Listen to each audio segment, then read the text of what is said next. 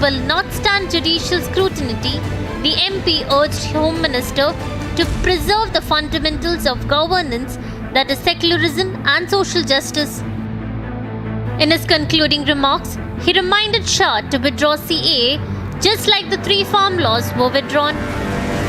Just a week ago, on his recent visit to West Bengal, Union Home Minister Amit Shah assured that the Citizenship Amendment Act would be brought after the COVID-19 pandemic ends. Trinamool Congress CAA के बारे में अफवाहें फैला रही है कि CAA जमीन पर लागू नहीं होगा। कोरोना की लहर समाप्त होते ही सीएए को हम जमीन पर उतारेंगे। He slammed the Trinamool Congress for spreading rumors that the CAA will not be implemented. Would the debate over CAA rage again? Needs to be seen.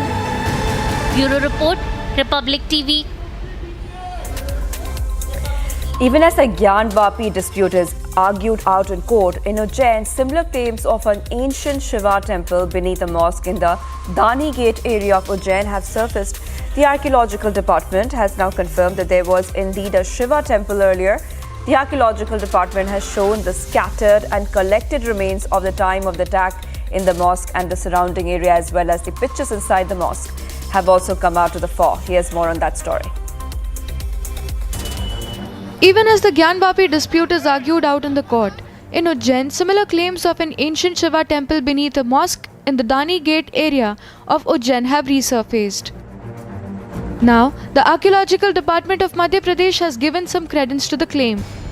Dr. Raman Solanki of Archaeological Department of Ujjain's Vikram University claims the remains of pillars of the Bina Neev Ka mosque belong to the ancient Parmar era of medieval India. ये जो स्तंभावशेष आप देख रहे हैं, Vishnu sir Wakankar साहब इसको दानीगढ़ परिक्षेत्र से लेकर आए थे।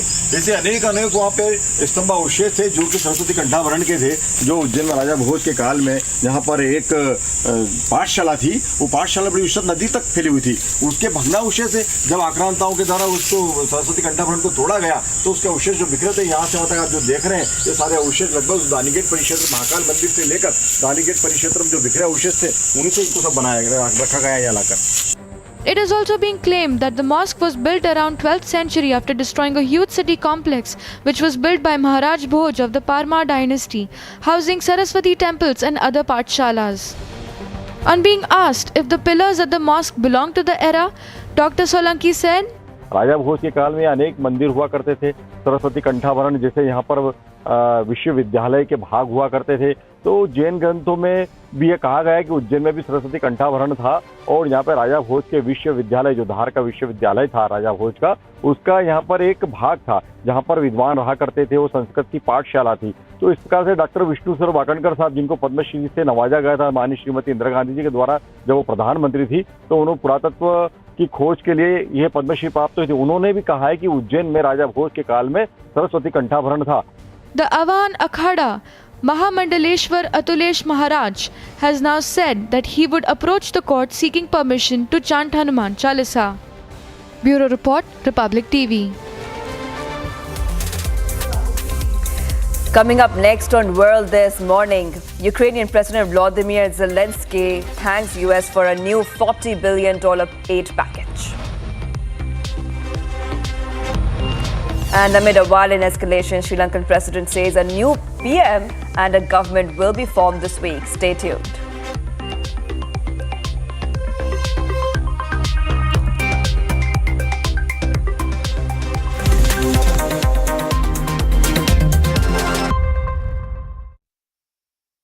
$11,000 placements last year. At Amity, we are committed to nurturing passionate, hardworking and proactive professionals.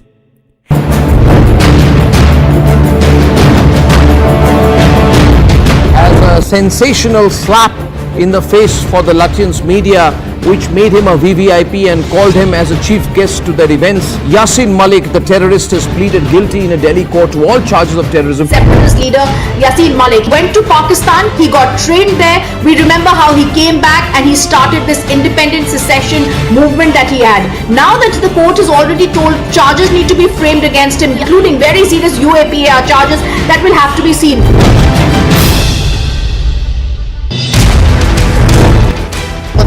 ऐसे लोग हैं जिन हिरासत में लेकर के लगातार पूछताछ कर रही है, एनआईए जांच कर रही है और पंजाब की जो खुफिया जो विभाग है वो भी इस पर नजर बनाए हुए है। और एक शख्स को जिसका नाम निशान सिंह है, हमें बताया जा रहा है कि उसको गिरफ्तार कर लिया गया है और उसका कनेक्शन जो है हरविंदर सिंह रिंदा से जो है वो कहीं ना कहीं स्टैब्लिश हो रहा है। हो सकता है कि अभी अगले कुछ घंटों में कुछ और गिरफ्तारियां हो और हो सकता है कि पंजाब पुलिस पूरे साजिश को बेनकाब कर दे और एक एक कड़ियां जोड़ने में कामयाब हो जाए।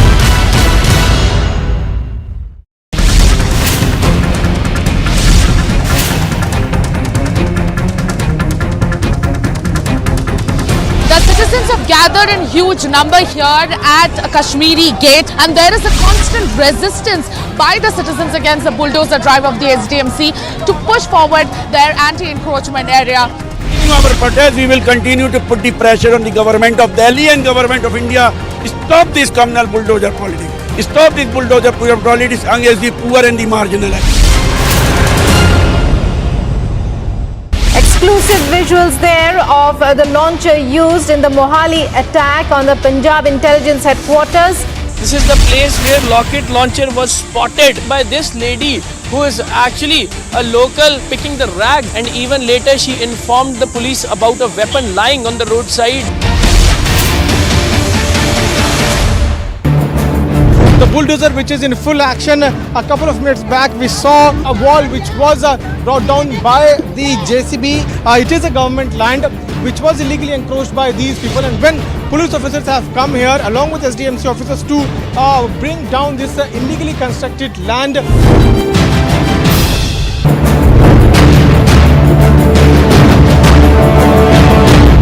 As a sensational slap in the face for the Latvians media, which made him a VVIP and called him as a chief guest to their events. Yasin Malik, the terrorist, has pleaded guilty in a Delhi court to all charges of terrorism. Separatist leader Yasin Malik went to Pakistan. He got trained there. We remember how he came back and he started this independent secession movement that he had. Now that the court has already told charges need to be framed against him, including very serious UAPA charges, that will have to be seen.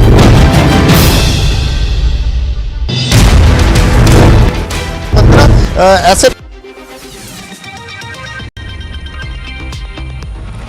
Top headlines. Italy's Prime Minister meets US House Speaker Nancy Pelosi, expresses commitment to supporting Ukraine.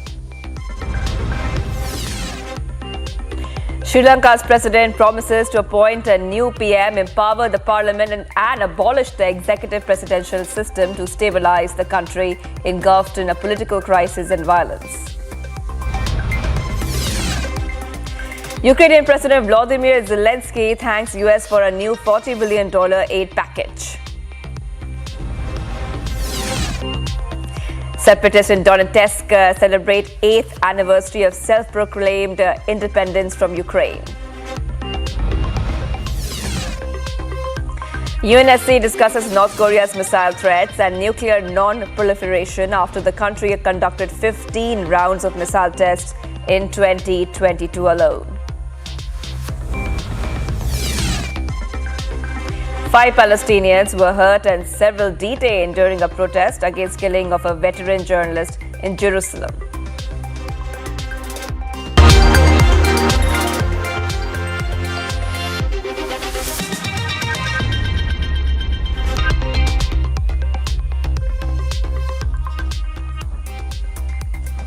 You're watching World This Morning. I am Shivangi Shukla. Let's start with the top story. The special military operation continues by various units of the Russian Federation. Different shots of the Russian Federation were seen in action as the military operation carried on in the war-torn country. Here's a look at the report. Russian forces have been recording footage of their military action in Ukraine. The Russian Defense Ministry released a footage of what it said was combat work of the Russian airborne forces during the special military operation. Various vehicles were seen driving around the terrain of the country as soldiers brandished weapons against the Ukrainians. Explosions and military vehicles firing made their appearance in the footage, with helicopters taking shots from the air. The Russian offensive is being carried out with significant involvement from the Russian administration, with several aspects of the operation being thoroughly televised. Meanwhile, Russia has been designated as a terrorist state or as a state sponsor of terrorism by at least 2 countries. Agency Report, Republic TV.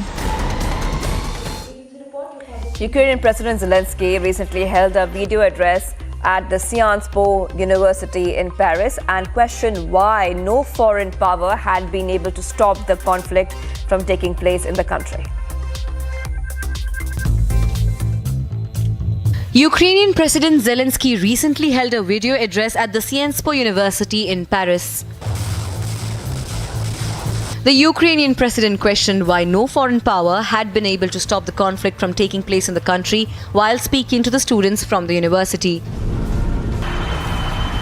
Як же це стало можливим і чому жодної глобальної чи європейської інституції зараз недостатньо, щоб зупинити цю війну? І знаєте, я не хочу, щоб це залишилось риторичним питанням або риторичними питаннями. На ці питання дійсно потрібно знайти відповіді, бо ці питання, власне, про нас з вами, про Європу, про те, як жити нам всім. Zelensky then spoke about what he felt Europe's stand had been with regards to Ukraine joining NATO. Як же це стало можливим і чому жодної глобальної чи європейської інституції зараз недостатньо, щоб зупинити цю війну? І знаєте, я не хочу, щоб це залишилось риторичним питанням або риторичними питаннями. На ці питання дійсно потрібно знайти відповіді, бо ці питання, власне, про нас з вами, про Європу, про те, як жити нам всім. He went on to talk about the numerous citizens that lived in Volnovakha just months ago, with the city, along with many others, now being deserted by many. До цієї війни там жили близько, в Волновасі жило близько 20 тисяч людей. І зараз це пепелище, півмільйонне місто Маріуполь, а зараз просто це руїни. Скільки людей там зараз? Кілька десятків тисяч, півмільйона людей. Як мінімум 20 тисяч маріупольців вбиті російськими ударами по місту. І таких прикладів в Україні, на жаль, дуже багато. На сьогодні 12. Zelensky's comments come even as preparations for Finland to join the NATO have been initiated. Bureau Report, Republic TV. Alexander Seferin, the president of Uefa, made certain remarks while addressing the Uefa Congress in Vienna. He defended the decision of the exclusions of Russian Football Federation, and here's what he had to say further. UEFA President Alexander Seferin said that the football sanctions against Russia were claiming that the cause is greater than the careers of a few hundred footballers. Promoting football in Europe in a spirit of peace, that is also a statutory objective of UEFA. It may be seen as a dangerous precedent, but in this case the cause is greater than anything else. The cause is greater than the careers of a few hundred footballers and the tradition of sporting neutrality that is no longer tenable in 2022 in the situation of war. Due to the ongoing Russia-Ukraine conflict, Russian teams have been suspended by UEFA and the FIFA from all international competitions. When UEFA moves the final of the world's biggest annual sports event from St. Petersburg to Paris, capital of the European Union right now, because it cannot reach anymore its objective and because safety is at stake, football is the winner. Although Russia was allowed to attend the UEFA Congress, where the UEFA chief defended the ban on Russian and Belarusian players. Speaking at the UEFA Congress, President Alexander supported the decision to make the UEFA Champions Finale's location from St. Petersburg to Paris. The president of the UEFA reiterated that the idea behind the move to exclude Russian Football Federation was to promote the spirit of peace in European region. Bureau Report, Republic TV.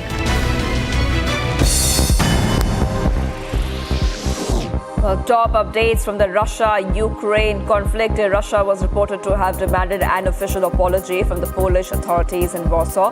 The apologies came about in connection with a paint attack on the Russian ambassador in Warsaw. The embassy in Poland had also been doused in red paint. The attack took place in the Polish capital of Warsaw as the result of protests carried out against the war in the city. Russia's Ministry of Defense published footage of the launch of one of its missiles in its arsenal. The particular missile in the footage was a supersonic missile aimed toward Ukrainian targets in the region. Russia used self-propelled guns after their ammunition was reported to have been targeted somewhere in the country. Russian army used a gun called the MSTAS following the attack. Emergency services were seen tending to a fire at a kindergarten and some residential buildings in Ukraine. The fire was reported in the city of Gorlovka in the Donetsk Oblast.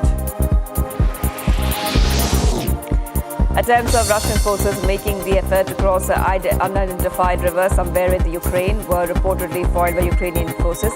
Artillery units of the country's military were used to carry the attack out.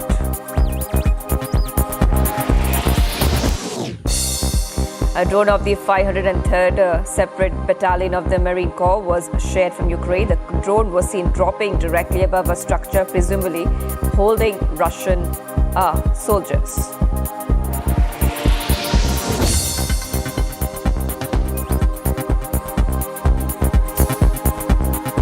Ukrainian fighters were seen shooting down a Russian tank with a handheld anti-tank gun in the country. The attack of the gun could be seen having struck the tank directly. Ukrainian media sources shared footage of the current situation of the Azovstal plant in Mariupol. The effect of the change, the damage was delivered, was seen in a massive amount of smoke emanating from the plant. Several civilians were killed in Kharkiv region attempting to evacuate from a frontline village. Kharkiv Regional Prosecutor's Office said in a statement that at least 4 people were killed when a convoy of 15 cars tried to evacuate to Kharkiv near the Staria Salty village.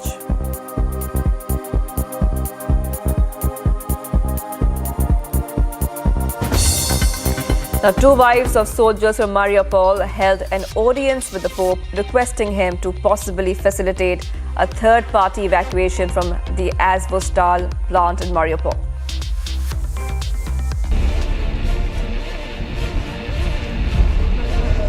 Wives of 2 soldiers in Mariupol recently held an audience with the Pope. The meet was held with the specific purpose of requesting the Pope to facilitate a third-party evacuation of the refugees stuck in Mariupol. We told Pope that 700 of our soldiers are injured, they have gangrenes, amputations, their flesh is rotting, and many of them are dead, and we couldn't bury them. We couldn't bury them to Christian tradition, and we asked Pope to help us. We asked Pope to be the third part of this war and to let them go through the green corridor. And he told us that he will pray for us, and he is doing everything for that. We are ready for the actions from the Pope, from his delegation. And our soldiers are ready to be evacuated to the third country. They are ready to lay down their arms in case of evacuation to the third country. We all are ready to help them, I hope. And I believe that in the nearest time, they will survive, all of them. Some of the journalists also elaborated upon the discussions they had with the Pope. So we told the Pope that that the events with the garrison in Azovstal in Mariupol, the people there, and that's from 1,500 to 2,000 people, they have very few.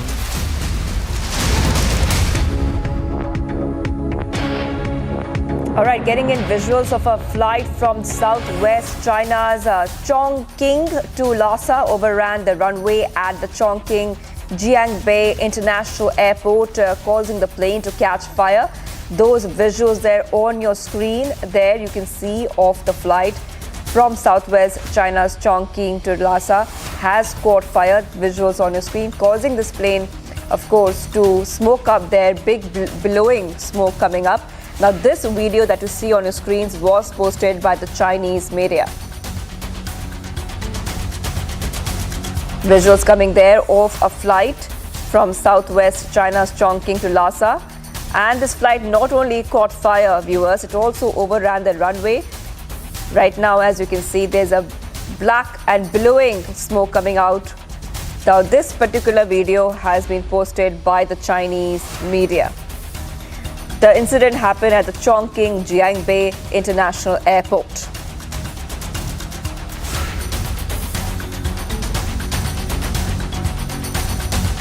So these visuals on your screen there of a flight catching fire right now, this is the detail that we know. Right now, we don't know whether there are any casualties or not. I would like to go across to Crispino. Crispino, we are seeing visuals of a flight which has caught fire. What are the details that you have got? Are there any casualties in this incident?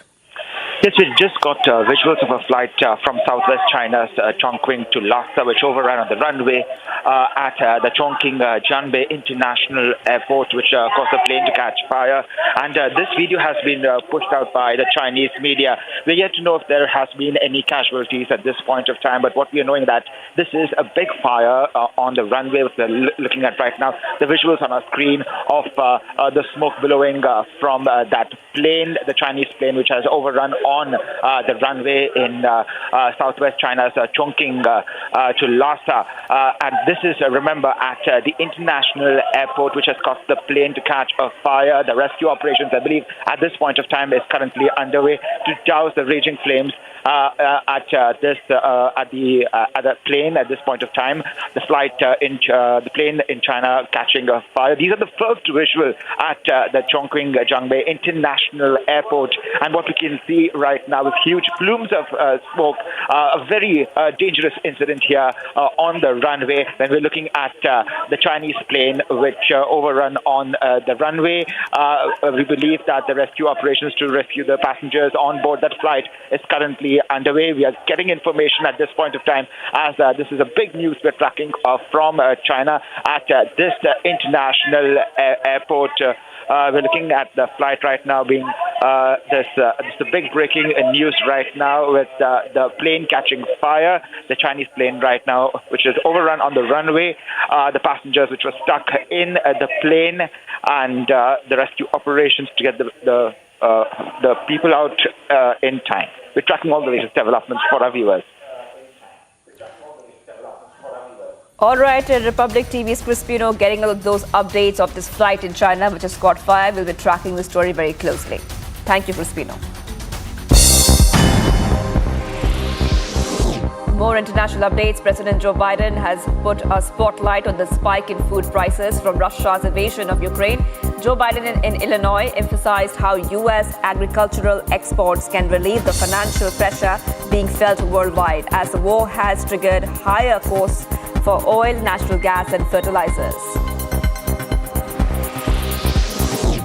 The UN chief has called on the European Union to provide massive support for Ukrainian civilians made vulnerable by the Russian invasion. Secretary General Antonio Guterres appealed during a visit to Vienna. He stressed that Europe must work together to protect refugees from human trafficking, gender-based violence and other forms of abuse. The French government announced Wednesday that people will no longer have to wear face masks on public transport. Health Minister, after a cabinet meeting, said that the decision was part of a policy to lift most restrictions as the pandemic slows down in the country. The European Union will also no longer require masks to be worn at airports and on planes starting next week amid the easing of coronavirus restrictions across the bloc. Members of the global coalition fighting the Islamic State group met in Morocco to discuss the campaign. The meeting is a reminder of the persistent threat from the extremist group despite the overwhelming preoccupation with Russia's war on Ukraine. A European Union envoy met Iran's nuclear negotiator in Tehran in a last-ditch attempt to salvage Iran's atomic deals with world powers. There was no immediate details from the official who sought to break the deadlock that has prevailed since the talks to revive the nuclear deal paused in late March.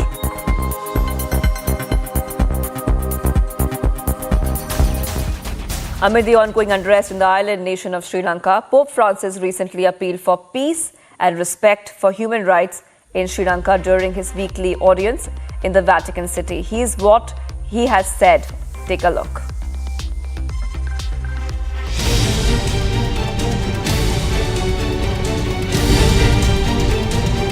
As tensions and unrest due to the economic crisis in Sri Lanka grow, Pope Francis has appealed for peace and respect of human rights during his weekly audience at the Vatican. The Pope's remarks come after the pro-government mobs attacked peaceful protesters in the country's capital, Colombo. Rivolgo un pensiero speciale al popolo dello Sri Lanka, in particolare ai giovani che negli ultimi tempi hanno fatto sentire il loro grido di fronte alle sfide e ai problemi sociali ed economici del Paese. Mi unisco a quelle autorità religiose nell'esortare tutte le parti in causa a mantenere un atteggiamento pacifico, senza cedere alla violenza.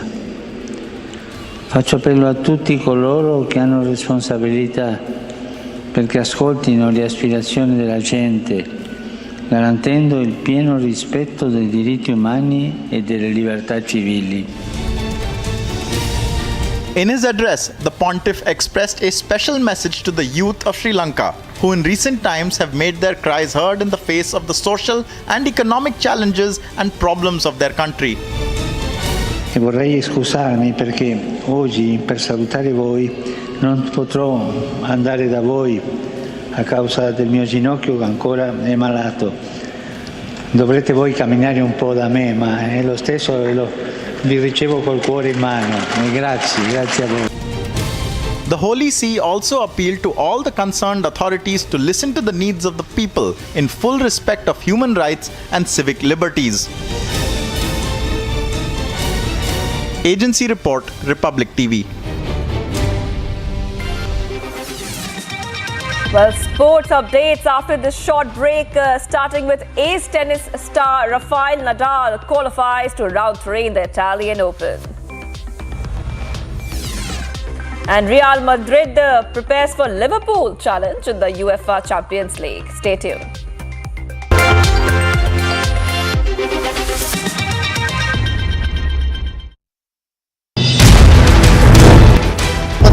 ऐसे लोग हैं जिन हिरासत में लेकर के लगातार पूछताछ कर रही है, एनआईए जांच कर रही है और पंजाब की जो खुफिया जो विभाग है वो भी इस पर नजर बनाए हुए है। और एक शख्स को जिसका नाम निशान सिंह है, हमें बताया जा रहा है कि उसको गिरफ्तार कर लिया गया है और उसका कनेक्शन जो है हरविंदर सिंह रिंदा से जो है वो कहीं ना कहीं स्टैब्लिश हो रहा है। हो सकता है कि अभी अगले कुछ घंटों में कुछ और गिरफ्तारियां हो और हो सकता है कि पंजाब पुलिस पूरे साजिश को बेनकाब कर दे और एक एक कड़ियां जोड़ने में कामयाब हो जाए।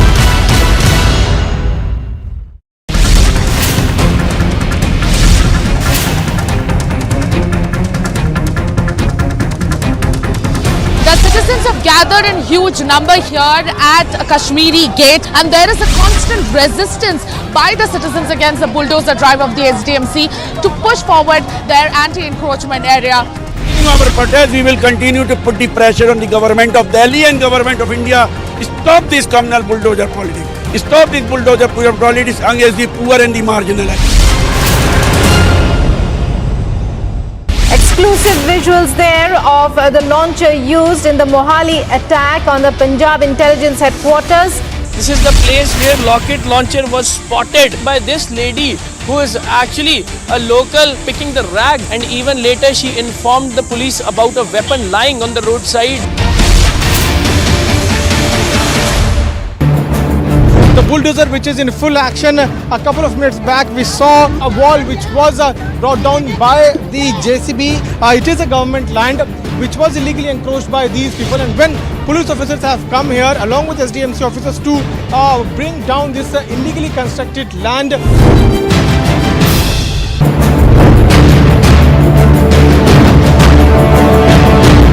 As a sensational slap in the face for the Latvians media, which made him a VVIP and called him as a chief guest to their events. Yasin Malik, the terrorist, has pleaded guilty in a Delhi court to all charges of terrorism. Separatist leader Yasin Malik went to Pakistan. He got trained there. We remember how he came back and he started this independent secession movement that he had. Now that the court has already told charges need to be framed against him, including very serious UAPA charges that will have to be seen.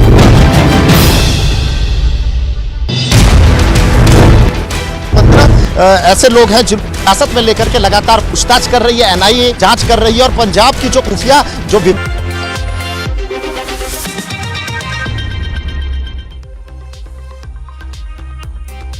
Welcome back. Rafael Nadal advanced to the round 3 of the Italian Open, beating John Isner by 2 strong, dominant sets. He's set to face Denis Shapovalov, and here's a report on that. Take a look. In the ongoing Italian Open, Rafael Nadal beat his opponent John Isner in second round. He ensured that he preserved his incredible record of never having lost consecutive games on clay.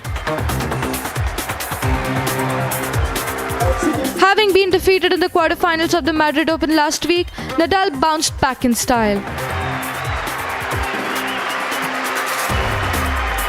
He swept aside the giant American in just 2 dominating sets. Showing no sign of any ill effects from the stress fracture to a rib that kept him out of action for 6 weeks before the Madrid tournament, Nadal is set to face the Canadian seed Denis Shapovalov. For me today is about not about which player I have in front. It's about trying to improve every single day. And tomorrow is another day with a chance to play better. That's the main goal today, no? Be better and better, and try to reach a higher level every single day, no? And tomorrow I'm gonna have a tough test with a great player, and it's an opportunity for me to keep trying, and that's what I'm gonna do. Meanwhile, Denis Shapovalov has faced Nadal in the Grand Slam quarterfinal at the Australian Open, where he lost to Nadal in 5 sets. Shapovalov's performances dropped off following his exploits down under. Will he be able to spring back, or the Nadal supremacy on clay court would continue remains to be seen. Agency report, Republic TV. And ahead of the clash, Riyad Madra, the team is practicing very hard before that crucial match. Here's what we know so far.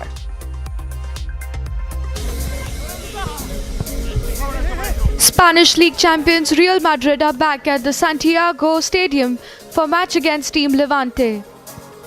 The teams are competing in the ongoing La Liga tournament and were seen preparing and practicing ahead of their clash. The Real Madrid-Levante face-off game will see 2 Italian coaches go up against each other, Ancelotti and Alessio Lissi. Madrid already have their focus on the May 28 Champions League final against Liverpool.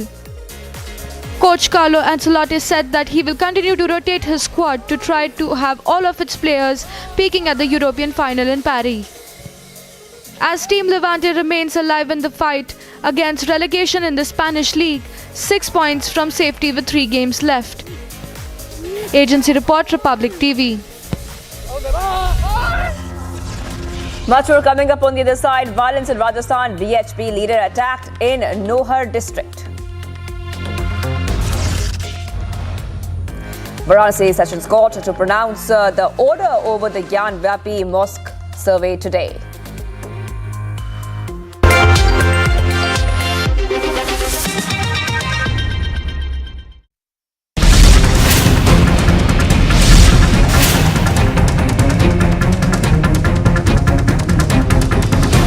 Citizens have gathered in huge number here at Kashmiri Gate, and there is a constant resistance by the citizens against the bulldozer drive of the SDMC to push forward their anti-encroachment area. In our protest, we will continue to put the pressure on the government of Delhi and government of India. Stop this communal bulldozer politics. Stop this bulldozer politics against the poor and the marginalized. Exclusive visuals there of the launcher used in the Mohali attack on the Punjab intelligence headquarters.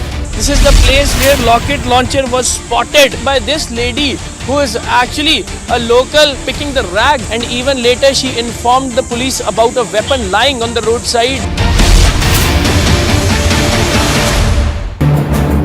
The bulldozer which is in full action. A couple of minutes back we saw a wall which was brought down by the JCB. It is a government land which was illegally encroached by these people, and when police officers have come here along with SDMC officers to bring down this illegally constructed land.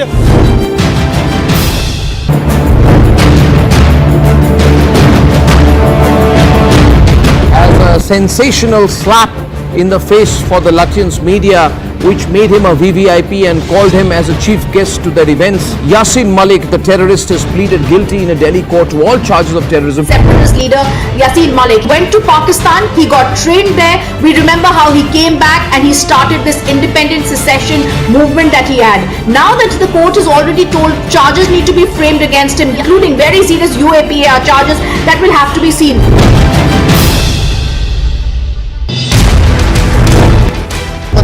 ऐसे लोग हैं जिन हिरासत में लेकर के लगातार पूछताछ कर रही है, एनआईए जांच कर रही है, और पंजाब की जो खुफिया जो विभाग है वो भी इस पर नजर बनाए हुए है। और एक शख्स को जो जिसका नाम निशान सिंह है, हमें बताया जा रहा है कि उसको गिरफ्तार कर लिया गया है, और उसका कनेक्शन जो है हरविंदर सिंह रिंदा से जो है वो कहीं ना कहीं स्टैब्लिश हो रहा है। हो सकता है कि अभी अगले कुछ घंटों में कुछ और गिरफ्तारियां हो, और हो सकता है कि पंजाब पुलिस पूरे साजिश को बेनकाब कर दे और एक एक कड़ियां जोड़ने में कामयाब हो जाए।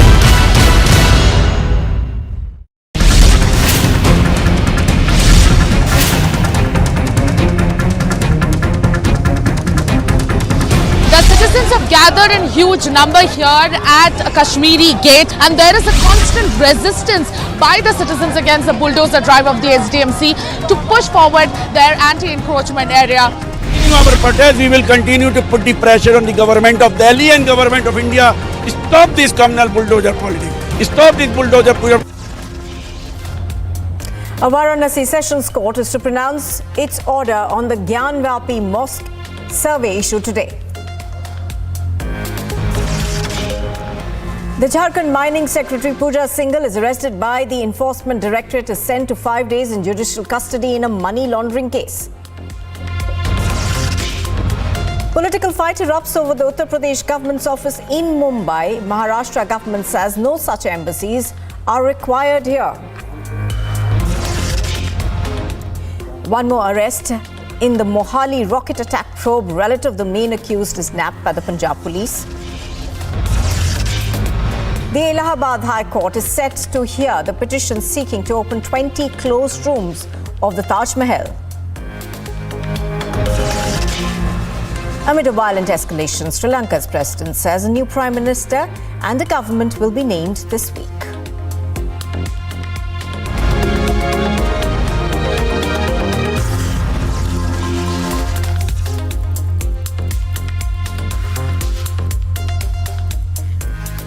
Good morning and welcome. You are watching Republic TV and this is the Morning Express. Our top story this morning. The IS officer Pooja Singhal, the Jharkhand Mining Secretary who was arrested in a money laundering case yesterday, has been sent to 5 days in ED's custody. Take a look at all of what has happened so far.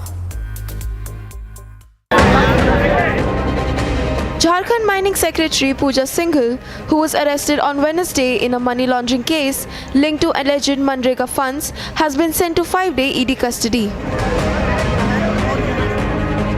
Pooja was taken into custody under criminal sections of the Prevention of Money Laundering Act after 2 consecutive days of questioning by the ED. After almost 7 hours of grilling on Wednesday, the ED decided to arrest Jharkhand Mining Secretary. Jharkhand Chief Minister, reacting to her arrest, said that the state government will initiate whatever legal action was required. ये clean chit किसके time पर मिली है? किसके time पे मिली है? किसके time पे मिली? Sir लेकिन ईडी ने तो उसको बोला कि गलत है, ईडी अब जांच कर। हाँ तो अब भाई आप गलत करवाते हो, आप क्लीन चिट देते हो, आप गलत काम कराते हो।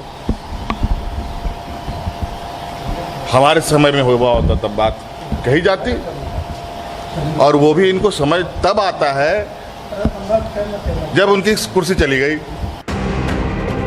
On May 6, 5 days before taking action, the ED had raided properties linked to Singhal and her husband Abhishek Jha and their family in Jharkhand and other states.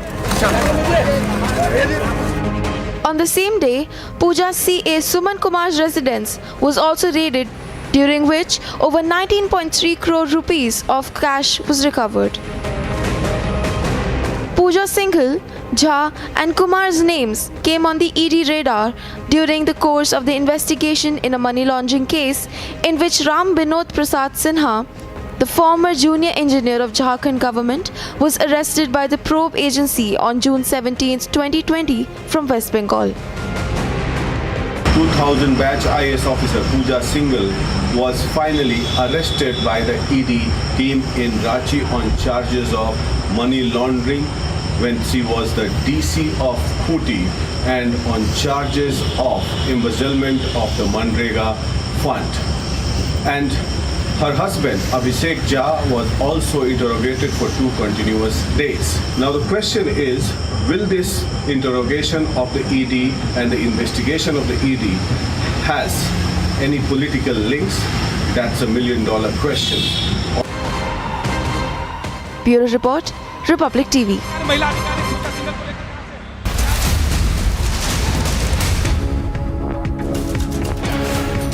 A VHP leader has been attacked in Nohar in Hanumangarh district of Rajasthan. He's been admitted to hospital and is believed to be in a critical condition. Now, what we understand so far is that the police are investigating. According to information that's just coming in, about 7 to 8 people attacked him after being stopped by the leader of the VHP for molesting girls. What we understand is that this VHP leader was attacked in Rajasthan's Nohar. सावा road पर एक छोटा मंदिर है, उसके आगे खाली plot में कुछ लड़के बैठे रहते हैं। इस बात को लेकर दूसरे पक्ष ने ऐतराज़ किया, जिस पर दोनों पक्षों की आपस में मामूली मारपीट हुई है। एक व्यक्ति को सतवीर नाम है, उसको रेफ़र किया है, उसके सिर में एक चोट है, 2 के मामूली चोट है जो यहीं पर है। मौके पर सभी अधिकारी एसडीएम सीओ हम पहुंच गए हैं, स्थिति नियंत्रण में है और जो भी असामाजिक तत्व है उनको गिरफ्तार करने के प्रयास किए जा रहे हैं। Well, we just heard the SP's reaction over there, of course, saying that everything currently is under control and the police were able to stop the escalation of this particular incident, also saying that they have now launched an investigation into the reasons behind what happened. Now, what we understand is that there was a VHP leader who was attacked in Nohar in Hanumangarh district in Rajasthan. Now, this particular attack, of course, took place as there was an altercation between 2 groups after the VHP leader had asked some local youths to behave themselves. But this altercation did turn quite ugly and this VHP leader was attacked. He's in critical condition. He's been admitted to a local hospital and is still believed to be critical. What we are also getting to understand is the moment is that people belonging to the VHP have blocked the road in Nohar. That's information that we are just getting currently. So that incident over there, of course, taking an ugly turn. One of the people who has been attacked by local youths is believed to be in critical condition. He's been admitted to hospital currently. So what you see on your screen right now is, I think, pictures of the altercation of what really happened there. You can see, of course, a large mob of people on either side and the police then intervening and perhaps trying to break up this fight. Now, we've also spoken to the police SP of Nohar. He says that the situation, of course, has been controlled as of now, also saying that an investigation has been launched and an FIR has been lodged into what perhaps took place. But we have been seeing this kind of tension repeatedly in Rajasthan from various areas across the state. We have had reports of violence come in throughout this month rather from various areas, and of course tensions continue to remain high.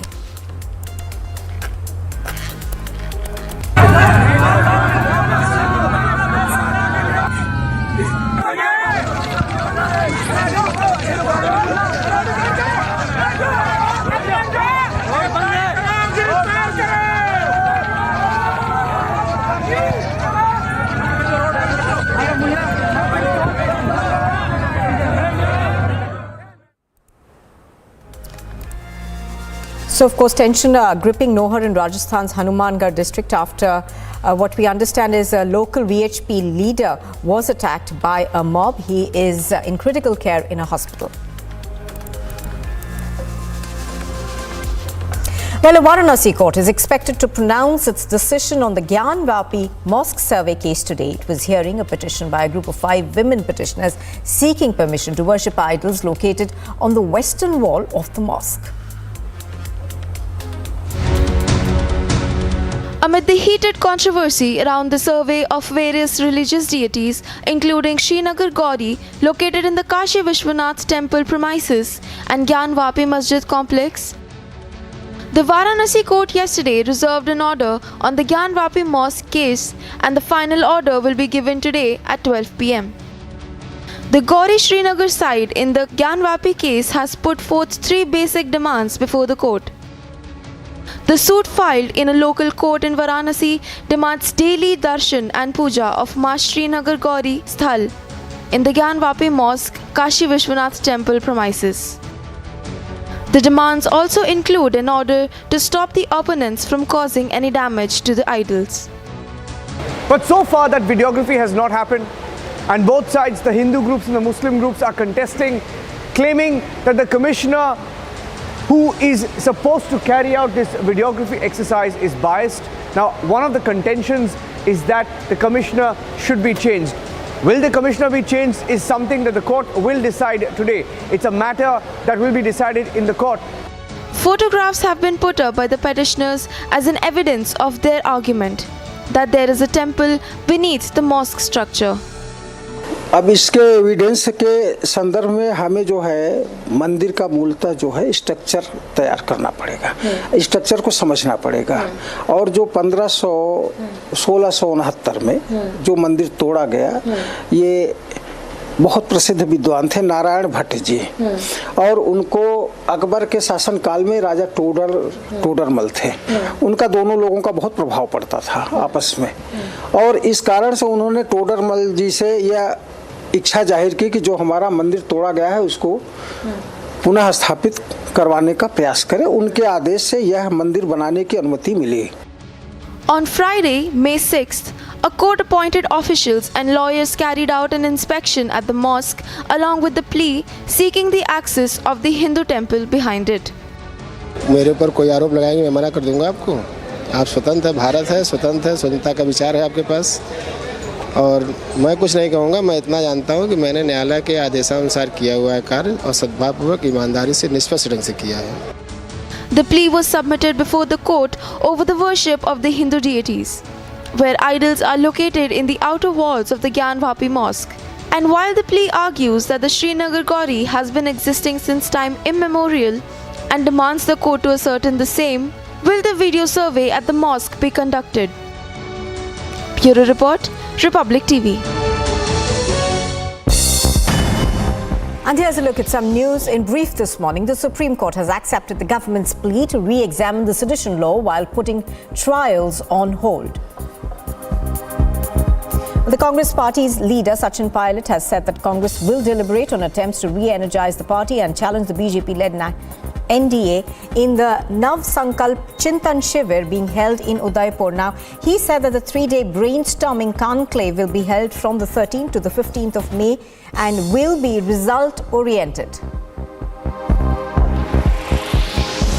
Ahead of local body elections, the Madhya Pradesh Chief Minister Shivraj Chauhan on Wednesday met the Solicitor General of India, Tushar Mehta, in the national capital to discuss legal provisions to provide OBC reservation in the state. The meeting was also attended by the State Home and Law Minister Narottam Mishra and the Urban Development and Housing Minister Bhupendra Singh. 3 Naxals allegedly involved in the Bukintor blast have been arrested in Chhattisgarh's Narayanpuri district. Superintendent of Police has said that the squad had actually blown up a bus that was carrying personnel near the area. And Himachal Pradesh's Chief Minister Jairam Thakur on Wednesday held a meeting with Prime Minister Modi and invited him to visit the state to inaugurate various ongoing projects. Now, talking about the 15-day program that the BJP is kick-starting on the 30th of May to celebrate the 8-year anniversary of the party coming to power at the centre, the Chief Minister said he wanted a program to be held in Himachal Pradesh on the anniversary celebration on 31st May in the presence of the Prime Minister.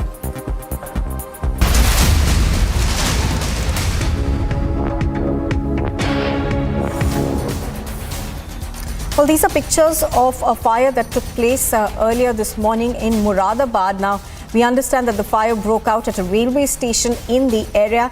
There was a large deployment of fire personnel to try and douse the flames. But these pictures just coming in from Uttar Pradesh, where a railway station in Moradabad.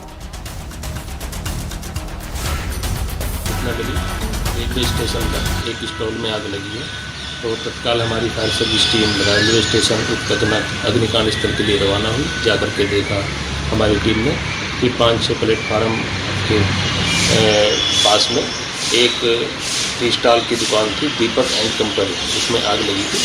हमारी team ने बड़ी मशक्कत के साथ उस आग को बुझाया और ऐसा प्रतीत हुआ कि आग काफ़ी विकराल रूप से थी, तो लोगों की जानकारी में देर से आया होगा और यह प्रयास किया होगा और लगभग 1-1.25 घंटा हमारी टीम वहाँ पर रही और जो आग थी उसको फैलने से रोका। तो कितनी गाड़ी इस आग पर एक स्टॉल था छोटा सा, उसमें एक गाड़ी से कवर हो गई। तो कितनी भयंकर आग थी? हाँ, मतलब काफ़ी भयंकर आग थी, क्योंकि उसमें जैसे लोग स्टोर करके रखते हैं अपना खाने पीना बेचने का जो सामान होता है वो वगैरह रहा होगा और देर से सूचना, ऐसा लगता है कि देर से सूचना दी गई, पहले अपना प्रयास किया होगा दिया होगा। अच्छा, क्या वजह रही कुछ पता चला है? गर्मी का सीज़न है और शायद ऐसा प्रतीत होता है कि वायर कहीं से लूट रहे होंगे, जैसे हम वो कूल करने के लिए भी आजकल हम लोग बिजली का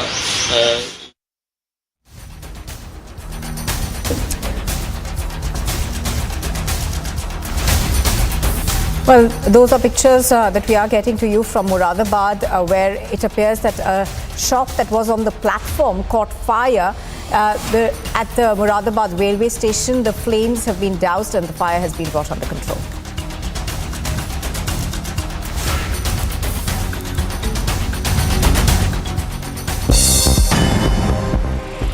And here's a look at some international news. US President Joe Biden is to put a spotlight on the spike in food prices from Russia's invasion in Ukraine. Joe Biden in Illinois emphasized how US agricultural exports can relieve the financial pressures being felt worldwide as the war has triggered higher costs for oil, natural gas and fertilizer. The United Nations chief has called on the European Union to provide massive support for Ukrainian civilians made vulnerable by the Russian invasion. The Secretary General Antonio Guterres has appealed during a visit to Vienna. He stressed that Europe must work together to protect refugees from human trafficking, gender-based violence and other forms of abuse. The French government has announced on Wednesday that people will no longer have to wear face masks on public transport. Health Minister has said this after a cabinet meeting and also said that the decision was part of a policy to lift most restrictions as the pandemic slows down in the country. The European Union will also no longer require masks to be worn at airports and on planes starting next week amid easing of coronavirus restrictions across the bloc. Members of the global coalition fighting the Islamic State group has met in Morocco to discuss the campaign. The meeting is a reminder of persistent threat from the extremist group despite the overwhelming preoccupation with Russia's war on Ukraine.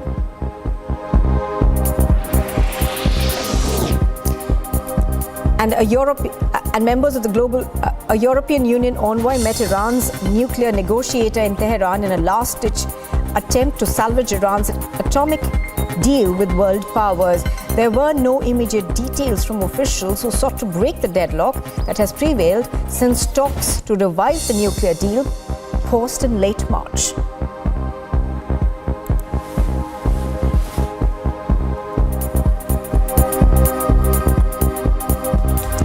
Well, this is Republic TV. You're watching the Morning Express, and still to come, the Supreme Court has accepted the government's plea to re-examine the sedition law while putting trials on hold.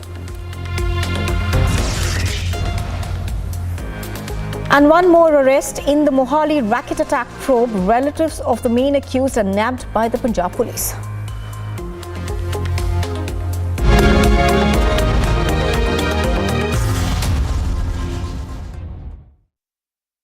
11,000 placements last year. At Amity, we are committed to nurturing passionate, hardworking and proactive professionals. Good evening and welcome. So excited was the lobby that the Supreme Court will cancel the sedition law that it uttered absolute falsehoods this morning. It started reporting through its loyal media outlets that the sedition law has been struck off, it's over. In reality, it was quite the opposite. The Supreme Court, on the basis of an affidavit which carried the name and the assurance of the Prime Minister of India, agreed with the government's position. And the government's position is this, that given the fact that this law is antiquated and maybe past its expiry date in its present form, it needs considerable review. So the government is reviewing, and the court is saying, we agree, it's okay. And in the interim, the court hopes that there won't be fresh cases, but also makes it clear it is not interfering in the governmental process. Now my question is this: where on earth is the courts snubbing or contradicting the government? If anything, the court agrees with the government. But having said that, let me ask you today, viewers, is nothing seditious? Is that the point of some people? Is supporting terrorists not seditious? Is promoting hate against security forces, against the army, saying that the army and the security forces who live and die for the nation are terrorists? And the terrorists who kill at will are heroes, is taking that position not seditious? What kind of a la-la land are we going to live in? What kind of woke logic is that?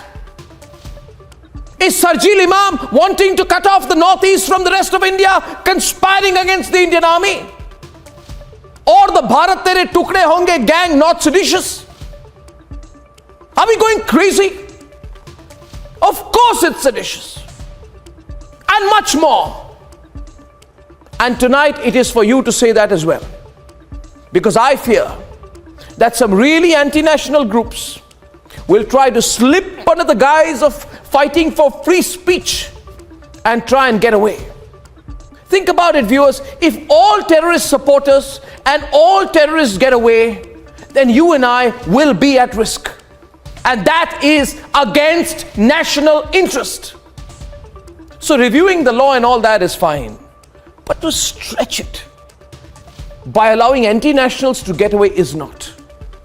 It cannot be allowed. Exclusive visuals there of the launcher used in the Mohali attack on the Punjab intelligence headquarters. This is the place where rocket launcher was spotted by this lady who is actually a local picking the rag, and even later she informed the police about a weapon lying on the roadside. The bulldozer which is in full action. A couple of minutes back we saw a wall which was brought down by the JCB. It is a government land which was illegally encroached by these people, and when police officers have come here along with SDMC officers to bring down this illegally constructed land.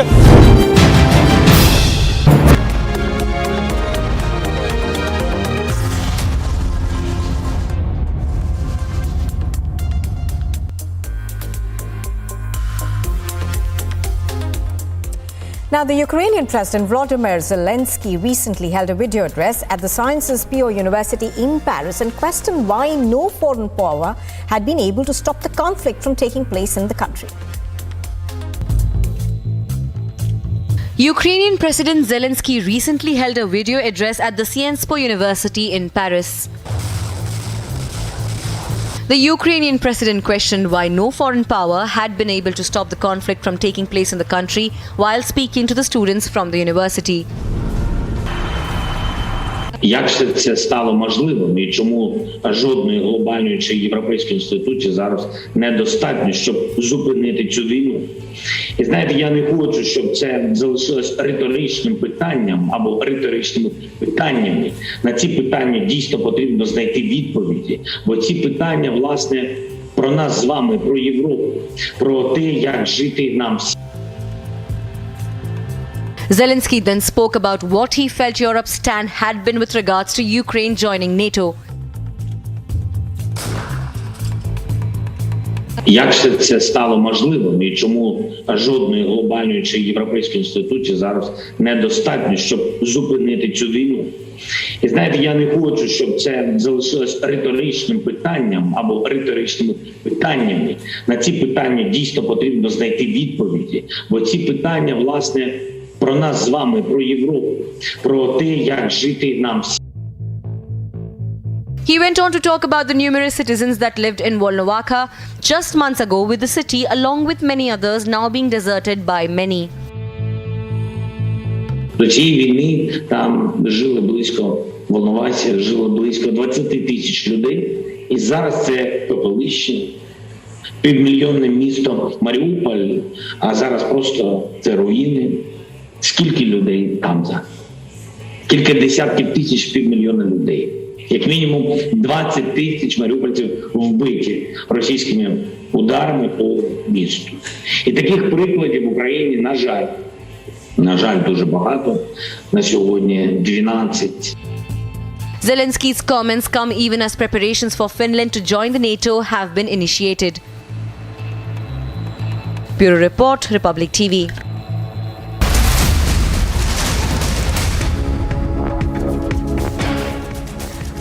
A major fire has broken out in the bogie of the COVID ward train parked at Fatehnagar railway station in Udaipur. Now, what we can tell our viewers is that this fire took place late last night or early this morning, and at the moment these pictures that we are getting to you from the Fatehnagar railway station appear to be of a bogie that has caught fire. Now, fire tenders, of course, have rushed to the spot to douse the flames, but very little information coming in right now. All we know is that this is a bogie of a COVID ward train that was parked at Fatehnagar railway station of Udaipur, which has now caught fire.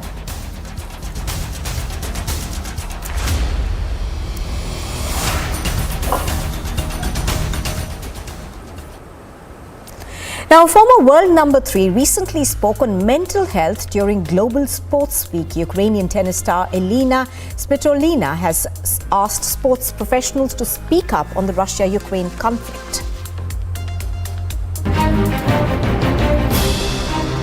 Ukrainian tennis player Elina Svitolina recently spoke up about the Russia-Ukraine war and its impact on sports. I feel like they need to speak up about their position. This is very important. Doesn't matter if it's a Grand Slam or normal tournament. I feel like every single Russian, Belarusian athlete should take their position. So then we know that there is no bad people among us. She stressed that the Russian and Belarusian players should speak up about whether they are against the war and no longer stay silent about the critical issue. Svitolina was in Paris to take part in a talk on mental health during Global Sports Week, a forum on sports. Yeah, every day something is happening back at home with my family. For the past few days, there have been shooting, explosions going on in Odessa, in my hometown. So mentally it's draining, mentally very tough. Cannot even imagine what people are going through back in Ukraine, what my family is going through. An emotional Svitolina said that she spoke about her mental health struggles, about how she was feeling overwhelmed by the constant sad news coming from her native country. Of course, first week was the toughest week of my life. I was so worried about all the people in Ukraine, about my family, what would be next. Every minute there was new information. But then you kind of find ways to deal with that. Right now, I take my time during the day to just switch off my phone for like 10 minutes, and this really helps me to be calmer and to deal with situation better. The former world number 3 said that due to her worsening mental health, she would not be able to compete in the French Open, which starts in just 10 days. Svitolina informed that she will be in France but will only be attending the Grand Slam as a spectator, supporting husband and French star Gaël Monfils. Agency report, Republic TV.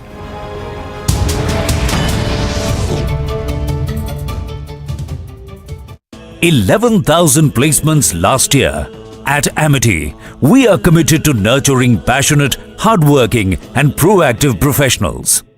The bulldozer which is in full action. A couple of minutes back we saw a wall which was brought down by the JCB. It is a government land which was illegally encroached by these people, and when police officers have come here along with SDMC officers too. And here's a recap of the top headlines this morning. A Varanasi Sessions Court is to pronounce its order over the Gyanvapi Mosque survey today. Tensions in Rajasthan. VHP leader is attacked in Nohar, now in critical condition.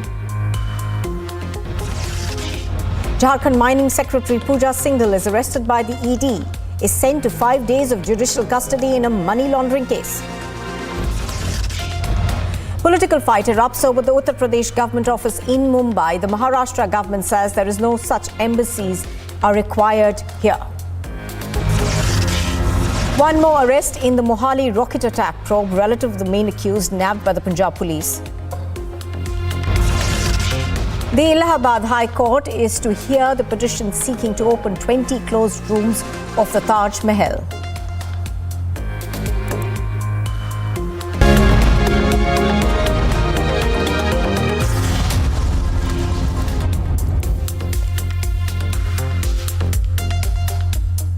Welcome back. Now, the Supreme Court has accepted the government's plea to re-examine the sedition law while putting trials on hold.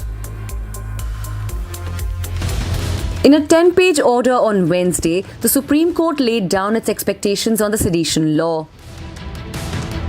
In case fresh FIRs invoking sedition are registered, the courts may be approached, implying there is no bar on registration of cases under Section 124A per se. Simultaneously, the top court has called for pending judicial proceedings on the subject matter to be kept in abeyance. Interestingly, the top court has also said that the centre is at liberty to issue the directive to prevent any misuse of Section 124A of IPC. But there are things which is called Lakshman Rekha.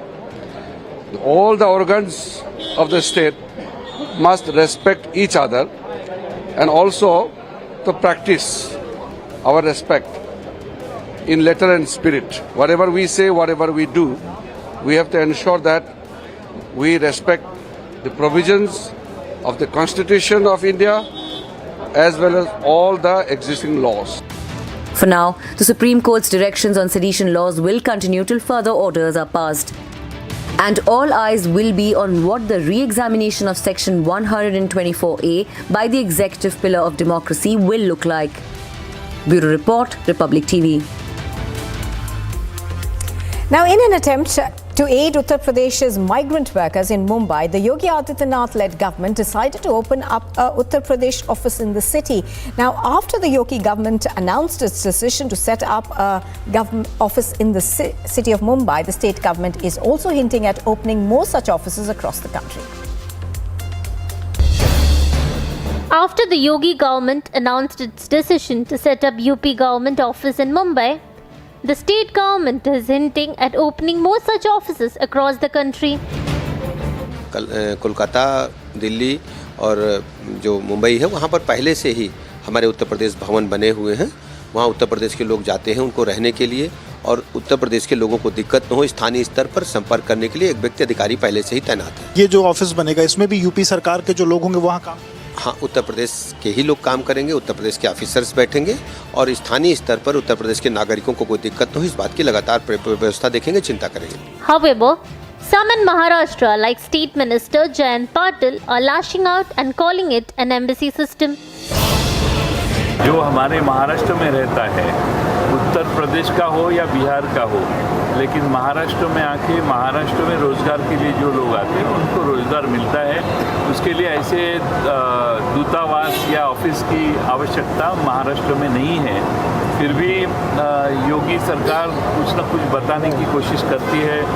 वैसे BMC का election भी होने जा रहा है, तो मुझे लगता है कि मुंबई में यूपी के, बिहार के लोग सुरक्षित समझते हैं खुद को। This discord comes at a time when the two state governments have taken opposite approaches on the loudspeaker row. It is a complete removal in Uttar Pradesh, and a situation where Raj Thackeray is issuing ultimatums to the MVA government in Maharashtra. The statement also comes at a time when Raj Thackeray has announced his Ayodhya visit and meeting with UP Chief Minister Yogi Adityanath. However, the announcements and the outreach towards Mumbaikars of UP is a multi-pronged idea that not just protects the UP domiciled Mumbai residents but also allow them to invest in their home state. The announcement to open an office has come over 15 months after Yogi Adityanath's personal visit to the city. Now the question remains, will the UP office in Mumbai serve as an olive branch between the parties in power in the two states? Or is it going to be another cause for friction? Bureau Report, Republic TV. Now, in the latest development in the Punjab Police Intelligence Headquarters RPG attack, the police have arrested another accused. In a key development in the blast at the Punjab Police Headquarters office in Mohali, the police have arrested another suspect in the case. Sonu, a relative of Nishant Singh, who is the main accused in the case, was arrested from Faridkot later in the evening. The Punjab police on Wednesday arrested Nishant Singh for his alleged involvement in the attack on the police's intelligence unit headquarters office in Mohali on the 9th of May. Nishant Singh was arrested from Tarn Taran and has been sent to 5-day police custody along with Sonu. Both the accused are being interrogated. On the 9th of May, an RPG was fired at the Punjab Police Intelligence Headquarters in Mohali. Though no one was injured, the blast shattered windows and caused a portion of the building ceiling to collapse. An eyewitness of the incident, a rag picker, informed Republic that she had seen pieces of glass scattered soon after the blast. The police had recovered the RPG launcher almost 1 kilometer from the intelligence office. Attackers threw the launcher on the roadside and fled from Mohali.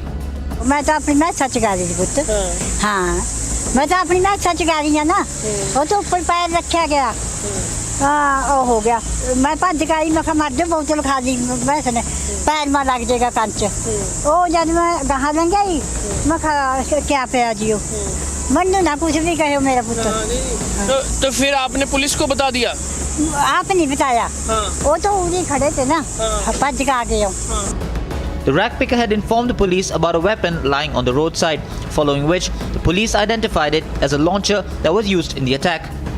Bureau Report, Republic TV.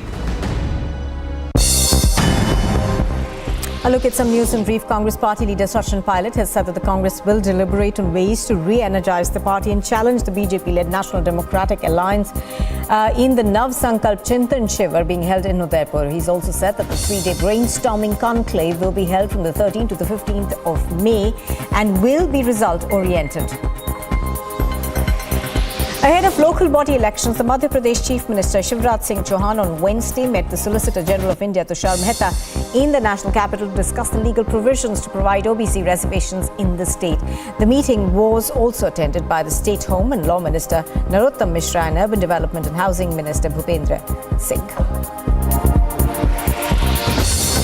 Maoists allegedly involved in the Bukindor blast were arrested in Chhattisgarh's Narayanpur district. The SP of Police of Narayanpur, Sadanand Kumar, said those arrested include the main accused. The Maoist squad blew up a bus carrying police personnel near Bukindor village between Kanhargaon and Kadenar using an improvised explosive device. Himachal Pradesh's Chief Minister Jairam Thakur on Wednesday held a meeting with the Prime Minister Narendra Modi and invited him to visit the state to inaugurate various ongoing projects. Talking about the 15-day program that the BJP is kick-starting on the 30th of May to celebrate 8-year anniversary of the party coming to power at the centre, the Chief Minister said that he wanted a program to be held in Himachal on the anniversary celebration on the 31st of May in the presence of Prime Minister Modi.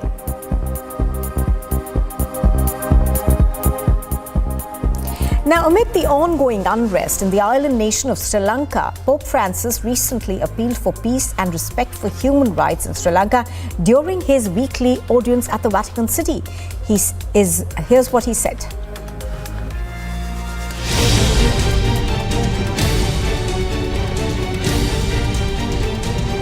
As tensions and unrest due to the economic crisis in Sri Lanka grow, Pope Francis has appealed for peace and respect of human rights during his weekly audience at the Vatican. The Pope's remarks come after the pro-government mobs attacked peaceful protesters in the country's capital, Colombo. Rivolgo un pensiero speciale al popolo dello Sri Lanka, in particolare ai giovani che negli ultimi tempi hanno fatto sentire il loro grido di fronte alle sfide e ai problemi sociali ed economici del Paese. Mi unisco a quelle autorità religiose nell'esortare tutte le parti in causa a mantenere un atteggiamento pacifico, senza cedere alla violenza.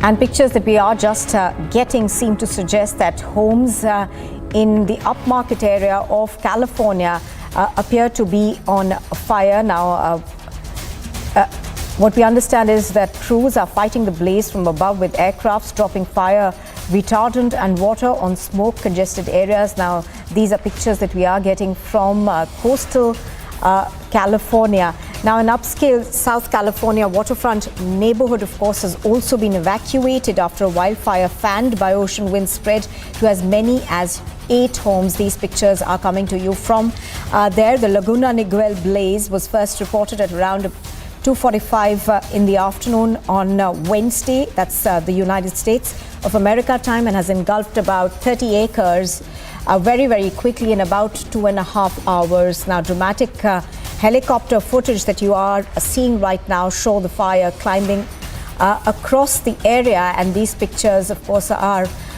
testament to the kind of wind-fired blaze that we are currently seeing in California.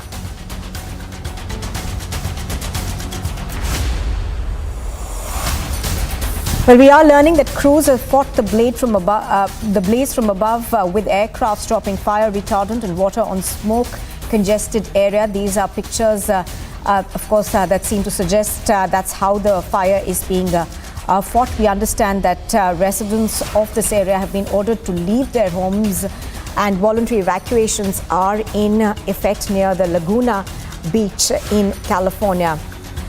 What we understand is that the fire just took about 2.5 hours to spread to an area of about 30 acres, and people were forced to leave their homes after ocean winds fanned the flames. So pictures you see on your screens, of course, are of the fire that has broken out in Laguna Niguel. This area, of course, we understand is in an upscale neighborhood in California. Now, fast-moving wildfire has set off multi-million-dollar mansions in Southern California on fire. Southern California, this fire, of course, has torched million-dollar coastal homes as the blaze continues to grow. What we understand is that because of the heat that's being witnessed in various parts of the world, including, of course, California, it is becoming extremely difficult to control this. But what we understand is that fire hydrants are being sprayed from above using helicopters as well as airplanes to try and control these flames that continue to rage on. They have in fact enveloped about 30 acres very, very quickly. It took nearly about 2.5 hours for these flames to spread out. So what we know right now, of course, is that this coastal fire that has engulfed a very, very high profile and expensive neighborhood in California is taking a while for fire authorities to douse. Now, Orange County fire authorities, of course, are saying that the differences, the climate change, the fuel beds in this country throughout Southern California, throughout the West, are so dry that a fire like this is going to be more commonplace. Now, this has become our norm. The heat, of course, across the world that we are witnessing currently isn't helping matters over here. What you see on your screens, of course, is nearly a 30-acre area that caught fire within hours. It sparked off in one of the homes and thereafter, we understand, spread very, very quickly to about 30 acres in this very posh neighborhood in California. And the wind, of course, helped these fires to spread very quickly. Of course, high-tech methods are being used to douse the flames. We are told that planes and helicopters with fire hydrant and dowsing material are being used to get the fire under control. But because of the dry heat and the winds, we understand that the flames took a very short while to spread across.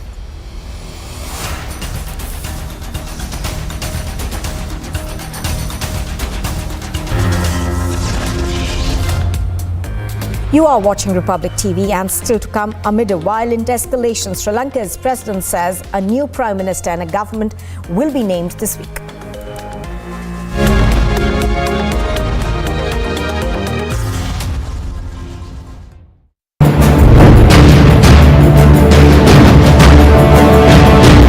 As a sensational slap in the face for the Latvians media, which made him a VVIP and called him as a chief guest to their events. Yasin Malik, the terrorist, has pleaded guilty in a Delhi court to all charges of terrorism. Separatist leader Yasin Malik went to Pakistan. He got trained there. We remember how he came back and he started this independent secession movement that he had. Now that the court has already told charges need to be framed against him, including very serious UAPAR charges that will have to be seen.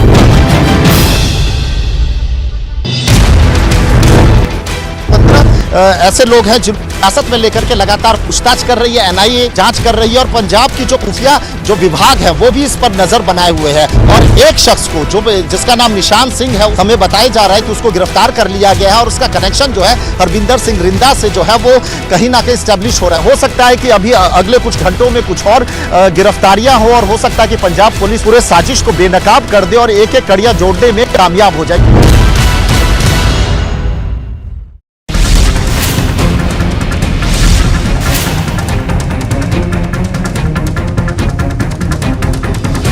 Citizens have gathered in huge number here at Kashmiri Gate, and there is a constant resistance by the citizens against the bulldozer drive of the SDMC to push forward their anti-encroachment area.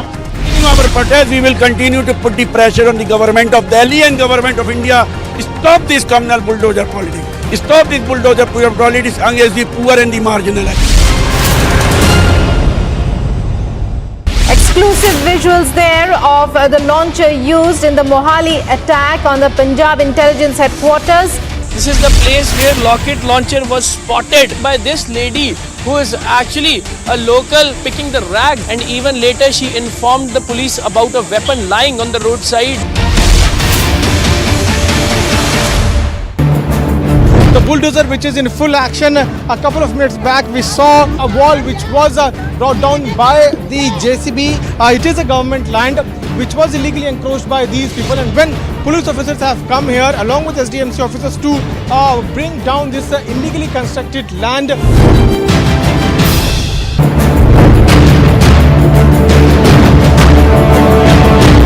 As a sensational slap in the face for the Latvians media, which made him a VVIP and called him as a chief guest to their events. Yasin Malik, the terrorist, has pleaded guilty in a Delhi court to all charges of terrorism. Separatist leader Yasin Malik went to Pakistan. He got trained there. We remember how he came back and he started this independent secession movement that he had. Now that the court has already told charges need to be framed against him, including very serious UAPA charges that will have to be seen.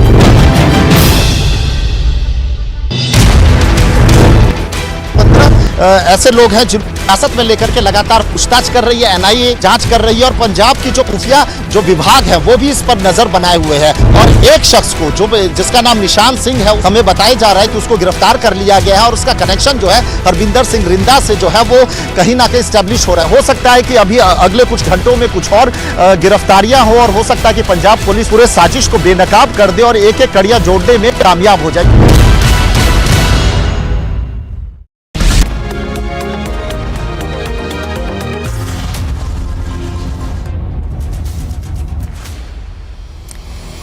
Well, a fast-moving wildfire fueled by winds from the Pacific Ocean is burning close to several neighborhoods in California.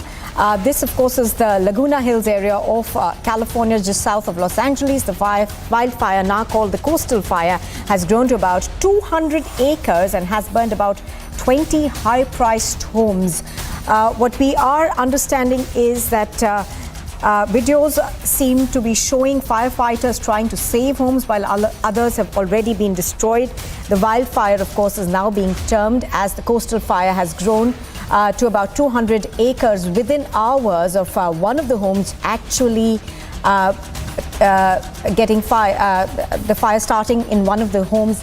It is not known, of course, how this fire started. It is a zero, and what we understand is that the fire has still not been contained. It is rapidly spreading across. Now, earlier, of course, we were talking about how it spread across to 30 acres. Now we are learning that it has spread across to about 200 acres and has already burnt down 20 homes in the area, very, very expensive homes, of course, in this area. Now, evacuations are being carried out across this area. We understand that several homes in this very posh locality in California have now been evacuated.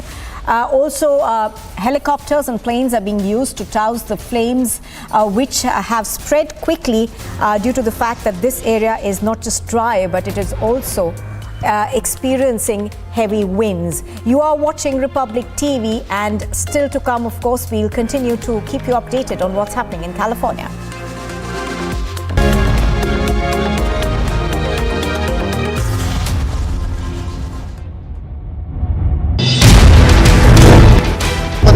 ऐसे लोग हैं जिन हिरासत में लेकर के लगातार पूछताछ कर रही है, एनआईए जांच कर रही है और पंजाब की जो खुफिया जो विभाग है वो भी इस पर नजर बनाए हुए है। और एक शख्स को जो जिसका नाम निशान सिंह है, हमें बताया जा रहा है कि उसको गिरफ्तार कर लिया गया है और उसका कनेक्शन जो है हरविंदर सिंह रिंदा से जो है वो कहीं ना कहीं स्टैब्लिश हो रहा है। हो सकता है कि अभी अगले कुछ घंटों में कुछ और गिरफ्तारियां हो और हो सकता है कि पंजाब पुलिस पूरे साजिश को बेनकाब कर दे और एक एक कड़ियां जोड़ने में कामयाब हो जाए।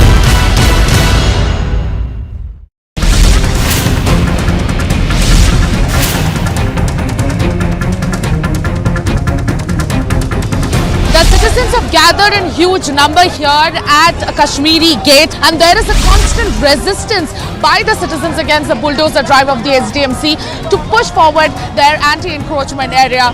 In our protest, we will continue to put the pressure on the government of Delhi and government of India.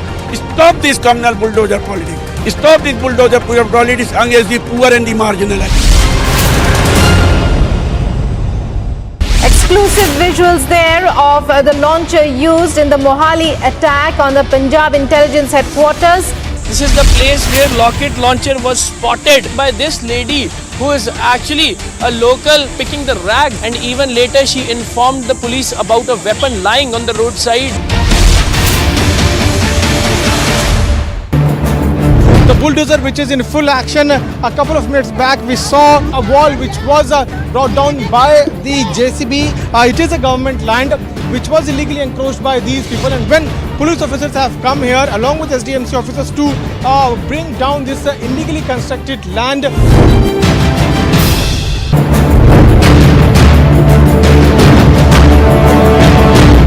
As sensational slap in the face for the Lutyens media, which made him a VVIP and called him as a chief guest to their events. Yassin Malik, the terrorist, has pleaded guilty in a Delhi court to all charges of terrorism. Separatist leader Yassin Malik went to Pakistan. He got trained there. We remember how he came back and he started this independent secession movement that he had. Now that the court has already told charges need to be framed against him, including very serious UAPA charges that will have to be seen.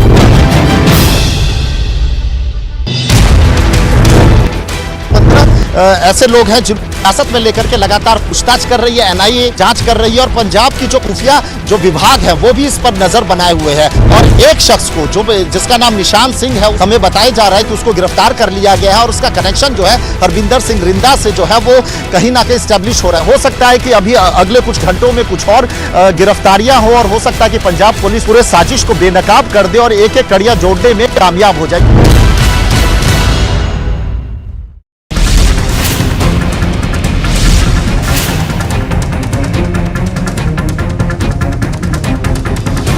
Citizens have gathered in huge number here at Kashmiri Gate, and there is a constant resistance by the citizens against the bulldozer drive of the SDMC to push forward their anti-encroachment area.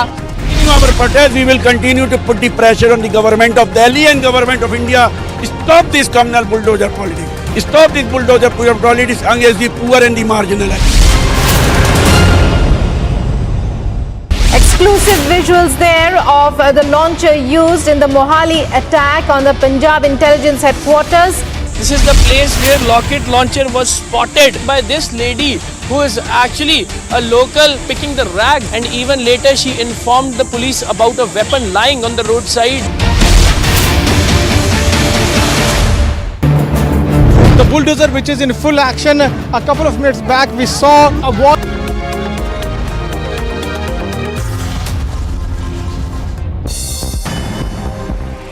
And here's a look at some sport news. A 144-run stand between Mitchell Marsh and David Warner helped Delhi register an 8-wicket victory against Rajasthan at the D.Y. Patil Stadium in Mumbai. It was a memorable day for Delhi, who put on an all-round performance to keep their playoff hopes alive. With this win, Delhi is currently at 5th position in the points table with 12 points.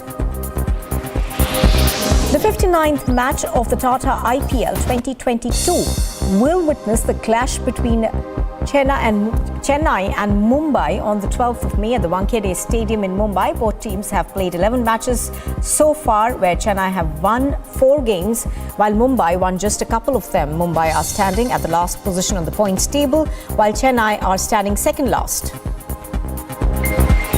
The poster boy of Indian cricket, Virat Kohli, who's going through an unprecedented lean patch, that he felt absolutely helpless after his second first ball duck in the ongoing IPL. Kohli has only 216 runs in the 12 innings for Bangalore. During the current IPL season, he has managed to score a half a century once, Mumbai Indians wicketkeeper batter Ishan Kishan has said.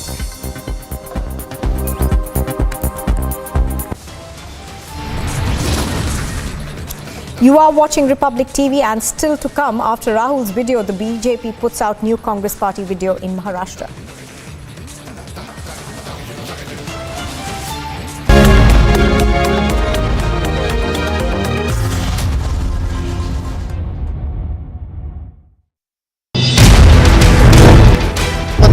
ऐसे लोग हैं जिन हिरासत में लेकर के लगातार पूछताछ कर रही है, एनआईए जांच कर रही है और पंजाब की जो खुफिया जो विभाग है वो भी इस पर नजर बनाए हुए है। और एक शख्स को जो जिसका नाम निशान सिंह है, हमें बताया जा रहा है कि उसको गिरफ्तार कर लिया गया है और उसका कनेक्शन जो है हरविंदर सिंह रिंदा से जो है वो कहीं ना कहीं स्टैब्लिश हो रहा है। हो सकता है कि अभी अगले कुछ घंटों में कुछ और गिरफ्तारियां हो और हो सकता है कि पंजाब पुलिस पूरे साजिश को बेनकाब कर दे और एक एक कड़ियां जोड़ने में कामयाब हो जाए।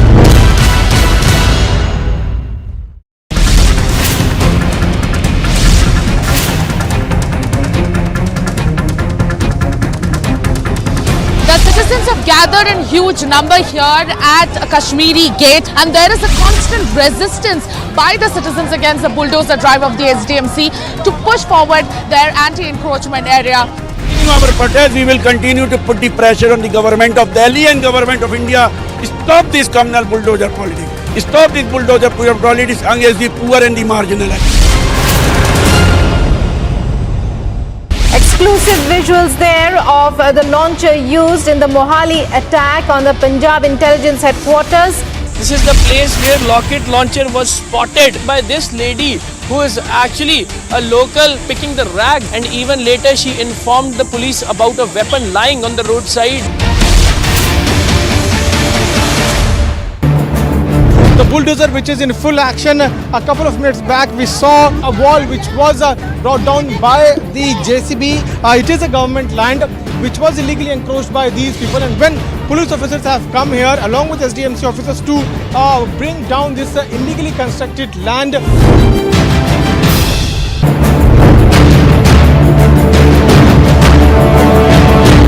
As a sensational slap in the face for the Lutyens media, which made him a VVIP and called him as a chief guest to their events. Yassin Malik, the terrorist, has pleaded guilty in a Delhi court to all charges of terrorism. Separatist leader Yassin Malik went to Pakistan. He got trained there. We remember how he came back and he started this independent secession movement that he had. Now that the court has already told charges need to be framed against him, including very serious UAPA charges that will have to be seen.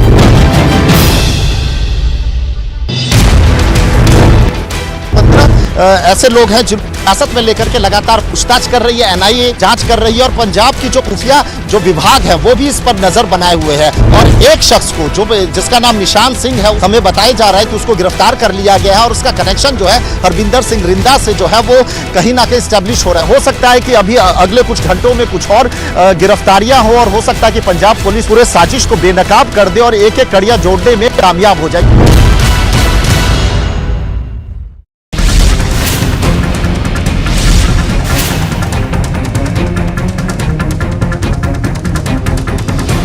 Citizens have gathered in huge number here at Kashmiri Gate, and there is a constant resistance by the citizens against the bulldozer drive of the SDMC to push forward their anti-encroachment area. In our protest, we will continue to put the pressure on the government of Delhi and government of India. Stop this communal bulldozer politics. Stop this bulldozer politics against the poor and the marginalized. Exclusive visuals there of the launcher used in the Mohali attack on the Punjab intelligence headquarters. This is the place where rocket launcher was spotted by this lady who is actually a local picking the rag, and even later she informed the police about a weapon lying on the roadside. The bulldozer which is in full action. A couple of minutes back we saw a wall which was brought down by the JCB. It is a government land which was illegally encroached by these people, and when police officers have come here along with SDMC officers to bring... Top headlines at this hour. Varanasi Sessions Court to pronounce the order over the Gyan Vyapi Mosque survey today. Tensions in Rajasthan. VHP leader attacked in Nohar, now in critical condition. Jharkhand Mining Secretary Pooja Singhal arrested by ED, sent to a 5-day judicial custody in a money laundering case. Political fight erupts over the UP government office in Mumbai. Maharashtra government says no such embassies are required here.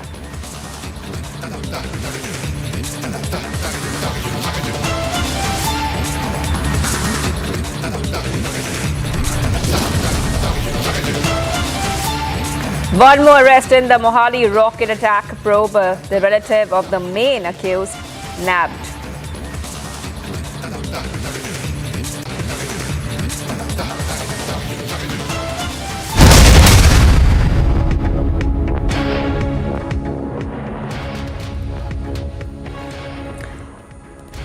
All right, starting off with some news coming in. The BJP has released another Congress party video just days after the Rahul party video emerged from Nepal. BJP says that for the Congress, it is a partying that takes priority over party. So the BJP is pulling out another Congress party video. You can see there on your screens where, in fact, we can see that a party is happening. A lot of lights.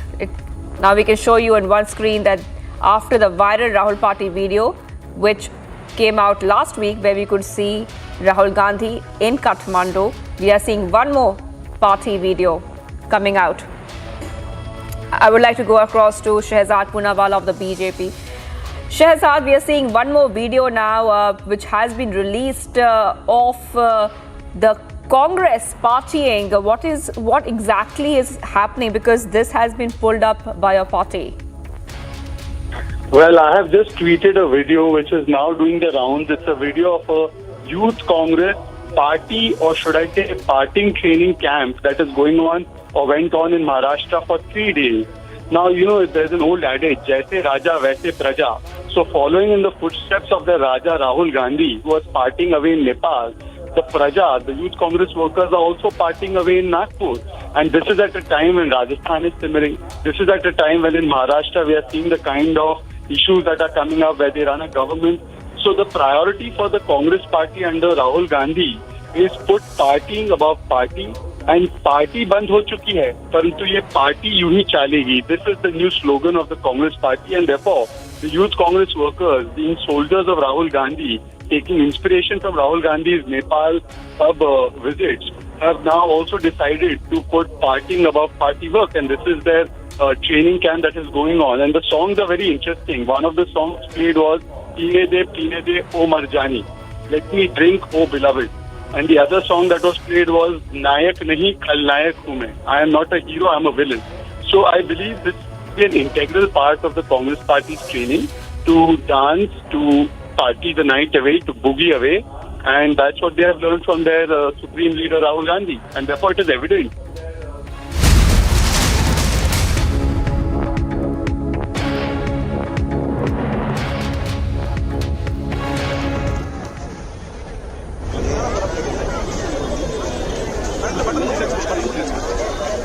All right, we're getting some visuals there coming in from Tamil Nadu as the Drithirai festival celebrations enters third day. Visuals there coming in from Tamil Nadu. You can see fireworks also on your screen as the festival there is continuing, and it has now entered the third day.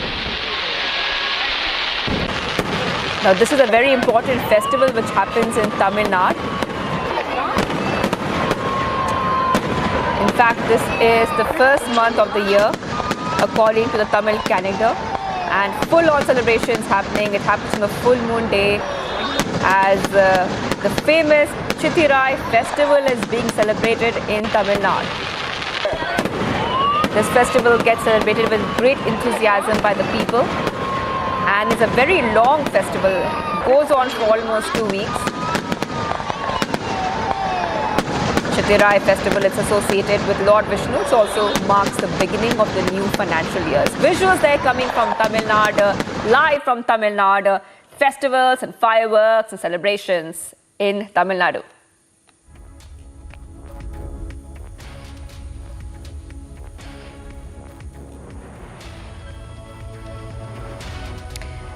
So visuals on your screens, viewers, of the festivals entering the third day in Tamil Nadu. The festival is being celebrated with great enthusiasm, and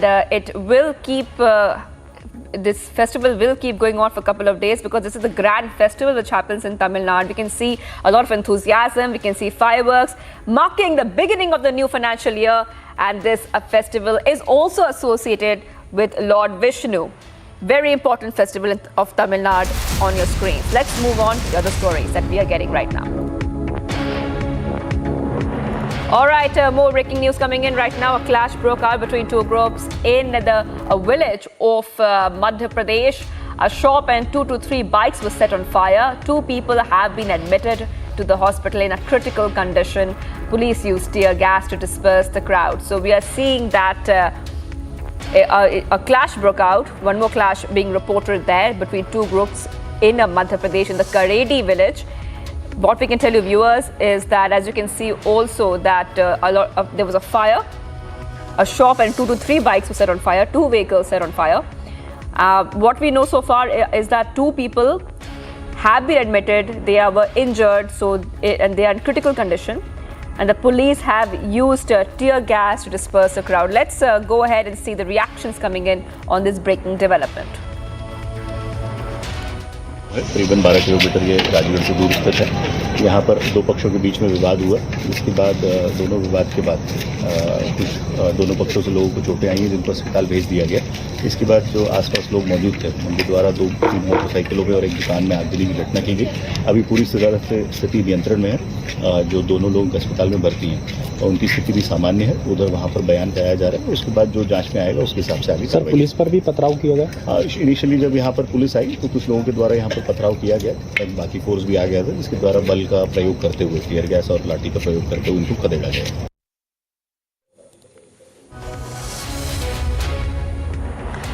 Okay, so we just heard the reactions coming in on this fresh clashes which happened in Madhya Pradesh. Visuals there on your screen. How a fire was also seen there. Clashes erupting, fires. A shop actually was set on fire. Those visuals we just saw. We see a heavy police deployment as well. 2 to 3 bikes were set on fire. 2 people had been admitted to the hospital, and the situation had got quite bad. So that's why the police had to use tear gas to disperse the crowd. These were clashes which were reported in Madhya Pradesh.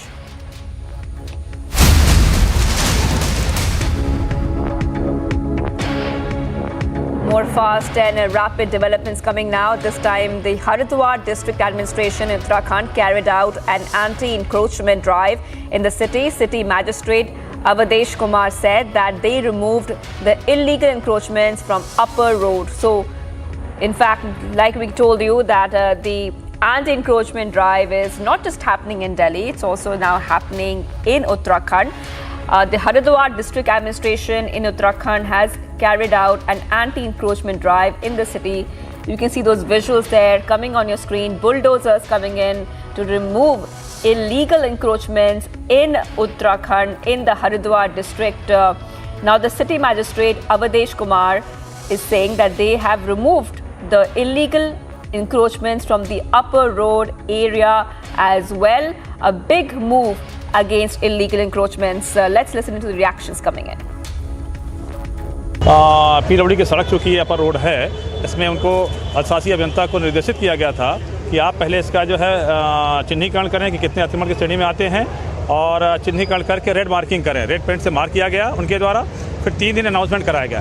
Announcement के पश्चात आज की तिथि नियत थी, उसमें police विभाग, हमारा राजस्व विभाग, नगर निगम, पीडब्ल्यूडी और सारे लोग आए, सारे डिपार्टमेंट के बिजली विभाग, जल निगम, सारे लोग आए हैं और आज इसका अतिक्रमण हटाने की कार्रवाई की जा रही है। पीडब्ल्यूडी की सड़क चूँकि अपर रोड है, इसमें उनको अशासी अभियंता को निर्देशित किया गया था कि आप पहले इसका जो है चिन्हीकरण करें कि कितने अतिक्रमण की श्रेणी में आते हैं, और चिन्हीकरण करके रेड मार्किंग करें। रेड पेंट से मार्क किया गया उनके द्वारा। फिर 3 दिन अनाउंसमेंट कराया गया। अनाउंसमेंट के पश्चात आज की तिथि नियत थी, उसमें पुलिस विभाग, हमारा राजस्व विभाग, नगर निगम, पीडब्ल्यूडी और सारे लोग आए, सारे डिपार्टमेंट के बिजली विभाग, जल निगम, सारे लोग आए हैं और आज इसका अतिक्रमण हटाने की कार्रवाई की जा रही है। All right, we just heard the magistrate there speaking. So basically, as you can see that after the bulldozers rolled in South Delhi's New Friends Colony and Mangolpuri, we are seeing the anti-encroachment drive take a very, very, rapid movement, and this time coming in from Haridwar, bulldozers rolling in Haridwar, illegal encroachments being removed in Haridwar as well. The Haridwar District Administration is carrying out the anti-encroachment drive in the city. Let's move on to some more updates coming in at this point of time.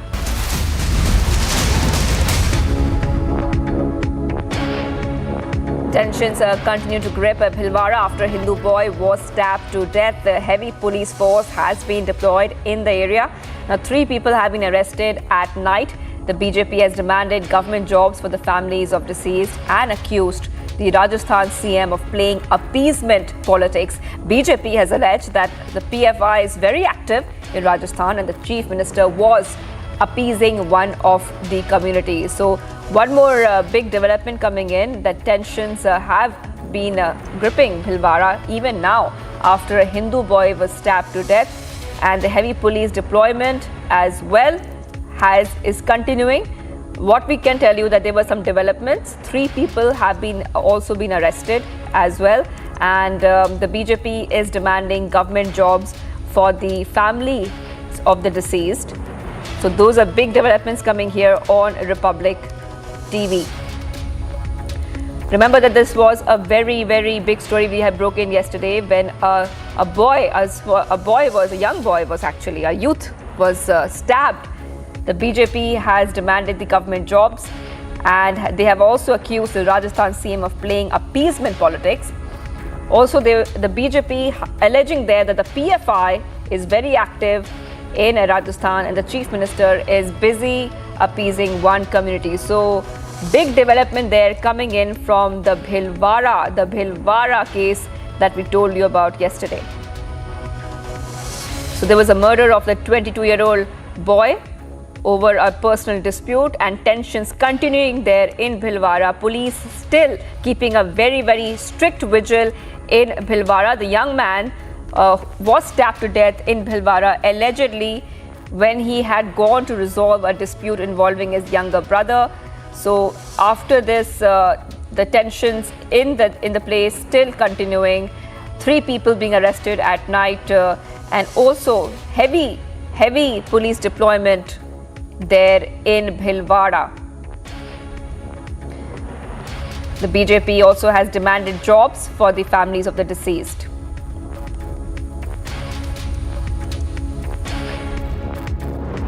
तीन छोटे-छोटे बच्चे हैं, तो एक परिवार में किसी एक व्यक्ति को सरकारी नौकरी या किसी तरीके से आप इसको एडजस्ट करो, तो उन्होंने कहा हम प्रपोजल बना के भेजेंगे और प्रपोजल के बाद जब तक सरकारी नौकरी नहीं मिलती तब तक यहाँ प्राइवेट तरीके से उनको एडजस्ट किया जाएगा।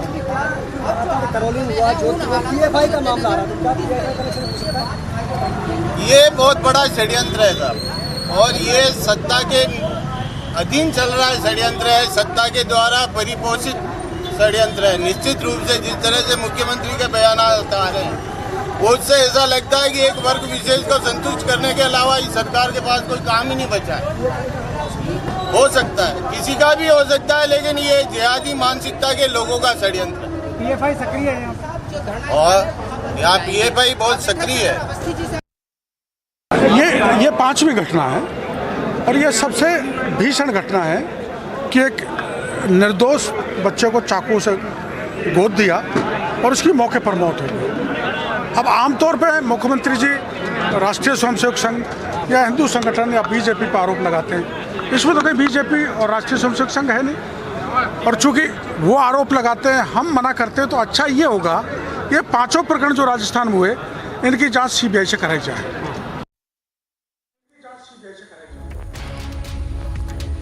Okay, so like we told you viewers that justice for Adarsh continues. The fight for justice for Adarsh continues. At the same time, tensions in Rajasthan are escalating. The police is also on high alert.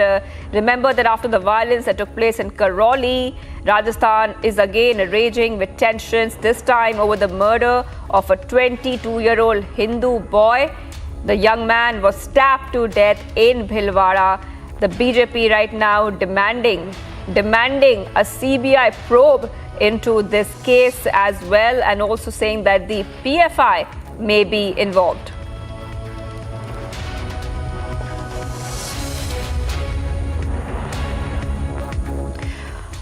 All right, the Varanasi court is expected to pronounce its decision on the Gyan Vyapi Mosque survey case today. It was a hearing a petition by a group of 5 women petitioners seeking permission to worship idols located on the western wall of the mosque. That is going to be a big story that we'll track today. Here's more on that.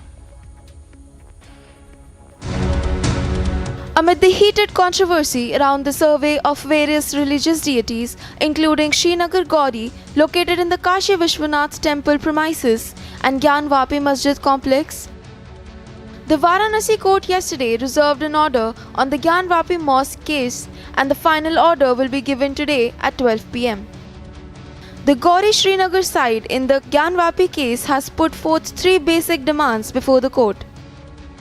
The suit filed in a local court in Varanasi demands daily darshan and puja of Ma Srinagar Gauri Sthal in the Gyan Vapi Mosque, Kashi Vishwanath temple premises. The demands also include an order to stop the opponents from causing any damage to the idols.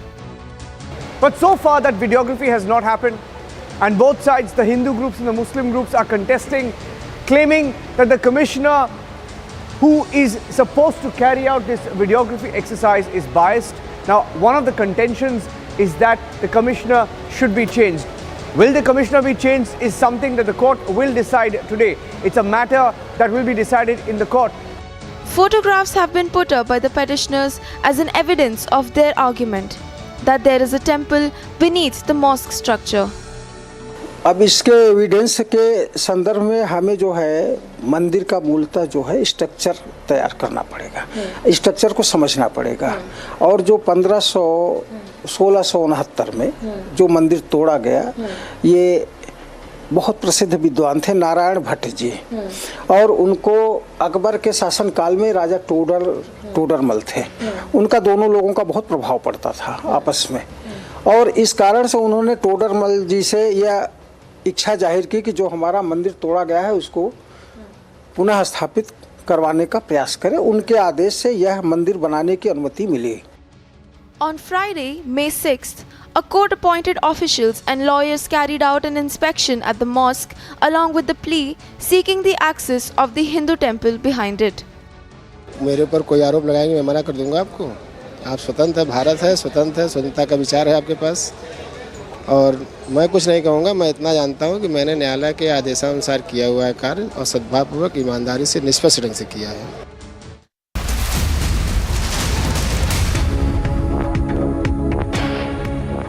All right, some more breaking news coming in at this point of time. Jailed SP MLA Azam Khan is now leaving for Lucknow. Azam Khan is being taken to CBI court in a case of SIT Lucknow. Azam Khan is lodged in Sitapur jail for the last 2 years. So visuals there on your screen of Azam Khan now leaving for Lucknow, and he's being taken as we speak there to the CBI court in a case of SIT Lucknow.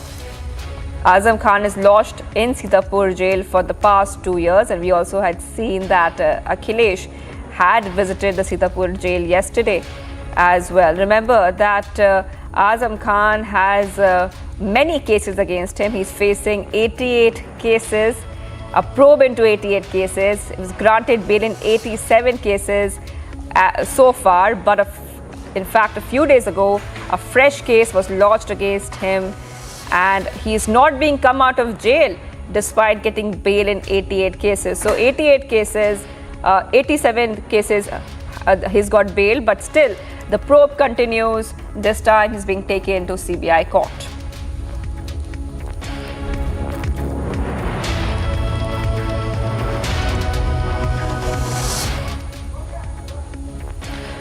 All right, much more coming up on the other side. At least 5 houses in Bow Bazaar in central Kolkata was evacuated after major cracks were noticed on the structures. Getting you all those updates after this very short break. Stay tuned.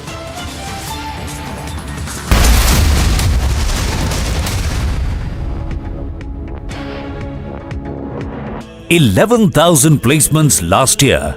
At Amity, we are committed to nurturing passionate, hardworking and proactive professionals. Good evening and welcome. So excited was the lobby that the Supreme Court will cancel the sedition law that it uttered absolute falsehoods this morning. It started reporting through its loyal media outlets that the sedition law has been struck off, it's over. In reality, it was quite the opposite. The Supreme Court, on the basis of an affidavit which carried the name and the assurance of the Prime Minister of India, agreed with the government's position. And the government's position is this, that given the fact that this law is antiquated and maybe past its expiry date in its present form, it needs considerable review. So the government is reviewing, and the court is saying, we agree, it's okay. And in the interim, the court hopes that there won't be fresh cases, but also makes it clear it is not interfering in the governmental process. Now my question is this: where on earth is the court's snubbing or contradicting the government? If anything, the court agrees with the government. But having said that, let me ask you today, viewers, is nothing seditious? Is that the point of some people? Is supporting terrorists not seditious? is promoting hate against security forces, against the army, saying that the army and the security forces who live and die for the nation are terrorists, and the terrorists who kill at will are heroes, is taking that position not seditious? What kind of a la-la land are we going to live in? What kind of woke logic is that? Is Sarjil Imam wanting to cut off the northeast from the rest of India, conspiring against the Indian army? Or the Bharat Tere Tukde Honge gang not seditious? Are we going crazy? Of course it's seditious. And much more. And tonight it is for you to say that as well. Because I fear that some really anti-national groups will try to slip under the guise of fighting for free speech and try and get away.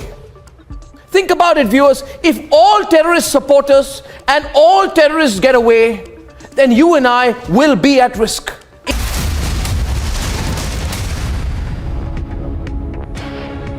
All right, we're getting some visuals there. The BJP leader Kirit Somaia is currently meeting the Ranas at their Delhi residence. You can see those visuals of Kirit Somaia meeting the Ranas at the Delhi residence. Remember that Kirit Somaia initially had gone to, meet Ranas, and now he met them last time at the hospital too. Kirit Somaia has met MP Nandini Rana in the hospital, and now they're meeting again at the Rana's residence, this time not in Mumbai but in Delhi. I would like to go straight across to Anuj, who's joining me on the phone line. Okay, he's live with us. Anuj, this is a big development that we are seeing, that Kirit Somaia is finally meeting the Ranas at their Delhi residence. Now, both have slammed the Uddhav government as well, and we can see that they are there together right now. What is expected next when it comes to this saga? Well, if we talk about the visuals, we are already showing the visuals on our screen. This is the breakfast meeting which is happening in the national capital at the residence of Navneet Rana. As you were pointing it out very rightly, this was Kirit Somaia and Rana couple who was very vocal about the Maharashtra government, and we have seen the ups and downs. We have seen the visit of Kirit Somaia in the national capital, where he met with the Home Secretary, where he met with the MOS home. On the other hand, we have seen Kirit Somaia meeting Rana couple and Navneet Rana specifically in the hospital in Mumbai. Now this is the relaxed meeting, and that is why this particular meeting is called in the national capital and at the time of the breakfast. So there in the visual we can clearly see the breakfast is going on, and the leadership could be clearly seen sitting there discussing about the future plan of action. Let me tell you, if we talk about Ranas, then this is going to be a jam-packed day. What I have been told, they are looking for the time from the Home Minister. So this is expected that they are going to meet Amit Shah. This is expected they are going to meet Kiran Rijiju. So this is still will be a bit early to say. Rather, the time has been sought, but the time as of till now is not confirmed. But on the other hand, if we talk about Kirit Somaia and Navneet Rana, we do know that both or the duo was very vocal about the Maharashtra government. We have seen the whole episode. If we talk about the Hanuman Chalisa episode, and after that how the couple was arrested, later the bail was granted, and yesterday if we talk about the latest development, then this is the great relief for the couple when Supreme Court has intervened into the matter, and a big relief for the sedition has been already given. So this is a relaxed meeting which is going on at the residence of Navneet Rana in the national capital. Back to you in the studio. All right, Anuj, thank you for getting us all those details on your screen, viewers. Kirit Somaia meeting the Ranas. Much more coming up on the other side of this very short break. A bazaar in central Kolkata were evacuated after major cracks were noticed on the structures. Getting you all those updates coming up next. Stay tuned.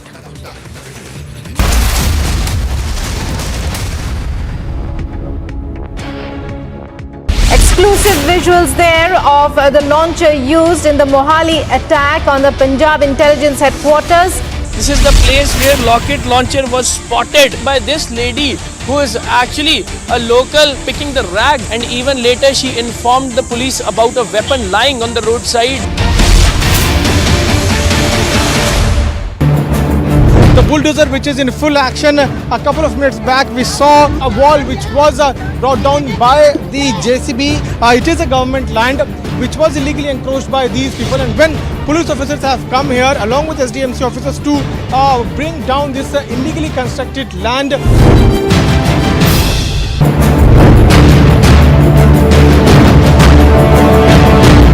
As a sensational slap in the face for the Lutyens media, which made him a VVIP and called him as a chief guest to their events. Yassin Malik, the terrorist, has pleaded guilty in a Delhi court to all charges of terrorism. Separatist leader Yassin Malik went to Pakistan. He got trained there. We remember how he came back and he started this independent secession movement that he had. Now that the court has already told charges need to be framed against him, including very serious UAPA charges that will have to be seen.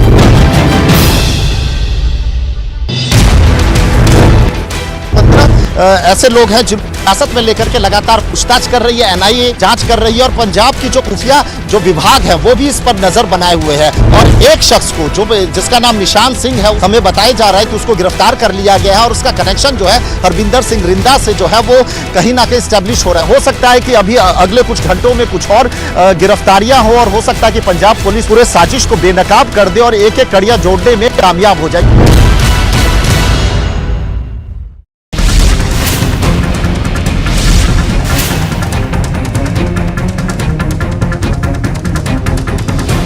Citizens have gathered in huge number here at Kashmiri Gate, and there is a constant resistance by the citizens against the bulldozer drive of the SDMC to push forward their anti-encroachment area. In our protest, we will continue to put the pressure on the government of Delhi and government of India. Stop this communal bulldozer politics. Stop this bulldozer politics against the poor and the marginalized. Exclusive visuals there of the launcher used in the Mohali attack on the Punjab intelligence headquarters. This is the place where rocket launcher was spotted by this lady who is actually a local picking the rag, and even later she informed the police about a weapon lying on the roadside. The bulldozer which is in full action. A couple of minutes back we saw a wall which was brought down by the JCB. It is a government land which was illegally encroached by these people, and when police officers have come here along with SDMC officers to bring down this illegally constructed land.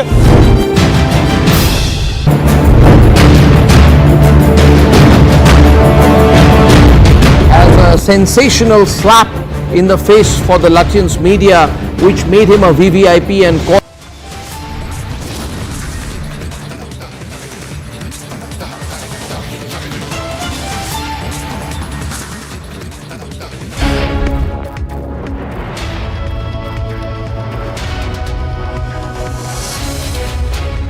The Varanasi Sessions Court is to pronounce its order on the Gyanvapi Mosque survey today.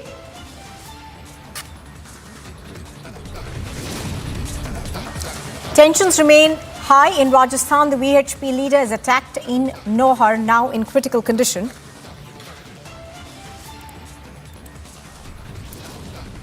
Clashes break out between two groups in Karedi village of Madhya Pradesh. Shops and bikes are set on fire. A political fight erupts over the Uttar Pradesh government's office in Mumbai. The Maharashtra government says there is no need for such embassies. One more person is arrested in the Mohali rocket attack probe, relative of the main accused, nabbed by the Punjab police. The Allahabad High Court is to hear a petition seeking to open 20 closed rooms of the Taj Mahal.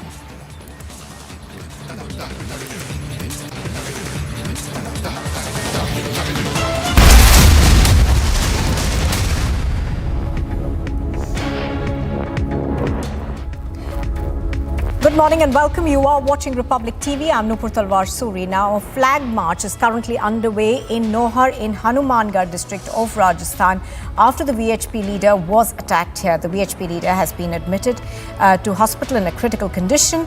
What we also understand is that authorities are doing all they can to make sure that the situation does not go out of hand. There have been several incidents that have been reported from Rajasthan in the recent past where communal tensions have flared high. In in this particular case, we understand that the VHP mob went after protesting the attack on their leader, attacked various areas in this place. Now, the police as well as the city's administration not wanting to take a chance. A flag march is currently underway in Nohar.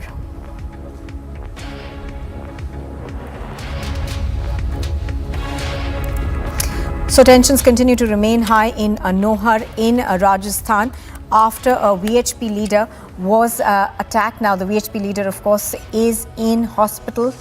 He is believed to be in a critical condition. So pictures on your screen right now are coming to you from Nohar in Rajasthan, where the administration is conducting a flag march trying to basically bring down tensions in this area. Now, Rajasthan and various areas in Rajasthan, of course, have been on the boil for quite some time now.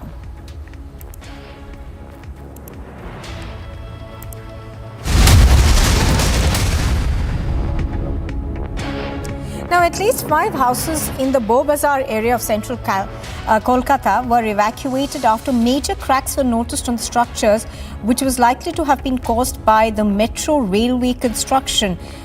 The 16.6-kilometer long east-west corridor connecting cities of Kolkata and Howrah are under construction in the area, where several old and dilapidated structures currently exist. So at least 5 houses in central Kolkata's Bow Bazaar area have been evacuated after major cracks appeared on the structures.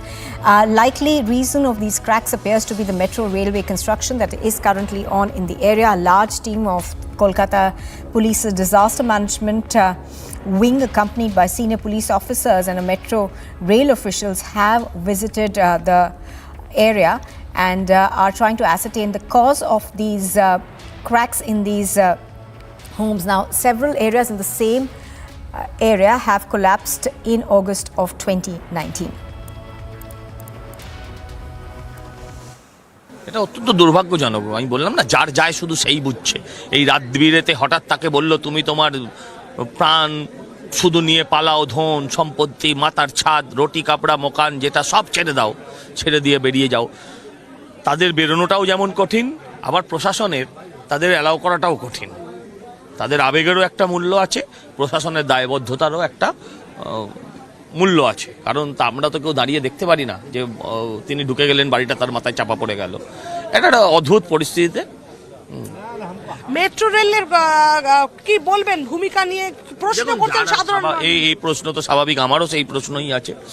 যারা কাজ করছেন তারা তাদের দায়বদ্ধতা তো এড়াতে পারবেন না। কোন হোটেলে যাচ্ছেন? কোন হোটেলে যাচ্ছে জানি না। পরিবারের কে কে যাচ্ছেন? আমার পরিবারের নয়, 5 জনকে উদ্ধার করার জন্য আমরা লেগে বলছি পাড়া থেকে। কোথায় নিয়ে যাওয়া হচ্ছে এই মুহূর্তে বলতে পারছি না কোথায় নিয়ে যাচ্ছে। দিদি, এই অবস্থায় বাড়ি ছেড়ে বেরিয়ে যাচ্ছেন, কি বলছে? হ্যাঁ, কোথায় যাচ্ছেন? জানি না, যেখানে নিয়ে যাবে সেখানে যাবো। আপনারা যাচ্ছেন কোথায়? আমাদেরকে যেখানে নিয়ে যাবে সেখানে যাবো।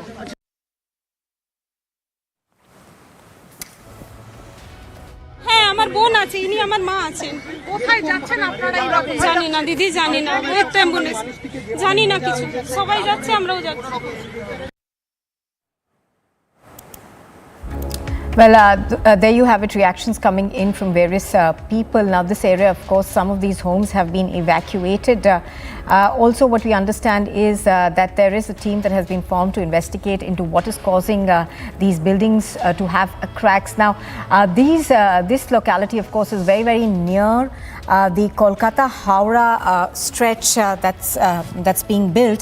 It's about 16.6 kilometers long east-west corridor that is being built. Now, there is a metro train that is likely to connect these two parts. And this is not the first time. As we are learning that this has happened, there have been other homes in this area which have seen cracks appear. Now, this does also appear to be an extremely old locality.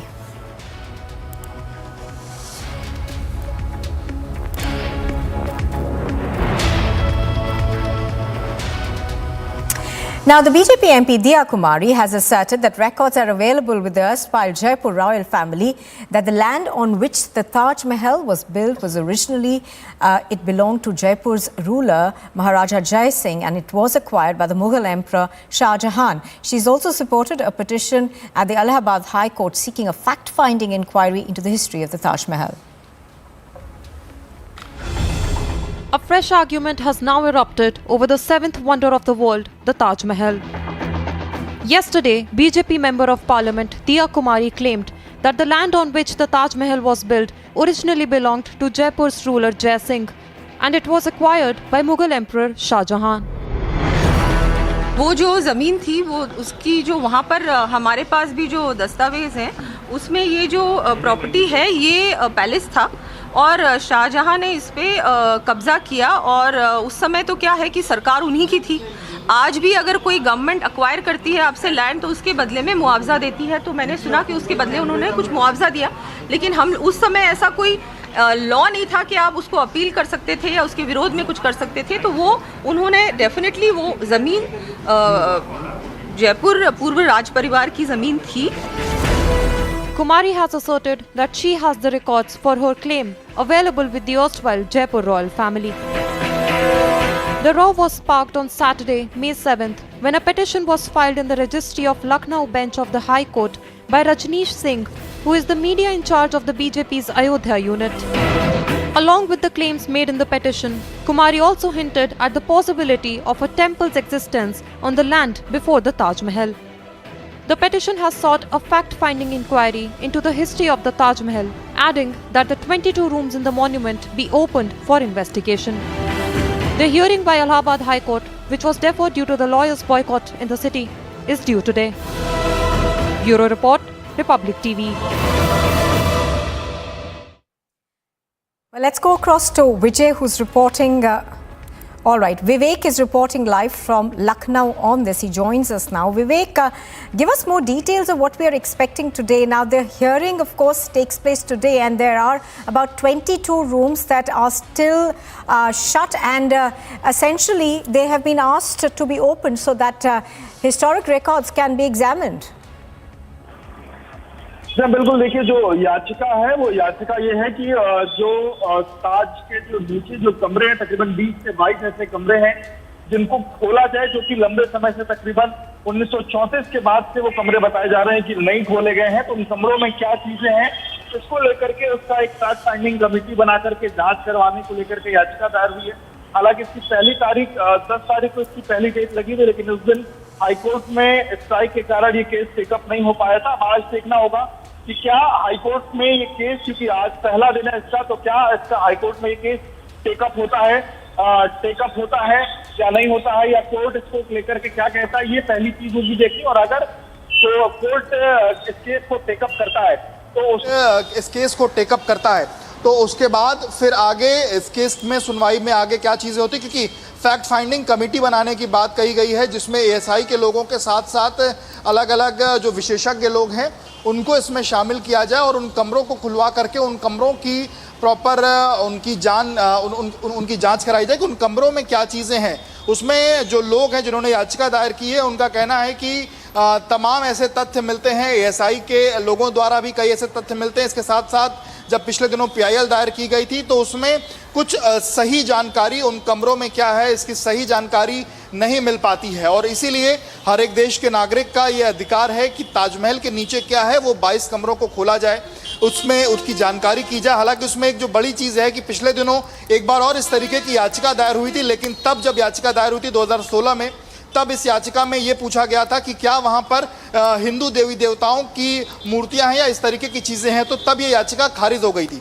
लेकिन इस बार की जो याचिका है वो किसी भी हिंदू या मुस्लिम धर्म को लेकर के नहीं है। इस बार की जो याचिका है वो सीधे तौर पर यह है कि फैक्ट फाइंडिंग कमेटी बना करके इस बात की जांच की जाए कि उन कमरों में क्या है, और उन कमरों की जांच इसलिए होनी चाहिए क्योंकि हर एक देश के नागरिक का ये अधिकार है कि उनके देश में जो चीज़ें हैं, जो भी जगहें हैं, उनमें क्या चीज़ें अभी फ़िलहाल हैं या पूर्व में क्या चीज़ें रहीं। क्योंकि 1934 से बताया जा रहा है कि लगभग वो कमरे बंद हैं, तो 1934 से अगर कमरे बंद हैं, कभी साफ़ सफाई के लिए भी वो कमरे बताया जाता है कि नहीं खोले जाते हैं, तो ऐसे कौन से राज्य उसमें दबे हुए हैं जिसके कारण वो तथ्य सबके सामने निकल कर नहीं आते, और इसी को लेकर के फिलहाल ये याचिका दायर की गई। अब देखना होगा कि आज तकरीबन 10:30 बजे इस केस की सुनवाई शुरू होने के आसार हैं। अब देखना होगा कि क्या कोर्ट इस केस को एक्सेप्ट करता है या फिर इस केस को डिनाई कर दे। अब लेकिन अगर एक्सेप्ट करेगा तो आने वाले दिनों में ये जो प्रक्रिया है, ये जो केस है, वो आगे बढ़ेगा और तब अलग अलग तथ्य निकल के सामने आएंगे। जी, All right, Vivek reporting on that from Agra. Thank you.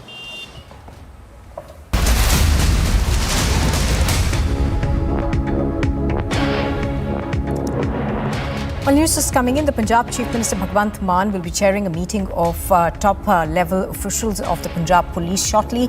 The Chief Minister will be meeting the DCs and SSPs of all districts of Punjab at about 11 o'clock this morning. Now, this meeting, of course, comes at the back of the RPG attack that was seen at the Intelligence Office of the Punjab Police in Mohali earlier this week. And though nobody was injured or killed in that attack, there have been questions raised about how these arms are making their way to Punjab, and there have also been questions raised on whether the Aam Aadmi Party government is being able to tackle the security situation of a border state effectively. So the Chief Minister of the state, Bhagwant Mann, today meeting all DCs and SSPs rather, of all districts of Punjab. Amandeep is reporting on this. He's joining me live from Chandigarh. Amandeep, good morning. Amandeep, give us more details of what we are expecting in this particular meeting.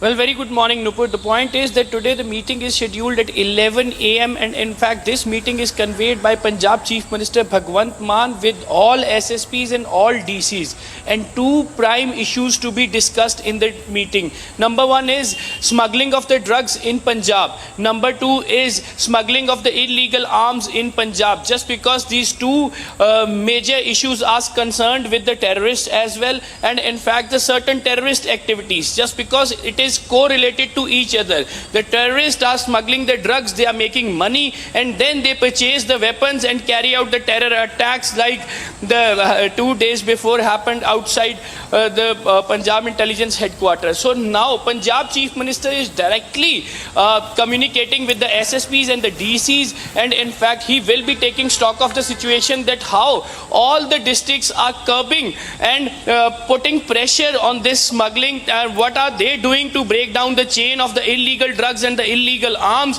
and even certain more things to be discussed in this meeting. A very crucial meeting days after the terror attack on Punjab Intelligence Headquarters, and in fact this time Punjab Chief Minister is directly having face-to-face meeting with the SSPs and the DCs. He has reduced all the senior cops between this. Even the DGP held a meeting, after that ADGP held a meeting, but now Chief Minister himself taking stock of the situation, just because 3 days has been passed, the police has not able to disclose that what kind of terror attack it was. And even the illegal arms and illegal drugs are continuously into the trade in Punjab, and he is taking the stock of the situation. But what kind of administration is taking the action against these smugglings, and in what kind of police action police is tackling this situation in the state of Punjab, in fact all the districts, and especially in the border districts of Punjab. So this meeting is very crucial. Certain kind of directions will be provided by the Punjab Chief Minister to all the DCs and SSPs. All right. Thank you, Amandeep, for joining us.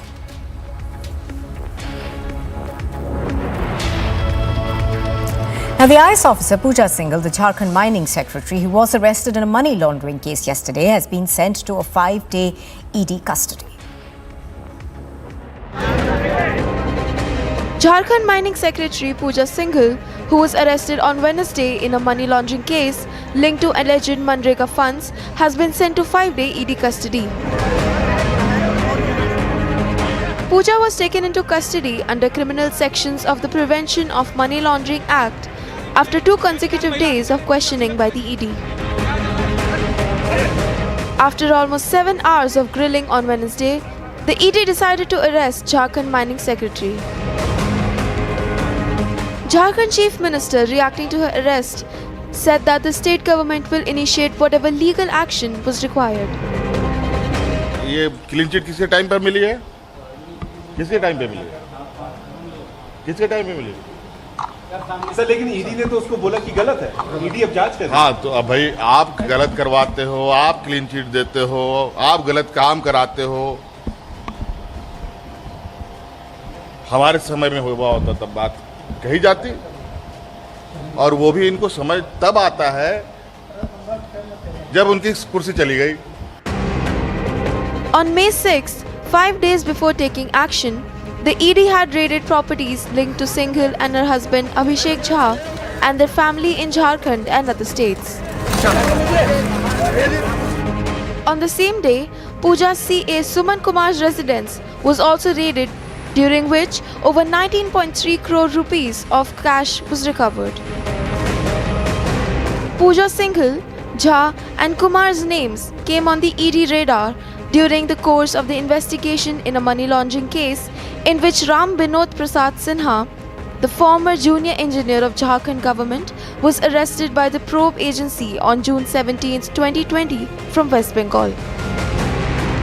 2000 batch IAS officer Pooja Singhal was finally arrested by the ED team in Ranchi on charges of money laundering when she was the DC of Khuti, and on charges of embezzlement of the Manrega fund. And her husband Abhishek Jha was also interrogated for 2 continuous days. Now the question is, will this interrogation of the ED and the investigation of the ED has any political links? That's $1 million question. Bureau Report, Republic TV.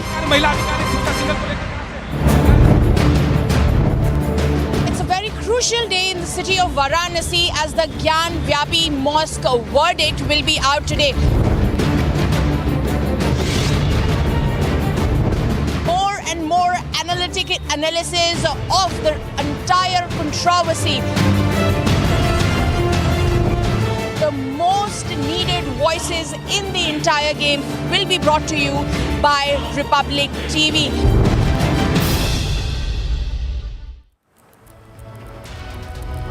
You are watching Republic TV. A lot more coming up next, including the BJP has released another Congress party video just days after Rahul Gandhi's party video emerged from Nepal.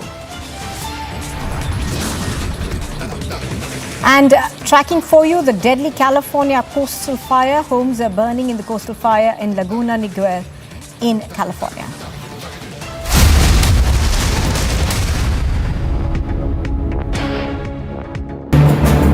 The bulldozer which is in full action. A couple of minutes back we saw a wall which was brought down by the JCB.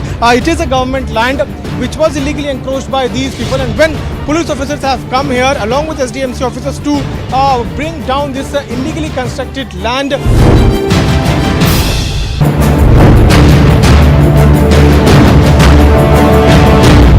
As a sensational slap in the face for the Lutyens media, which made him a VVIP and called him as a chief guest to their events. Yasin Malik, the terrorist, has pleaded guilty in a Delhi court to all charges of terrorism. Separatist leader Yasin Malik went to Pakistan. He got trained there. We remember how he came back and he started this independent secession movement that he had. Now that the court has already told charges need to be framed against him, including very serious UAPA charges that will have to be seen.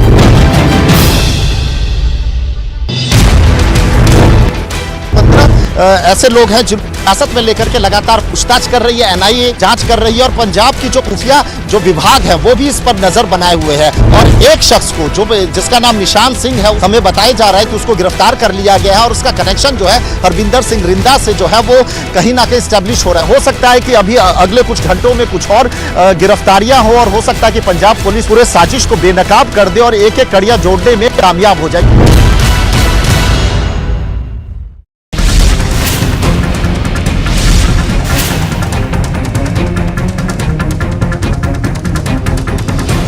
Citizens have gathered in huge number here at Kashmiri Gate, and there is a constant resistance by the citizens against the bulldozer drive of the SDMC to push forward their anti-encroachment area. In our protest, we will continue to put the pressure on the government of Delhi and government of India. Stop this communal bulldozer politics. Stop this bulldozer politics against the poor and the marginalized. Exclusive visuals there of the launcher used in the Mohali attack on the Punjab intelligence headquarters. This is the place where rocket launcher was spotted by this lady who is actually a local picking the rag, and even later she informed the police about a weapon lying on the roadside. The bulldozer which is in full action. A couple of minutes back we saw a wall which was brought down by the JCB. It is a government land which was illegally encroached by these people, and when police officers have come here along with SDMC officers to bring down this illegally constructed land.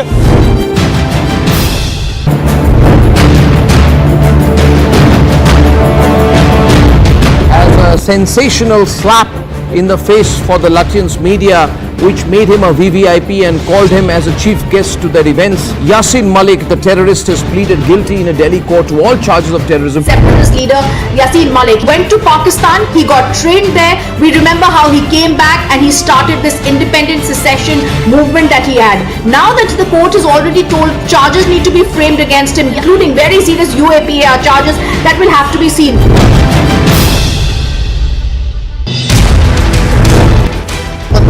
ऐसे लोग हैं जिन हिरासत में लेकर के लगातार पूछताछ कर रही है, एनआईए जांच कर रही है, और पंजाब की जो खुफिया जो विभाग है वो भी इस पर नजर बनाए हुए है। और एक शख्स को जो जिसका नाम निशान सिंह है, हमें बताया जा रहा है कि उसको गिरफ्तार कर लिया गया है, और उसका कनेक्शन जो है हरविंदर सिंह रिंदा से जो है वो कहीं ना कहीं स्टैब्लिश हो रहा है। हो सकता है कि अभी अगले कुछ घंटों में कुछ और गिरफ्तारियां हो, और हो सकता है कि पंजाब पुलिस पूरे साजिश को बेनकाब कर दे और एक एक कड़ियां जोड़ने में कामयाब हो जाए।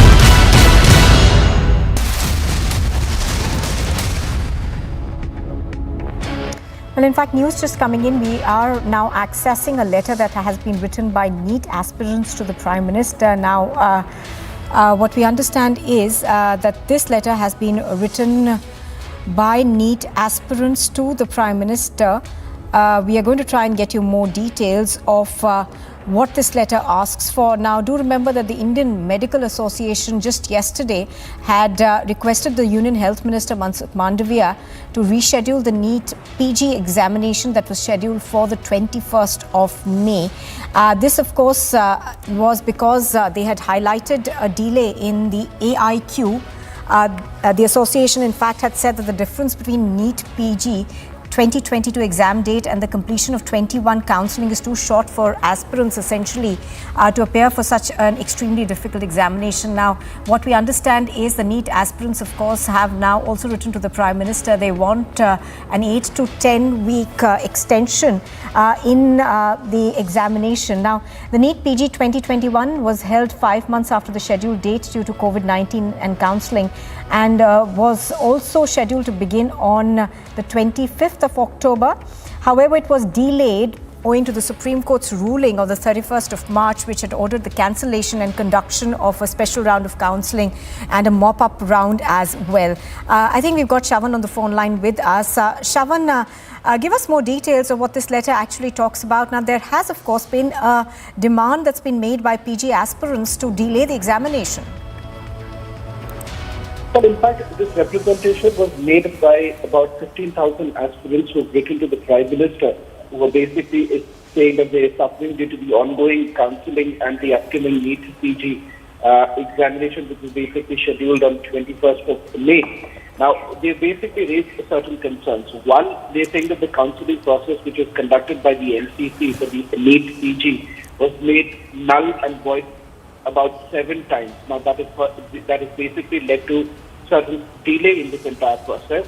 And they are also highlighting that there is a latest notification that has basically come in from the NCC, that is as late as on the 7th of May, which is the last date for the admission for the PG courses. Now, with the registration getting delayed, they are saying there is some sort of an uncertainty over this entire process, and they are saying that about 50,000 aspirants couldn't even apply for the examination.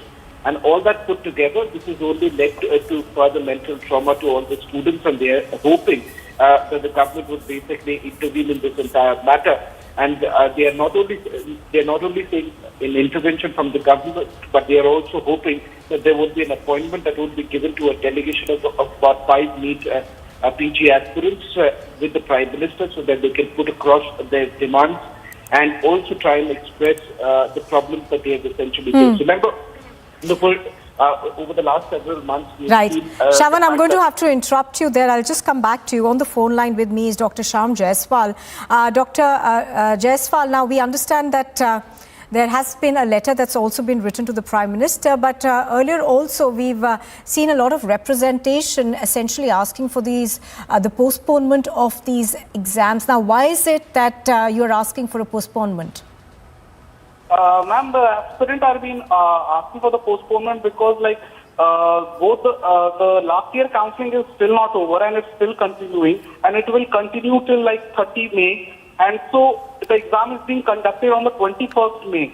So how possible that last year counselling is still going on and the exam of the new batch is being conducted, and still thousands of interns are ineligible, and both the counselling, both the years are being together. So how two batches of medical can be held in a same year? So you understand what is the point of main point for the postponement? And there are thousands of doctors that have been fighting for it a lot. All right. Thank you. That's why they are raising the demand for the postponement. And they are not raising the demand for the postponement of 4 to 5, but they are just asking it for 8 to 10 weeks, so that all the mid-rankers for the counselling that are not able to fill the form even, and they are in confusion whether to take the seat and or whether to appear for the exam. So these are the very valid reasons for that they are fighting for. Yeah. All right. Dr. Jaiswal, appreciate your speaking to us on Republic TV and joining us. So those demands coming in from a large number of aspirant doctors asking for a postponement of about 8 to 10 weeks in the examination schedule. You are watching Republic TV, and on the other side we get you more news, including the Varanasi Sessions Court is to pronounce its order over the Gyanvapi Mosque survey today.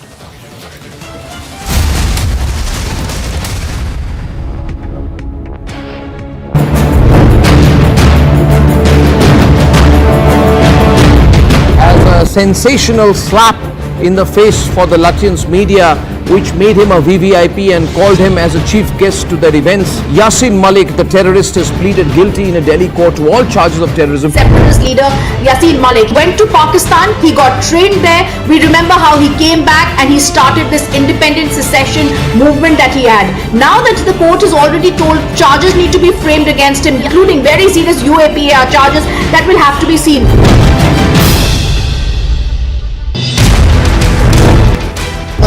ऐसे लोग हैं जिन हिरासत में लेकर के लगातार पूछताछ कर रही है, एनआईए जांच कर रही है, और पंजाब की जो खुफिया जो विभाग है वो भी इस पर नजर बनाए हुए है। और एक शख्स को जिसका नाम निशान सिंह है, हमें बताया जा रहा है कि उसको गिरफ्तार कर लिया गया है, और उसका कनेक्शन जो है हरविंदर सिंह रिंदा से जो है वो कहीं ना कहीं स्टैब्लिश हो रहा है। हो सकता है कि अभी अगले कुछ घंटों में कुछ और गिरफ्तारियां हो, और हो सकता है कि पंजाब पुलिस पूरे साजिश को बेनकाब कर दे और एक एक कड़ियां जोड़ने में कामयाब हो जाए।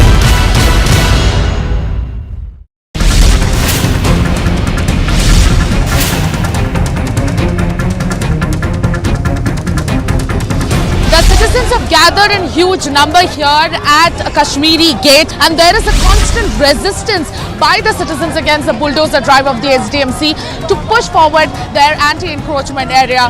In our protest, we will continue to put the pressure on the government of Delhi and government of India. Stop this communal bulldozer politics. Stop this bulldozer politics against the poor and the marginalized. Exclusive visuals there of the launcher used in the Mohali attack on the Punjab intelligence headquarters. This is the place where rocket launcher was spotted by this lady who is actually a local picking the rag, and even later she informed the police about a weapon lying on the roadside. The bulldozer which is in full action. A couple of minutes back we saw a wall which was brought down by the JCB. It is a government land which was illegally encroached by these people, and when police officers have come here along with SDMC officers to bring down this illegally constructed land.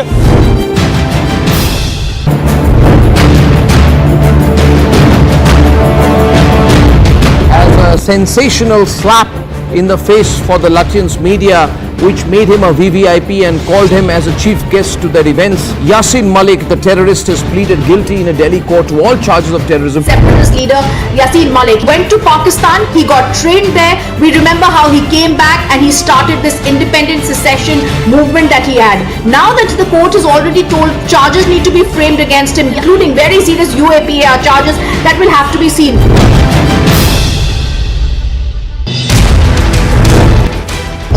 ऐसे लोग हैं जिन हिरासत में लेकर के लगातार पूछताछ कर रही है, एनआईए जांच कर रही है और पंजाब की जो खुफिया जो विभाग है वो भी इस पर नजर बनाए हुए है। और एक शख्स को जो जिसका नाम निशान सिंह है, हमें बताया जा रहा है कि उसको गिरफ्तार कर लिया गया है और उसका कनेक्शन जो है हरविंदर सिंह रिंदा से जो है वो कहीं ना कहीं स्टैब्लिश हो रहा है। हो सकता है कि अभी अगले कुछ घंटों में Varanasi Sessions Court is to pronounce the order on the Gyan Vapi Mosque survey today. Tensions are high in Rajasthan. The VHP leader is attacked in Nohar, now in critical condition.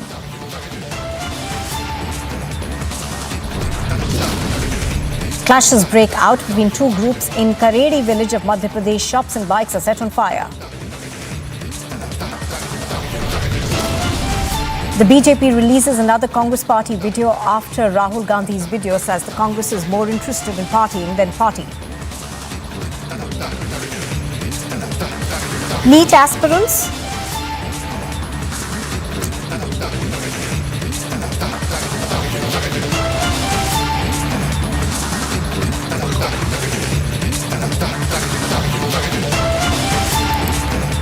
and the Allahabad High Court to hear a petition seeking to open 20 closed rooms of the Taj Mahal.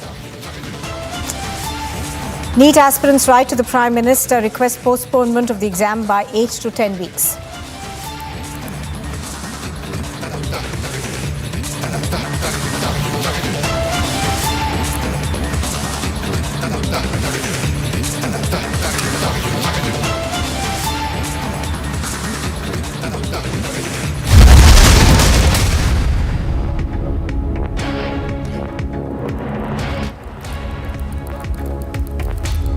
Welcome back. Now, the Varanasi court is expected to pronounce its decision on the Gyan Vapi Mosque survey case today. It was hearing a petition by a group of 5 women petitioners seeking permission to worship idols located on the western wall of the mosque. Now, I think we've got Madhurima joining us live from outside the court in Varanasi. Madhurima, give us a sense of what we are expecting today. Now, one of the demands that has been made is that the Advocate Commissioner who was appointed by the court be replaced because, there is a group that accuses him of being biased. Well, yes, Nupur, absolutely. It's going to be a very crucial verdict today because the court will be deciding as to Mr. Ajay Kumar Mishra, will he be continuing as the court's commissioner and conducting the very crucial survey of the Gyan Vapi Mosque or not. There could be 2 other options as well, that either he could be changed or at the same time an additional person could be added into the team of Mr. Ajay Kumar Mishra.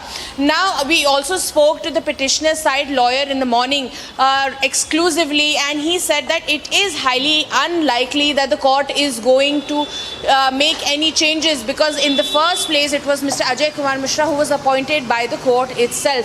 However, they are asserting that it would not really affect their case because their prerogative is less of changing of the court's commissioner but to get permission to go inside the court and collect the evidence, because that's the crucial part and that is what the mosque side has been opposing. Even at the time on in the April verdict as well, when the court had appointed this particular commission, at that time they had also resisted, and once again they are resisting, Nupur.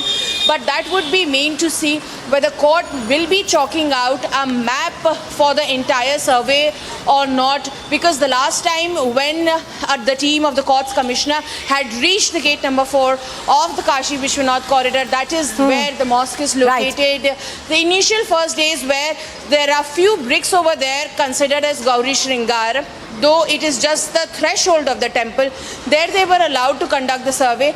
But at the same time, when they wanted to go inside to collect the main evidence from the main garb, as it is being contested by the Hindu side, they were stopped. So this is the main contention, that one, will Mr. Ajay Kumar Mishra will be replaced or not, and second, how is the court going to chalk out the entire movement of the court's commissioner so that they can go freely inside and collect the evidence that will support their contention that it is in fact a temple in the beginning and not the mosque. All right, stay with us, Madhurima. In fact, Madhurima earlier this morning has spoken to the plaintiff's advocate, and here's what he told her. कि order हमारे ख्याल से lunch के बाद ही आएगा, और रहेगी बात कमिश्नर बदलने की, तो हमें लगता है कमिश्नर साहब भी नहीं बदले जाएंगे और कोर्ट की कार्रवाई, जो कमीशन की कार्रवाई है वो पूरी होगी। उसमें माननीय न्यायालय का तो आदेश, चूँकि कमीशन का ऑर्डर हो ही गया है, कार्रवाई बीच में ही 1.25 दिन होने के बाद रुकी हुई है, उस कार्रवाई की जो प्रक्रिया है वो आगे बढ़ेगी और कमिश्नर साहब भी नहीं बदले जाएंगे, ऐसा हम लोगों का विचार है। क्योंकि हम लोगों ने सारे पक्ष को रखा है, उनका आरोप भी प्रतिवादियों का निराधार है, उसके उन लोगों के विरोध में कहीं जो है कोई दम नहीं है, वो लोग केवल जो है इसको लटकाना भटकाना चाह रहे हैं, कहीं कुछ इसमें रखा नहीं। इसलिए हम लोग हमारा व्यक्तिगत मानना है कि माननीय न्यायालय कमिश्नर को बदलेगा नहीं। अगर बहुत दिक्कत होगा तो हो सकता है माननीय न्यायालय स्वयं चल सकें, कोर्ट वहाँ मौके का स्थल का मुआयना करें, ऐसा हो सकता है। लेकिन कमीशन की कार्रवाई आगे बढ़ेगी, ऑर्डर हो ही चुका है, सुचारू रूप से चलेगा, इसमें कहीं कोई व्यवधान नहीं आने वाला है। सर, दूसरा सवाल मेरा इस इशू पर है कि एक आपसे ये भी प्रयास किया गया आप लोगों का कि भाई अंदर जाने दिया जाए, लेकिन मुस्लिम पक्ष इस बात पे अड़ा हुआ था कि अंदर नहीं जाने को मिलेगा।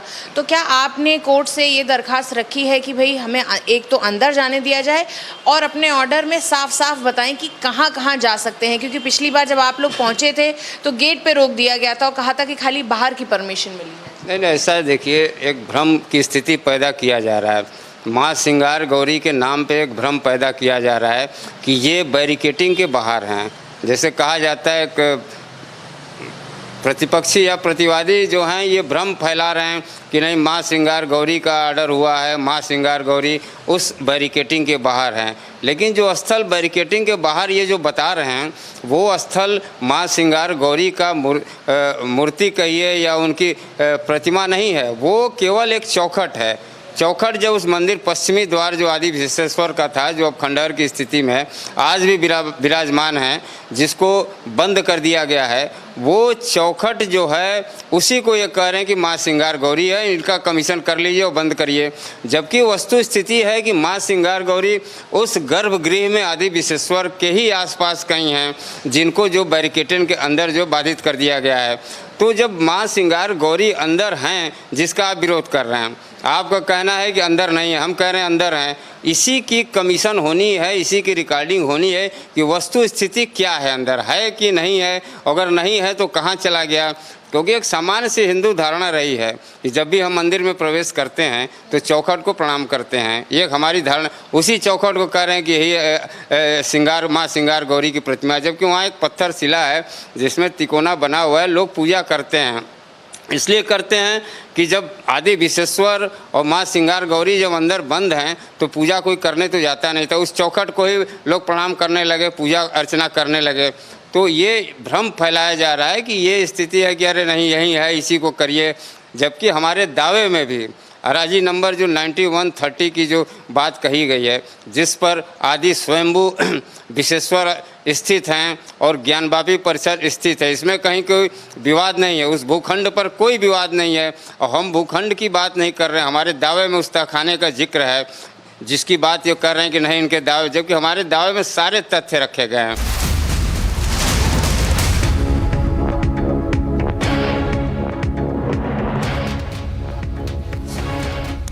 In fact, we have now managed to access visuals of the Gyanvapi Mosque's basement. Now, these stills that you see on your screens right now of the basement of the Gyanvapi Mosque. Now, I'm going to go back to Madhurima, who's joining us live from Varanasi. Madhurima, explain to our viewers the significance of the pictures that we are seeing on our screens right now. What are the inside pictures of the Gyanvapi Mosque and these are the real pictures that have been we have brought for our viewers, and these are the pictures that have been taken around 30 years back. Now what needs to be seen here is that these are the pictures that need to be clicked afresh, and this is why it is important for the Hindu side to go inside the temple and click the fresh pictures, because while even speaking to Dr. R.P. Singh, who is providing all these evidence, he is a social activist and has been involved with the Gauri Shankar case for past 3 decades. He said that the entire structure still remains as it is. It is only the barricading that has been erected, and the pictures that we are bringing, the entire basement, the entire engraving, the way the lotus, the swastik, everything that can be seen in the pictures is absolutely there, and this is what they want to gain as evidence, and for that they would need a pass to go inside that particular mosque. So these are the pictures of the inside of the mosques that were taken 30 years back, and the basement that we are showing is the main garbhagriha we just heard the lawyer talking about. This is the main garbhagriha, that if we remove the wall, their contention is that it is even a possibility that even the Jyotirlinga, there are multiple Jyotirling leaving the Shivling and the Ma Gauri Shringar temple, the remains of that could also be found there, and which is why it is imperative for them to go inside and collect these evidence, because these pictures have been taken 30 years back and are not permissible in the court as of now, which is why a fresh court commissioner's authority was appointed here to collect the evidence again in the videographic survey to determine as to are there still marks that could refer Nupur that it's a temple and not a mosque, as it is being contended by the Hindu sides. These pictures are of the inside of the mosque and the most controversial area, which shows that how there are lotus symbols there, there is an Om symbol there, then there is a swastika symbol there. So all these symbols that are hinge that it's Hindu architecture, it's a Hindu building, and which is why the contention that is being made by the petitioners that they should be allowed and offered to pray and they should be allowed to go inside and offer prayers. They should be allowed to do that freely. And even there are multiple cases around it, because if the videographic survey comes out, there are multiple cases that are even seeking demolition of this particular mosque since 1991. It would also give a lot of fodder to that cases as well. So which is why this entire situation becomes quite vulnerable, and we'll have to wait for court as to how does it chalks out the entire map of the movement of the courts commissioner, because these visuals, these pictures that we have got for our viewers, these are the pictures that need to be taken again so as to determine that the claims that are being made by the Hindu side that it is in fact a Hindu temple and not a mosque. Nupur. All right, stay with us, Madhurima. In fact, Madhurima also spoke to Dr. R.P. Singh, and let's listen into what he's told us.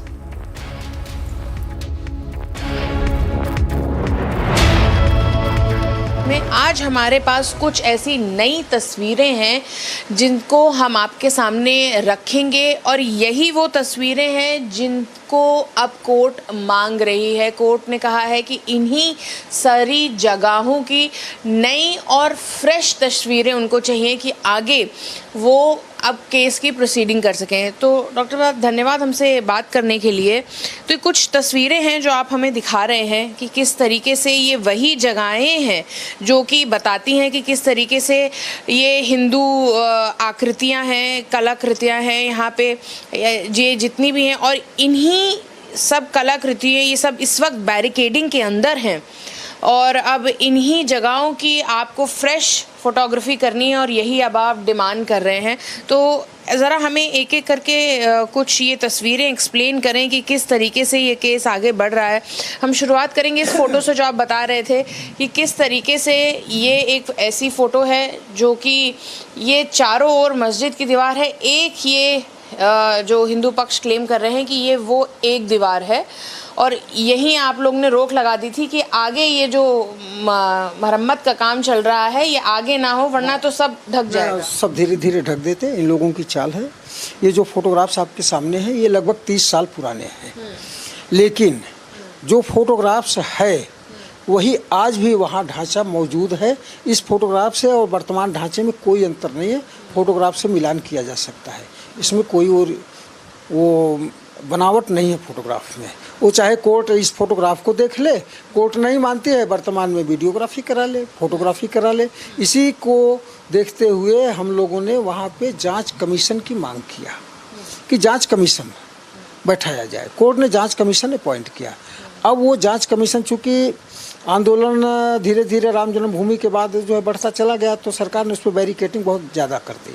अब 30 foot खंबे और फिर 15 feet की जाली लगा करके barricading कर दिया। तो बैरिकेटिंग के बाद बहुत साफ कोई चीज़ दिखती नहीं है। अगर हमें साफ दिखाना है तो बैरिकेटिंग के अंदर जाना ही पड़ेगा। तो मांग ही इन लोगों की यही है कि भाई ताला खोलो, हम ऊपर जाएंगे, वीडियोग्राफी ऊपर भी होगी। तहखाने में बहुत सारे सबूत रखे हुए हैं। सबूत क्या है, कोई घुस के तो बैठा नहीं है। जिस समय मंदिर टूटा है उसके बहुत सारे टूटे फूटे छोटे बड़े पत्थरों के अवशेष वहाँ रखे हुए हैं और उसका एक फोटोग्राफ हमारे पास ये है।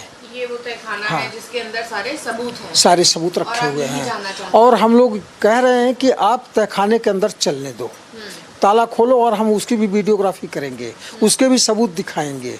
और 100% मेरा दावा है इस तहखाने में जो भी अवशेष रखे गए हैं, जो भी कलाकृतियाँ उस पर बनी हुई टूटी फूटी दिखती हैं, वर्तमान में जो मूल स्ट्रक्चर खड़ा है उसमें भी वही कलाकृतियाँ हैं। और बहुत सारे पत्थर हैं, अगर पत्थरों को हटाया जाए तो हमारे वहाँ टूटे फूटे शिवलिंग और तमाम देवी देवताओं के विग्रह निश्चित रूप से मिलेंगे।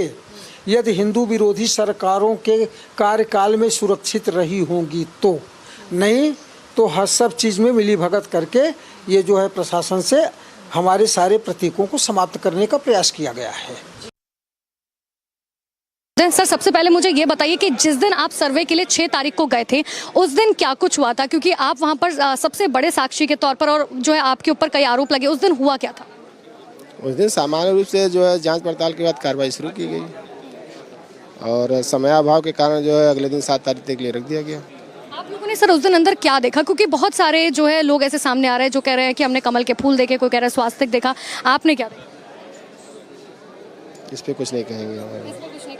लेकिन सर बहुत सारी चर्चाएं हैं ऐसी कि अंदर कमल के फूल मौजूद थे, कई पत्थर मौजूद थे जिन पर जो है स्वास्तिक के निशान मौजूद थे, कुछ तो जानकारी। समय दीजिए, कार्रवाई पूरा होने दीजिए, अगर मौका मिला तो सब कुछ सामने आ जाएगा आपके। सर आपके ऊपर बार बार इस बात के एलिगेशंस लग रहे हैं कि आप जो है वो पक्षपात कर रहे थे, मुस्लिम पक्ष की तरफ से कहा जा रहा है, उसको लेकर एक याचिका भी दायर की गई, इस पर आप क्या कहें? आप मेरे ऊपर कोई आरोप लगाएंगे मैं मना कर दूंगा आपको। आप स्वतंत्र है, भारत है, स्वतंत्र है, स्वतंत्रता का विचार है आपके पास और मैं कुछ नहीं कहूँगा। मैं इतना जानता हूँ कि मैंने न्यायालय के आदेशानुसार किया हुआ है कार्य और सद्भावपूर्वक ईमानदारी से निष्पक्ष ढंग से किया है। सर कोर्ट ने जो है आपको मौका दिया था अपनी बात रखने का, जिस तरीके से मुस्लिम समिति ने आपके ऊपर एलिगेशंस लगाए थे, उसको लेकर आपने क्या लिखित में अपना जवाब दाखिल किया? लिखित मुझसे नहीं कहा गया था, अपना पक्ष रखने के लिए कहा गया था। मैंने मौखिक रूप से न्यायालय के सामने अपना पक्ष रख दिया है। क्या पक्ष रखा सर, यही जानना चाह रहे हैं, क्योंकि मुस्लिम समिति बार बार कह रही है कि आपको जो है चेंज इसलिए कर देना चाहिए क्योंकि आप पक्षपात कर रहे हैं। ये तो न्यायालय देखेगी, न्यायालय को आपको आदेश नहीं देंगे। जो है आपने अपना कह दिया, आपत्ति कर दिया हमारे ऊपर, मैंने अपना पक्ष रख दिया है, न्यायालय जो समझेगी उचित समझेगी करेगी। कई सवाल उठ रहे थे कि जब आप लोग वहां पर सर्वे कर रहे थे, अगर आप लोग धूल भी हटा रहे थे तो इस बात को लेकर जो है मस्जिद समिति के जो लोग थे उनको आपत्ति हो रही थी। क्या ऐसा था वहां पर कि वो लोग डायरेक्शंस को लेकर कि आप लोग इस दिशा में नहीं जा सकते, इस दिशा में नहीं जा सकते, इस तरीके की आपत्ति थी? ऐसा कुछ नहीं था, जो भी न्यायालय का आदेश था उसी के अनुसार कार्य हो रहा था। सर 7 तारीख को क्या हुआ था, क्योंकि 7 तारीख को कहा जा रहा है कि अंदर जो है बड़ी संख्या में मुस्लिम समाज के लोग मौजूद थे? 7 तारीख को विपक्षी से कोई नहीं था, जो भी लोग आए कार्रवाई खत्म होने के बाद आए। अभाव के कारण, लोग के उपस्थित न होने के कारण कार्रवाई बंद कर दी गई थी। 7 तारीख को सर्वे क्यों नहीं हो पाया? क्योंकि हिंदू जो मंदिर समिति है वो तो कह रहे कि अंदर 500 से ज्यादा मुस्लिम समाज के लोग अंदर मौजूद थे, बैरिकेटिंग हमें क्रॉस नहीं करने दी गई। इसमें कितनी सच्चाई? अब उसमें अंदर क्या संख्या थी ये नहीं बता सकता। हाँ, कुछ मुस्लिम थे वहाँ पे। उन्होंने आपको बैरिकेटिंग क्रॉस नहीं करने दी? ये हम कर नहीं सकते क्योंकि जो है सरकार का मामला था, वहाँ पे लीगल पॉइंट थे कुछ जो है, जिसकी वजह से नहीं हो पाया। जो तो सर आप लोग बैरिकेटिंग क्रॉस क्यों नहीं कर पाए? अगर ऐसा मामला नहीं था, अगर किसी ने आप लोगों को नहीं रोका था, तो आप बैरिकेटिंग क्रॉस क्यों नहीं कर पाए 7 तारीख? तकनीकी प्रॉब्लम थी उसकी, वो आपको बाद में बता दिया जाएगा। क्योंकि ये भी कहा जा रहा है कि डीएम और जो सीआरपीएफ की टीम वहाँ पर मौजूद थी, उनकी तरफ से बिल्कुल भी जो है आप लोगों को सहयोग नहीं किया गया, जिस वजह से आप लोग बैरिकेटिंग क्रॉस नहीं कर पाए। वो एक दूसरे पे अपना अधिकार का भार सौंपते रहे कि मेरे पास इसके अंदर जाने का पावर नहीं है, और वो कहते हैं उनके पास है, वो कहे उनके पास है। इसीलिए देर हुआ, समय कम बचा, इसलिए हमने कार्रवाई बंद कर दी वहाँ पे। तो सर अब आप लोग कोर्ट से क्या उम्मीद कर रहे हैं कि सर्वे की अगली तारीख जो है वो कब दी जाए? इसी महीने दी जाए, 2-3 दिन बाद दी जाए? क्या एक्सपेक्ट कर रहे हैं आप? अब पहले फैसला तो आने दीजिए। फैसला आने दीजिए। अच्छा, फैसले में आप लोग क्या उम्मीद करें? मेरा आखिरी सवाल आपसे। कोई उम्मीद नहीं, मैं चाहता हूँ न्यायालय स्वयं चले।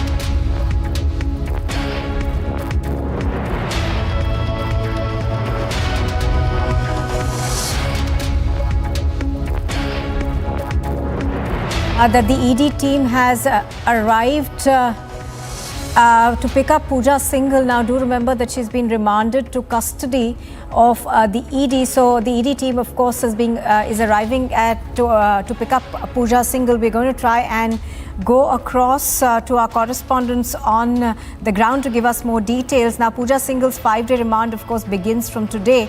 So, pictures you see on your screen are coming to you from there. Now, we understand that the ED team has reached jail to pick up Pooja Singhal. Now, do remember that this is the Abhishek Jha की गिरफ्तारी भी होगी, यानी जो लोग जुड़े हुए हैं उनसे संबंधित जो लोग हैं उनकी गिरफ्तारी आज संभव है। जो अभिषेक झा की गिरफ्तारी होनी बाकी है ऐसा कहा जाए, लेकिन पूजा सिंघल को अब से थोड़ी देर बाद ईडी की टीम इसी होटवार जेल से लेकर निकलेगी और यहां से हीनू दफ्तर ले जाया जाएगा, ईडी के दफ्तर। वहां उनसे आज फिर से पूछताछ होगी और कई सवालों के जवाब लिए जाएंगे। विजय वकार के साथ रिपब्लिक भारत के लिए रांची से अनूप कुमार की report. All right, so the ED team, of course, has reached the jail to pick up Pooja Singhal. Now, the ED team, do remember, has been given a remand for Pooja Singhal to question her for the next 5 days. Now, this remand, of course, begins today. So, pictures you see on your screen are coming to you from the jail where Pooja Singhal is being lodged. Now, she's going to be questioned by the Jharkhand police, by the ED, I beg your pardon, over the next 5 days. Now, this, of course, pertains to the corruption charges that she's facing in this particular case.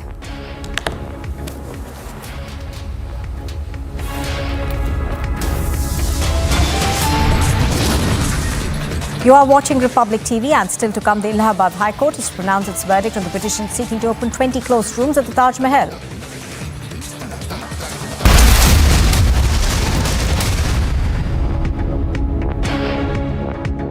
Good evening and welcome. So excited was the lobby that the Supreme Court will cancel the sedition law that it uttered absolute falsehoods this morning. It started reporting through its loyal media outlets that the sedition law has been struck off, it's over. In reality, it was quite the opposite. The Supreme Court, on the basis of an affidavit which carried the name and the assurance of the Prime Minister of India, agreed with the government's position. And the government's position is this, that given the fact that this law is antiquated and maybe past its expiry date in its present form, it needs considerable review. So the government is reviewing and the court is saying, we agree, it's okay. And in the interim, the court hopes that there won't be fresh cases, but also makes it clear it is not interfering in the governmental process. Now my question is this, where on earth is the courts snubbing or contradicting the government. If anything, the court agrees with the government. But having said that, let me ask you today, viewers, is nothing seditious? Is that the point of some people? Is supporting terrorists not seditious? Is promoting hate against security forces, against the army, saying that the army and the security forces who live and die for the nation are terrorists? And the terrorists who kill at will are heroes, is taking that position not seditious? What kind of a la-la land are we going to live in? What kind of woke logic is that? Is Sarjil Imam wanting to cut off the northeast from the rest of India, conspiring against the Indian army? Or the Bharat Tere Tukde Honge gang not seditious? Are we going crazy? Of course it's seditious. And much more. And tonight it is for you to say that as well. Because I fear that some really anti-national groups will try to slip under the guise of fighting for free speech and try and get away. Think about it, viewers. If all terrorist supporters and all terrorists get away, then you and I will be at risk. And that is against national interest. So reviewing the law and all that is fine. But to stretch it by allowing anti-nationals to get away is not. It cannot be allowed. ऐसे लोग हैं जिन हिरासत में लेकर के लगातार पूछताछ कर रही है, एनआईए जांच कर रही है और पंजाब की जो खुफिया जो विभाग है वो भी इस पर नजर बनाए हुए है। और एक शख्स को जो जिसका नाम निशान सिंह है, हमें बताया जा रहा है कि उसको गिरफ्तार कर लिया गया है और उसका कनेक्शन जो है हरविंदर सिंह रिंदा से जो है वो कहीं ना कहीं स्टैब्लिश हो रहा है। हो सकता है कि अभी अगले कुछ घंटों में कुछ और गिरफ्तारियां हो और हो सकता है कि पंजाब पुलिस पूरे साजिश को बेनकाब कर दे और एक एक कड़ियां जोड़ने में कामयाब हो जाए।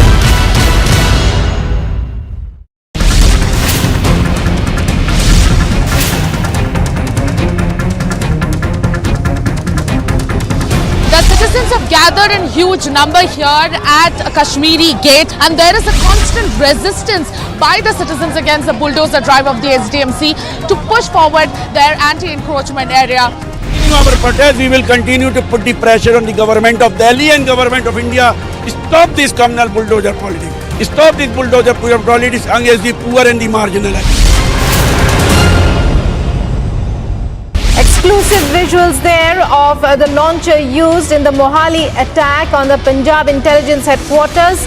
This is the place where rocket launcher was spotted by this lady who is actually a local picking the rag, and even later she informed the police about a weapon lying on the roadside. The bulldozer which is in full action. A couple of minutes back we saw a wall which was Varanasi Sessions Court to pronounce order over Gyan Vapi Mosque survey today.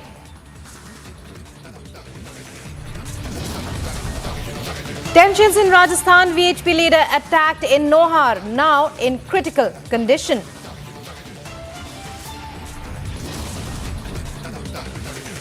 Clashes break out between two groups in Karedi village of Madhya Pradesh. Shops and bikes set on fire.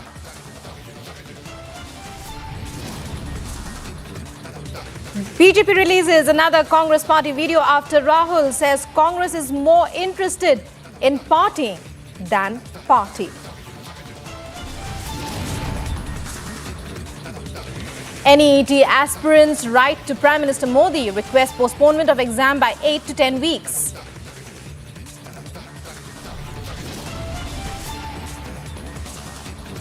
Allahabad High Court to pronounce verdict on petition seeking to open 20 closed rooms of the Taj Mahal.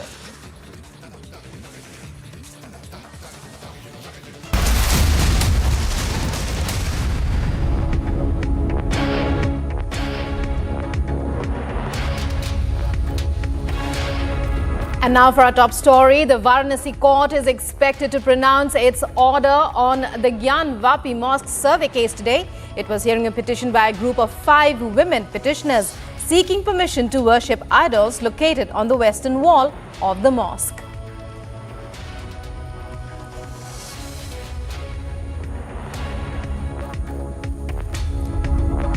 So countdown to the Gyanvapi verdict, which will be pronounced, which will be read out in the Varanasi court at 12 noon, as said yesterday.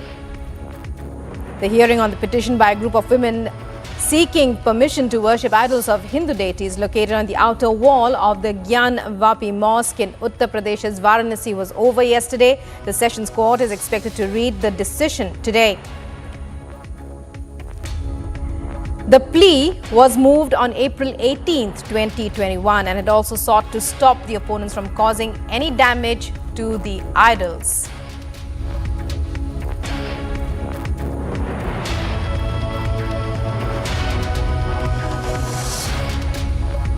So what is the truth about the Gyanvapi Mosque? That will only be revealed after a survey. And the petition was filed by 5 women who were actually just seeking permission to worship the Hindu deity.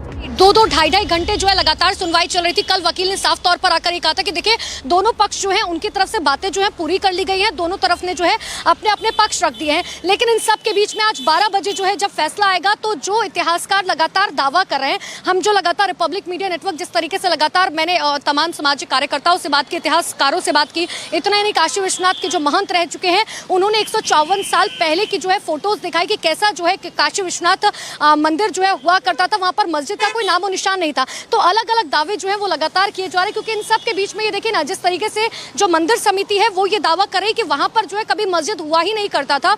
उसी की तस्वीर आपको सुचारिता एक याद भी होगी, जहां पर ग्राउंड पे जो आपको साफ तौर पर मंदिर की नींव दिखाई दे रही होगी और उसके ऊपर जो है मस्जिद की 3 गुंबद जो है वो दिखाई दे रहे थे। उसी को लेकर जो है लगातार दावा किया जा रहा है कि देखिए मंदिर को तोड़कर जो है मस्जिद की नींव जो है वो रखी गई, क्योंकि ग्राउंड पर तो कहीं पर भी मस्जिद की नींव है ही नहीं। और इतना ही नहीं, देखिए चाहे कलाकृतियों की अगर हम बात करें, जिस तरीके से पिलर्स पर चाहे चांद और सूरज की बात करें, कमल के फूल की बात करें, स्वास्तिक की बात करें, वो प्रूफ जो है हम लगातार दिखा रहे हैं, क्योंकि एक जिम्मेदार चैनल होने के नाते हम प्रूफ के साथ जो है लगातार अपने दर्शकों के सामने वो प्रूफ रख रहे हैं कि आखिर किस तरीके से वहां पर जो है कभी मंदिर हुआ करता था, जिसका लगातार मंदिर समिति जो है दावा कर रही है कि वहां पर जो है मंदिर हुआ करता था। लेकिन इसके लिए भी हमें इंतजार करना होगा, क्योंकि पिछले 3 दिन जो सुनवाई चली है उसमें लगातार यही कहा गया। मुस्लिम समिति जो है वो ये कह रही थी कि हम बैरिकेडिंग क्रॉस नहीं करने देंगे, क्योंकि कोर्ट के फैसले में कहीं भी नहीं लिखा है कि बैरिकेडिंग आप क्रॉस कर सकते हैं। हालांकि जो मंदिर समिति है वो साफ तौर पर कह रही है कि अगर किसी बात का डर नहीं है,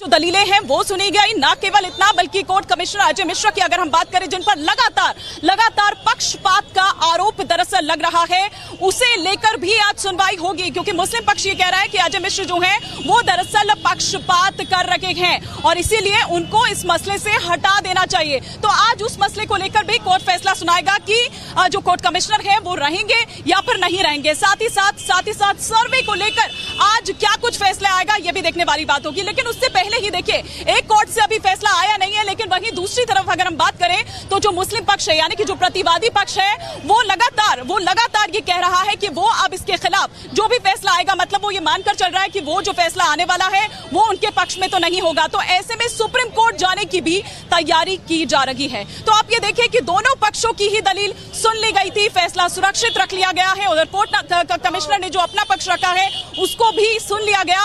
अब आज 12 बजे का वो वक्त, क्या कुछ फैसला लिया जाता है, क्या फैसला आता है, ये देखने वाली बात होगी। लेकिन लगातार यहाँ ज्ञानवापी से, काशी विश्वनाथ से तस्वीरें मेरे विजय सतीश आप तक पहुंचा रहे हैं। पल पल की जानकारी हम आपको लगातार देते रहेंगे, आपको देते रहेंगे। इस वक्त बनारस से विजय सतीश के साथ हिमानी नैथानी, रिपब्लिक मीडिया के लिए।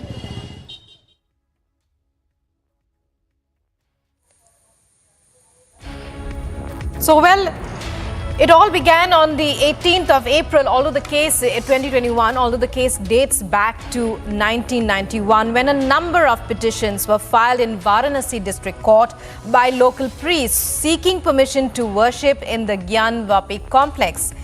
Now questions are being raised about how a mosque could be named Gyanvapi. That is, of course, another question altogether. तरीके से लगातार इस पूरे मामले पर सुनवाई चल रही है, लेकिन आज का दिन 12 बजे बहुत महत्वपूर्ण होने वाला है, क्योंकि दो चीज़ों पर फैसले लिए जाएंगे। पहला जो है फैसला इस चीज़ पर लिया जाएगा कि क्या कमिश्नरेट को बदला जाएगा या नहीं बदला जाएगा। दूसरा फैसला इस चीज़ पर लिया जाएगा कि सर्वे जो पूरा नहीं हो पाया, क्योंकि 6 तारीख का सर्वे पूरा हुआ, 7 तारीख का सर्वे पूरा नहीं हो पाया, तो ऐसे में सर्वे की अगली तारीख जो है क्या होगी और सर्वे जो है वो किस तरीके से पूरा किया जाएगा। क्योंकि 7 तारीख को सर्वे के लिए जब टीम पहुंची थी तो ऐसे में सर्वे हो नहीं पाया था। तो सबसे बड़ा सवाल ये हो जाता है कि आखिर अब अगर सर्वे की तारीख दी जाएगी तो आखिर किस तरीके से लॉ एंड ऑर्डर को मेंटेन किया जाएगा, किस तरीके से बैरिकेटिंग क्रॉस की जाएगी। ये तमाम सवाल जो हैं ये उन फैसले पर टिके होंगे कि आखिर किस तरीके से जो है आगे का सर्वे पूरा किया जाएगा। लेकिन देखिए, कोर्ट कमिश्नर से जब हमने बातचीत की, उनसे हमने ये पूछा कि आपके ऊपर जिस तरीके के एलिगेशंस लगाए गए हैं उस पर आप क्या कहेंगे, तो उनका साफ तौर पर ये कहना था कि देखिए, आप क्या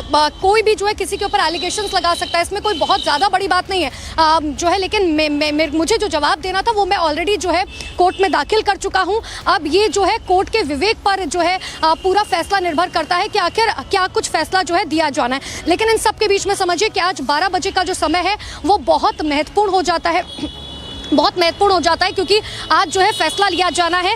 लेकिन जिस तरीके से हम लगातार तथ्य दिखा रहे हैं, रिपब्लिक मीडिया नेटवर्क एक एक तस्वीर आपको दिखा रहा है, चाहे तहखाने की बात की जाए, चाहे उन गुंबदों की बात की जाए जिस पर किस तरीके से कमल के फूल के निशान जो है नजर आ रहे हैं, स्वास्तिक नजर आ रखे हैं, वो सब कुछ जो है इतिहासकार इस बात का क्योंकि लगातार दावा करे कि वहाँ पर जो है कभी भी मस्जिद नहीं हुआ करता था, वहाँ मंदिर हुआ करता था, उसे जो है औरंगजेब ने तोड़वा कर जो है वहाँ पर मस्जिद की नींव जो है रखी। और यही वजह है कि देखिए, जो तस्वीरें भी लगातार सामने आ रही है उसमें अगर आप देखेंगे तो साफ तौर पर आपको नजर आएगा कि ग्राउंड जो है वहाँ पर जो बेसमेंट है वो साफ तौर पर मंदिर का नजर आ रहा है, लेकिन उसके ऊपर जो 3 गुंबद आपको नजर आ रहे हैं वो मस्जिद के हैं। उसी को लेकर, उन्हीं तस्वीरों को लेकर जो है हिंदू समिति जो है वो कोर्ट के अंदर पहुंची और ये साफ तौर पर दावा कर रही है कि देखिए, यहाँ पर जो है मंदिर ही हुआ करता था, लेकिन अब जो है वहाँ पर मस्जिद जरूर है, इससे कोई फर्क नहीं पड़ता। लेकिन इंतजार हमें फिर भी जो है 12 बजे तक का करना होगा कि क्या कोर्ट कमिश्नरेट को चेंज किया जाएगा, क्योंकि अगर कोर्ट कमिश्नरेट को चेंज किया जाता है तो 6 तारीख को जो सर्वे हुआ था वो मान्य होगा या नहीं होगा, और क्योंकि 7 तारीख को सर्वे हो नहीं पाया,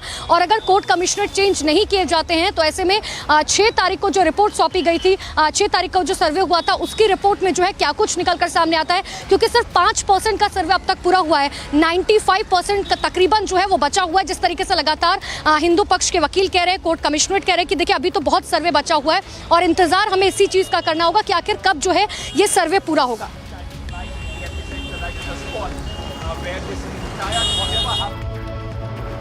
Two weeks ago, on April 26, the court of the civil judge of Varanasi had ordered videography by the Advocate Commissioner of the Kashi Vishwanath Gyanvapi Mosque complex and other places after Eid, and to submit a report by May 10th. The matter landed back in court after the survey of some areas outside the complex hit a roadblock last Saturday after the court-appointed team was denied entry into the mosque amid protests. However, the controversy involving the complex dates back to 1991 when a number of petitions were filed in Varanasi District Court by local priests who sought permission to worship in the Gyanvapi complex. The petitioners contended that the Gyanvapi Mosque was built on the orders of Mughal ruler Aurangzeb by demolishing a part of the Kashi Vishwanath Mandir in the 17th century. What is the truth behind the Gyanvapi Mosque? All will be revealed, but only if the way is cleared for a survey as requested, as appealed for by this plea by this group of petitioners who are requesting that permission to be allowed to perform worship on a daily basis in the mosque complexes just outside the wall of the mosque.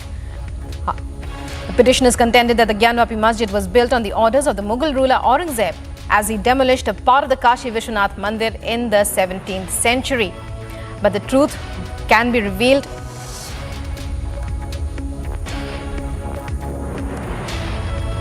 So we are talking about the Gyanvapi Mosque verdict, the order to be revealed by the court today. The main issue here, as far as today's order is concerned, about allowing the survey within the mosque premises. Joining us is our correspondent Madhurima, who's covering the story on the ground. Madhurima, we can see quite a strong police presence, but all eyes on that verdict today.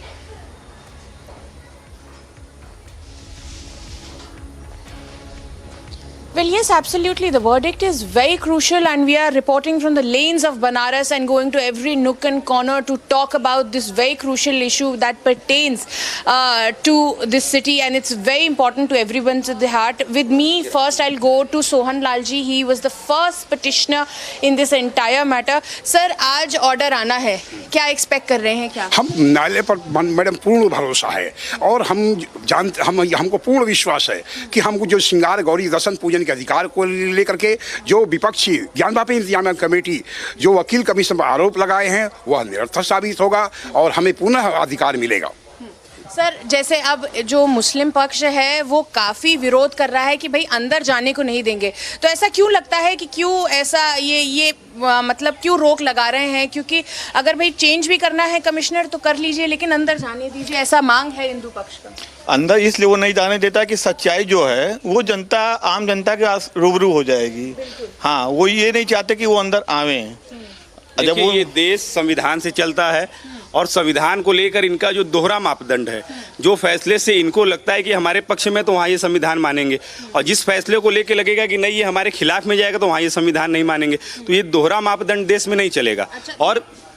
और हिंदुस्तान में जो हिंदुओं से जुड़ी सभी को ये पता है कि मुस्लिम आक्रांताओं द्वारा जो यहाँ पर जो है विध्वंस किए गए, और उनको लेकर और जो न्यायालय फैसला देगा, हम तो न्यायालय के फैसले की बात कर रहे हैं। जब हमें आपको स्वीकार है तो दूसरे पक्ष को भी उसी सहज भाव से स्वीकार करना चाहिए। ये दोहरा मापदंड देश में नहीं चलना चाहिए कि अगर हमारे पक्ष का फैसला है तो हम मानेंगे, हमारे पक्ष का नहीं है तो हम नहीं मानेंगे। बिल्कुल बिल्कुल। और अगर हम इसकी बात करें कि किस तरीके से ये जो सारा मामला आ रहा है, सर अगर हम थोड़ा आगे चलें और आपसे बात करते रहें कि जिस तरीके से ये आगे मामला बढ़ रहा है, और जो सबसे बड़ा जो मांग आपकी तरफ से ये आ रही है कि भाई एक तो अंदर जाने दिया जाए, दूसरी कि वो ये कह रहे हैं कि भाई श्रृंगार गौरी का जो मंदिर है वो वहीं है, बाहरी है, अंदर नहीं है, तो इस पे क्या कहेंगे सर? मैडम ऐसा है जो है कि ये सर्वे का ये विरोध इसलिए कर रहे हैं कि जब सर्वे का जब अंदर तहखाने में जाएंगे तो सारी चीजें एकदम उजागर हो जाएगी। वो ये कह रहे हैं कि बाहरी है मंदिर, पूरा मंदिर का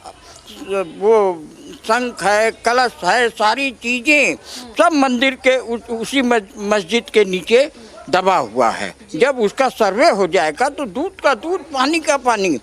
हमेशा हिंदू समाज हमेशा कोर्ट का, न्याय का, न्यायालय का, संविधान का हमेशा सम्मान करता है। केवल एक पक्ष हमेशा संविधान का विरोध करता है। सर सोहन लाल जी, मैं आपसे भी बात करूं तो जैसे अभी जो पिटीशन चल रही है, तो अगर कोई चेंज होता है कोर्ट कमिश्नर में तो क्या उससे कोई फर्क पड़ेगा? नहीं मैडम, कोई फर्क नहीं पड़ेगा। हम मानी न्यायालय ने स्वयं कहे कि सर अगर ये पक्ष जो है ज्ञानवापी इंतजाम कमेटी यह कह रही है कि मान लीजिए वकील कमिश्नर विश्वास नहीं है, हम माननीय जज इनको निवेदन किया कि सर आप स्वयं नहीं चलिए। ऐसा 1936 में हो भी चुका है। तो हंसने लगे, क्या सच में हमें जाना पड़ेगा? हम कहे बिल्कुल सर जी, क्योंकि आप पर ये विश्वास कर रहे हैं तो आप ही चलिए।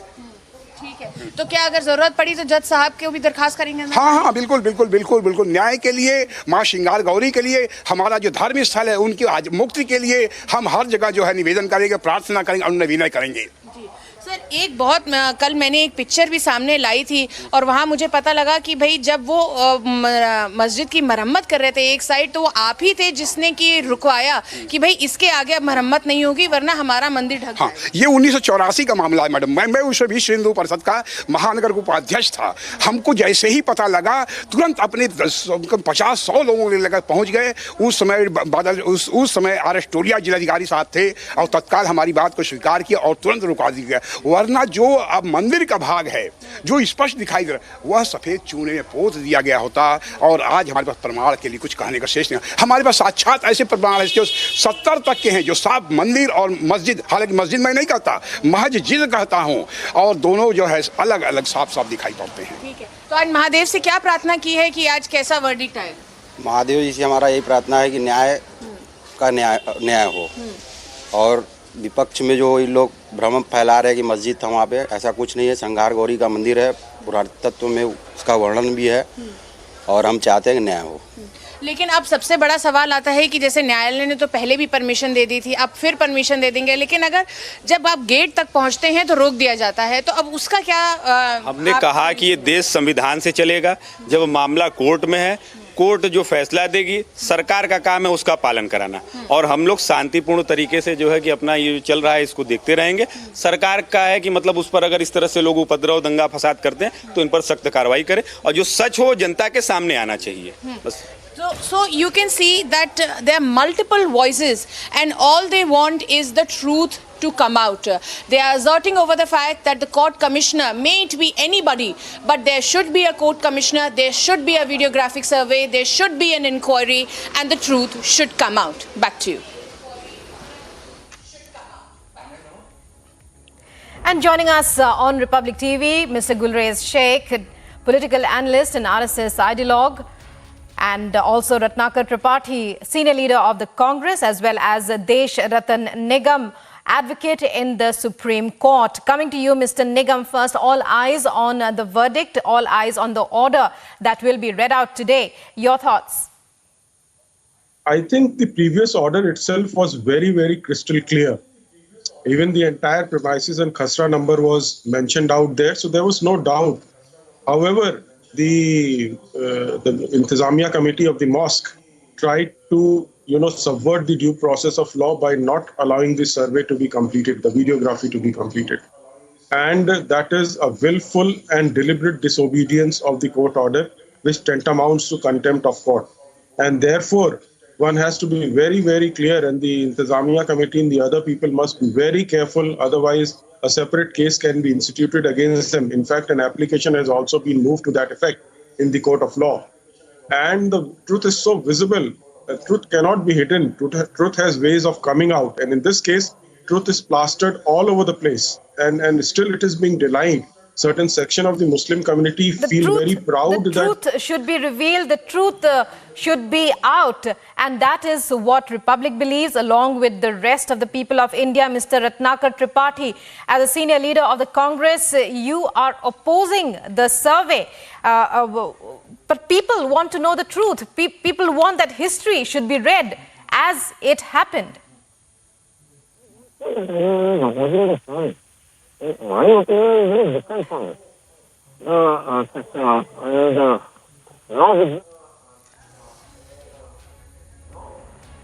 Well, we seem to be having a slight problem there. Mr. Gulrez Sheikh, your thoughts as a political analyst. The petitioners are seeking permission to worship in the Gauri Shringar area. Isn't that a legitimate request? And what do you feel that that the petitioners have had to go to court to seek permission to worship?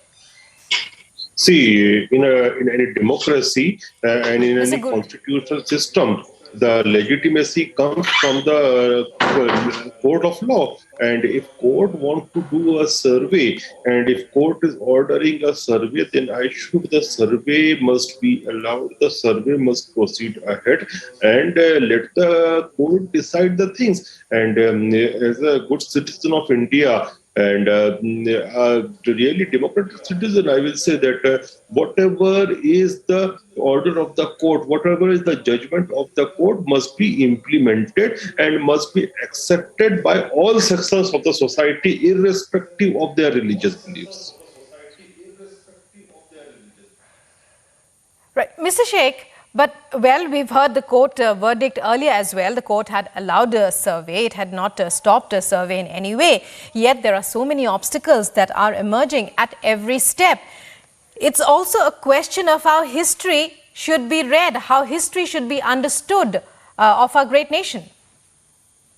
Well, as far as history is concerned, history must be read as it is and as per the hard facts. And if there is a inquiry being done, and whatever comes out must be read in history and must be written in history. What I always say, say the truth, say what's true, say what's false, and obey the law. That will be, I think that it is the solution of all the issues. And it is a respectable solution. Ratnakar जी, आपके पास आ रहे हैं. आप क्या कहना चाहेंगे? ज्ञान वापी का order आज 12 बजे is going, it is going to be released at 12 p.m. today.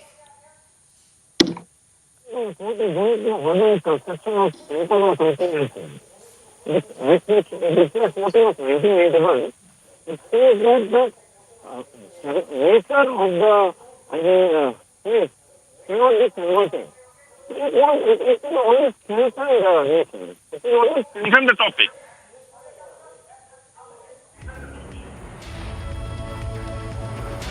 Well, all eyes on the Gyanvapi verdict that will be out today. Our guests on the show discussing the issue. We'll be right back after this short break. Coming up after which we'll be taking a look at all the issues that come to light in the countdown to the Gyanvapi verdict. Stand by for the Gyanvapi order, scheduled to be read out at 12 noon today.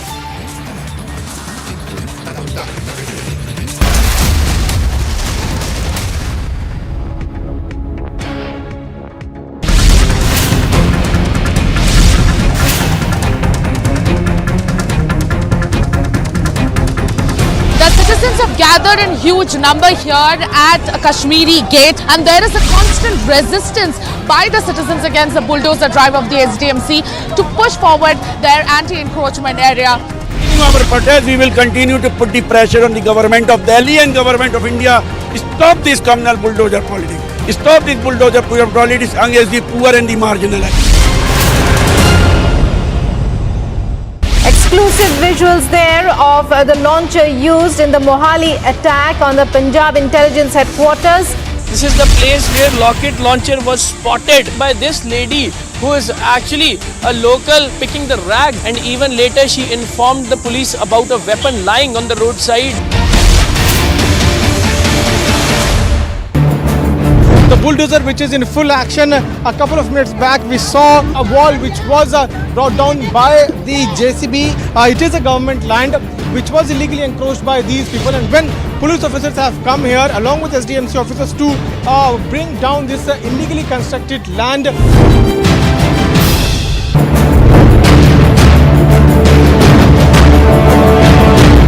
As a sensational slap in the face for the Lutyens media, which made him a VVIP and called him as a chief guest to their events. Yasin Malik, the terrorist, has pleaded guilty in a Delhi court to all charges of terrorism. Separatist leader Yasin Malik went to Pakistan. He got trained there. We remember how he came back and he started this independent secession movement that he had. Now that the court has already told charges need to be framed against him, including very serious UAPAR charges that will have to be seen.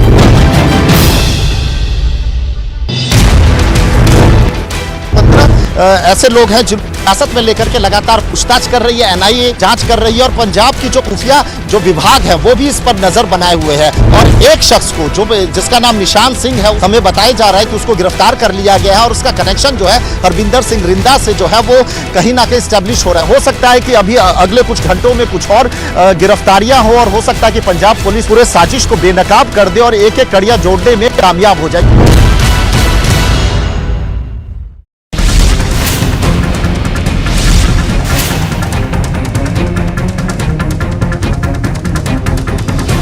Citizens have gathered in huge number here at Kashmiri Gate, and there is a constant resistance by the citizens against the bulldozer drive of the SDMC to push forward their anti-encroachment area.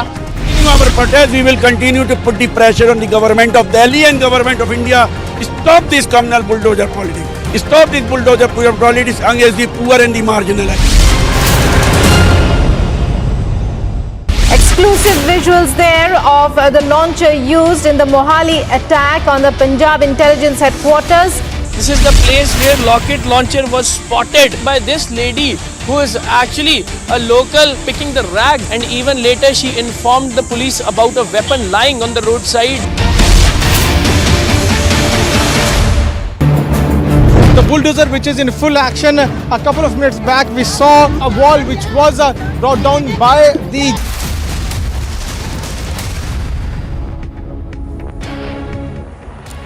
Welcome back after the break. The Karnataka anti-conversion bill will be passed with an ordinance in today's cabinet meeting. Basavaraj Bommai has said that an ordinance to pass the bill will be brought in the cabinet meeting today. Let's listen in to thoughts on the bill, which is to be passed with an ordinance. It's the Karnataka state government, that's to pass the anti-conversion bill. Anti-convertion ಇದು ನಾವು ಈಗ council We are passing the anti-conversion bill. ಅದನ್ನ ordinance ಮುಖಾಂತರ ತರುವಂತದಕ್ಕೆ ಇವತ್ತು We are trying to bring it through the ordinance route. Anti-conversion ಇದು ನಾವು ಈಗ council ಅದು ಅಸೆಂಬ್ಲಿ ರೋಗ ಆಗಿದ್ದರಿಂದ ಅದನ್ನ ಆರ್ಡಿನೆನ್ಸ್ ಮುಖಾಂತರ ತರುವಂತದಕ್ಕೆ The anti-conversion bill is being brought through an ordinance route. ನಾವು ಈಗ ಕೌನ್ಸಿಲು ಅದು ಅಸೆಂಬ್ಲಿ ರೋಗ ಆಗಿದ್ದರಿಂದ ಅದನ್ನ ordinance Since the assembly is closed, we are trying to bring the anti-conversion bill through an ordinance.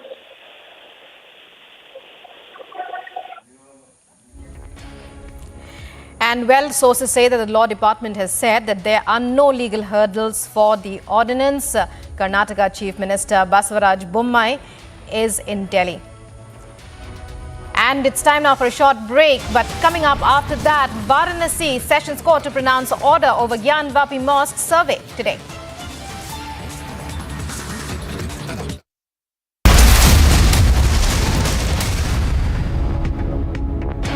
Exclusive visuals there of the launcher used in the Mohali attack on the Punjab intelligence headquarters. This is the place where rocket launcher was spotted by this lady who is actually a local picking the rag, and even later she informed the police about a weapon lying on the roadside.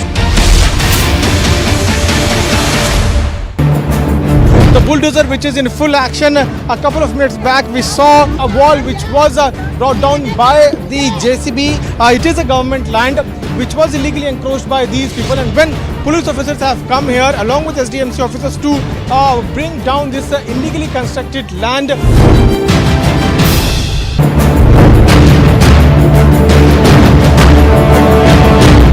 As a sensational slap in the face for the Lutyens media, which made him a VVIP and called him as a chief guest to their events. Yasin Malik, the terrorist, has pleaded guilty in a Delhi court to all charges of terrorism. Separatist leader Yasin Malik went to Pakistan. He got trained there. We remember how he came back and he started this independent secession movement that he had. Now that the court has already told charges need to be framed against him, including very serious UAPA charges, that will have to be seen.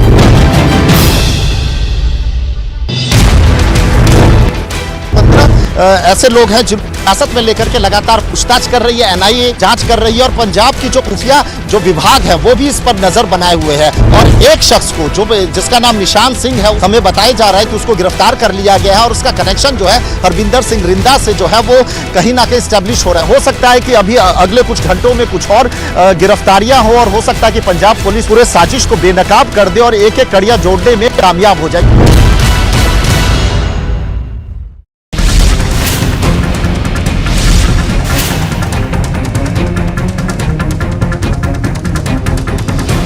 Citizens have gathered in huge number here at Kashmiri Gate, and there is a constant resistance by the citizens against the bulldozer drive of the SDMC to push forward their anti-encroachment area. In our protest, we will continue to put the pressure on the government of Delhi and government of India. Stop this communal bulldozer politics. Stop this bulldozer politics against the poor and the marginalized. Exclusive visuals there of the launcher used in the Mohali attack on the Punjab intelligence headquarters. This is the place where rocket launcher was spotted by this lady who is actually a local picking the rag, and even later she informed the police about a weapon lying on the roadside. The bulldozer which is in full action. A couple of minutes back we saw a wall which was brought down by the JCB. It is a government land which was illegally encroached by these people, and when police officers have come here along with SDMC officers to bring down this illegally constructed land.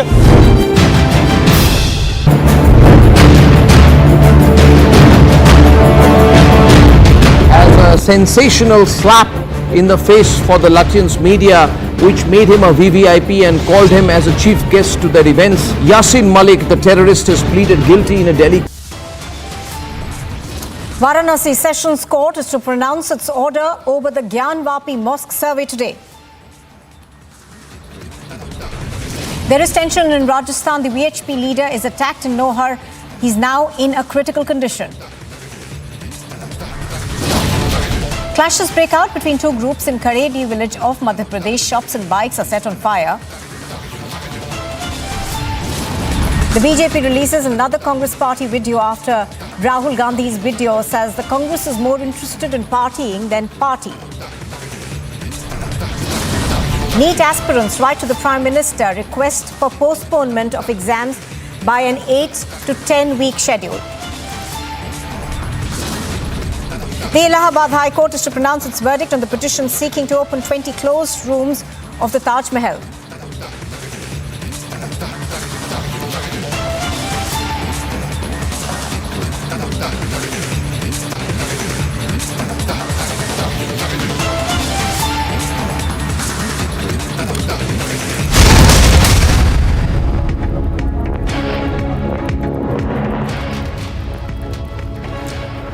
Well, good morning and welcome. You're watching live and breaking on Republic TV, and the big story that we are tracking today, of course, is the Varanasi court, which is expected to pronounce its verdict. Shortly, of course, we'll be joined also by Shavan, who will be joining me from our Delhi news studio. Now, this is a case which has a lot of spotlight on it. It was, do remember that the Varanasi court was hearing a petition that has been filed by a group of 5 women petitioners seeking permission to worship idols that are believed to be located in the western wall of the mosque complex. Now, earlier on, of course, there was a norm which allowed for these women to go and worship over there once a year. But these women, 5 petitioners, have asked the court to allow them to worship for the next 1 year. So that is one of the main contentions that the Varanasi court will be looking at today. Madhurima. All right, we're going to go to our guests in just a bit, but just to tell you that Madhurima will be reporting live from Varanasi. We also have Himani from Varanasi, and Anupama is also joining us from Varanasi. Joining us on the broadcast, Mr. Ratnakar Tripathi, he's a senior leader from the Congress party. Gulrez Sheikh, he's a political analyst and an RSS ideologue. And of course, Mr. Deshratan Nigam, who's also joining us on the broadcast. He's an advocate at the Supreme Court. Mr. Nigam, let's begin with you. Mr. Nigam, there is obviously 2 matters that the court will look at today. One is allowing for worship through the year, and the other part of it is, the contention that the person who has been appointed to head the commission that will be videographing it, there is a petitioner who believes that he is biased. Now, how do you view what's likely to come out today? In fact, the 2 issues that you have raised, in fact, if I was a judge, let me put it that way, I would not have tried to interfere with the existing order, because that order was not allowed to be implemented and executed. 1. Secondly, if one starts raising about the credibility of the, the court commissioner, then none of the court commissioners in each case or every case would be able to perform their functions. So therefore, the possibility may be there, he may not be removed, and an additional, commissioner may be added to it, or the court itself may, undertake this exercise of videography, and the court judge may be present there. It has happened in the past also in various cases where the judges have gone to the site and inspected the site also. So all these are possibilities, but the bias is something, since they have raised it, the court may address it by, taking it upon itself or enlarging the commission itself. All right. Let's go across to Gulrez Sheikh. Now, Mr. Sheikh, what is it that you expect from this? Now, there are obviously 2 things that the court will be looking at. But historically, there are many who believe that there should perhaps be a status quo. It could, in fact, be a violation of the Worship Act, which provides status quo at all religious places. But there are attempts being made in this particular case, or that is what the petitioners want, to change that. Your views? Can you repeat the last line? Because there was some interruption. All right. I'm sorry. What I was saying was that there are many who believe that the survey should not be conducted because it is a violation of the Places of Worship Act, which essentially says that there should be a status quo that should be in place in places of worship which are under contention. However, there are many who say that it is time for things to change. Which side are you on, and what do you believe should be happening? I'm on the side of the law, and since the thing is in the High Court, I'm sure that court will take all these legal cognizance because courts of India are the custodian of our constitution.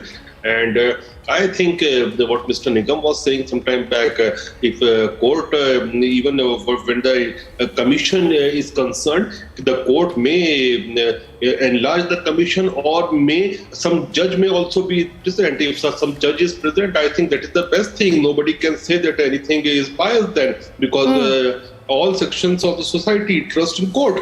So I think when there is an issue, the courts must come in and court must take a lead, because when courts are present, then bias and all those things are usually not taken into cognizance. Everybody trusts the courts of law, because finally these are the same courts who upheld our constitution and our laws. Absolutely, the law must be upheld. Stay with us. In fact, our correspondents on the ground have spoken to one of the petitioners in this particular case. Let's listen in.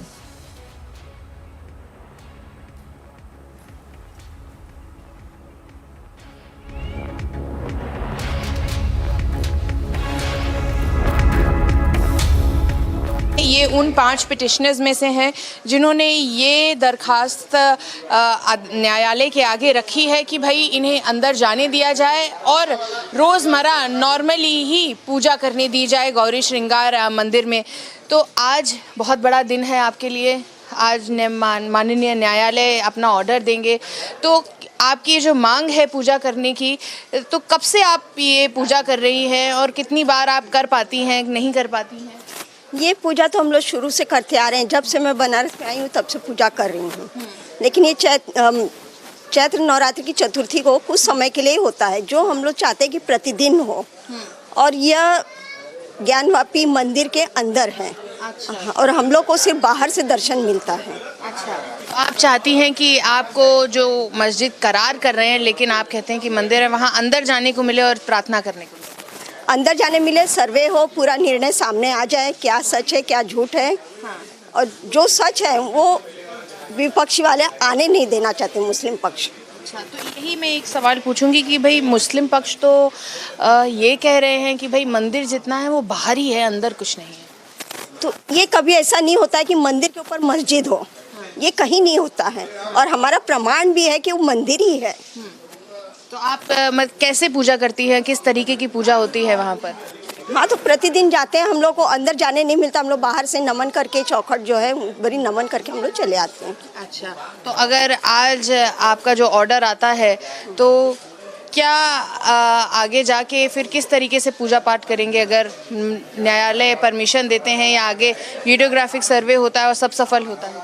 सब सफल होगा, आम जनता, सब लोग, सब जनता, मतलब भारतीय जितने बाहर के जो भी आते हैं, मतलब यात्री, सब दर्शन कर सकते हैं उसमें। जी, धन्यवाद हमसे बात करने के लिए। ये थी लक्ष्मी देवी, और ये बस इतना ही चाहती है कि जो मंदिर परिसर में माँ श्रृंगार गौरी का मंदिर है, वहाँ जाके ये जब चाहे, जब इनकी इच्छा चाहे, जब ये पूजा अर्चना करना चाहे, वो ये कर सके।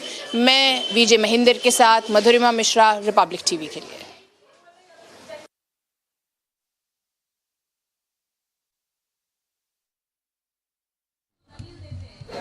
जी, यही वो कोर्ट।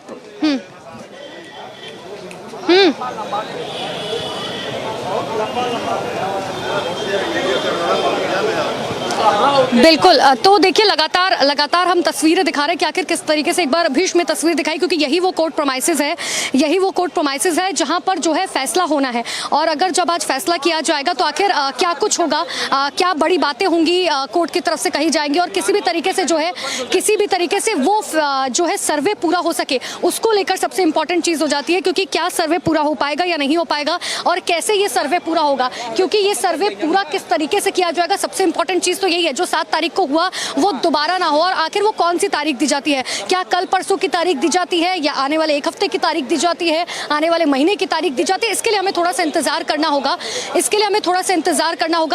क्योंकि अब जो है सबसे इंपॉर्टेंट यहाँ पर यह है कि सर्वे जो है वो किस तरीके से पूरा जाएगा। सर्वे अगर पूरा हो भी जाता है तो क्या कमिश्नरेट बदल जाएंगे या नहीं बदले जाएंगे, वही कमिश्नरेट जो है कंटिन्यू करेंगे सर्वे, इसके लिए थोड़ा इंतजार करना होगा।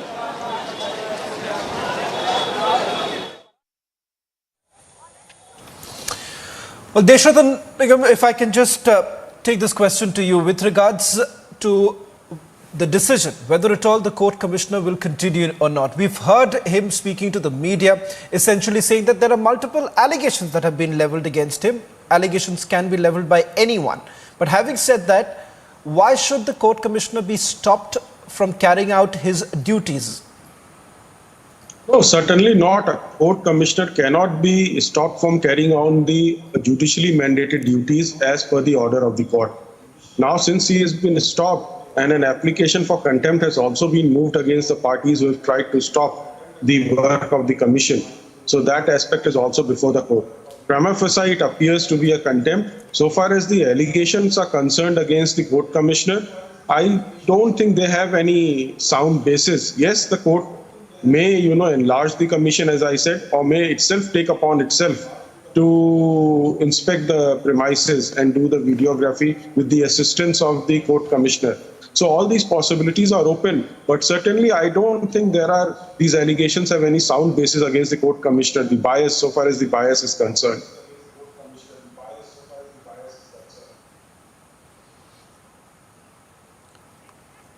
If I can also bring in Gulrez right now. Gulrez, just to put this into perspective for all our viewers who are tuning in right now, the petition is essentially saying that the court commissioner Ajay Kumar, who's basically been tasked with carrying out a survey of the Mahashringar Gauri Sthal in Kashi Vishwanath Gyanvapi complex, they're relying on historical facts. They are saying that it is quite evident from whatever surveys that have been carried out in the past also that there were Hindu relics below the mosque, and it is imperative that a proper survey is done.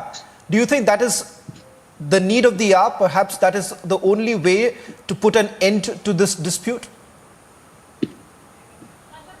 Proper survey is being done, which includes historical facts, which also includes the archaeological survey and videography. All those things, if they are done, and even radio dating, then things can be very much clear. And if the things are clear, I think there can be a full stop to all the issues. So I think the survey must be done, and survey, I think that when the higher court is observing the things, they will do in such an amicable way that all the parties would adhere to it, and the survey and videography will be done. I'm sure about it.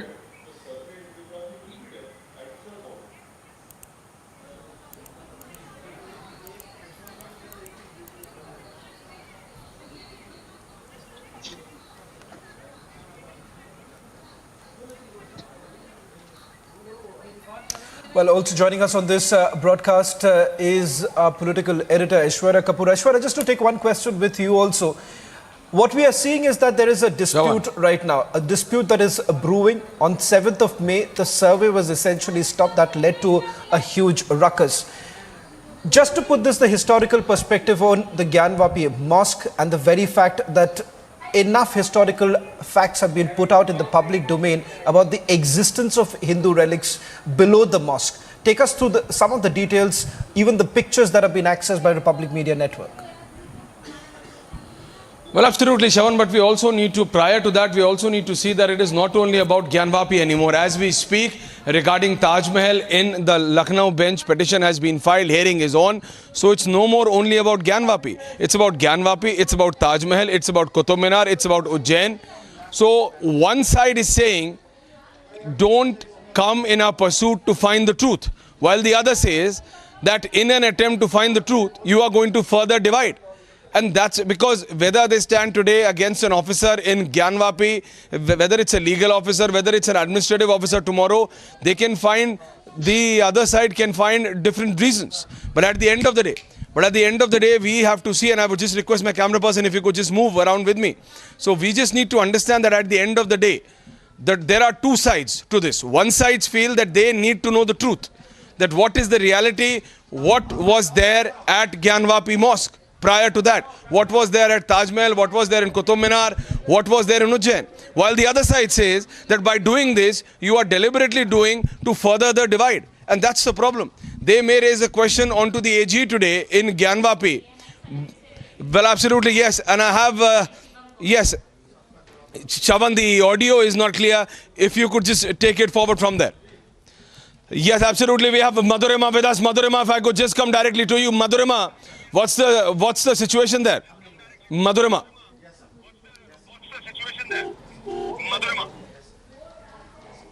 Everybody is really excited about this entire, even the entire city. We spoke to a lot of people around as to what do they expect from this entire matter, and all fingers are crossed that the Hindu side is basically calling for the shots that they could be allowed inside the mosque, because there have been multiple evidences that we have even put forth for a viewer exclusively, where it shows that there are multiple symbols like swastika, Om, lotus, all that could be found in a Hindu temple and not in a mosque.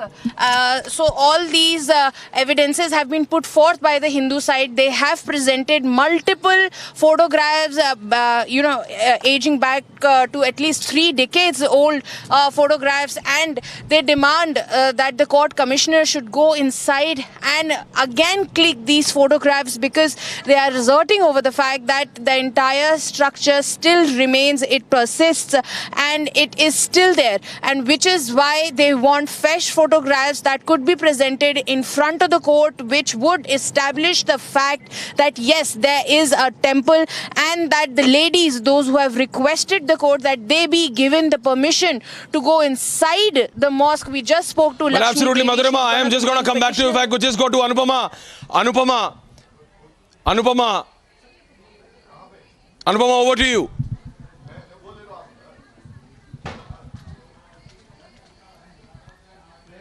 Anupama बताइए क्या हो रहा है वहां पे इस समय आप मौजूद हैं अनुपमा? या अनुपमा बताइए। बिल्कुल देखिए अभी जो है फिलहाल मैं आपको बता दूं कि यहाँ पर अब से कुछ देर बाद आवाज आ रही है मेरी? जी आ रही है, बोलिए, बताइए।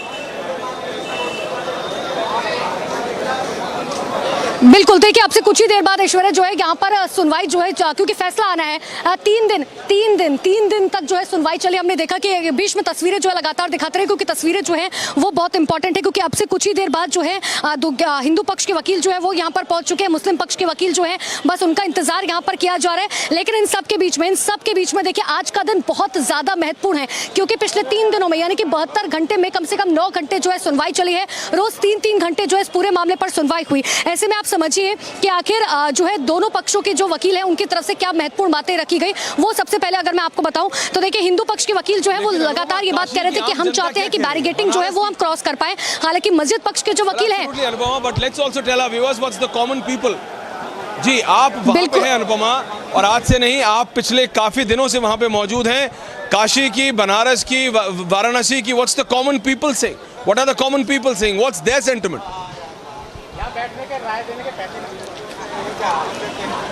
ऐश्वर्या देखिए जब हमने शुरुआत से जो है इस पूरे मामले में जब लोगों से बातचीत की है तो देखिए बात सच है कि लोग जो है बनारस के वो 2 धड़ों में बटे हुए हैं, क्योंकि जिनकी आस्था मंदिर के अंदर है वो बिल्कुल कह रहे हैं कि देखिए मंदिर यहाँ पर था, मंदिर है और मंदिर रहेगा। ये बयान आप कई बार सुन चुके होंगे। लेकिन जिनकी आस्था मस्जिद के अंदर है वो ये कह रहे हैं कि देखिए हमारा मस्जिद है, हम यहाँ पर अजान पढ़ने के लिए जाते थे, अगर पुलिस प्रशासन की तरफ से या कमिश्नरेट की तरफ से इसे हटा दिया जाता है, इसका सर्वे की बात कही जाती है, तो वो सरासर गलत है। और इतना ही नहीं, जब औरंगजेब का जिक्र हम लगातार कर रहे हैं कि मंदिर तोड़कर मस्जिद बनाया गया, जिसका जिक्र हिंदू पक्ष के वकील लगातार कर रहे हैं, तो बनारस की जो जनता है वो ये बात मानने के लिए तैयार नहीं, क्योंकि सबकी अपनी अपनी आस्था है और आस्था पर जो है यहाँ पर बिल्कुल भी सवाल नहीं उठाया जा सकता। लेकिन देखिए एक सबसे इंपॉर्टेंट चीज ऐश्वर्या यहाँ पर यह है कि आज जब फैसला किया जाएगा और सबसे पहला फैसला जो होगा वो होगा कि कमिश्नरेट को क्या चेंज किया जाएगा या नहीं किया जाएगा। और अगर कमिश्नरेट चेंज हो जाता है तो ऐसे में 6 तारीख को जो सर्वे किया गया था वो जो रिपोर्ट है क्या वो मान्य होगी या नहीं होगी, क्योंकि 7 तारीख को तो सर्वे हो नहीं पाए, क्योंकि 7 तारीख को जो है अंदर जो है एक बड़ी संख्या में मुस्लिम समाज के लोग जो है वो अंदर मौजूद थे,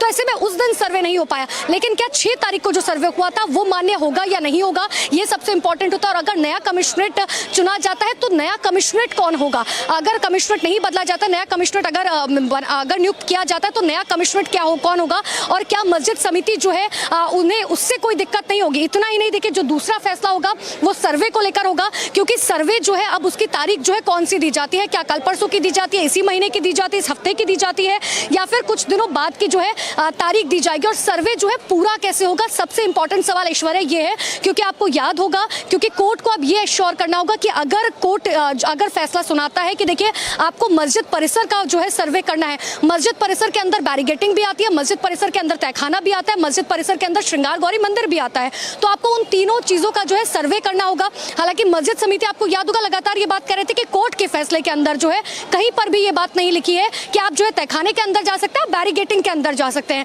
तो इसी चीज को लेकर बार बार जो है हिंदू पक्ष के वकील ये बात कर रहे थे कि देखिए जब कोर्ट का फैसला है कि मस्जिद परिसर, तो इसमें ऑल ओवर मस्जिद परिसर आता है, तो कोर्ट को आज इस बात के लिए एश्योर करना होगा कि अगर अगला सर्वे होता है तो वो किस तरीके से पूरा किया जाएगा, अंदर जो है मुस्लिम समाज के लोग मौजूद ना हो। जी अनुपमा, एक सवाल करना चाहूंगा, वो है कि इस पूरे सर्वे को लेकर लोगों के मन में भी कहीं ना कहीं वो आक्रोश था कि आखिरकार वो सर्वे को क्यों रोका गया, क्योंकि ये सर्वे को लेकर सिविल कोर्ट ने वहां क्लियरली ये बता दिया था कि वीडियोग्राफी किया जाए और एक डिटेल्ड रिपोर्ट 10 तारीख तक सबमिट करने की बात की गई थी, बट इसके बावजूद जो देखा गया कि सर्वे को रोकने की कोशिश की। क्या लोगों के मन में कहीं ना कहीं उसको लेकर एक तरह से आक्रोश? Before we go back to Anupama, we're getting in some big breaking news coming in.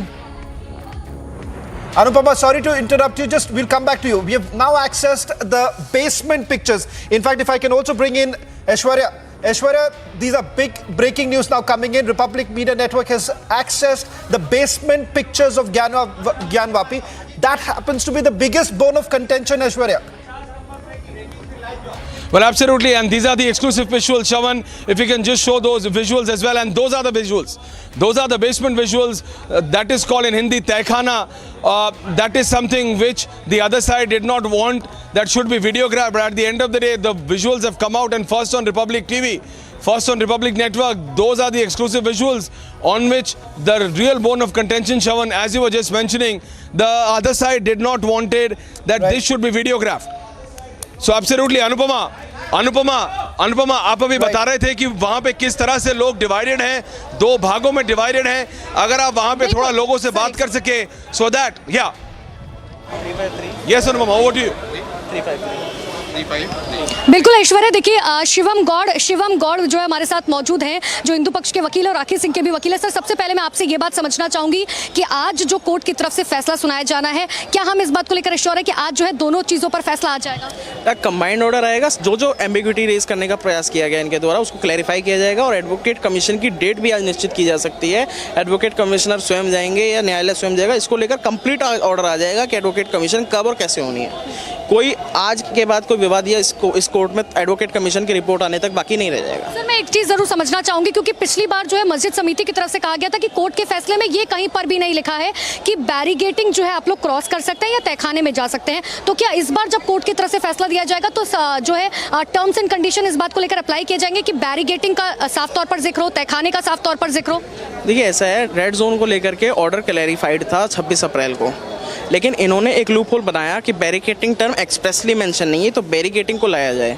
यदि यहाँ पे जो जिला प्रशासन है, जो भी यहाँ है, उनमें स्पष्ट है और न्यायालय भी स्पष्ट जानता है, अंजुमन इंतजामिया भी जानती है, सब जानते हैं कि रेड जोन का अर्थ है संपूर्ण विवादित ज्ञानवापी परिसर। संपूर्ण वो जो पूरा का पूरा कंप्लीट प्रीमाइसिस है जिसमें बैरिकेटिंग की गई है, वो रेड जोन का पार्ट है। अब रेड जोन के लिए हमें एक्सप्रेसली और एक्सप्लिसिटली अलाउ कर दिया गया, उसके बाद में रह क्या गया कहने के लिए। लेकिन इनकी रिक्वेस्ट थी और इन्होंने इस चीज़ को एलिगेशन किया, मैंने कोर्ट को रिक्वेस्ट किया कि इनकी तसल्ली के लिए आप बैरिकेटिंग टर्म मेंशन कर दीजिए, खत्म कीजिए।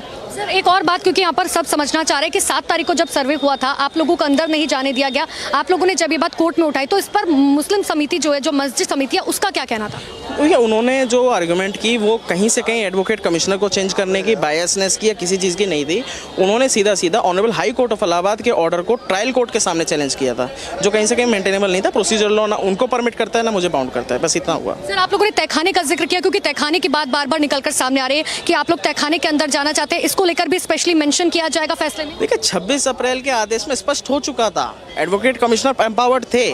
जब विवाद स्टार्ट हुआ वहाँ पर कि भाई आप अंदर नहीं जा सकते और एडवोकेट कमिश्नर ने विवाद खड़ा किया, तो मैंने खुद अपने हाथ से एक सर्टिफाइड कॉपी 26 अप्रैल के आदेश के advocate. Well, in fact, we've got the largest team covering the countdown to this verdict. We are also getting a reaction right now from Madan Mohan Yadav, one of the petitioners. Let's listen.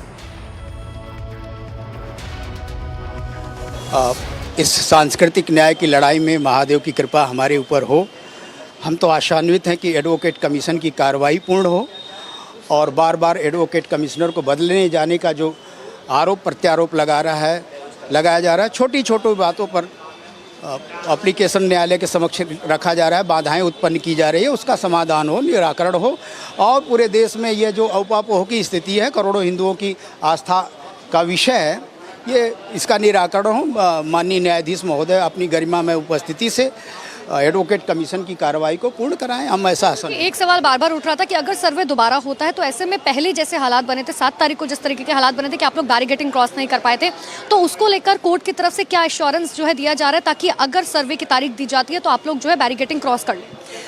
यह व्यवस्था का दायित्व माननीय न्यायालय के पटल पे हमने रखा है, न्यायाधीश से आग्रह किया है, ये उनका विवेकाधिकार का विषय है कि वो वहाँ पे विधि व्यवस्था कैसे बने, सुनिश्चित हो और ये एडवोकेट कमीशन की कार्रवाई कैसे सुचारू रूप से संचालित हो, इस विषय पर तो ये आदेश में ही परिलक्षित होगा। सर, कई इतिहासकारों की आप बात करें या फिर काशी विश्वनाथ मंदिर के जो महंत हैं उनसे लगातार रिपब्लिक मीडिया नेटवर्क बात कर रहा है, वो कई ऐसे सबूत दिखा रहे हैं जो दावा आप लोग कर रहे हैं कि वहाँ पर कभी मंदिर हुआ करता था, क्या वो सबूत भी जो है कोर्ट के अंदर पेश किए गए?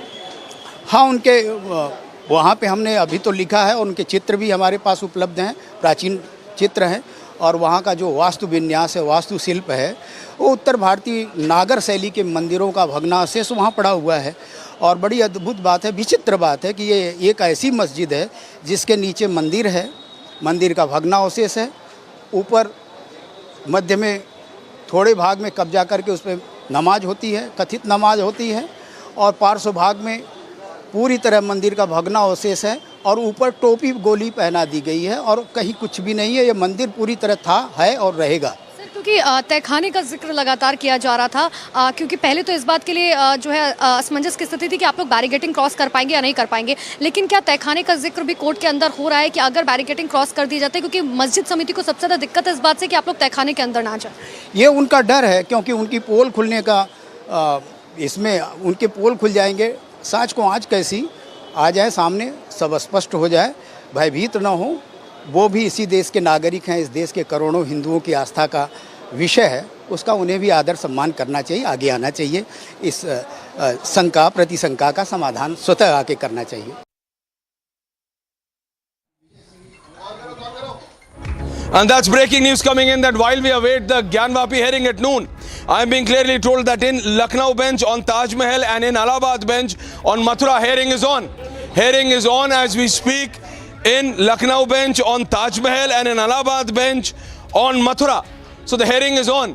Whether it's Taj Mahal, whether it's Mathura or on Gyanvapi, it is awaited at noon. Yes, I am going to Piyush. Piyush, well, absolutely. Yes, so this is the breaking news coming in, and if I could just go to Piyush directly. Piyush, if you could just tell us more on it. Piyush, over to you. Well, Ashwin, like you're rightly pointing out about the hearing which is right now on there in Lucknow, also about the other cases. I am here present in Varanasi, right in front of Gyanvapi Mosque. Let me straight away try to show you pictures of this very place. Remember that since 1991, this place is in news. The people here in Varanasi, they want that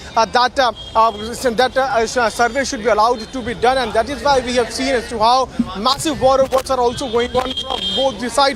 Today the court is going to pronounce its verdict in few minutes from now. It's 11:28. In around 30 to 32 minutes, the court is going to pronounce the verdict. Remember that a petition was filed there inside the court by the Muslim side, where they wanted to change the commissioner, and also they did not want the entire team to enter inside the particular mosque. So looking at that, now the court, after listening to both the sides is all set to give its verdict in half an hour from now. We are showing you pictures from here as we are speaking. People who are here to offer prayers there at Vishwanath Corridor, they are also coming here in large numbers. That's the gate number 4 from where we are right now reporting, and right behind this very gate, that's the Gyanvapi Mosque, which we are also beaming on our screens. So right now the pictures we are showing from in front of the place, which is in news for the last many days. After listening to both the arguments, the court is going to pronounce the verdict at around 12. And also it's very important to understand as to how in 1991 the petition was filed by multiple people by saying that they wanted actions to be taken against the Gyanvapi Mosque. Let me try to show you pictures of this entire area. This is a stretch. This is a stretch which connects and people come here by walking. People enter here and they enter from this gate number 4. But now what they want that this entire mosque should be, survey should be taken place inside the mosque, because there is the corridor of Vishwanath, and there is a temple inside this. And the petitioners also want that they should be allowed to perform prayers there inside the mosque, there near around the walls also. So in few minutes from now, Aishwarya will also see the verdict coming in from the local court here, where the court is going to pronounce the verdict, going to tell us if there will be change in the commissioner, because that is the demand which has been put forth by the Muslim side, where they are now asking for a change in commissioner. In fact, what they believe is that the commissioner has an inclination towards the petitioner side who have filed petition to let the survey to be taken place inside this mosque. So that is a demand which we are right now picking, which we heard from the Hindu side. That's the pictures of these are the pictures of Gyanvapi Mosque, which is in news. That is the very place about which the petitioners want that survey should be taken place inside the walls. What they say is that there are time-worn traces of Hindu signs of swastik, of other incarnation are also there inside this very mosque. So it is actually a temple which was demolished by Aurangzeb. This is what the petitioners believe, and after that they erected this mosque here. So today it's going to be a very important day, when in few minutes from now the court is going to pronounce its verdict as far as the demand of petitioners is concerned, where they are now asking, the Muslim side is now asking that the commissionerate should be changed, because he has an inclination towards the petitioners. We'll have to wait and watch how the court is going to hear to the entire matter. But yes, that's a busy stretch which we are right now showing. At one side, that's the Gyanvapi Mosque. Every time 24 hours we always see people thronging here to offer prayers inside the Kashi Vishwanath corridor also. But today it's going to be another important day, where the devotees are reaching here in large numbers. They want to hear, they want to know the next course of action. But today also we can see that as the court is also to announce its verdict, here the security is not as much as it's expected should be. Though police personnel have been deployed, senior officers from the administration, they have come here. But last time when the team had come here to do survey, we had seen the massive deployment of police personnel. Today deployment is not as much as it was the last time. So whenever the survey takes place at that time, we would expect the police personnel to be deployed in large numbers. But yes, devotees coming in large numbers. On my backside is the same mosque about which we are talking, and this is Gyanvapi Mosque. And in this very regard, in 1991, many petitioners had come out and they wanted that survey should take place. But finally, when the government has come here of BJP, not only in centre but also in other states, we are seeing the voices to be now heard. And that is why the survey last time also took place on the orders of court. In fact, the court at that time wanted that the entire survey should be recorded. We also heard statements coming in from the person who had made few videos also, where he mentioned that yes, there are time-worn traces of Hindu rituals of Hindu temple inside this very mosque, inside the wall of this mosque, and that is why they want the survey should be taken place properly. When these people had come here from the administration side, they were stopped here by the Muslim side. In fact, they did not want them to enter inside that, and at the time itself they had opposed the commissioner also by saying that he has inclination towards the Hindu side. But today the court, after listening to both the sides, Ashwara is going to pronounce its verdict and going to tell us what it is going to do, because the main demand of Muslim side is that commissioner should be changed. And absolutely, Piyush, you are right there outside the compound. You can see the people. We know the sides are divided. We are just going to listen what Rais Ahmed has to say, and then we are coming back to Piyush. Coming back in 30 seconds, just listening to Rais Ahmed. Rais. आज फैसला नहीं, आज एक आदेश आएगा और वो आदेश ये होगा कि वो यहाँ बैरिकेटर जो लगा हुआ है मस्जिद की सुरक्षा के लिए, उसके अंदर वो प्रवेश करेंगे अथवा नहीं करेंगे, उसका कोई केस उनका बनता है कि नहीं बनता है, उस पर आएगा। नहीं, मुस्लिम गैर मुस्लिम का तो कोई सवाल ही यहाँ पैदा नहीं होता है। यहाँ जो कुछ भी है मस्जिद है, आपने मस्जिद का कोई मुकदमा ही नहीं किया है, तो जब मस्जिद का मुकदमा नहीं है तो मस्जिद के बारे में आप क्यों जाएंगे वहाँ पे? आपका मुकदमा तो एक श्रृंगार गौरी के बारे में, आपको वो बताना है कहाँ पर है, वहाँ नहीं आप जाओगे। मस्जिद के बारे में तो आपने कोई मुकदमा नहीं किया। तो संरक्षण की बात कैसे आ गई? अब ये उनकी मर्जी, उन्होंने क्या कहा, क्या लिखा, गलत चीज़ें लिखेंगे तो वो उसको जानेंगे, हम क्या कह सकते हैं, उस पर कोई हम कुछ नहीं। वो ज़बरदस्ती जा रहे थे, शायद उनको नॉलेज नहीं थी या उन्होंने पढ़ा नहीं था अपने दावे को। दावा तो उनको ज़रूर दिया गया होगा, किंतु उन्होंने पढ़ा नहीं होगा उसको, पढ़ा होता तो ऐसा न कर। In fact, we have the largest team on the ground. Less than 30 minutes to go for the verdict to come out. Let me just once again bring in Piyush, who's getting us the details. In fact, Piyush has also spoken to the lawyers of both sides, the petitioners of both sides. Piyush, just walk us through the details that you are picking up, because at the end of the day, there are a lot of sentiments that have been attached to it. The Kashi Vishwanath temple, one of the most prominent temples, and the fact of the matter is that there are a lot of emotions attached to it. Take us through the details of the petitions that have been filed and what the arguments that have taken place so far. Well, Shaman, if you talk about the petitions those have been filed, this time the court is listening to the Muslim side, where they are objecting to the commissioner who was appointed by the court itself. What they are saying is that commissioner is inclined towards the Hindu side, and that is why they would want that commissioner should be changed, and then that's the petition which they have filed also in the court. I'm right now there at the main place here in Varanasi. They are at Gyanvapi Mosque, the structure which is in news. Remember that a massive deployment of police personnel has also been done here of Uttar Pradesh police. If you talk about the petition, they want that commission should be changed. At the same time, they want that people who want to do survey, they should not be allowed to cross the boundary which has been fixed there. But the people who have who have gone inside years ago, what they are telling us is that yes, there are time-worn traces of a Hindu temple there at the same structure where this mosque has been built.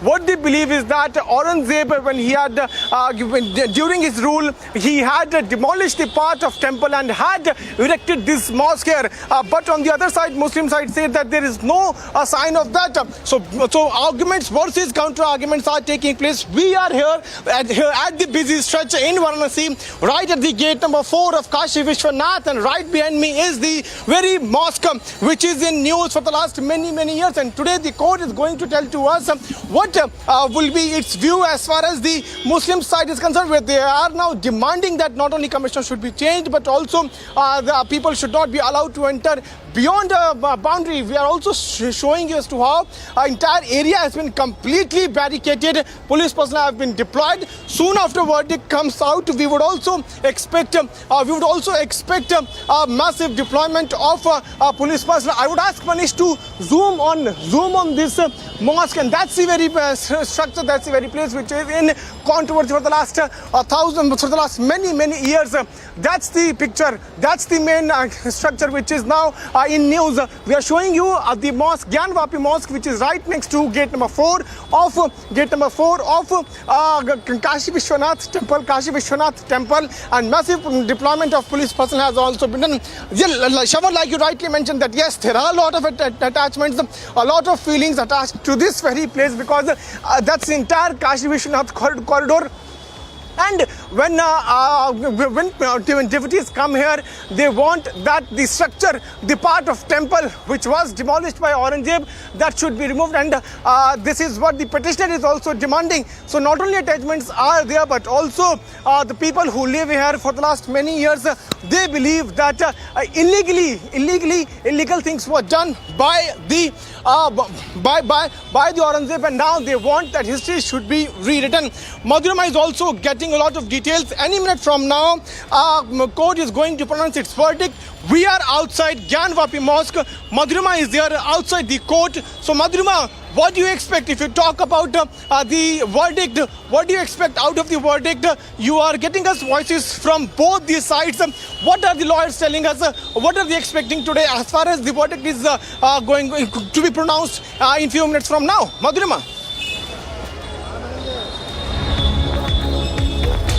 Well, yes, absolutely. It's a very crucial day as far as the Gyanvapi Mosque verdict is concerned, because there could be multiple multiple options that could come out of the Gyanvapi Mosque. It could be that the court commissioner stays and that there is no change, and Mr. Ajay Kumar Mishra will conduct the videographic survey. The second option would be he could be removed and somebody else could be appointed to do the job. The third option could be, Piyush, that a third person could be appointed or given to assist Mr. Ajay Kumar Mishra. So that could be an enlargement into the team. We'll take you straight to the visuals over here. We're reporting from the Varanasi court that is going to give out that very crucial verdict that everybody is waiting for, because the Hindu side has made itself very clear that the judge should not only give permission but also chalk out the entire movement that could be allowed to the court's commissioner, whosoever is appointed, whichever team will go to that particular mosque. From where you're reporting, Piyush, the gate number 4 of the Kashi Vishwanath temple,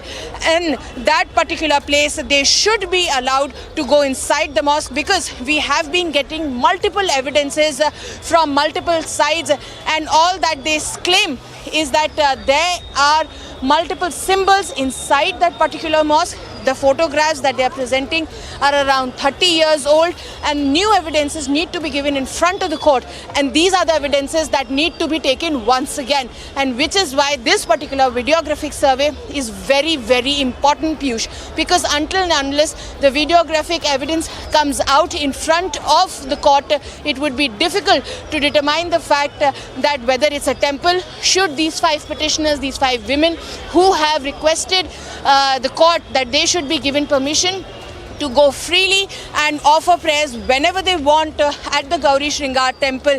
Also, there needs to be a scene that if Mr. Ajay Kumar Mishra is removed from the post of the court commissioner for this from outside the courtroom.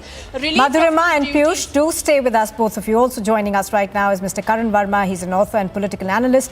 He's joining us from Lucknow. Also with us is Atikur Rahman. He's an Islamic scholar. Mr. Rahman, if we could come to you, we believe that you actually questioned the survey, but the point that's being made is, why not allow for a survey to be held so that one can actually look at historical facts and details? So the things are very simple. Why not allow? Because it is violating the 1991 Places of Worship Act. If the government is so keen, the government is by all virtues a pro-Hindu government, they should have repealed it, amended the 1991 Places of Worship Act. This is a violation of an parliamentary act. That is the objection number 1. Secondly, we see a build-up to the same Babri Atikur Rahman, are you suggesting what the historians have pointed out time and again, that the temple is believed to have been demolished, rebuilt multiple times during its century-old history? And Atikur Rahman, let's also talk about the fact that it's a historical fact that this was built in 1669, and there have been enough facts that have put in place to indicate that this was built over the mosque was built over the Hindu relics. Karan Verma, I want you to respond. You know, Mr. Atikur Rahman just quoted the Places of Worship 1991 Act, and he has not read it in entirety, I'm afraid. Section 4, subsection 3 clearly tells you the exemptions from the Places of Worship Act 1991, sir. And what does it include? A, it includes ancient sites and monuments as per Act 1958. Now, what is an ancient site? Any site that is 100 years old comes under the purview of an ancient site. So, the article, the Places of Worship Act 1991 does not apply to Gyanvapi Mosque, number one. Secondly, it also doesn't apply to Gyanvapi Mosque because this is a disputed title deed. So, get your facts right, it does not apply to this. Secondly, Shravan, let me just point out, even if we just go through various historical accounts, cultural accounts. Mr. Verma, we're going to come back to you for your point of view. Let me just go across to Piyush, who's reporting from outside the mosque. Piyush, give us a sense of what you see around you. We could earlier see barricading over there. Security on alert? Well, yes, Nupur, security is on alert. We are here at the same place right in front of Gyanvapi Mosque, where a massive gathering of devotees has also taken place. I would ask Manish to continue to show you the pictures. These are the ones who come every day, every 24 hours. We see the people thronging here at Kashi Vishwanath temple. But yes, there is a lot of sentiments attached of these devotees who reach here every day. What they want, they want that this entire structure should be given to them. And that is why our petition has also been filed there inside this in the district court, where they wanted that court should reconsider and also look into the demands of a survey to be taken place inside the mosque, because the petitioners believe, Hindu side believe, that there are reminiscences, there are time-worn traces of Hindu rituals and Hindu god and goddesses inside that particular wall boundary, which has been completely barricaded with the help of wooden barricades. So I'm also trying to show you the pictures of this very mosque. Right behind me is the mosque, about which in few minutes from now, which means 11:45, in 15 minutes from now, Nupur, we will see a verdict to be pronounced by the court, where the court is going to tell us if it is going to change the commissioner, because the petitioners are demanding that commissioner should be changed because he is inclined towards the Hindu side, and at the same time the petitioners are also demanding that people who last time on the 6th of this month, when they had come to do survey, they should not be allowed. This is what the petitioners are also demanding. So looking at that particular demand, after listening to both these sides, finally today the court at 12 is going to pronounce its verdict. We are right there. Deployment has absolutely, Piyush, we're going to come back to you. Let's get a quick update from Madhurima, who's outside the courtroom. Madhurima, this is a highly anticipated order that we are expecting from the court. Well, absolutely, Nupur. And as Piyush was saying, that if the court will also be clearing the mist over the fact that will Mr. Ajay Kumar Mishra continue or not. But this would also signify that, yes, there is going to be a videographic survey whatsoever, because the Muslim side has been questioning the entry of the Hindu petitioners inside that particular mosque to gather the evidence. And this is where the buck stops, because the entire evidence that is being claimed by the Hindu side is inside those mosques. The pictures that we have been bringing for our viewers is inside that mosque. And as the petitioners have been claiming time and again that there are symbols, there are remains of the temples inside that Garbhagriha, as they are referring it to, that particular section, that particular gate that is inside that particular mosque. All that needs to be scanned, all that needs to be scrutinized, and this through that videographic survey, so that it could be presented in front of the courts, and those 5 petitioners who has requested that they should be freely allowed to go inside and offer prayers to Gauri Shringa temple whenever they want, because as of now they're only allowed on the 4th day of Chaitra Navratri, and all they wish is to go inside and offer prayer to the deity. We'll also take you the pictures over here at the court officials. You can also see a lot of security has also been put over here. Madhurma, I request my camera person Piyush, to pan we'll around keep and coming show back the to you. security We're closely that has been tracking put in a in short place. while from now, less than 10 minutes.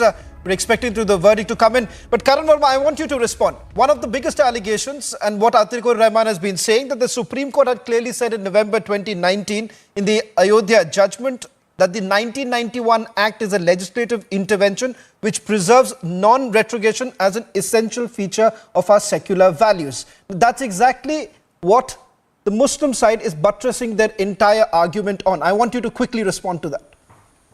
As I just told you, Shravan, the 1991 Places of Worship Act that they keep harping on, the 3rd subsection of the 4th section clearly says that an ancient monument does not come under its purview.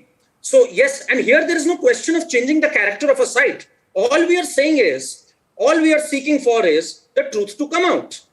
And how do we know what the character of the place was on 15th August 1947? आज के फैसले को फैसला ठीक होगा।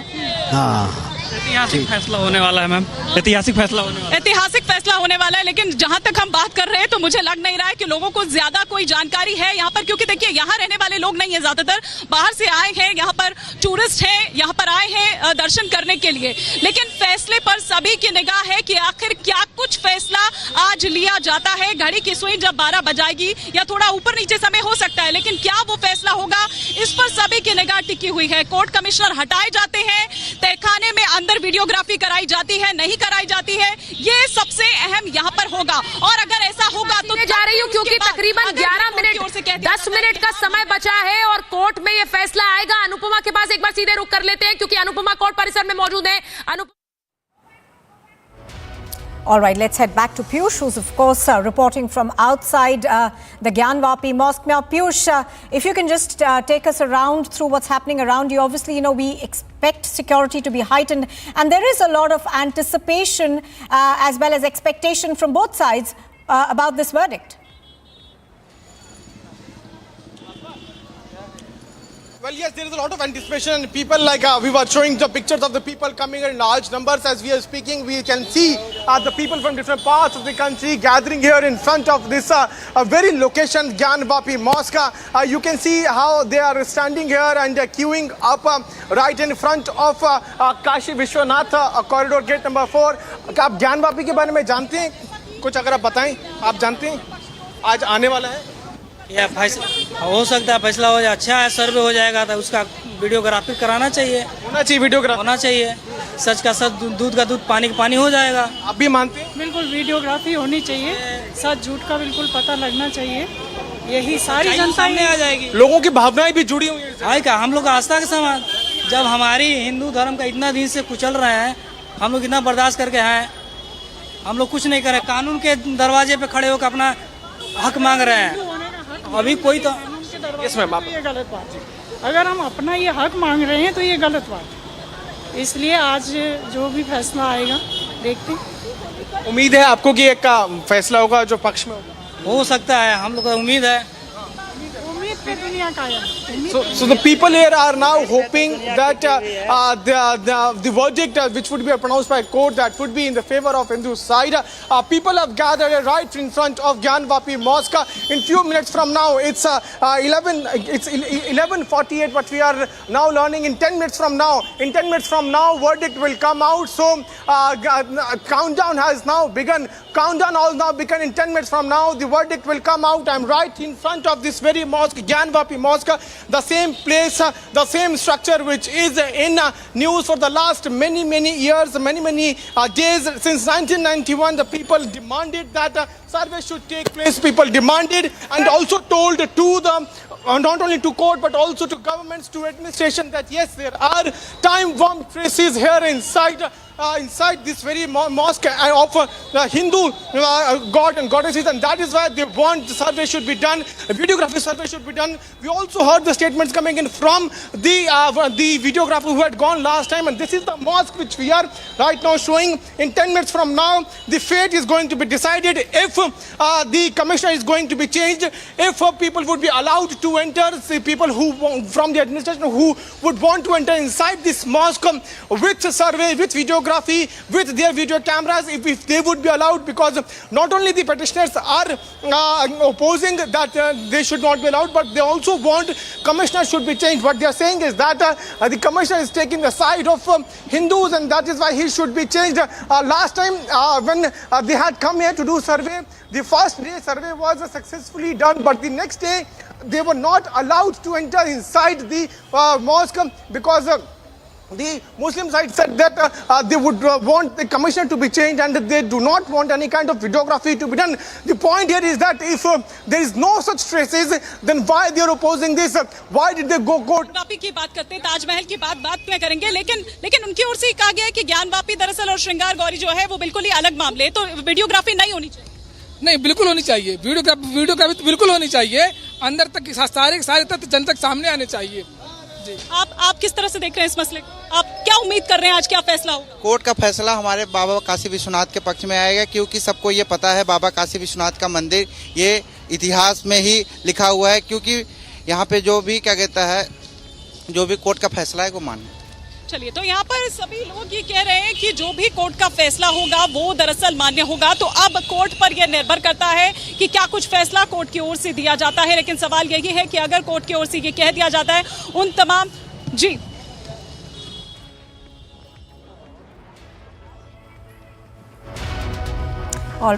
All right, I think we've got Madhurima live with us. She's outside the courtroom. Madhurima, it is something that is obviously very, very highly anticipated, but you've been speaking to both sides. You've also spoken to the women, who actually want to be able to enter every day and offer prayers, and you've also spoken to the other side, which opposes this. Now, give us a overall sense of what we should be looking at today.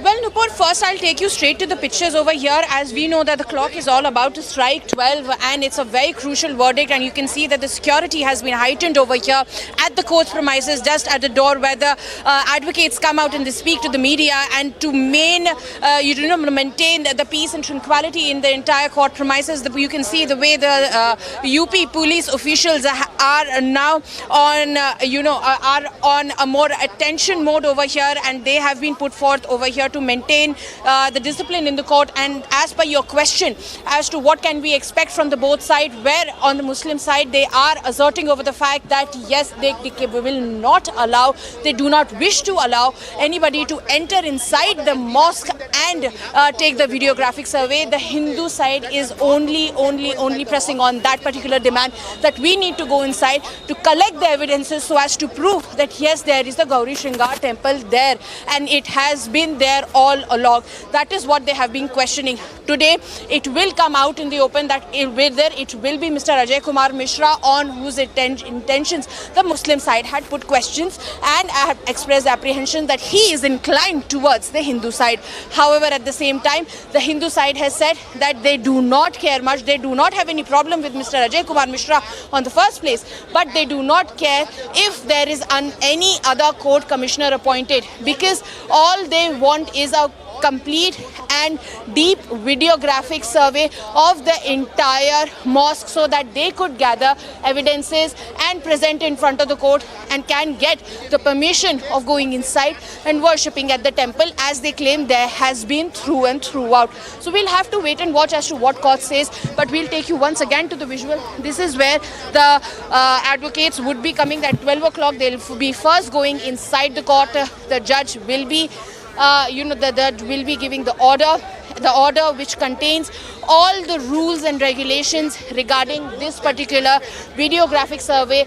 The first being, who will be heading the team?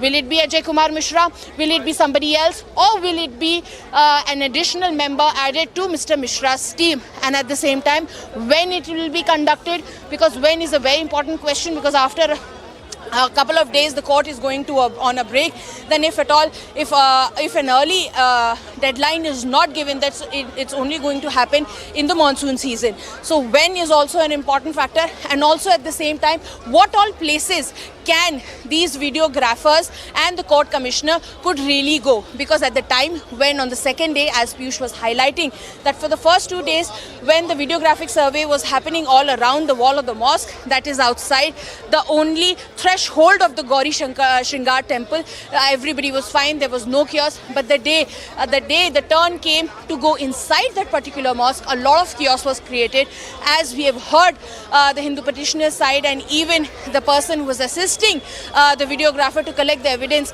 that there were around hundreds and hundreds of people from the Muslim community that were inside that particular mosque and were resisting the movement of the court commissioner to go inside the mosque and collect evidence, as they have been saying that the permission was only given for that particular portion that is outside the mosque. Now the Hindu side is claiming that that particular section where the videographic survey has been done is only the threshold of the temple, and that it is not the temple.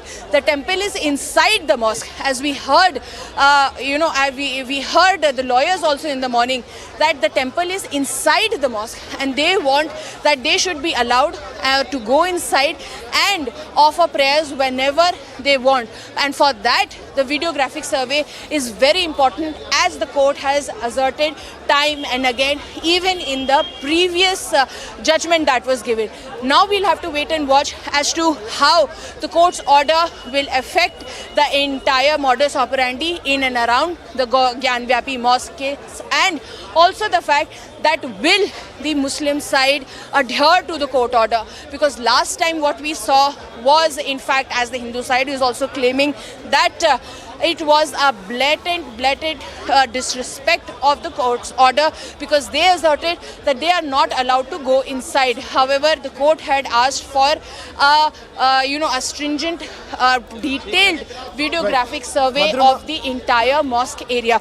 Once again, we'll take you back to the visuals over here, and you can see that one after another, more police officials are here. Request you to stay on, armed as well. Closely tracking the developments. Anytime now, the verdict is likely to come up. But Piyush, if I can quickly come to you with regards to the evidence that has been put forth by the Hindu side in terms of the existence of the Hindu relics, and more importantly, how the mosque was built over it. Take us through some of the details that you are picking up. Well, Shivan, we'll talk. We are going to talk about this, but let me also try to show you the pictures of these commandos. Those are now being deployed. The fresh videos which we are right now showing. Security being beefed up here right before the verdict, which is also to be pronounced. We are showing you the fresh visuals of this fresh deployment which is now taking place. These commandos are now going there inside the very premises, the very place right in front of Gyanvapi Mosque. So we are showing you the fresh visuals. Any minute from now, we'll also see the verdict coming out from the local court here. But if we talk about the evidences, there are pictures available. Those were clicked in 1991 by the Hindu side petitioners. They saw the traces of Hindu rituals, Hindu goddesses, swastika, and many other things were seen inside this very mosque. And that's the evidence which was also produced before the court. And that is why court last time during its hearing had also asked a person, in fact, commissioner was also deputed by the court itself to go inside the mosque and do the videography of this very mosque. Right behind me is the very structure about which we are talking. But the Hindu petitioners are claiming is that the first day when the people had come here to do videography and to do survey, at that time they were allowed to do peacefully because they were just at the boundary, at the wall of this mosque. But now the Hindu petitioners believe is that the main origin, the temple, actual temple is inside this very structure, and that is why they wanted to go inside. The moment these surveyors who had come here, when commissioner had come here, they wanted to enter inside, the Muslim side started objecting to that, and they moved to court. court, after listening to both the sides, is now going to pronounce its verdict. Any minute from now, it's already 12:07. As we are speaking, any minute from now, we will see verdict to be pronounced. And just before that, security has once again been beefed right in front of Gyanvapi Mosque. Let me try to show you the pictures from around this very area. On both the sides, at gate number 4, we can see UP police personnel being deployed, and on this side and the entrance of Gyanvapi, commandos have also been deployed. SDM officer, CGM level officer has also come in here. We are showing you the pictures of his vehicle. Senior police officers have also come here. They have gone inside. So the security has been beefed just ahead of the verdict to be pronounced and verdict to be out any minute from now. Shaman, as we are speaking, the order could be pronounced any minute from now. Like we are showing you, the devotees also thronging up here in large numbers from different parts of the country. They come here every day, but today they are here to hear what the court is going to tell, because they are also of the view that yes, videography should be done, surveys should be allowed to go inside the mosque, because there are time-worn traces of Hindu rituals, of Hindu god and goddesses, and that is why the people here have not only attached sentiments, but also they want that truth should be revealed, and that is why they would want that yes, the administration should allow the surveys to go inside, and court is going to announce its verdict. When will the survey take place, and if the commissionerate would be changed, because the Muslim side belief is that the commissioner is taking the side of Hindus, and that is why they want that he should be changed. Let me straight away also try to show you the pictures of this Gyanvapi Mosque, which is in news. We are talking about the same structure. The people, the petitioners, want to enter inside the main building, and the moment when they entered inside last time when they had come here to survey, the objections were raised by the Muslim side, and today the court is going to pronounce its verdict. As we are speaking, announcements are also being made here, Shawan, by the local police officers to maintain security here. As we are speaking, we can see more deployment taking place. Any minute from now, we will see what it to be out about this very structure. In 1991, the first petition was filed by people of Varanasi. Well, in fact, we're getting in some breaking news right now. Piyush, just stay on. We're getting in some breaking news right now. Madhurima is getting us the details. Order is being typed, and the judge has issued guidelines to conduct the survey. Now, that's the big news coming in. Madhurima is getting us those details. Madhurima, quickly, coming back to you. That's the latest that you're picking up. The order is being typed and the guidelines are going to be issued to conduct the survey. Just take us through the details. Well, yes, Shravan, you very rightly pointed out that is the breaking news that we are learning at the moment, that the judge has in fact chalked out the strategy to conduct the entire survey, because a lot of questions and apprehensions were raised the last time, and as we remember that the entire court commissioner's team was stopped at that particular gate number 4 of Kashi Vishwanath, and I believe that apprehension was put forth by the Hindu side also in front of the court. In fact, they have asserted on the fact that the judge should, highlight the entire walking around map, and that is what the judge has taken cognizance of, so that no issue should be, no issue arises at the time when the court commissioner goes, so that he has a detailed order from the court which defines the movement of the court's commissioner, and that nobody could be allowed to raise questions on that. That is what we are learning, that our sources have told us that the entire order has come out, it is being typed, and in a matter of 30 minutes or so, we will have that particular verdict, which will tell us that whether Mr. Ajay Kumar Mishra is going to retain, though the lawyers of the Hindu side have hinted in the morning itself that it is highly unlikely that there could be a change in the command of conducting the entire videographic survey. This is the, this is the new breaking that we are bringing for our viewers, that yes, the judge has taken cognizance of the prayers of the Hindu side, that okay, there will be chalking out the entire guidelines so that when the entire team of the videographic survey that needs to be conducted reaches there are no apprehensions. And as you know, that as the word has gotten out that there is going to be an order soon, you can see that how the entire movement of the entire media and even the people over here has been restricted. The wall has been created here of the police officials, as you can see, and nobody is allowed outside that wall. Right next to these, just left to my hand, is the court premises where this particular decision is being typed and will be with us in another 30 to 40 minutes maximum. Within less than an hour, we will have the verdict and we'll know as to how this particular videographic survey will be conducted, how all these evidences will be conducted, and whether and all the entry inside the mosque is allowed or not, and who will be conducting this particular survey. Will it be Mr. Ajay Kumar Mishra, or will be there an additional in the team, or will it be somebody else? Shravan, back to you.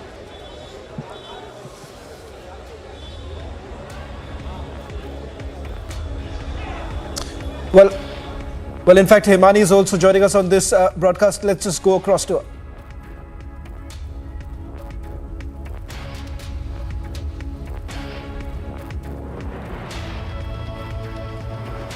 Well, in fact, this is the latest that we are picking up on the Gyanvapi order that is being typed right now. Let me just quickly bring in my colleague Piyush. Piyush, just take us through the details that you're picking up.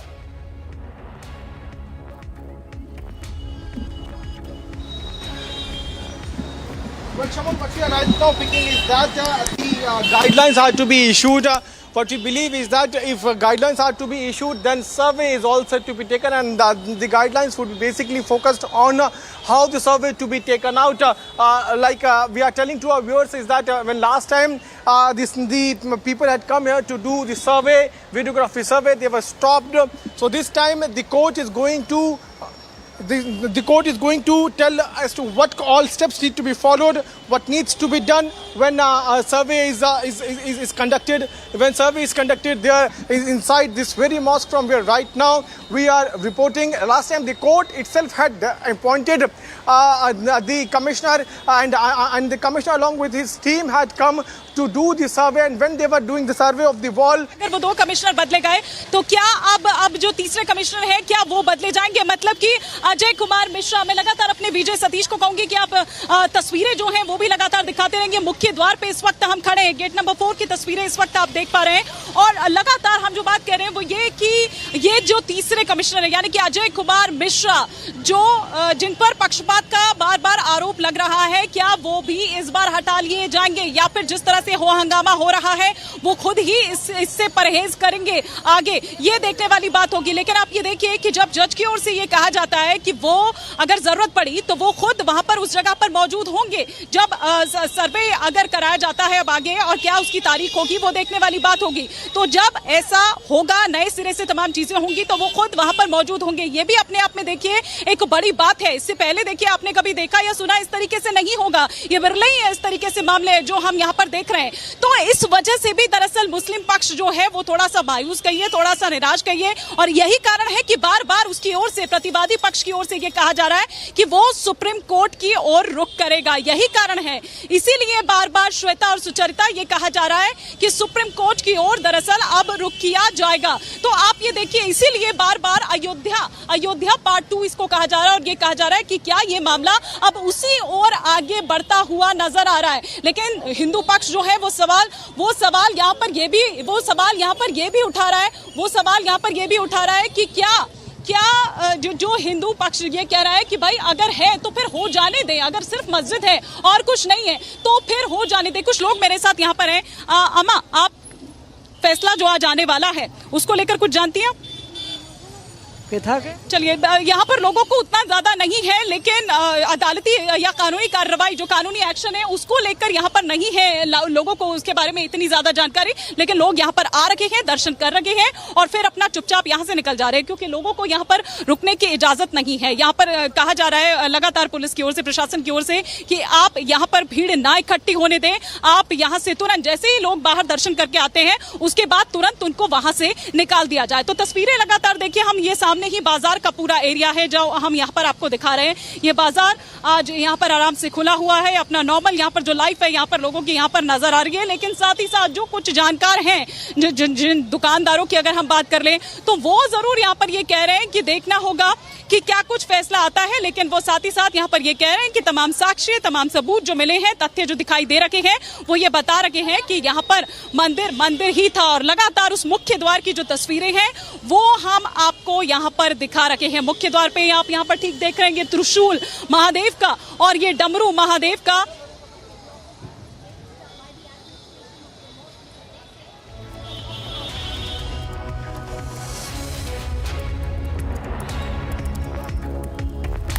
All right, let's cut across to Piyush, who's reporting from outside the courtroom, I think. Piyush, any updates that you can share with us?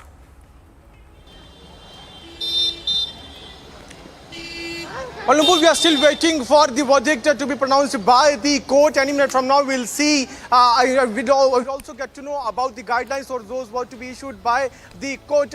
Gate number 4. We are right now in front of gate number 4, which is right next to this Gyan Vapi Mosque. Let's go on the other side. That's the gate number 4, where the security has been beefed up. Devotees, Hindu devotees have also thronged here in large numbers. We are showing you the pictures of this gate number 4. People are entering inside this gate and also exiting.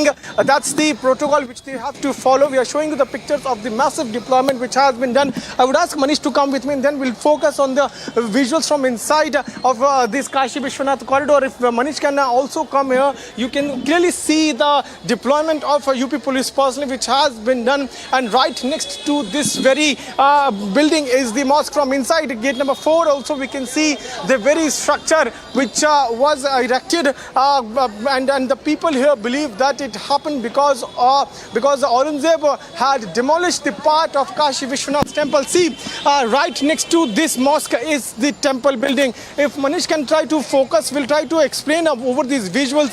That's the part, that's the wall which we are right now showing is the part of the temple itself, which the Hindu petitioners believe that was demolished by Aurangzeb, and then this Gyan Vapi Mosque was erected. So now, since 1991, this case is going on, where the petitioners at the time demanded to do a videographic survey, and after that we saw arguments are taking place. And a lot of time has now passed. The petitioners here now believe that now finally they will see some sort of justice, and that is why the petitioners had also moved to court.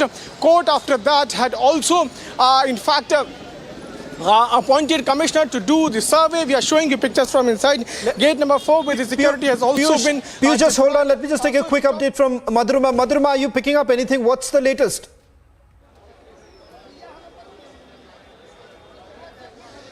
Well, Shravan, as far as the latest is concerned, we know that the guidelines have been issued by the court over here so as to make sure that there is no nuisance at the time when the court commissioner reaches the gate number 4 of the Kashi Vishwanath temple, where the entire ruckus enfolded the last time when the court commissioner's team was there and wanted to go inside and gain entry of that particular mosque. We'll take Madhurima, if you can just check if there is any delay regarding the order.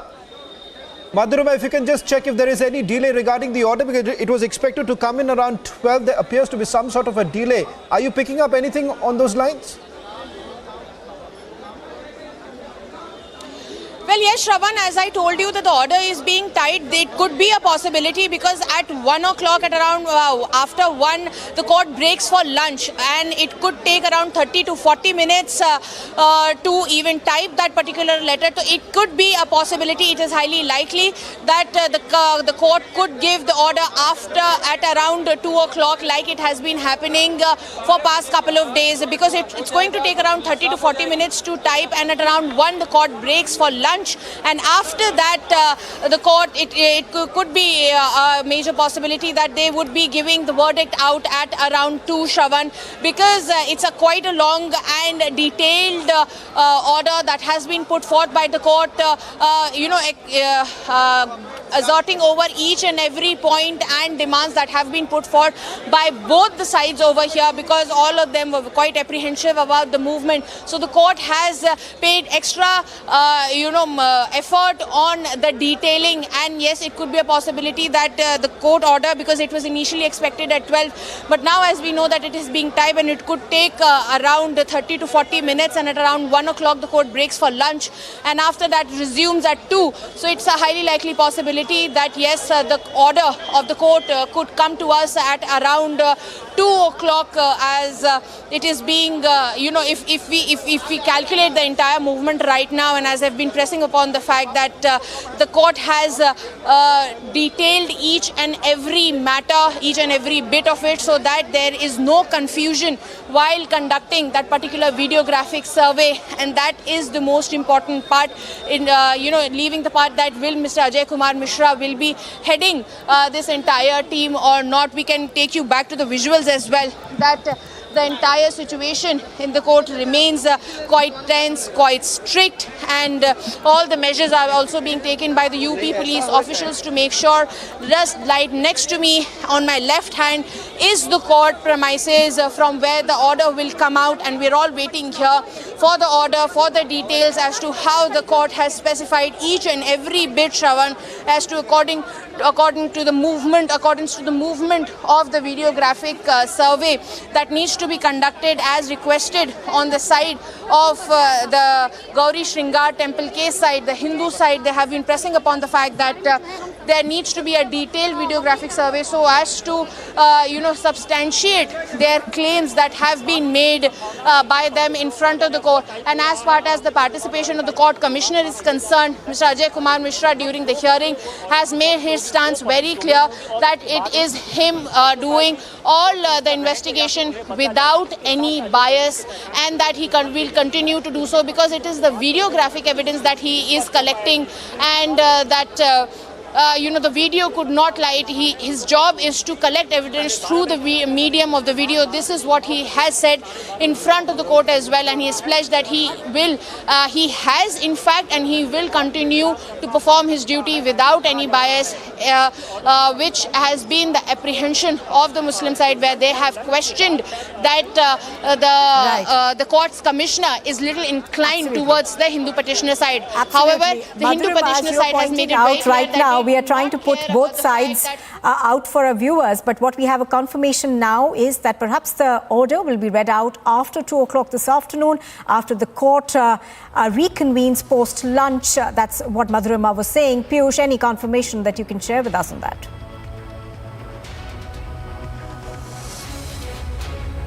Well, yes, what we are now learning is that at around 2, the court is going to pronounce its verdict, but that is going to be very important to see what court is going to pronounce in its verdict. Remember that in its petition, the Muslim sides had demanded that the commissioner should be changed because he has got some sort of inclination towards the Hindu side. And even before the court pronounced its verdict, I am reporting from the gate number 4 here of Kashi Vishwanath temple, where security has been beefed up. We can see the police personnel deployed here at the entrance of this gate in large numbers.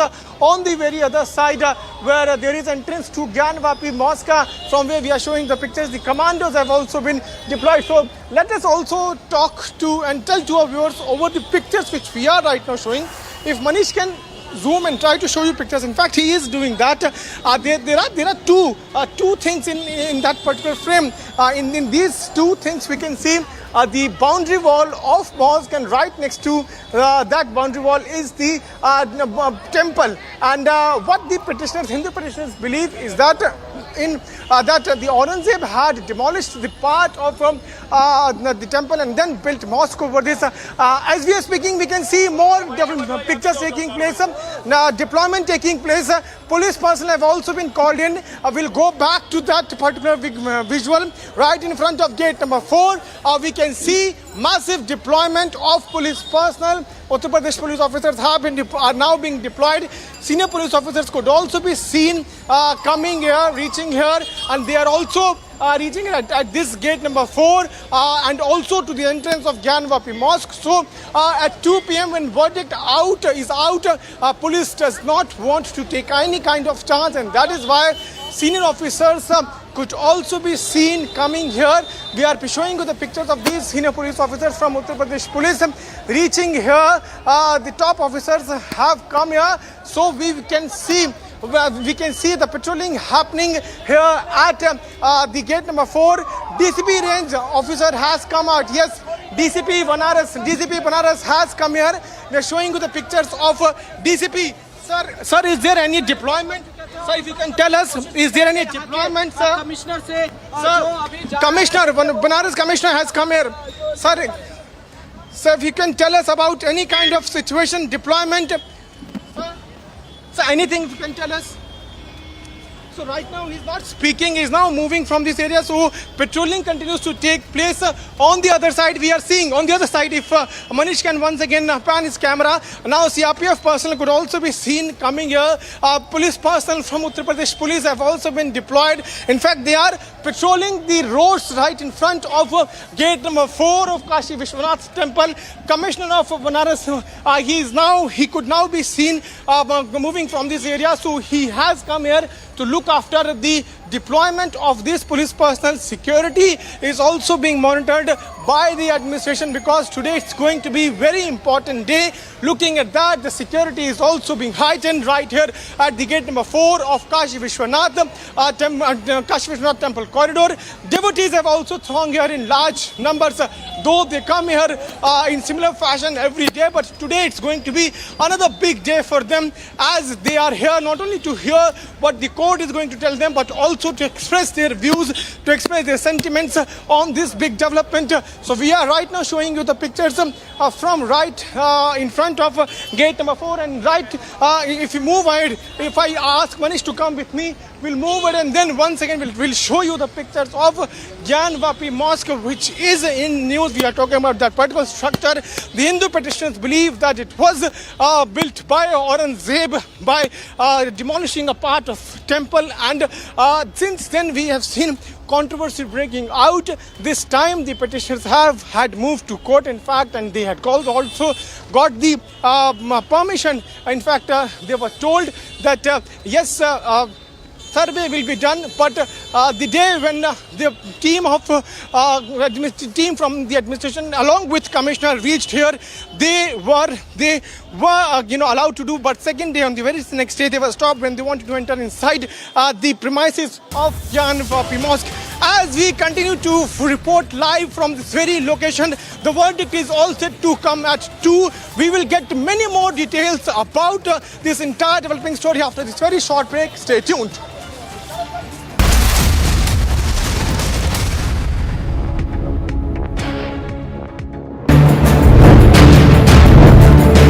Very crucial day in the city of Varanasi, as the Gyan Vapi Mosque verdict will be out today. More and more analysis of the entire controversy. The most needed voices in the entire game will be brought to you by Republic TV. Top national updates at this hour. Congress party leader Sachin Pilot said that the Congress will deliberate on ways to re-energize the party and challenge the BJP-led National Democratic Alliance in the Nav Sankalp Chintan Shivar being held in Udaipur. He also said that the 3-day brainstorming conclave will be held from May 13 to 15, which will be result-oriented. Ahead of local body elections, Madhya Pradesh Chief Minister Shiva Singh Chauhan on Wednesday met Solicitor General of India Tushar Mehta in the national capital to discuss the legal provisions to provide OBC reservation in the state. The meeting was also attended by State Home and Law Minister Narottam Mishra and Urban Development and Housing Minister Bhupendra Singh. 3 Naxals allegedly involved in the Bukintor blast were arrested in Chhattisgarh, Narayanpur district. The Superintendent of Police of Narayanpur said that those arrested include the main accused. The Naxal squad blew up a bus carrying police personnel near the village between a couple of areas like the Kahanhar Gaon and the Kadenar area using an improvised explosive device. Himachal Pradesh Chief Minister Jairam Thakur on Wednesday held a meeting with PM Modi and invited him to visit the state to inaugurate various ongoing projects, talking about the 15-day program that the BJP is kickstarting on May 30th to celebrate the 8th-year anniversary of the party coming to power at the centre. The CM said that he wanted a program to be held in Himachal on the anniversary celebration of May 31st in the presence of PM Modi.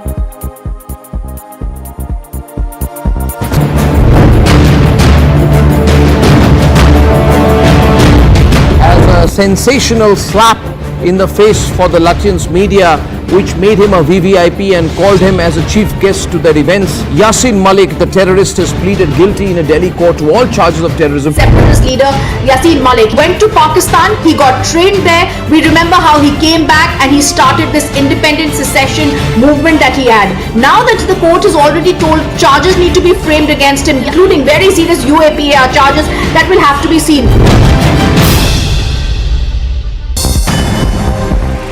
And here's a look at some sport news. A 144-run stand between Mitchell Marsh and David Warner helped Delhi register an 8-wicket victory against Rajasthan at the D.Y. Patil Stadium in Mumbai. It was a memorable day for Delhi, who put on an all-round performance to keep their playoff hopes alive. With this win, Delhi is currently at 5th position in the points table with 12 points. The 59th match of the Tata IPL 2022 will witness the clash between Chennai and Mumbai on the 12th of May at the Wankhede Stadium in Mumbai. Both teams have played 11 matches so far, where Chennai have won 4 games while Mumbai won.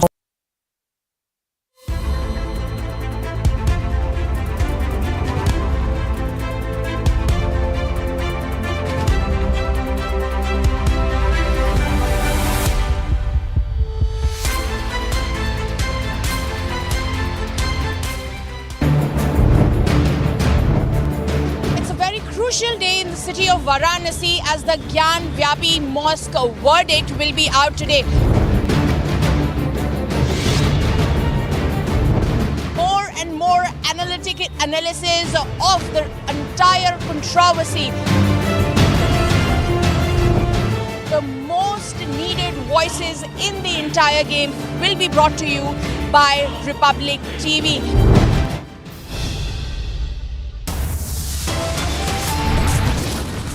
Varanasi Sessions Court to pronounce the order over the Gyan Vapi Mosque survey in a short while from now.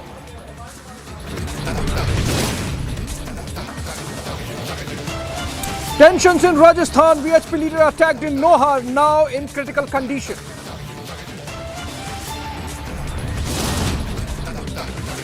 In Madhya Pradesh, clashes break out between 2 groups. In Karedi village, shops and bikes set on fire.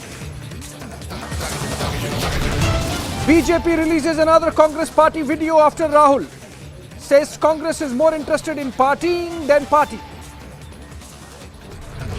And NEET aspirants write to PM Modi, request postponement of exam by 8 to 10 weeks so that they can prepare better.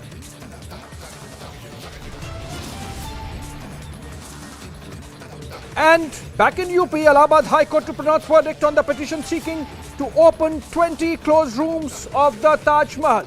Controversies refuse to die down.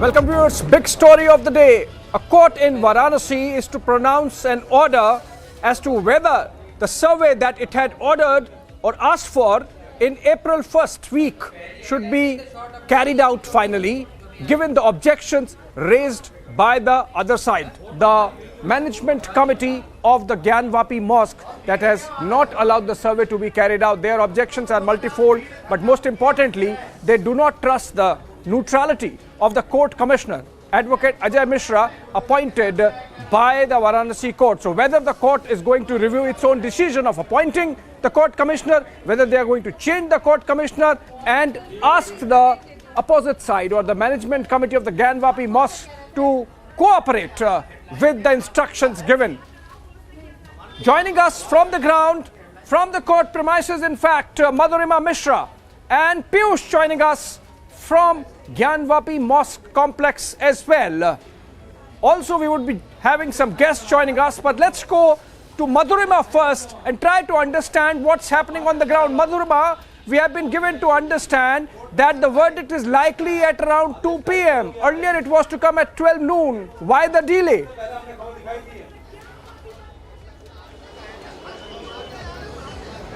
Well, Abhishek, the delay could be a possibility because of the detailing that has happened in the order. We got to know at around 12:05 that the order is being typed. The order is being typed, and it is in fact a detailed order. We have also been told by our sources that the court has emphasized on the details of the entire matter. They are looking into every specific of the movement of the court's commissioner, because remember the last time when the court's commissioner's entire team had reached the gate number 4 of the Kashi Vishwanath corridor where the mosque lies, they were not allowed inside the particular mosque. That they were stopped.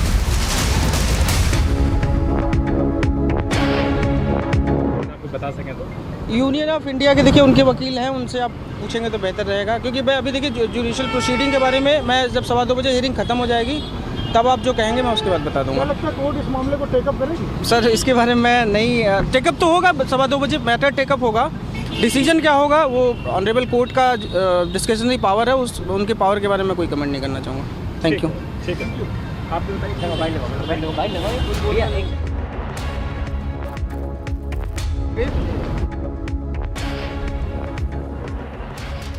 All right.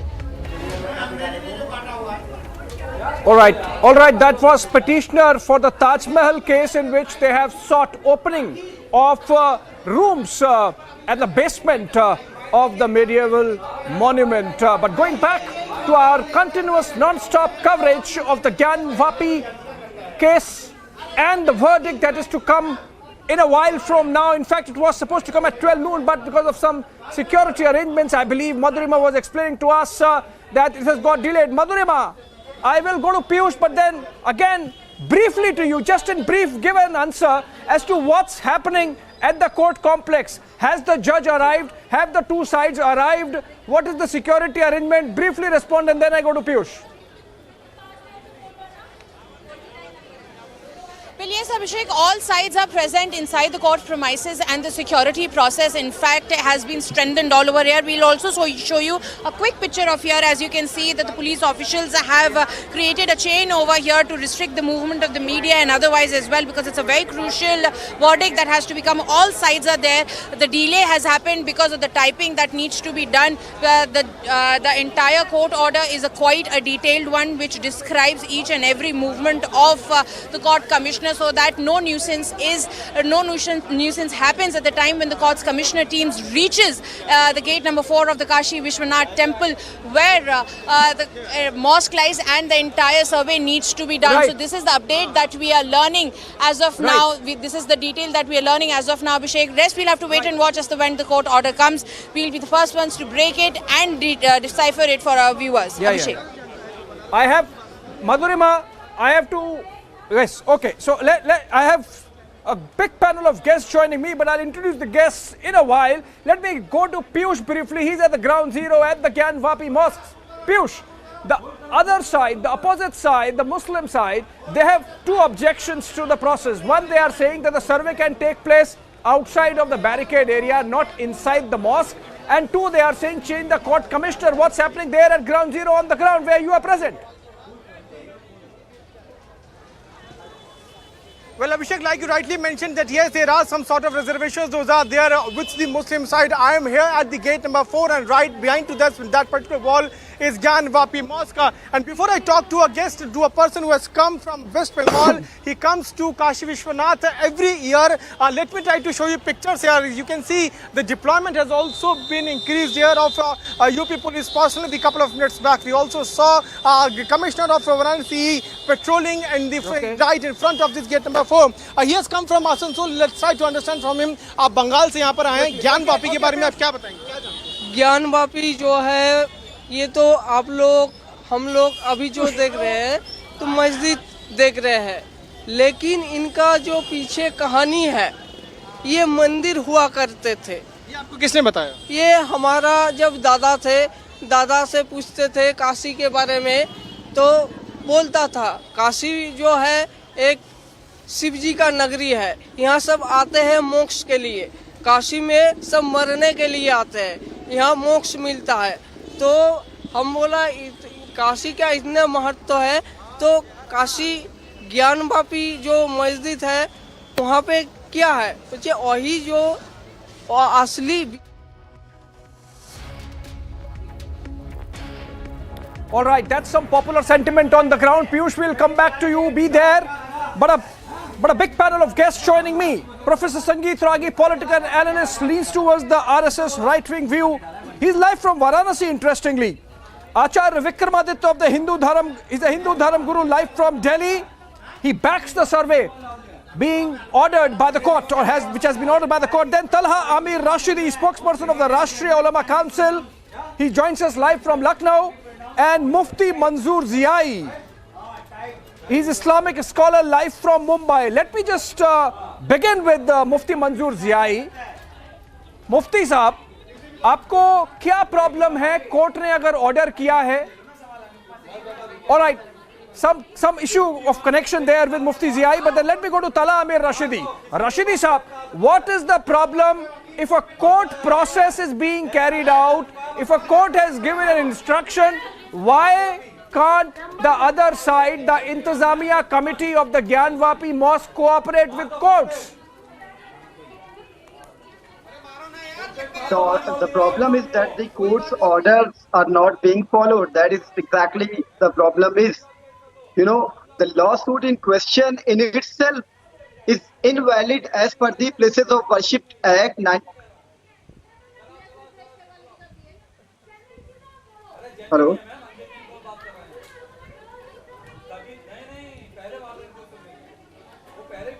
Go on, Rashidi Saab, go on.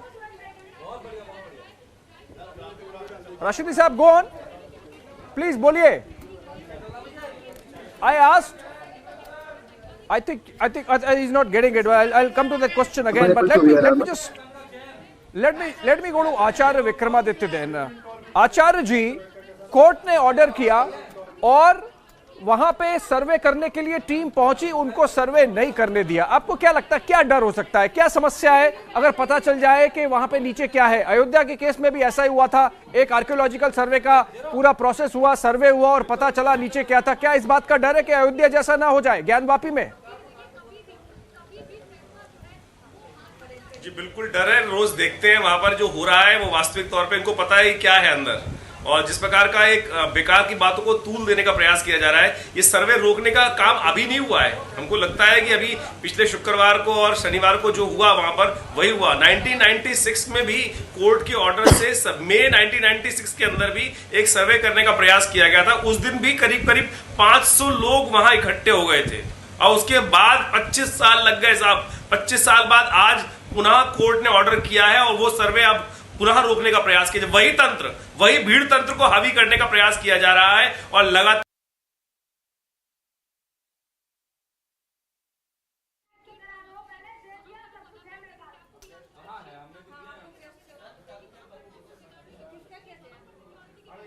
All right, Acharya Wickremesinghe, your frame, there's some issue with your video. We'll fix it and come back to you. But I think we are connected again with Tala Rashidi. Mr. Rashidi, I was asking you, what is the problem in following court process, court instructions? You can have patience. You can trust the judicial process to carry out a very objective, neutral, take a very objective and neutral position on this entire issue. The court's process, the law is not being followed. That is exactly what the problem is. You know, the lawsuit in question in itself is invalid as per the special provisions of the Places of Worship Act 1991. And so the Honorable Civil Court of Varanasi should have rejected this plaint at the very initial stage itself, as per the Order 7, Rule 11 of the Civil Procedure Code. But unfortunately, the lawsuit has been accepted and an invalid order of commission has been given. This year, and The existence the of same suit issue itself was is rejected arguable by and the High questionable, Court. and that is the problem because the law is not being followed. The gradual process of the law is not being followed. A law that has been enacted by the Parliament of India is not being followed. That is the problem. Right. No. I think there is a bit of a misinterpretation there. Rashidi Saab, the Places of Worship Act 1991 says that please maintain a status quo. I think the petition or the court order is not about changing the status quo of Gyanvapi Mosque. It just wants a survey to understand the premises, the complex, the courtyard, the perimeter around which those few figurines and idols are there, which have been prayed to. And people have been praying at those places at the periphery for some time before it was stopped. So I think it is just about getting some clarity. It's not about, it does not come under the ambit of Places of Worship Act. But let me take this to Sangeet Ragi. Sangeet Ragi, this Places of Worship Act 1991 is very clear that no structure, no religious structure should be changed or its character changed, which existed as of 15th of August 1947, the day of independence. Let me respond to you. My question is to Sangeet Ragi. I'll come to you, Mr. Rashidi. Let me take this to Sangeet Ragi. Sangeet Ragi. All right, Sangeet Ragi, I'll come to you, but there's something happening on the ground, some development outside the court premises. Let's go to Madhurima. Madhurima, what's the update?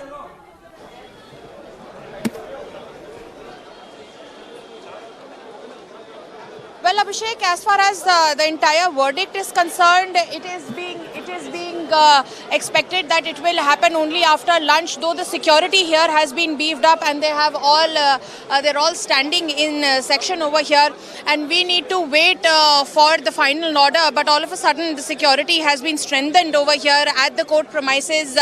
All this is happening in the backdrop of, as we know, this. And which is why it is very important for the police officials here as well to maintain the security, and which is why you can see all of a sudden the security has been heightened. This could be an indication that the order is complete, and any time from now, because the entire court breaks for lunch at around 1:30, and it is just immediately after that the lunch gets over that we will be having that order in our hands, because the typing, I believe, according to our sources, they are saying that it is complete. Now it will be it is with the right authorities for the final view. They will be taking the view that if it needs any editing, and as soon as the court resumes after lunch break at 1:30, we'll be at around 2. 1:30 it breaks for lunch, 2 it will resume, and at around 2 we'll be having that particular order. But we can show you the picture that there's a lot of commotion all around here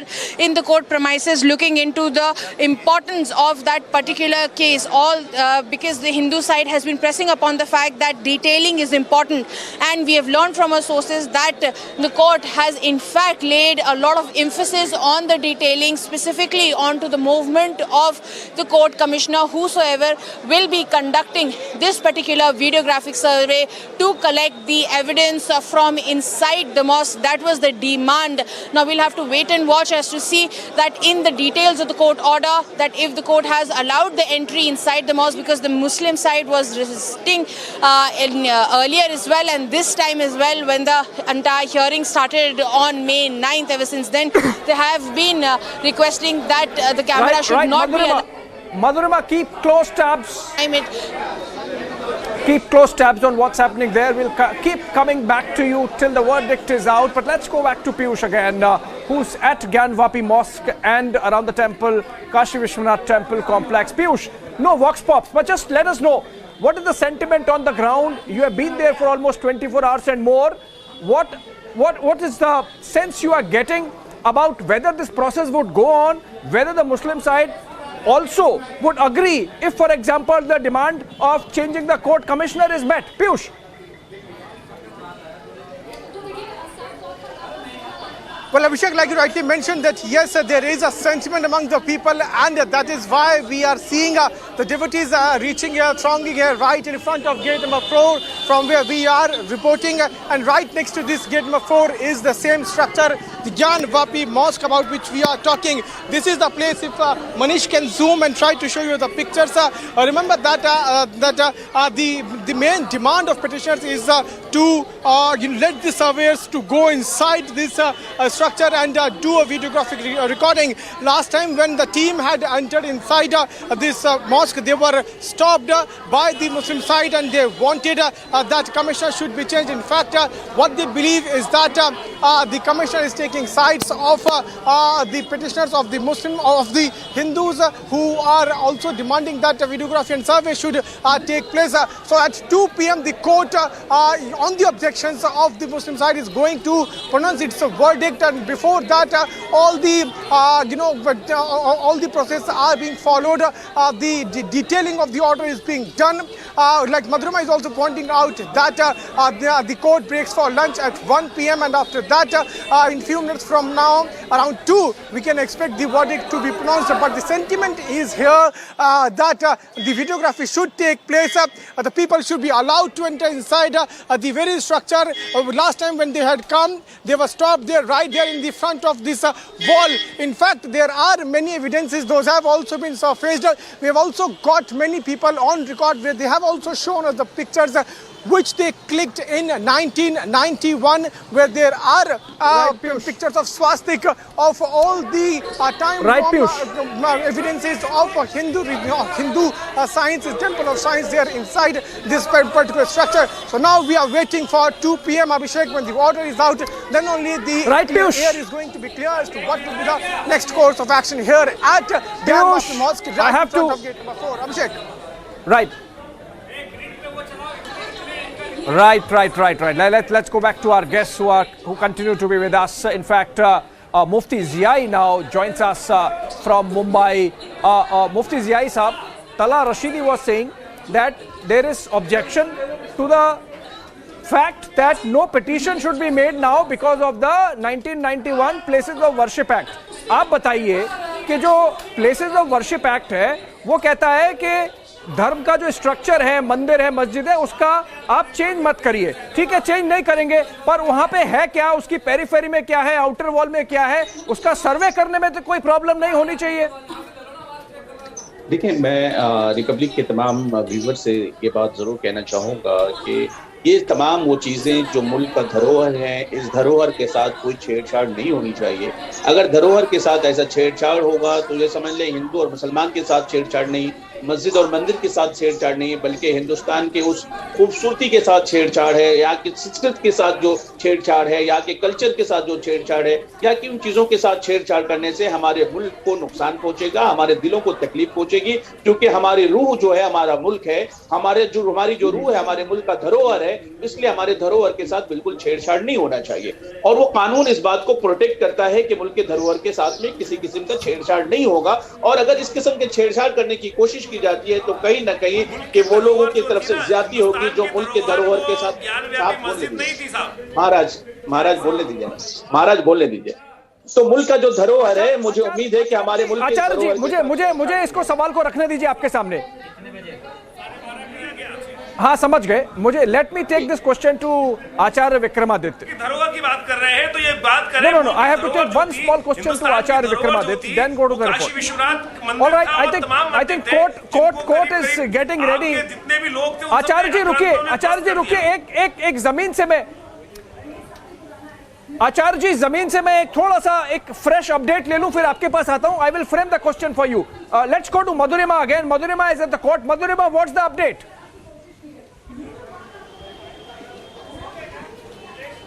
Well, Abhishek, we're all waiting for the very crucial order.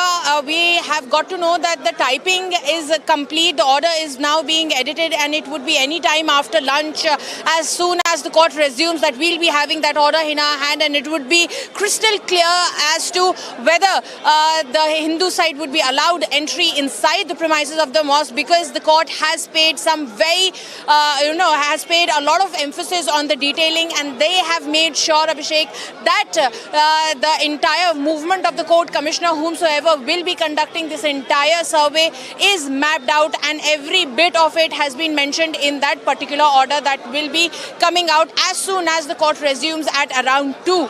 And this is what we are learning as of the moment. The delay happened because of the typing, because it was in fact a more than expected detailed letter, and the editing of course was needed because a lot of eyes are glued on this particular order, so no mistakes can be afforded there. Right, Madhurima, thank you. All right, Madhurima, thank you for getting us all those details. My colleague Madhurima there, Piyush there, and also Abhishek getting you all the details there as we count down to the Gyan Vyapi survey order. Let's move on to other stories right now. While speaking to media, the Chief Minister of Karnataka has stated that the state government will pass the anti-conversion bill through an ordinance. The Congress, meanwhile, has attacked the BJP, calling it appeasement politics. Here's more on that. Karnataka government is all set to pass anti-conversion bill through an ordinance. Remember, the bill was inducted during Belagavi session in the month of December. It was being passed in the assembly, but it was not passed in council. And for unavoidable reason, even in the next assembly session, it was being not passed. Today, talking to media, Karnataka Chief Minister Basuraj Bommai went on to say that since it was not passed in Assembly and Council and Assembly are adjourned, they will try to induct this particular bill in the cabinet. Anti-conversion ನಾವು ಈಗ council ಅದು assembly ರೋಗ ಆಗಿದ್ದರಿಂದ ಅದನ್ನು ordinance ಮುಖಾಂತರ ತರುವಂಥದ್ದಕ್ಕೆ ಇವತ್ತು ಕ್ಯಾಬಿನೆಟ್ನಲ್ಲಿ ಮಾಡಿಸ್ತಾರೆ. They know that they failed earlier. Now they might get a numbers. So they're just doing it. It is against the law. It is against the constitution. They are just, there is no incident of conversion in Karnataka. Just to appease, please, some section of it.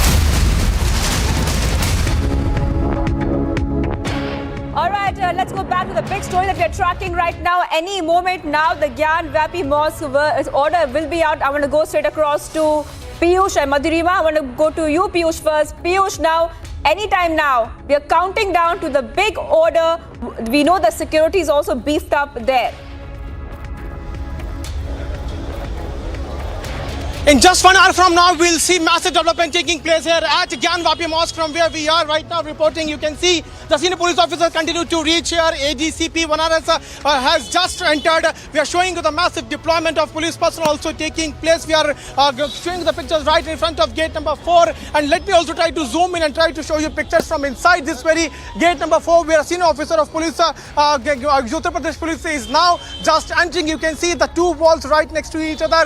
Once that's the wall of temple, and right next to that is the wall of Gyan Vyapi Mosque. So that's the bone of contention from, and that's the visual which we are right now beaming. And if you talk about these visuals, remember that the petitioners have also said in their petition that the Hindu side and the surveyors should not be allowed to enter inside this very premises. But on the other side, the Hindu side belief is that there is a reminiscence. There are time bomb traces of Hindu rituals here inside this very mosque. Also, we are also showing you the pictures of CRPF personnel who are now entering inside this gate number 4, and right next to that, I would ask Manish to come with me. Right next to that, gate number 4 entry of this very temple, there is Gyan Vyapi Mosque, and as we are speaking, more deployment taking place.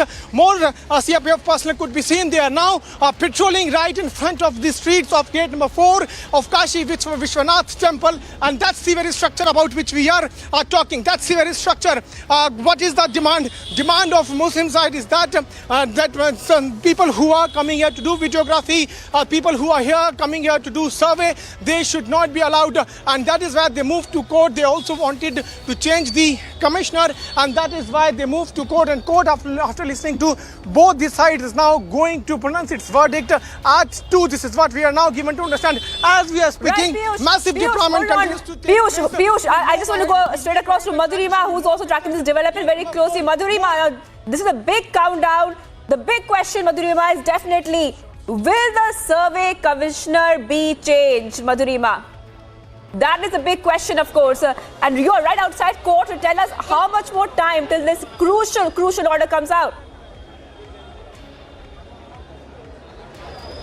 Well, absolutely, you're pointing a very pertinent issue over here, that the big question is, well, whether Mr. Ajay Kumar Mishra be allowed to continue and conduct the survey that he was initially allowed to, or at the same time, will there be a change in the position, or at the same time, will there be any addition into the team of Mr. Ajay Kumar Mishra? Also, at the same time, what more crucial details need to be, need to be chalked out of this entire order is the entire movement of the court's commissioner. Because it is imperative, because the last time when the courts commissioner team had reached the door of Kashi Vishwanath temple, it was only then that a huge mob had come out protesting the movement inside the court, and it is when they did not allow the courts commissioner to go inside, and the entire team appointed by the court had to withdraw themselves from that particular moment. There seems to be some action over here. We'll speak to the lawyers. आया नहीं है तभी आप क्या नहीं लोगे? अभी order नहीं आया है। कब तक आने का है? देखिए, कोर्ट पर हम लोग को ऑर्डर पर कोई कमांड नहीं रहता है। न्यायालय जब भी ऑर्डर भेज सकती है, 10 मिनट भेज सकती है, 2 बजे भेज सकती है। लंच के पहले, लंच के बाद सर? संभावना किया जा रहा है, लेकिन जब तक नहीं कहा नहीं जाएगा, एग्जैक्ट नहीं कहा पाएंगे। लंच के बाद तक सर? अरे लंच के बाद तो श्योर है, ऑर्डर आना ही आना है। आना ही आना है। आज ऑर्डर आना ही आना है। तो टाइपिंग पूरी हो गई, कह रहे थे टाइपिंग में ये कोई नहीं बता पाएगा कि टाइपिंग है, डिटेक्टिंग है, कि दस्तखत में है, कि साहब पढ़ना है, कोई नहीं बता पाएगा। लेकिन लंच के बाद तक आ जाएगा पूरा ऑर्डर? पूरा आ जाएगा। तो अप्रॉक्सीमेट टाइम बताइए कब तक आएगा? अरे कोर्ट का ऑर्डर कोई नहीं बता पाएगा यार। 4 बजा सकते हैं, 5 बजा सकते हैं, न्यायाधीश पर किसी कमांड है। सर पहले 12 बजे का था ना टाइम? अंदाज लगाया गया था टाइम की 12 बजे ऑर्डर आ जाएगा, चूंकि न्यायालय इस समय देरी क्यों हो गई? अरे न्यायाधीश पढ़ेंगे, उभय पक्ष के बात को देखेंगे, तर्क संगत उसको रखेंगे, तब ना ऑर्डर करेंगे। इस देरी क्यों, इसका तो कोई प्रश्न नहीं है। कंडोलेंस है, कंडोलेंस से ऑर्डर पर कोई प्रभाव नहीं पड़ेगा। त्रिपाठी जी है ना? जी। आपका मतलब आज क्या इश्यूज हो गया, क्यों? ऑर्डर आ जाने दीजिए, ऑर्डर मेरे पक्ष में आएगा, मैं यही कहूँगा। मेरी बात अपनी मजबूती से रखा है, और ऑर्डर मेरे पक्ष में आएगा, कमीशन कार्रवाई होगी, और अंदर जाने दिया जाएगा। बिना ऑर्डर देखे कैसे कहूँगा, लेकिन मुझे संभावना है। पॉजिटिव है? हाँ, पॉजिटिव है। क्या मुद्दा है? त्रिवेदी जी, अरे जो मैं बहस किया हूँ, मैं अपने तर्क के आधार पर कर रहा हूँ। कमीशन कार्रवाई प्रारंभ हो चुकी है, कोर्ट का आदेश जब कंप्लायंस शुरू हो गया है तो बीच में रुकना उचित नहीं है। यह ऑर्डर कमीशन कार्रवाई अगर प्रारंभ नहीं हुई होती तो सोचा जा सकता था। अब जहाँ तक कमिश्नर चेंज करने की बात है, उस पर असंतुष्ट हुए हैं, तो माननीय न्यायालय द्वारा हम लोग निवेदन किए हैं, उभय पक्ष निवेदन किए हैं कि माननीय न्यायालय स्वतः चल करके मौके पर कमीशन कार्रवाई करवावे। अब माननीय न्यायालय द्वारा मौखिक कहा भी गया है, तो ऐसा संभव भी हो सकता है। न्यायालय को विराट पावर है, तो इसलिए कुछ भी हो सकता है। अजय जी की तरफ न्यायालय का क्या रवैया रहा है? क्योंकि उन्होंने कहा है कि वो तो बिना मतलब किसी पूरे निरपेक्ष होकर कर रहे हैं काम, तो उनकी तरफ न्यायालय का क्या रवैया रहा है? वकील कमिश्नर का न्यायालय का रवैया थोड़ा समझ में आता है मैडम, रवैया कोई समझ नहीं आता है। जब ऑर्डर देखा जाता है तब समझ में आता है, सभी लोग के तर्कों को सुना जाता है, न्यायालय हर बात को रिजर्व कर लेती है। रहते हैं कि कोर्ट कमिश्नर जो खुद कोर्ट ने अपॉइंट किया हो इस तरीके से चेंज हो जाए। न्यायालय कोर्ट कमिश्नर से अधिक पावर न्यायालय को है ना। जी बिल्कुल। न्यायालय किसी को चेंज कर सकती है, किसी कुछ कर सकती है, पर्याप्त आधार पाने पर। अभी क्या चल रहा है अंदर कुछ चला, कुछ अंदाज बता सकता है, टाइप 4 है जानिए इतने। अरे अंदर साहब के पास टाइप बाबू हैं, साहब वहाँ हैं, अंदर कोई नहीं जा सकता है, अंदर सेक्रेस है और चुका उका नहीं, ये अंदाज में कुछ नहीं चलता है। यहाँ कोई अंदाज नहीं, ऑर्डर सामने आता है, दस्तखत होकर तब पढ़ने को हम लोगों को मिलता है, उससे पहले कुछ अंदाज नहीं। कितना देर देखिए संभावना इस पर नहीं लगा सकते हैं, भोजन नहीं है, यह ऑर्डर है कोर्ट का, ये मानिए लंच के बाद आ जाएगा, जब भी आ जाए पहले भी आ सकता है, आते ही आप लोगों को बता दिया जाएगा, हम लोग आराम से बताएंगे, एकदम आ जाएंगे। हमको लगा कल नहीं, मैं थका मारा था, कहीं जल्दी जाना था, इसलिए मैंने सब लोग वकील जज सब पहुंच गए अंदर कोर्ट में। वकील का पहले कहा जाएंगे। जज आर्डर जो सारी पार्टियां मौजूद हैं सारी पार्टियां कैंपस के अंदर होंगी। आर्डर आने के बाद तब मौजूद हो जाएंगी। अपना वाच कर रही होंगी। जब आर्डर आ जाए अच्छा ठीक है sir, thank you. So you can see that a lot of anticipation is happening in and around this particular order. This was the lawyer Mr. Sudhir Tripathi on the side of the petitioner, and he has said that any time after lunch it is 100% that the order will be out, and all that has been advised by the court will be in front of the public, and the mist over the fact that whether they will be allowed entry inside the mosque or not, whether Mr. Ajay Kumar Mishra will continue to execute his duties as the court commissioner, or will there be an addition, or will there be in the change of the post, all that needs to be cleared out, and that will be cleared out as soon as the court's order is out. We just heard the petitioner's lawyers that everybody is present in the court premises. The judge is looking into the order, and as soon as the order is out, we will be flashing it for our viewers. The details are very important because there are multiple things that need to be derived from this order. First and foremost is whether Mr. Ajay Kumar Mishra be allowed to continue and conduct the survey. Second, what would be the movement of the court's commissioner, because last time there was a lot of apprehension. Yes.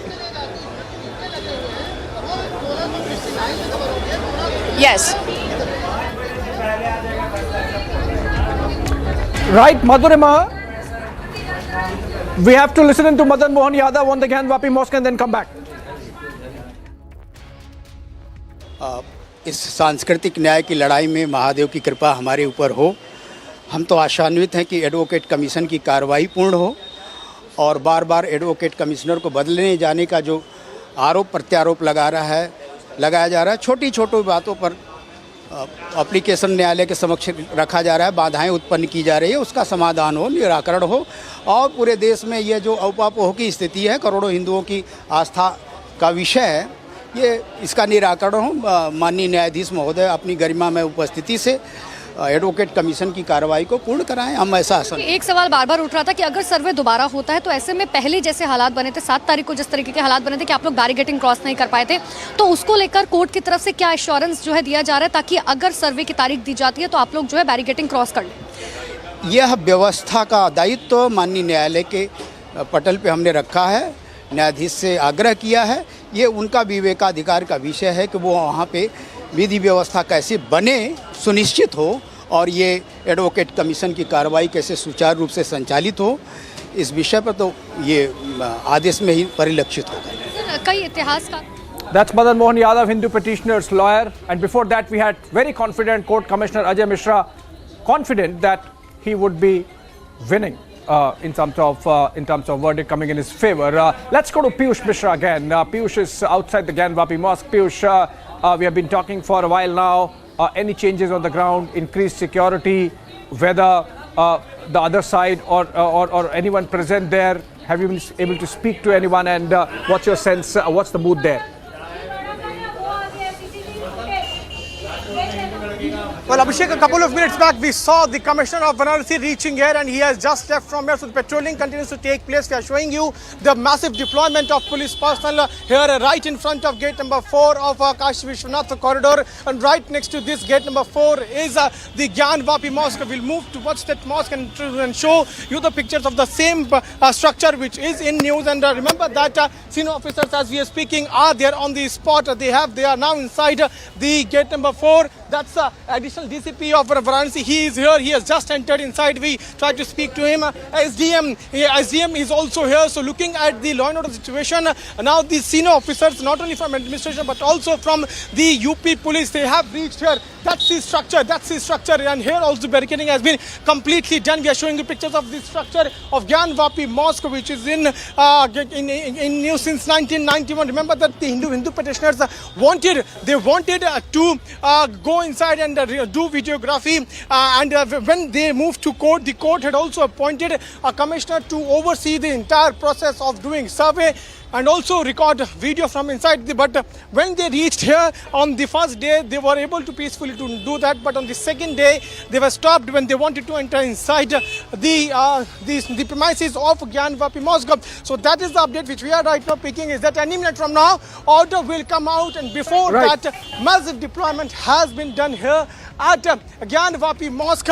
We are continuously showing you the pictures. You see on the other side, there is massive presence of devotees also. They have thronged here, Abhishek, from different parts of the country. They come here every day, but today they have come with a sentiment because they also want to hear what the court is going to tell. In fact, many of them also want Abhishek to, they also want that videography should take place inside.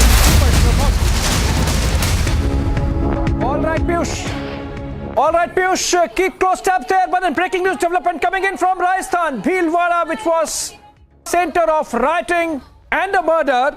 And breaking news coming in, Republic has accessed the CCTV footage of the 22-year-old Hindu boy who was murdered in Pilvara of Rajasthan. CCTV footage showing the murder of the boy in Pilvara that happened on May 9 following communal clashes on May 4th. Rajasthan clearly on the boil, and the administration there failing to contain the spread of communal violence. These are the pictures, the CCTV footage, we believe, of the attackers before the incident happened.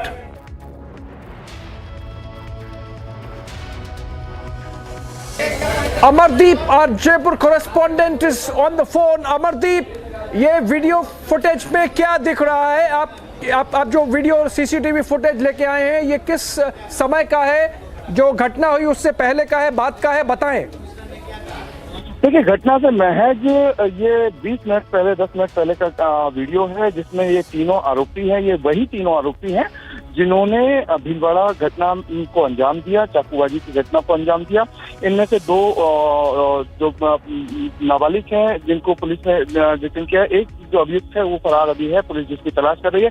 और सबसे बड़ी चीज ये है कि ये super exclusive जो CCTV footage है, जब रिपब्लिक ने इसकी जांच की तो पुलिस भी इसी सीसीटीवी फुटेज के आधार पर ही जांच कर रही है। और ये एकमात्र सीसीटीवी फुटेज है जिसमें जो आरोपी हैं वो भी दिखाई दे रहे हैं। इस सीसीटीवी से समझा जा सकता है कि तीनों लोग जिस तरीके से चल रहे हैं, जिस तरीके से वॉक कर रहे हैं, इसके बाद यानी कि इस सीसीटीवी के कैमरे से आगे निकलते हुए उन्होंने अगले 5 मिनट में इस घटना को अंजाम दे दिया। ये भीलवाड़ा का एकमात्र सीसीटीवी फुटेज है जिस पर पुलिस भी जांच कर रही है, और इसी एंगल पर पुलिस लगातार जांच कर रही है, जिसको लेकर के बड़ी लीड पुलिस को भी मिली है। यानी कि एकमात्र सीसीटीवी फुटेज जिसको लेकर के अभी तक पुलिस जो थी, पुलिस भी वेरीफाई कर रही थी, और अभी पुलिस को भी बड़ी लीड मिली है, क्योंकि अब इस सीसीटीवी से समझा जा सकता है कि ये वही 3 आरोपी हैं जिन्होंने पूरी घटना को अंजाम दिया।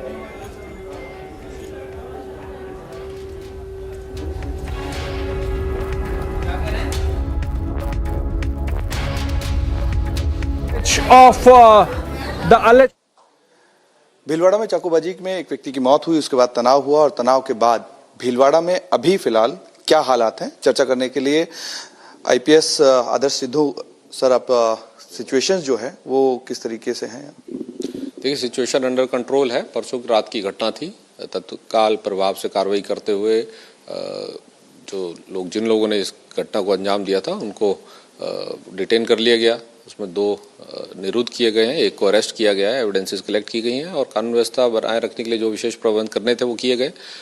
तो ना तो 144 लगानी पड़ी, ना कर्फ्यू लगाना पड़ा, और लोगों को कॉन्फिडेंस में लेते हुए इस कार्रवाई को अंजाम दिया गया। सर, कुछ लोगों का अभी ये है कि मुख्य आरोपी नहीं पकड़ा गया है। मुख्य आरोपी जो है, मुख्य अभियुक्त जो है, उसको लेकर के कितनी टीमें बनाई गई हैं, कब तक की सिचुएशंस है कि रडार में?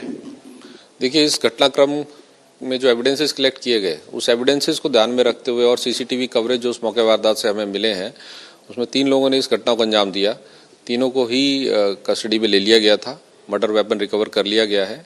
इसके अलावा 3 और लोग हैं जो एफआईआर में नामजद किए गए हैं, उनके पीछे हमारी टीमें लगी हुई हैं, उनको भी जल्दी डिटेन करके इन्वेस्टिगेशन उनसे पूरा किया जाएगा। सर, जिन लोगों का एफआईआर में नाम है, क्या उनकी हिस्ट्री या उनका बैकग्राउंड क्रिमिनल है, या पीएफआई से जुड़ा हुआ है, क्योंकि कई लोगों का आरोप है कि ये इस घटना में पीएफआई जो है वो इन्वॉल्व है।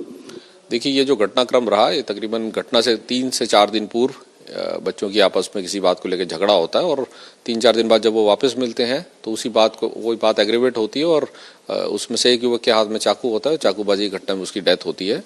ये जो एंगल आपने बताया है, इस एंगल को हम इन्वेस्टिगेट करेंगे और यदि कोई किसी और का रोल आएगा तो उसको भी हम कार्रवाई उसके खिलाफ करेंगे। अक्यूज पीएफआई वाले एंगल पे police explaining the side of the version of police in terms of the communal incident that began on May 4 and led to the killing of this young man, 22-year-old man, at the city square by supposedly these 3 men who are captured in the CCTV footage. Over to Shivangi now.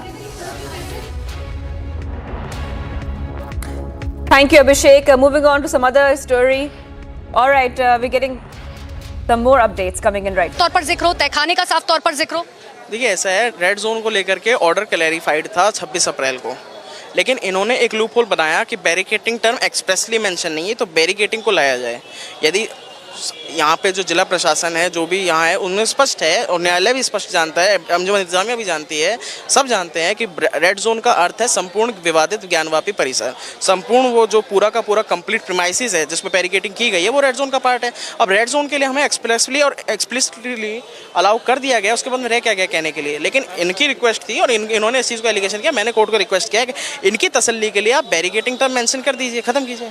Sir, एक और बात, क्योंकि यहाँ पर सब समझना चाह रहे हैं कि 7 तारीख को जब सर्वे हुआ था, आप लोगों को अंदर नहीं जाने दिया गया, आप लोगों ने जब ये बात कोर्ट में उठाई तो इस पर मुस्लिम समिति जो है, जो मस्जिद समिति है, उसका क्या कहना था? देखिए, उन्होंने जो आर्गुमेंट की वो कहीं से कहीं एडवोकेट कमिश्नर को चेंज करने की, बायसनेस की या किसी चीज़ की नहीं थी। उन्होंने सीधा सीधा honourable high court of Allahabad के ऑर्डर को ट्रायल कोर्ट के सामने चैलेंज किया था, जो कहीं से कहीं मेंटेनेबल नहीं था। प्रोसीजर लॉ ना उनको परमिट करता है ना मुझे बाउंड करता है, बस इतना हुआ। सर, आप लोगों ने तहखाने का जिक्र किया, क्योंकि तहखाने की बात बार बार निकलकर सामने आ रही है कि आप लोग तहखाने के अंदर जाना चाहते हैं, इसको लेकर भी स्पेशली मेंशन किया जाएगा फैसले में? देखिए, 26 अप्रैल के आदेश में स्पष्ट हो चुका था, एडवोकेट कमिश्नर एम्पावर्ड थे। जब विवाद स्टार्ट हुआ वहाँ पर कि भाई आप अंदर नहीं जा सकते और एडवोकेट कमिश्नर ने विवाद खड़ा किया, तो मैंने खुद अपने हाथ से एक सर्टिफाइड कॉपी 26 अप्रैल के आदेश के एडवोकेट कमिश्नर को पकड़ाई कि इसमें स्पष्ट है। एडवोकेट कमिश्नर ने डीजीसी साहब को बताया, जो सरकार का नेतृत्व कर रहे थे, उन्होंने कहा आदेश क्लियर है, अनुपालन होना चाहिए, क्योंकि वहाँ पे मौजूद उस समय अधिकारी नहीं थे और इन्होंने विवाद खड़ा करने का प्रयास किया, तो उस दिन नहीं हो पाया। लेकिन क्लैरिफिकेशन पहले ही आ चुका है। आज बैरिकेटिंग के टर्म का यूज करने का हमारी रिक्वेस्ट है, उसको देख के आदेश आ जाएगा। आर्डर के ऊपर किसी का प्रभाव नहीं रहता है।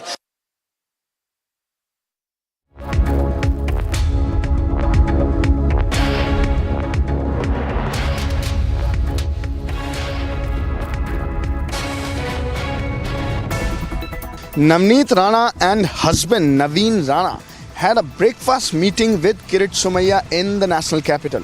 Let me tell you that this was a meeting which was a relaxed meeting and for the discussion for the future course of action.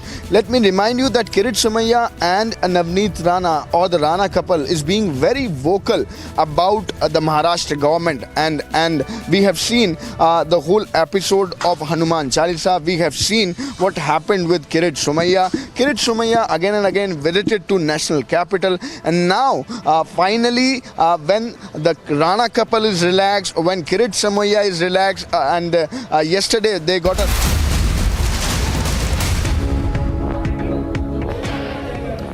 All right, breaking news coming in parallel development in the Allahabad High Court. The court has ordered or instructed the Mathura District Court to finish off all the pending cases insofar as the Krishna Janmabhoomi Shahi Eidgah dispute is concerned within 4 months. There is a batch of petitions lying with the Mathura District Court on taking a call whether a similar survey that is being carried out in Varanasi can be carried out in Mathura, whether the entire complex belongs to the temple, whether the mosque should be removed and the temple and the area be given to the mosque. So Krishna Janmabhoomi issue now expected to be fast-tracked because the High Court has ordered the District Court should finish all hearings in the batch of petitions pending with them within 4 months. In fact, next hearing is slated today itself at around 4 p.m. But the High Court in Allahabad has instructed the District Court that the petitions should be disposed of within 4 months. So essentially, the Allahabad High Court putting a deadline to the process that has been lingering in the Mathura courts for some time now, in fact about a year and a half. So let's go to Shivangi on that note for the headlines. All right, Abhishek, thank you for that. Let's have a look at the top headlines at this hour. The Varanasi Sessions Court to pronounce the order over the Gyan Vyapi Mosque survey at 2 p.m. Tensions in Rajasthan, VHP leader attacked in Nuhar, now in critical condition. Clashes break out between two groups in the Karedi village of Madhya Pradesh. Shops and bikes set on fire. BJP releases another Congress party video after Rahul says Congress is more interested in partying than party. NEET aspirants write to PM Modi request a postponement of exam by 8 to 10 weeks.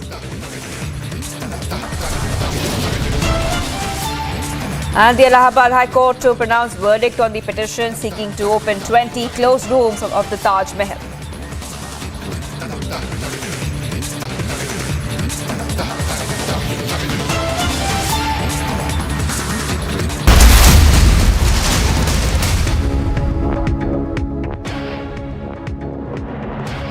Well, big news coming in right now. Kerala Governor Arif Muhammad Khan lashed out against stark silence of political leadership after a young girl was insulted on a stage by an Islamic scholar.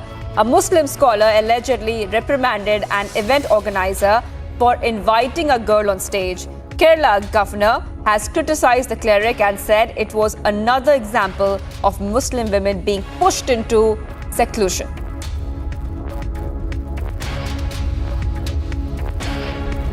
I regret, the word I used is, I regret at the silence. In fact, I had not spoken yesterday.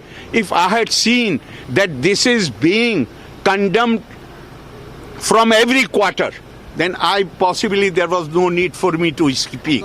So do you think that the silence is because of the by-election? I do not want to trivialize the issue. But no case has been registered. No, as you said, no suo motu case. That is what has surprised me most. That no case has been registered, no cognizance has been taken. Are we going to leave our daughters, our young girls, to the whims and wills of these people who are masquerading as religious leaders in the society, but they are highly discriminating attitude against the women? I want to go straight across to Ashwin. Ashwin, now we just saw the Kerala governor there slamming a Muslim scholar for sexism. Absolutely. Kerala governor has in fact stated a very important point. He raised a question that the girl who was in 10th standard had come wearing a hijab. Despite that, her dignity was taken away from her. That is the most crucial point which he has raised. So all those people who were in favor of hijab, where are they now? That is what the governor essentially asked. He also is disappointed in the way the social groups in Kerala are not protesting and taking a suo motu case against this Islamic scholar as well. He is dismayed by the way the society, which is known to be progressive, which is always hailed as a progressive society, is taken this matter up, and the girl is suffering and nobody was there to defend her. Even the political groups, neither the social groups in Kerala or the youth leadership in Kerala, all have remained silent, and that is the reason governor, after 48 hours of the incident, he has chosen to speak about this, and he is dismayed, completely disappointed by the way the girl has been treated, and he also went on to say that the groups like these are trying. Ashwin, hold on. Absolutely, Ashwin, stay on with us. We will just play out for viewers what the Kerala governor said. Then I'll come back to you. Regret. The word I used is, I regret at the silence. In fact, I had not spoken yesterday.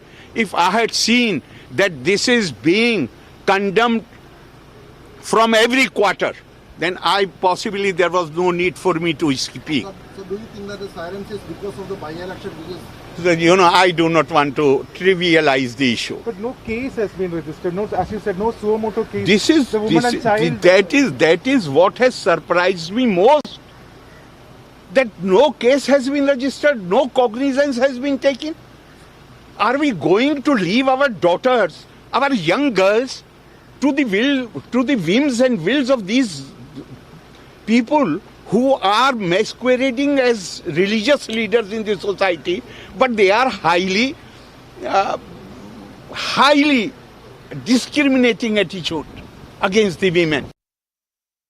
Or we just heard the Kerala governor there lashing out at a Muslim cleric for humiliating a school girl on stage. Now this happened, and how clerics, the governor said, is continuing to push Muslim women into seclusion. Let's move on to the other stories right now. Now, PM Modi virtually addressed a gathering, Utkarsh Samora, in Gujarat's Bharuch today. The program marks the celebration of 100% coverage of 4 key schemes of the state government in the district, which will help provide timely financial assistance to those in need.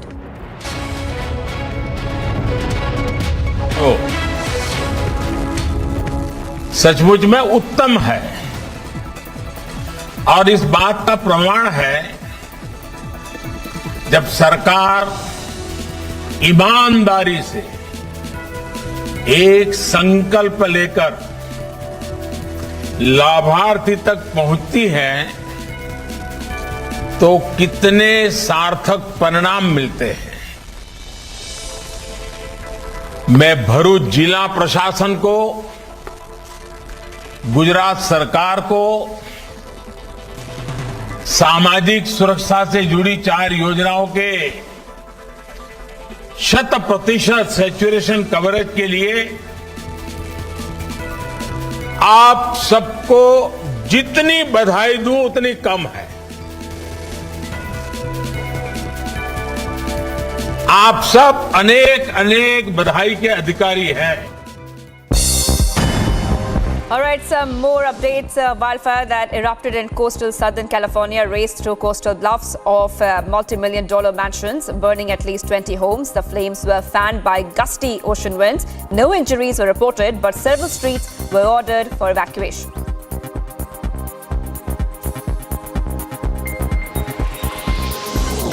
A top UN official told the Security Council that Secretary General strongly condemns North Korea's continued development of missiles using ballistic missile technology. He reiterated that the existence of such weapons heightens the risk of unintended escalation or miscalculation. We must strengthen our efforts to eliminate nuclear weapons.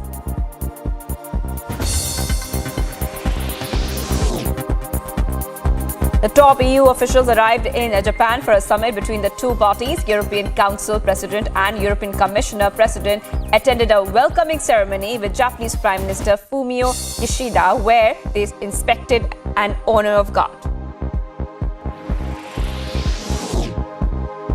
UK Prime Minister Boris Johnson said that the shock of Russia's invasion of Ukraine was propelling traditionally neutral countries to think of closer military alliances. Britain pledged to come to the aid of Sweden and Finland, including with military support, if the two Nordic nations come under attack. He signed new security deals with his Swedish counterpart and the Finnish president.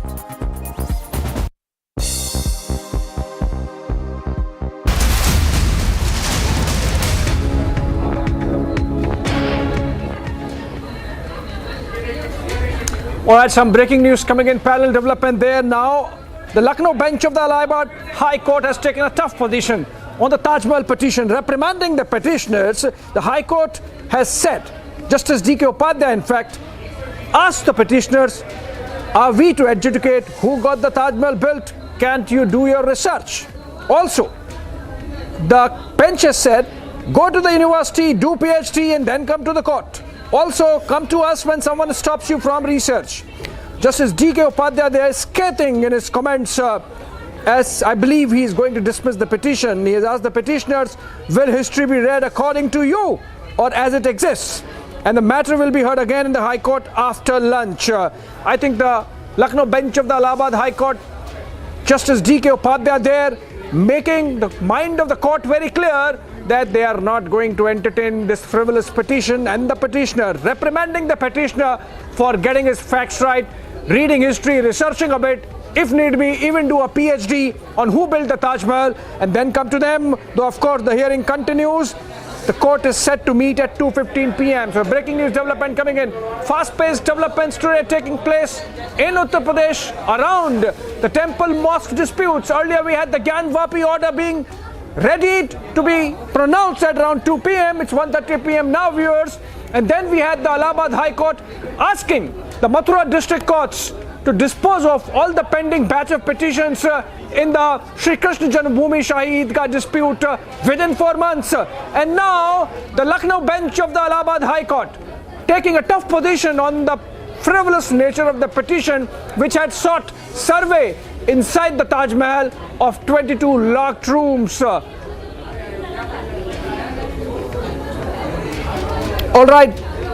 All right, we have Vivek, our correspondent in Lucknow, patched on the phone. Vivek, over to you.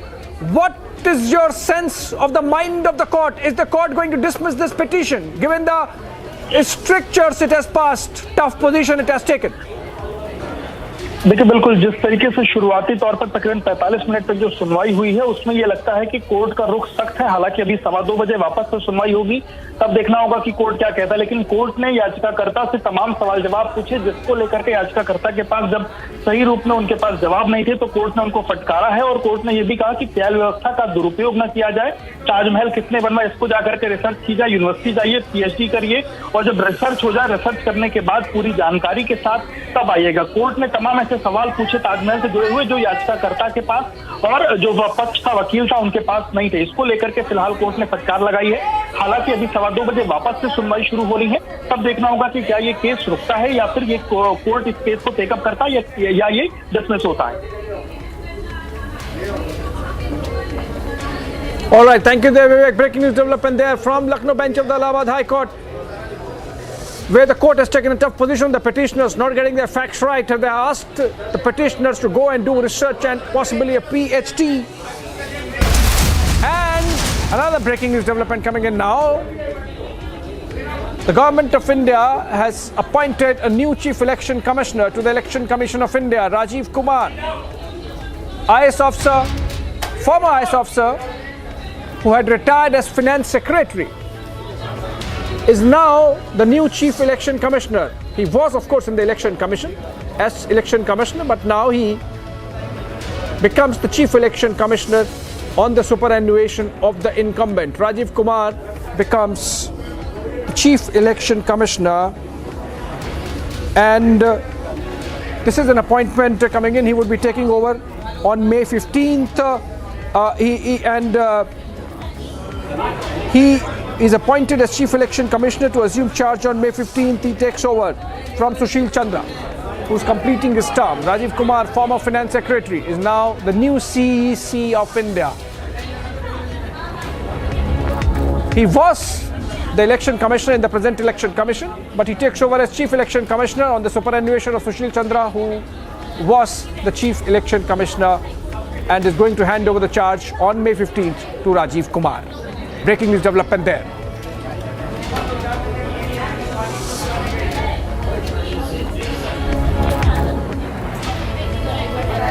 All right, that's the appointment letter there on the screen, which is the Government of India's press note, which says the President is pleased to appoint Shri Rajiv Kumar, the senior most election commissioner, as the Chief Election Commissioner in the Election Commission of India. Shri Rajiv Kumar will assume charge of the office of the Chief Election Commissioner with effect from 15th of May 2022. Vice Shri Sushil Chandra, consequent upon his demitting the office of the Chief Election Commissioner on 14th of May 2022. Mr. Sushil Chandra, he was from the Indian Revenue Services. He was chairman of the Central Board of Direct Taxes, and post his superannuation had become an election commissioner, subsequently had become the chief election commissioner of the country, and after completing his term, now he's passing on the baton to Rajiv Kumar, the former finance secretary, of course election commissioner as of now, taking over as CEC on May 15th. Over to you, Shivangi, on that note. All right, thank you, Abhishek. Let's have a look at the top stories at this hour.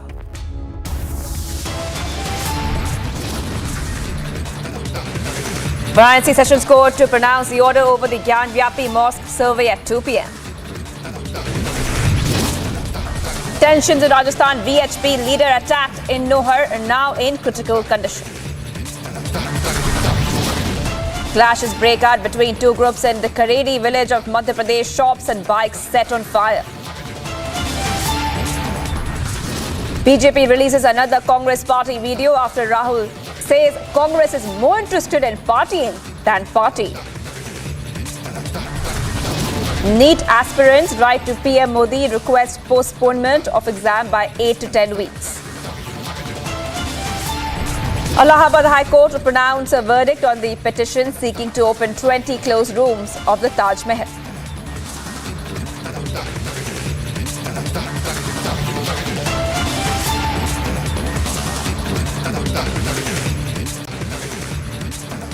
Getting you the update on the Rajkot murder now. It has been learned that Hindu boy Mithun Thakur was murdered by his partner Sumayya's brother after the phone conversations and messages were found between the two. The two were involved and the girl's brother found the phone messages. The police now has arrested the brother and father for killing Mithun. I'm going to go straight across to Priyanka, who has all the details on this breaking development. Priyanka. We are picking up details of this entire investigation that is being carried out in this entire matter. There, in fact, where Mithun Thakur, the image of the boy, in fact, that is on our screens right now, had been brutally murdered by the family members of the girl that he had, in fact, been involved with. That is Sumayya, that is her name, and her brother and father apparently have also beaten up Mithun with a leg of a bed, is what we're being told. A blunt force trauma to the head is what really killed Mithun Thakur, when the duo, that is the father and the son of the girl that he had been involved with, had beaten up Mithun Thakur as well. And now we're also learning that the police has already taken into custody both the father and the son, who had not just beaten up Mithun Thakur to death, but also had beaten up their own daughter when they had found out the messages and the phone conversations between the two of them, that is Mithun and Sumayya. And now we're being told that the police officials are also also carrying out a detailed investigation as to what had really happened and how really the two of them had brutally killed Mithun Thakur as well. And this is not really the first incident of such a case that is coming to light, because the father and the son, in fact, had beaten up Mithun Thakur because Mithun is from the Hindu community and Sumayya is from the Muslim community, and that is why they were not agreeable to the kind of relationship that Mithun Thakur and Sumayya had, which is why this kind of a reaction was given by the Priyanka, father and the son. Right, Priyanka. Thank you for getting us all those details on this development. Now, a Chinese passenger jet left the runway upon takeoff and caught fire in western China on Thursday morning. The Airbus jet had 113 passengers and 9 flight crew on board, all of whom were safely evacuated, with some taken to a hospital with minor injuries. A Tibet Airlines plane caught fire after skidding on the runway at an international airport in China.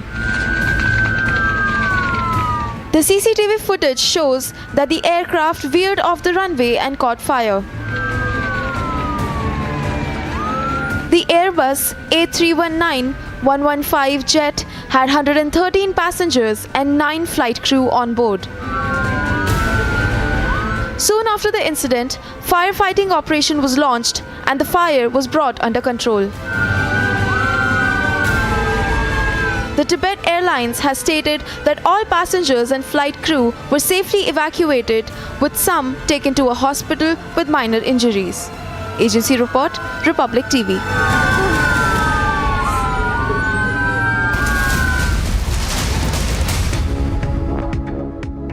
All right, getting you some more updates right now. Crime branch has arrested a sergeant of Indian Air Force whose name is Devendra Kumar Sharma, and at Air Force Record Office where he was working, and he has been in fact arrested at Subroto Park, New Delhi, for leaking classified and sensitive information about defense installation and service personnel to the agent of the adversary country. This is a big development, Shravan, that Indian Air Force officer has been, been arrested for leaking very sensitive information to an adversary country. What are the details? But in fact, Delhi Police's crime branch has been working on a complaint that was received from the Indian Air Force. That's how the investigation actually began. And thereafter, the details that we're getting right now is that Devendra Kumar, who was working as an assistant at the Air Force record office at Sugarto Park, they've got evidence establishing that he has leaked sensitive information about defense installations as well as Air Force personnel through electronic means. That's what the Delhi Police Crime Branch is saying, that through electronic means he had basically sent out this information to an agent of an adversary country. Now, the adversary country that we are picking up is that it happens to be Pakistan, and they are suspecting that the ISI was basically behind this entire developing this agent here in India. In fact, they've also got information that he's actually received money from Pakistan for the leaked information, and he's now been booked under the Official Secrets Act, and a case has already been registered, and the investigation is basically underway. As of now, in terms of the seizures that have been made, Delhi Police Crime Branch is indicating that they've got incriminating evidence by means of electronic gadgets and certain documents that were seized, and thereafter only the accused was arrested. मुझे jail डाल दो, दुश्मनी मुझसे हो सकती है ना, आप हमें जेल डाल दो, लेकिन इन गरीबों के मकान तो मत तोड़ो। अपनी कीमती मेहनत से अपना कैसे कैसे कमा करके लोगों ने गरीब मकान, यहाँ सब गरीब लोग रहते हैं, अमीर कोई नहीं रहता है। बता रहे हैं ये लोग कैसे कोई नपत की थी इन्होंने, कोई नापा था इन्होंने, कोई फीता डाला इन्होंने, उसको नोटिस दिया कि आपने इतनी ऊंची बिल्डिंग बना दी, आपको तोड़ेंगे, इसलिए हम तोड़ रहे हैं। ये सब बकवास है, सब झूठी बात है। कभी ये रोहिंग्या की बात करते हैं, कभी ये बांग्लादेशी की बात करते हैं, कभी ये इंक्रोचमेंट की बात करते हैं, कभी ये अनऑथराइज इलीगल कंस्ट्रक्शन की बात करते हैं। अरे 1639 1639 कॉलोनियों का जो स्टेटस है वो इसका भी स्टेटस है, ये भी 628वां नंबर है इसका। आप क्यों तोड़ने आए हो? आप क्या सड़क बनाते हो? या एमसीडी वाला बीजेपी वाला यहाँ सड़क बनाता है? एमपी भी यहाँ का है, आज नहीं खड़ा किसी के बीच में। पार्षद भी बीजेपी का आज किसी के लिए नहीं खड़ा, मैं खड़ा हूँ इन्हीं के लोगों के लिए, इनके वोटर हैं ये, यहाँ से ये जीत के गए हैं यहाँ से ये। और यहीं इनका एक बीजेपी का पार्षद है ब्रह्म सिंह, वो यहाँ से एमएलए का कैंडिडेट भी था बीजेपी का। 100 करोड़ से ज़्यादा की प्रॉपर्टी उसने क्लोज कर रखी है। अगर हिम्मत है आदेश गुप्ता में, अगर हिम्मत है नरेंद्र मोदी में, अगर हिम्मत है अमित शाह में, मुझसे बोले मैं आऊँगा, फाइल दूंगा, प्रूफ दूंगा। अगर प्रूफ नहीं दिया मैंने तो राजनीति छोड़कर चला जाऊंगा। अगर इनमें दम है तो उसे गिरफ्तार करके दिखाएं और उसका इंक्रोच जो उसने कब्जा कर रखा सरकारी ज़मीन पर तोड़ के दिखाएं। अच्छा, एक आखिरी सवाल, जिस तरीके से यहाँ पे हड़ताल चली रही है, मैं कानून अपने हाथ में नहीं ले सकता ना। अगर मैं कानून लूँगा तो ये लाठीचार्ज कर देंगे, बलवा करा देंगे। ये तो चाहते हैं ना बलवा हो, हिंदू मुसलमान हो, ये तो चाहते हैं ना। मैंने जाने की कोशिश की, इन्होंने मुझे बलपूर्वक रोक दिया, एसीपी ने मुझे बलपूर्वक रोका और मुझे गिरफ्तार करके ज़बरदस्ती ले जाने लगा। तो मैं कानून को नहीं तोड़ सकता ना, मैं तो यहाँ बैठा हूँ, मैं बलपूर्वक तो नहीं रोक सकता ना। बलपूर्वक रोक सकता हूँ लेकिन मैं रोकूंगा नहीं, कानून को अपने हाथ में नहीं रोक लूँगा। कानून का सम्मान करता हूँ, कानून अपने हाथ में नहीं लूँगा मैं।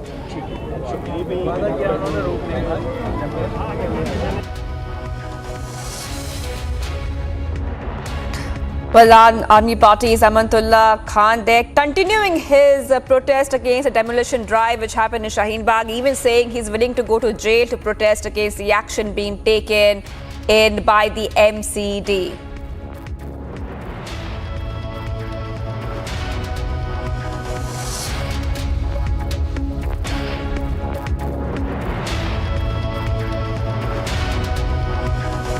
The other big story today, while speaking to the media, the CM of Karnataka has stated that the state government will pass the anti-conversion bill through an ordinance.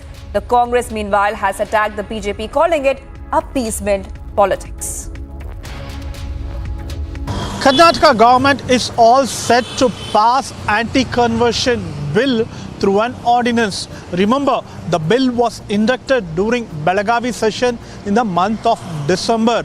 It was been passed in the assembly, but it was not passed in council. And for unavoidable reason, even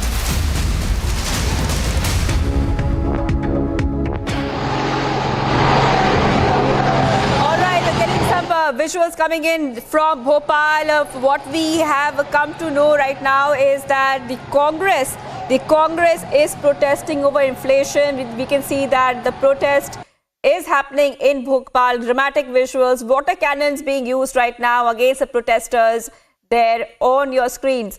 The Congress protesting against inflation.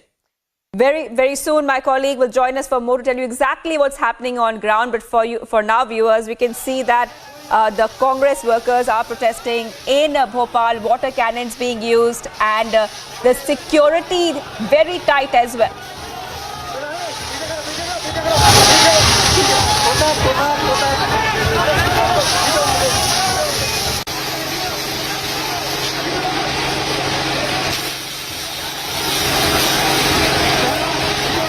Okay, these are very, very dramatic visuals on your screen there coming in from Bhopal. Viewers, you can see there, these are coming live. And first on Republic, Congress is protesting over inflation and unemployment in Bhopal. Water cannons being used. You can see protesters trying to jump over barricades, but very unsuccessful because the water cannons are being used. Strong force there. The police is also there, and the security is very tight. Of course, very soon Republic TV's correspondents will be joining us to tell you exactly what's happening, but very, very dramatic scenes coming out there from Bhopal. We believe these are youth wing of the Congress, and they are staging a protest against inflation, fuel prices and law and order situation in the state right now, and water cannons being used at full force, trying to prevent the protesters from jumping over the barricades.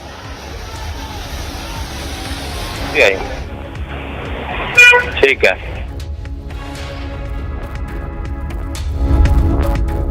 All right, okay, we're getting some audio issues there, but viewers, leaving you with these visuals coming from Bhopal, taking a short break right now.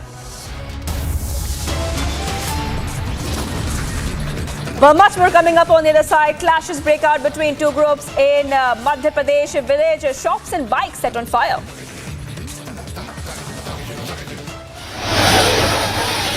All right, we're going back. We're going back to those visuals, viewers, coming in from Bhopal, because these visuals that you're seeing on your screen are very dramatic. We are seeing that that water cannons are being used. The youth wing of the Madhya Pradesh Congress, they're staging a protest against inflation, fuel prices and law and order situation in the state. And also they will be talking about the OBC reservation issue as well. Massive protest happening there in Bhopal. And very soon I'll be joined by my colleague who will be joining us for more on this story.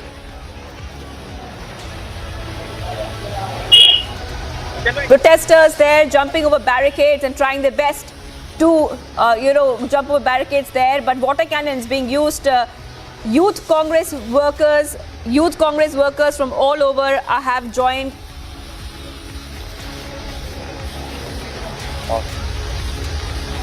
I'm being joined by Republic TV's, I would like to go across to Republic TV's reporter who's joining us more on the story. Go ahead.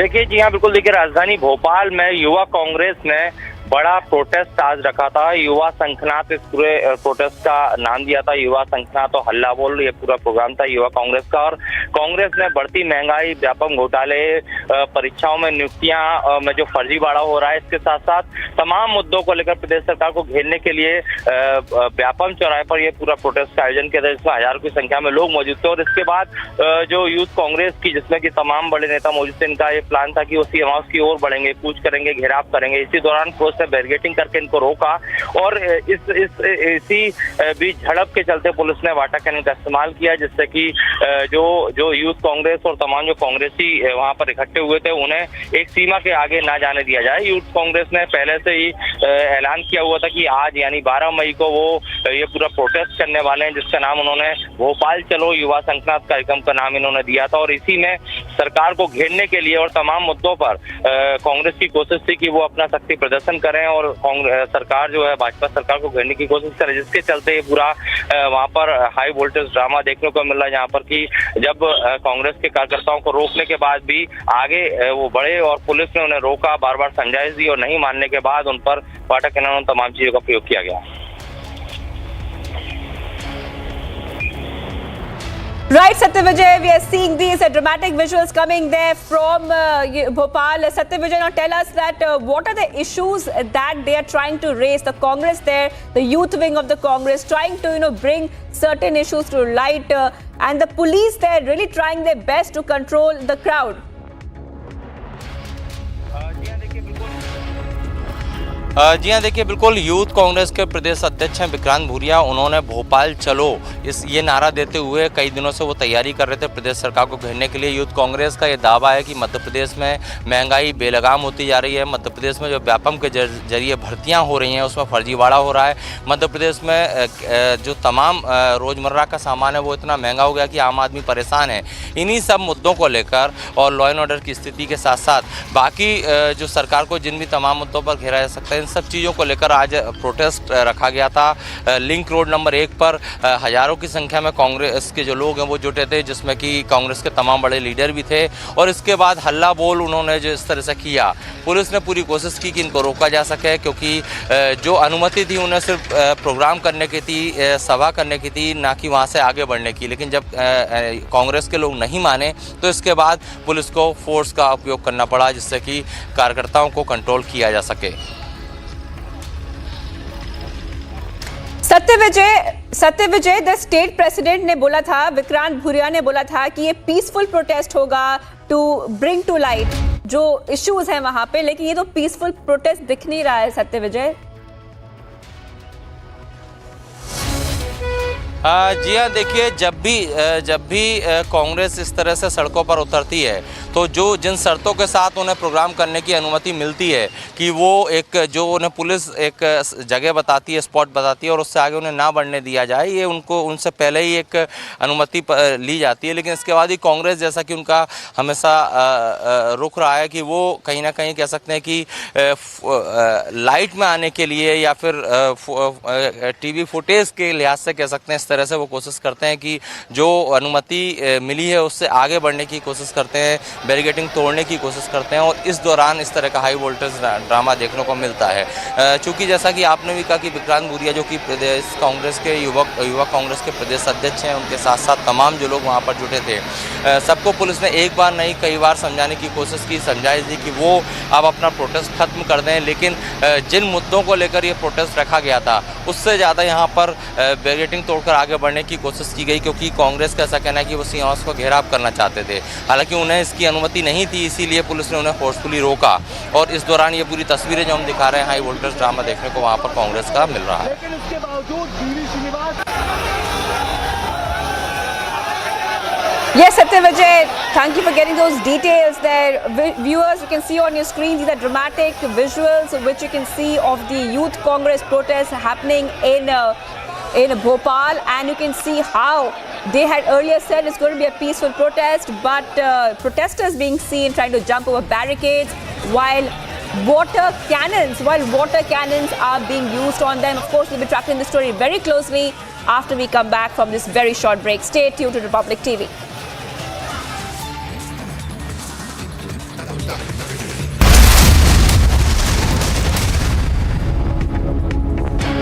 $11,000 placements last year. At Amity, we are committed to nurturing passionate, hardworking and proactive professionals. Top national updates at this hour. Congress party leader Sachin Pilot said that the Congress will deliberate on ways to re-energize the party and challenge the BJP-led National Democratic Alliance in the Nav Sankalp Chintan Shivar being held in Udaipur. He also said that the 3-day brainstorming conclave will be held from May 13 to 15, which will be result-oriented.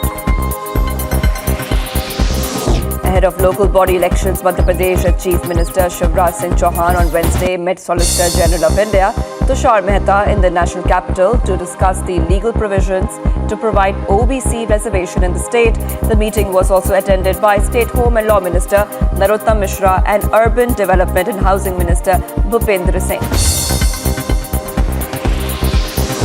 3 Naxals allegedly involved in the Bukintor blast were arrested in Chhattisgarh, Narayanpur district. The superintendent of police of Narayanpur said that those arrested include the main accused. The Naxal squad blew up a bus carrying police personnel near the village between a couple of areas like the Kahanhar Gaon and the Kadenar area using an improvised explosive device. Himachal Pradesh Chief Minister Jairam Thakur on Wednesday held a meeting with PM Modi and invited him to visit the state to inaugurate various ongoing projects. Talking about the 15-day program that the BJP is kickstarting on May 30th, the to celebrate the 8th-year anniversary of the party coming to power at the centre. The CM said that he wanted a program to be held in Himachal on the anniversary celebration of May 31st in the presence of PM Modi.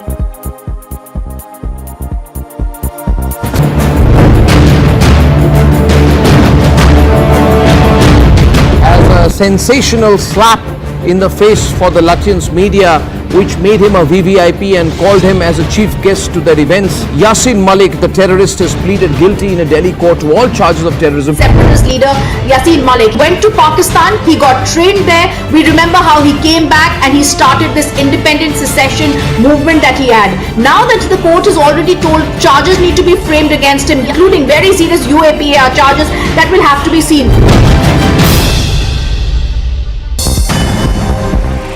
And here's a look at some sport news. A 144-run stand between Mitchell Marsh and David Warner helped Delhi register an 8-wicket victory against Rajasthan at the D.Y. Patil Stadium in Mumbai. It was a memorable day for Delhi, who put on an all-round performance to keep their playoff hopes alive. With this win, Delhi is currently at 5th position in the points table with 12 points. The 59th match of the Tata IPL 2022 will witness the clash between Chennai and Mumbai on the 12th of May at the Wankhede Stadium in Mumbai. Both teams have played 11 matches so far, where Chennai have won 4 games, while Mumbai won just a couple of them. Mumbai are standing at the last position on the points table, while Chennai are standing second last. The poster boy of Indian cricket, Virat Kohli, who's going through an unprecedented lean patch, that he felt absolutely helpless after his second first ball duck in the ongoing IPL. Kohli has only 216 runs in the 12 innings for Bangalore. During the current IPL season, he has managed to score a half a century once.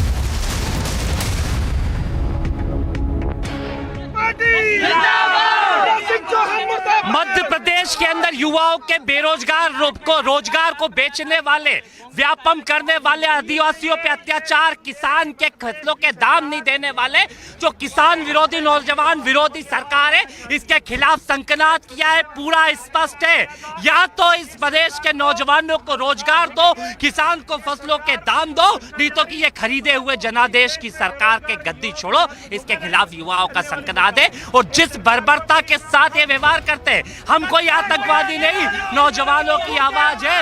ये लाठी आंसू gas के गोलों से डरने वाले नहीं, ये राहुल गांधी की सेना है।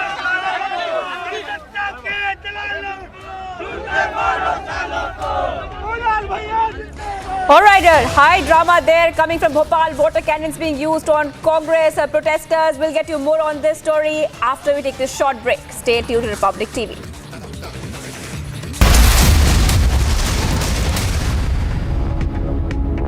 $11,000 placements last year.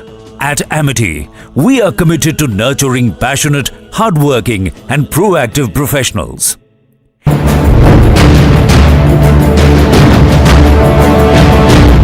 As a sensational slap in the face for the Lutyens media, which made him a VVIP and called him as a chief guest to their events. Yasin Malik, the terrorist, has pleaded guilty in a Delhi court to all charges of terrorism. Separatist leader Yasin Malik went to Pakistan. He got trained there. We remember how he came back and he started this independent secession movement that he had. Now that the court has already told charges need to be framed against him, including very serious UAPAR charges that will have to be seen.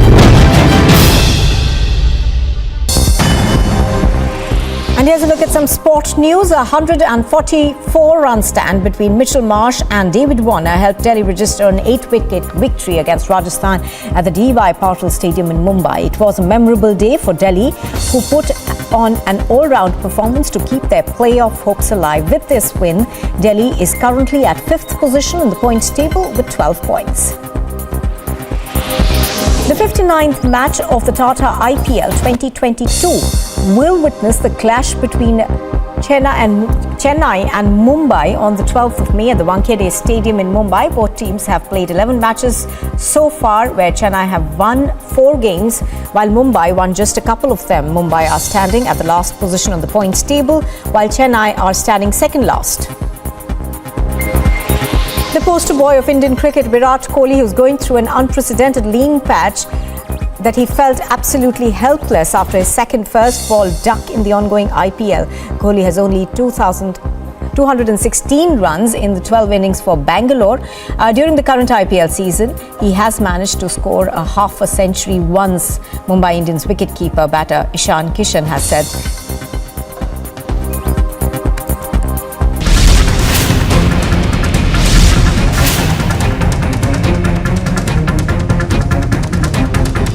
The citizens have gathered in huge number here at Kashmiri Gate, and there is a constant resistance by the citizens against the bulldozer drive of the SDMC to push forward their anti-encroachment area. In our protest, we will continue to put the pressure on the government of Delhi and government of India. Stop this communal bulldozer politics. Stop this bulldozer politics against the poor and the marginalized.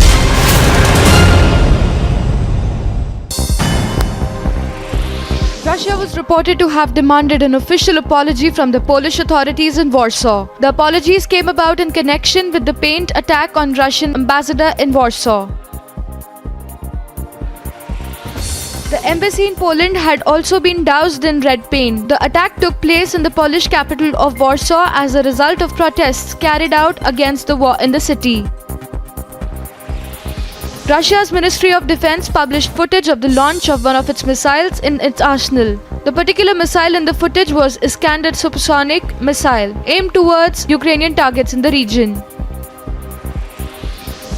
Russia used self-propelled guns after the ammunition was reported to have been targeted somewhere in the country. The Russian army used the MSTA's guns following the attack. Emergency services were seen tending to a fire at a kindergarten and some residential buildings in Ukraine. The fire was reported in the city of Golovka in Donetsk Oblast.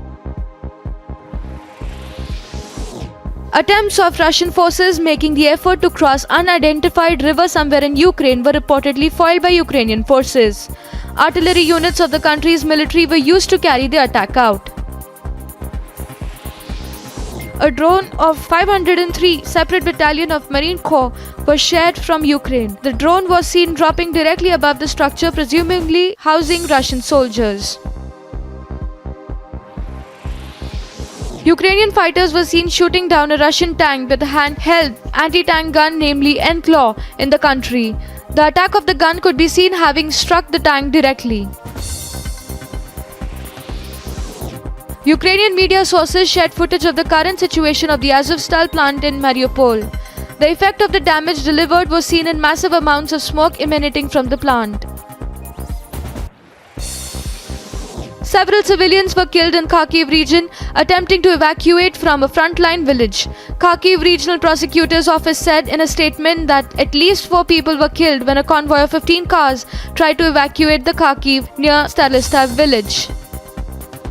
Top national updates at this hour. Congress party leader Sachin Pilot said that the Congress will deliberate on ways to re-energize the party and challenge the BJP-led National Democratic Alliance in the Nav Sankalp Chintan Shivir being held in Udaipur.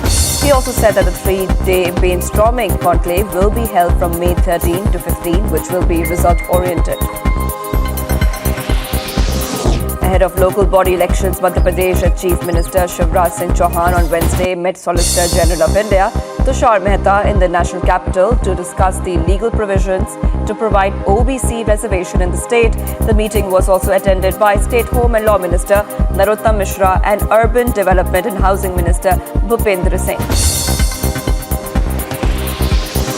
3 Naxals allegedly involved in the Bukintor blast were arrested in Chhattisgarh, Narayanpur district.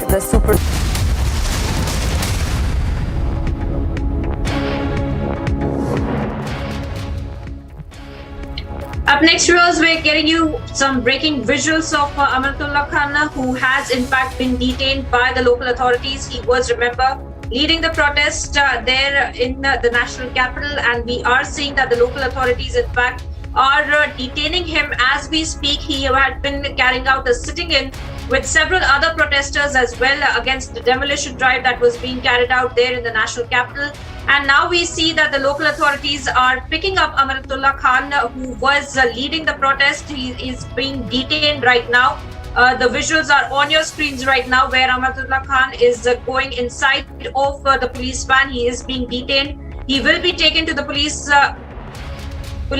station as well, and then of course as per procedure the authorities will carry out the entire details. But now we see that Amanatullah Khan, who was leading the protest against the entire demolition that was being carried out there in the national capital, is now being detained.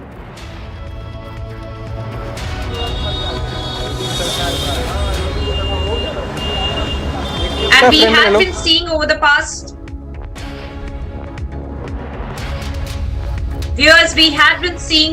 past few days how the entire protest had been breaking out there when the demolition drive was being carried out by the municipal authorities and the local authorities as well. There were bulldozers that were being carried out on the illegal encroachment on the properties as well. And then of course after that we had seen several such protests that had been mushrooming, and Amanatullah Khan in fact had been leading one such protest against the demolition. And viewers, now we are also moving on to updates that we're getting for you.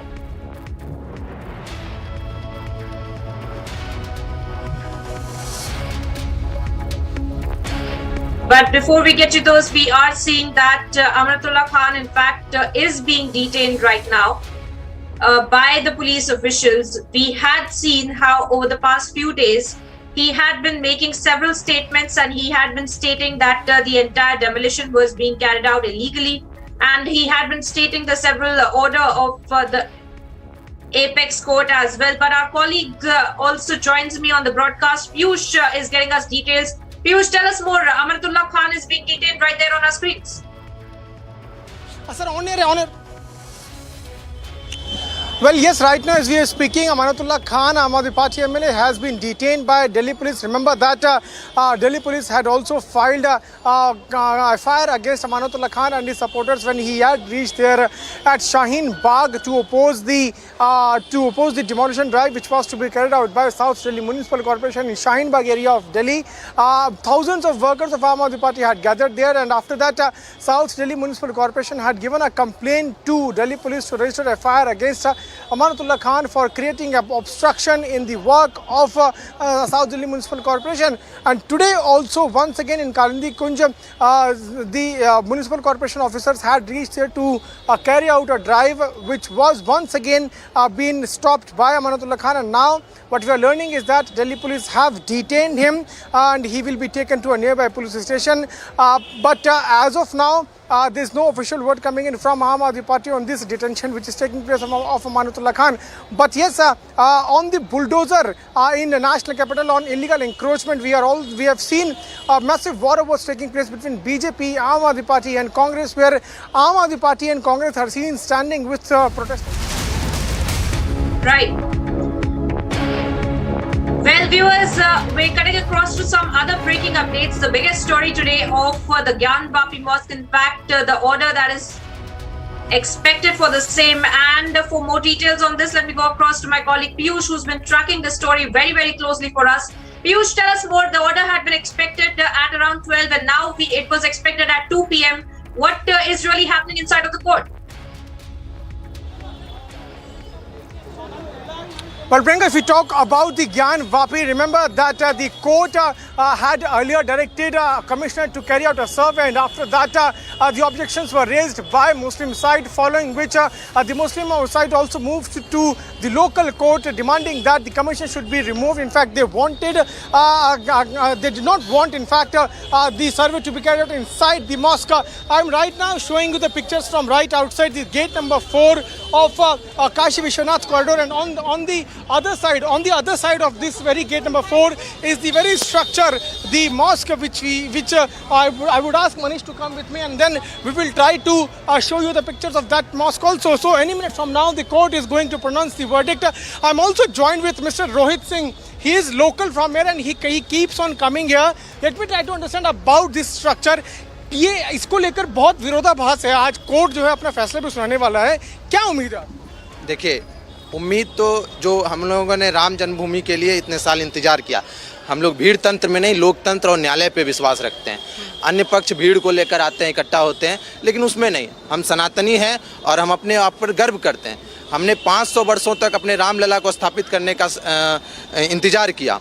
आज हम फिर से न्यायालय के भरोसे बैठे हुए हैं और न्यायालय पे पूरा विश्वास है हमें कि न्यायालय पूरे जांच को कमेटी बैठाकर जांच कर ले, उसके अंदर अवशेष मिलेगा। अभी भी अगर आप इधर इस हिस्से पे चलेंगे, आगे बताइए, इस हिस्से पे चलेंगे तो मैं आपको दिखाना चाहता हूँ कि तो मैं आपको दिखाना चाहूँगा कि ये जो मस्जिद है उसके ऊपरी स्ट्रक्चर पे आप अपने कैमरामैन से कहेंगे ऊपरी स्ट्रक्चर पे से देखेंगे तो उसके पीछे से जितना भी दिखाई देगा तो अपनी जो सनातन संस्कृति के मंदिर की ढांचा होती है उस प्रकार से ही पीछे से आपको सारा मंदिर ही दिखेगा। नीचे की बात आप कर रहे हैं, अगर नीचे की तरफ नीचे से आप देखेंगे तो ये वही दिखेगा मंदिर। और जब भी आप कुछ दिन पूर्व जब जांच करने कमेटी आई हुई थी तो वहाँ से हम शंख, ध्वनि, स्वास्तिक, कमल का निशान पाया गया है, तो ये साफ साफ जाहिर होता है कि वहाँ पे पहले मंदिर अंदर जाने से क्यों रोका जा रहा है? रोहित जी आप ये बताइए, अंदर जाने से क्यों रोका? कहते हैं ना कि चोर के डाढ़ी में तिनका, उनका पूरा डाढ़ी ही तिनके में तब्दील हो चुका है।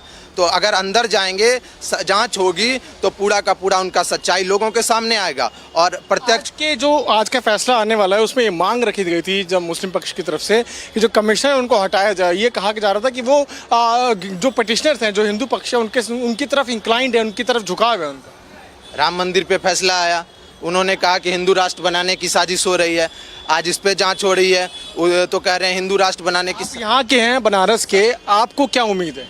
उम्मीद हमारा ये है हमारे पक्ष में फैसला आएगा, देर आए सवेर आए मगर फैसला हमारे पक्ष में आएगा, क्योंकि हम अपने न्यायालय पे विश्वास रखते हैं, जांच कमेटी पे विश्वास रखते हैं। हम भीड़ तंत्र को नहीं मानते हैं कि हम भीड़ लेके आएंगे, हमारा कुछ भी कर देंगे। कोई हमारे घर पर चढ़ जाएगा तो किसी का घर नहीं ना हो गया। ये हमारा था, हमारा है और न्यायालय पे पूर्ण विश्वास है कि हमारे पक्ष में ही फैसला आएगा। Rohit is there and is local from Varanasi. He just explained it to us, and let me once again tell you as to what is he telling us.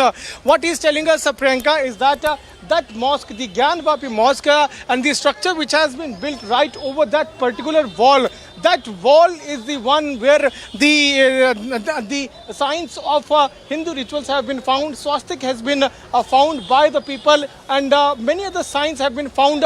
Time bomb signs have been found by the people who have earlier visited there. In 1991, Priyanka, we are continuously focusing on these pictures. In 1991, the petition was basically filed by five people, and after that we saw as to how there were people who wanted survey to be taken place, and now survey when took place, objections were raised by a few people. Shaman, our colleague, is also joining us from. We shall request you to stay on. Let me just get a quick word from Madhurima, who's also outside the court right now. Madhurima, we're given to understand that all sides are now present inside the court. Take us through the details that you're picking up. Well, yes, Shravan, all sides are present there, and any moment from now, what we are learning at the moment is in another 10 to 15 minutes, it could be expected that the order could be given out. The delay has happened because the entire order has been dictated by the judge, word by word, full stop, comma, punctuation by punctuation. Everything has happened under the, under the tough vigil of the judge himself, and no corners have been left, no stones have been left unturned to make sure that this verdict has has covered all aspects and is detailed in every aspect, so that if a survey is ordered or any decision is taken, no confusion whatsoever takes place at the time, specifically when, if at all, a survey is conducted. Because at the time, last time when the survey was being conducted, a lot of fingers were pointed on the modus operandi of the entire survey, and at that particular time it was also questioned as to what are the intentions of the court commissioner. That is also going to get clear, Shravan. Any moment from now we'll be updating our visuals regarding this particular very crucial update about Gyan Vapi Mosque, where the appointment of the commissioner, Shravan, will be also be cleared, the entire mist over it. And of course the main question is, has the entry been allowed? Did the judge in his guidelines has allowed the entry inside that particular mosque, Shravan? The security is there. In another 10 to 15 minutes, we could expect the entire Madhurima, verdict to come to stay on with us. Madhurima, Madhurima, will be sharing the details very soon. Well, in fact, I'll also bring in our senior executive editor on this broadcast. Abhishek, Shivam Gaur, a lawyer of the Hindu plaintiffs, just a while back said that they essentially want a clarification, and that clarification would be, I'll take this question to Madhurima once again. Madhurima, just a quick answer from you. Shivam Gaur, the lawyer of the Hindu plaintiffs, are saying that they want a clarification if they are going to be allowed inside the Tehkana and whether it is going to be opened and an inspection will be done. Now, that's one of the big clarifications they want. Take us to the basic contours of what is essentially expected in the verdict. What are the areas where we are going to get a clarity on? Well, there are multiple aspects on which the clarity will be given by this particular order. The first clarity is upon the appointment of Mr. Ajay Kumar Mishra. Will he retain the position? Will there be a change in the position where somebody else will be conducting this entire order? Or the third option is that if there is an addition made to the entire court's commissioner team, because the Muslim side was apprehensive of the intentions of Mr. Ajay Kumar Mishra. Second, regarding the movement of the court commissioner, because last time when at the time the court's commissioner team had reached the gate number 4, they were stopped after a day, because at that particular moment there's some movement. We'll try to catch in a word over here.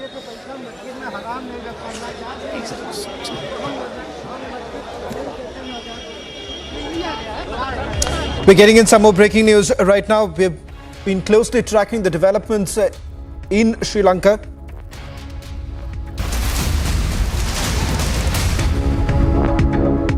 We're getting a big breaking news. Travel ban imposed on ex-Prime Minister Mahinda Rajapaksa, MP Namal Rajapaksa and MP Johnston Fernando and 14 others. An overseas travel ban has been imposed by the 4th magistrate on the former Prime Minister Mahinda Rajapaksa, his son and former Minister Namal Rajapaksa, ministers and Johnston Fernando and 13 others. This at a time when Mahinda Rajapaksa, whom we are given to understand, is currently secured in a naval base as the crisis plunges in Sri Lanka.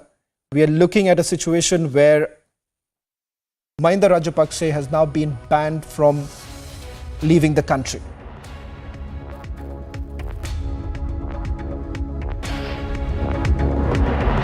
Well, just to take you through the details that we are picking up, this is important given the fact that the opposition parties have now agreed that an interim government will be formed without the president essentially interfering in this entire matter. Remember, with the crisis just deepening in Sri Lanka, there has been growing anger against Mahinda Rajapaksa also, and there is a civil unrest that's taking place. Let me also bring in our senior executive editor Abhishek, who's been very closely tracking all the developments. Abhishek, as far as India is concerned, India has made it very clear that India is with the people of Sri Lanka, not with any political party. But now, with this kind of a ban that has been imposed, the civil unrest perhaps is only going to deepen.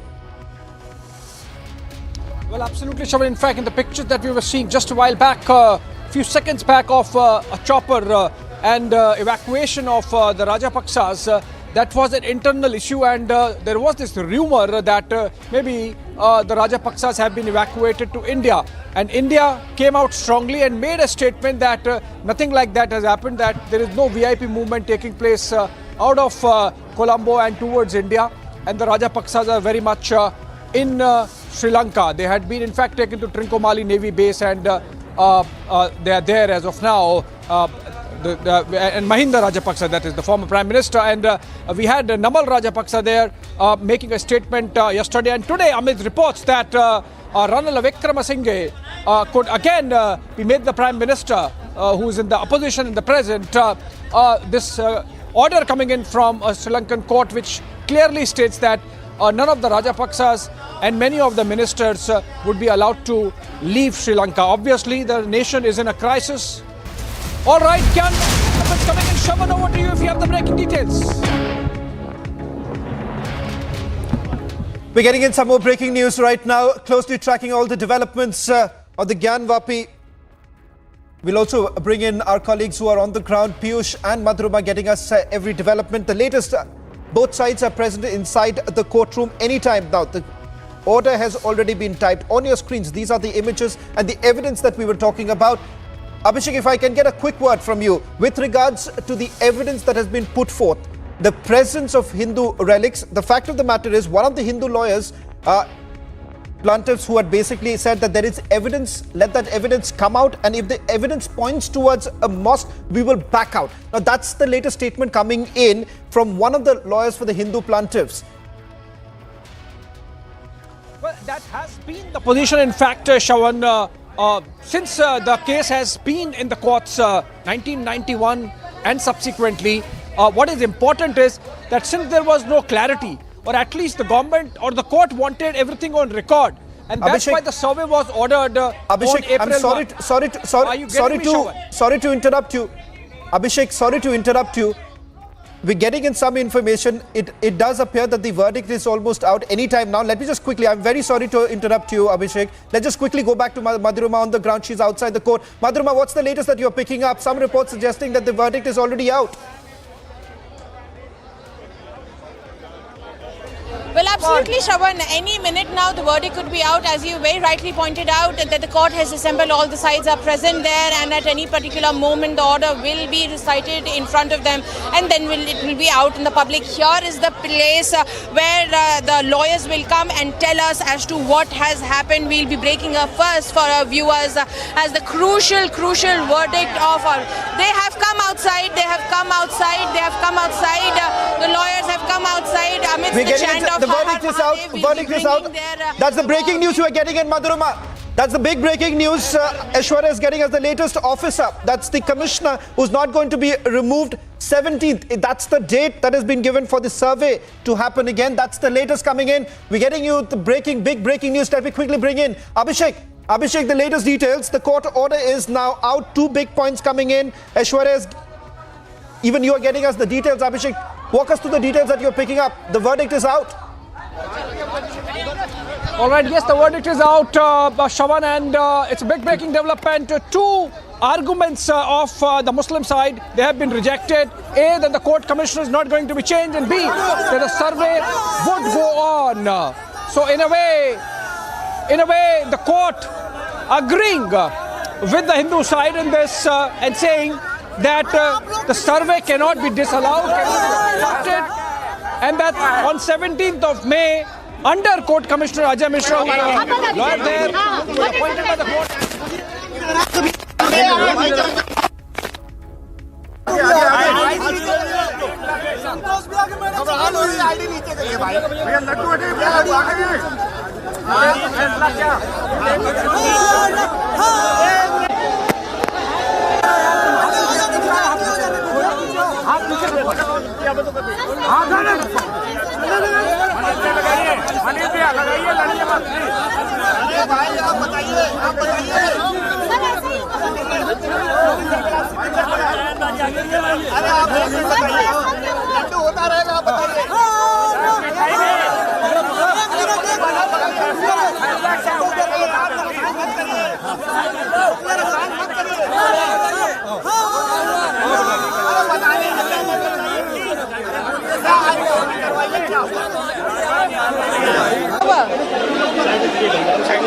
मई से सर्वे करा लें को खारिज करते हुए 17 मई तक commission की कार्रवाई संपूर्ण करवा के न्यायालय में रिपोर्ट प्रस्तुत की जाए।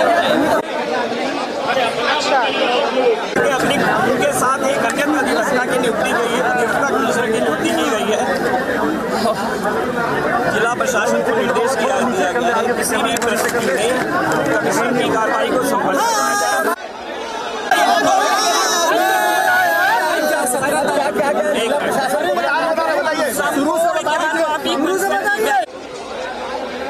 सभी जगह की कमीशन की कार्रवाई को करवाने के निर्देश जारी किए गए।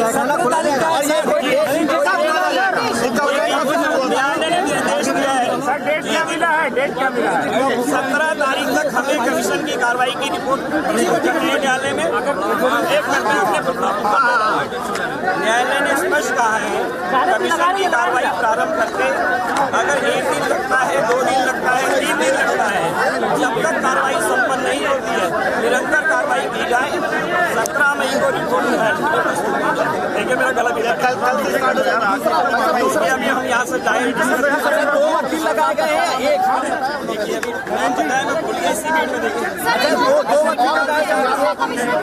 मस्जिद का सर्वे हो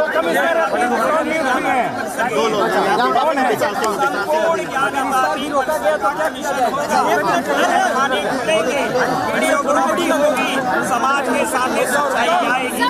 जिला प्रशासन को निर्देश दिया गया है किसी भी तरह का अवरोध पैदा करने वालों से सख्त कार्रवाई के सख्त कार्रवाई की। अच्छा दूसरी बात ये क्या एक लगाए गए अभी मैं प्लीज सर बता दें सर बता दें प्लीज। प्रदेश प्रशासन जो भी पुलिस से संबद्ध पूरे प्रदेश स्तर के अधिकारी मॉनिटरिंग करेंगे। जिलाधिकारी इसकी मॉनिटरिंग करा के एडवोकेट कमीशन की कार्रवाई सुनिश्चित कराएंगे। 17 तारीख तक ये 2 और एडवोकेट कमिश्नर समेत इसको सबमिट करना है न्यायालय के समक्ष।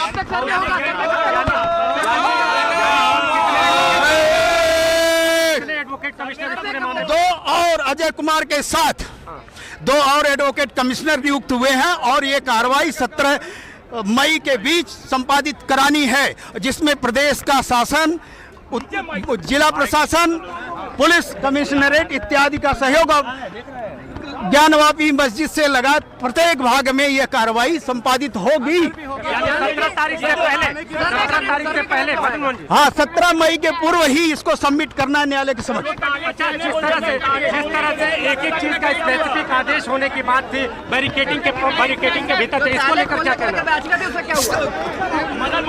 संपूर्ण बैरिकेडिंग के संपूर्ण भाग में इसको संपादित कराया जाएगा। बैरिकेडिंग के भीतर जाने के लिए किस तरह का एक कहा गया था कि अधिकारियों को लेकर एक आदेश, कौन कौन से अधिकारी मौजूद होंगे इसके बारे में? इसमें जिला प्रशासन, पुलिस कमिश्नरेट, उत्तर प्रदेश सरकार का गृह मंत्रालय तक को गृह सचिव को कहा गया कि वो मॉनिटरिंग करेंगे इस संदर्भ में। और 17 मई तक माननीय न्यायालय के समक्ष एडवोकेट कमीशन की 2 और एडवोकेट अजय मिश्रा के साथ इस कार्रवाई को संपादित कराएंगे। 2 और है, उसको विस्तार से बताएंगे। सर परिसर में कहां तक सर्वे होगा? संपूर्ण भाग में रकबा नंबर 91-30 के संपूर्ण भाग। 2 और हैं यहीं के कमिश्नर हैं, उनका एक अखिलेश है और एक अजय कुमार जी भी हैं जी। तो ये बताइए कहाँ तक का सर्वे होगा? संपूर्ण रकबा नंबर 91-30 संपूर्ण यानी कथित ज्ञानवापी मस्जिद के संपूर्ण भाग में होगा। जो ये कहा जा रहा था कि मस्जिद के बैरिकेडिंग के अंदर नहीं जा पाएंगे अब सुनिश्चित कराया है प्रशासन को, स्पष्ट आदेश है इस कार्रवाई को सुनिश्चित कराना प्रशासन की जिम्मेदारी। जिला प्रशासन और पुलिस कमिश्नरेट, गृह सचिव तक की भी नजर इस पे रहेगी। सर अजय मिश्रा के अलावा कमिश्नर नियुक्त हुआ है? एडवोकेट कमिश्नर क्या नाम है उन लोगों का? नाम क्या है? जिनको नियुक्त किया गया है? सर्वे कब तक हो सकता है? 17 मई के बीच कार्रवाई होगी। बराबर में लगाइए।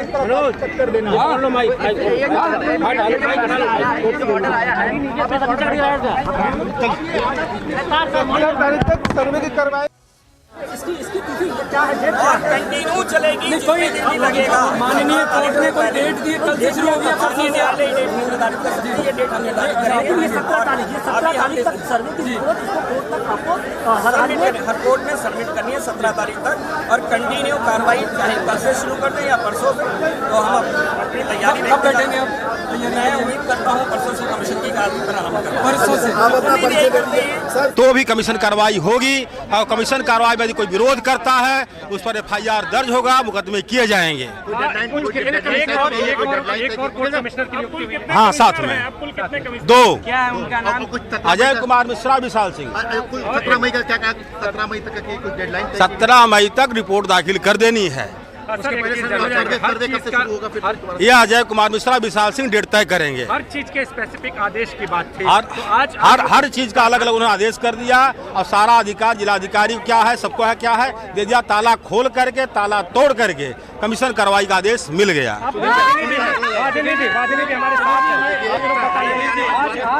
उसका स्पष्ट आदेश कर दिया कि जिलाधिकारी उसको ताला खोलवा करके तोड़वा कमीशन कार्रवाई कराए। यदि कमीशन कार्रवाई में कोई विरोध करता है तो उस पर FIR दर्ज करे और मुकदमे कार्रवाई करे। कमीशन दौरान कमीशन कोई बाहरी व्यक्ति अंदर नहीं रहेगा। अब किसी तरह की बाधा अब तो नहीं आनी चाहिए। क्या आज कोर्ट ने फैसला दिया है, बताइए। कोर्ट ने आज फैसला बड़ा स्पष्ट दे दिया कि अजय कुमार मिश्रा कमिश्नर नहीं बदले जाएंगे। अजय कुमार मिश्रा के साथ विशाल सिंह भी कमिश्नर लगाए गए और जो यहाँ तक ताला खोल करके ब्रैकेटिंग के अंदर की बात थी उसके लिए कहा कि कमीशन कार्रवाई होगी। जिलाधिकारी सुनिश्चित करें, यदि चाबी नहीं मिलती ताला तोड़ कार्रवाई करें और यदि कमीशन कार्रवाई में कोई विरोध करता है तो उस पर एफआईआर तक मुकदमा तक दर्ज करने का आदेश कोर्ट ने दे दिया। तो अब ये कमीशन की कार्यवाही जो है सर्वेक्षण की ये कब होगी? इसके लिए अजय कुमार मिश्रा और विशाल सिंह तय करेंगे डेट। विशाल सिंह जी भी अधिवक्ता हैं, वो कोर्ट कमिश्नर हुई है। अच्छा, तो ये बताइए जो 17 मई तक कोर्ट ने आदेश दिया है, तो 17 मई के 17 मई के अंदर ही कमीशन कार्रवाई करेंगे और विशाल सिंह अजय कुमार मिश्रा एक डेट तय करेंगे, उसी डेट पर हमको जाना है। और इसके आगे मुस्लिम पक्ष से तो बार-बार आप पर आरोप लगा रहे थे कि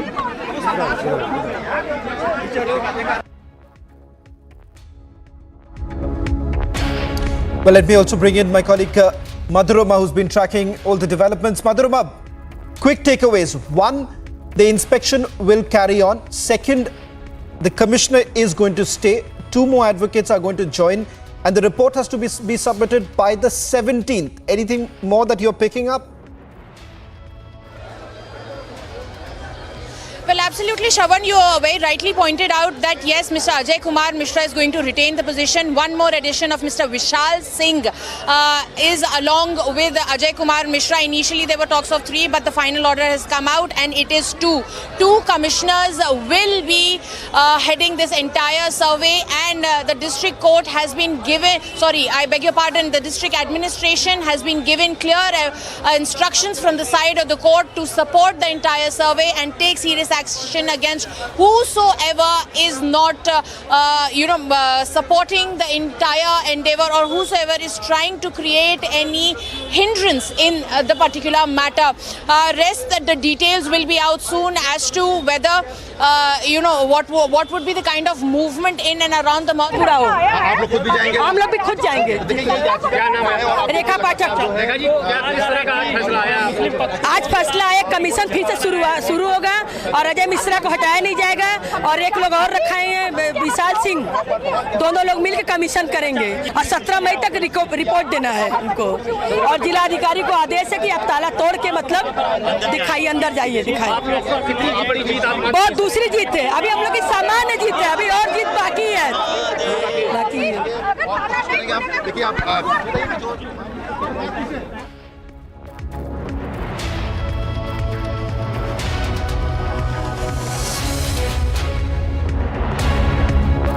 Well, that's the big takeaway coming in right now. Inspection is going to take place tomorrow.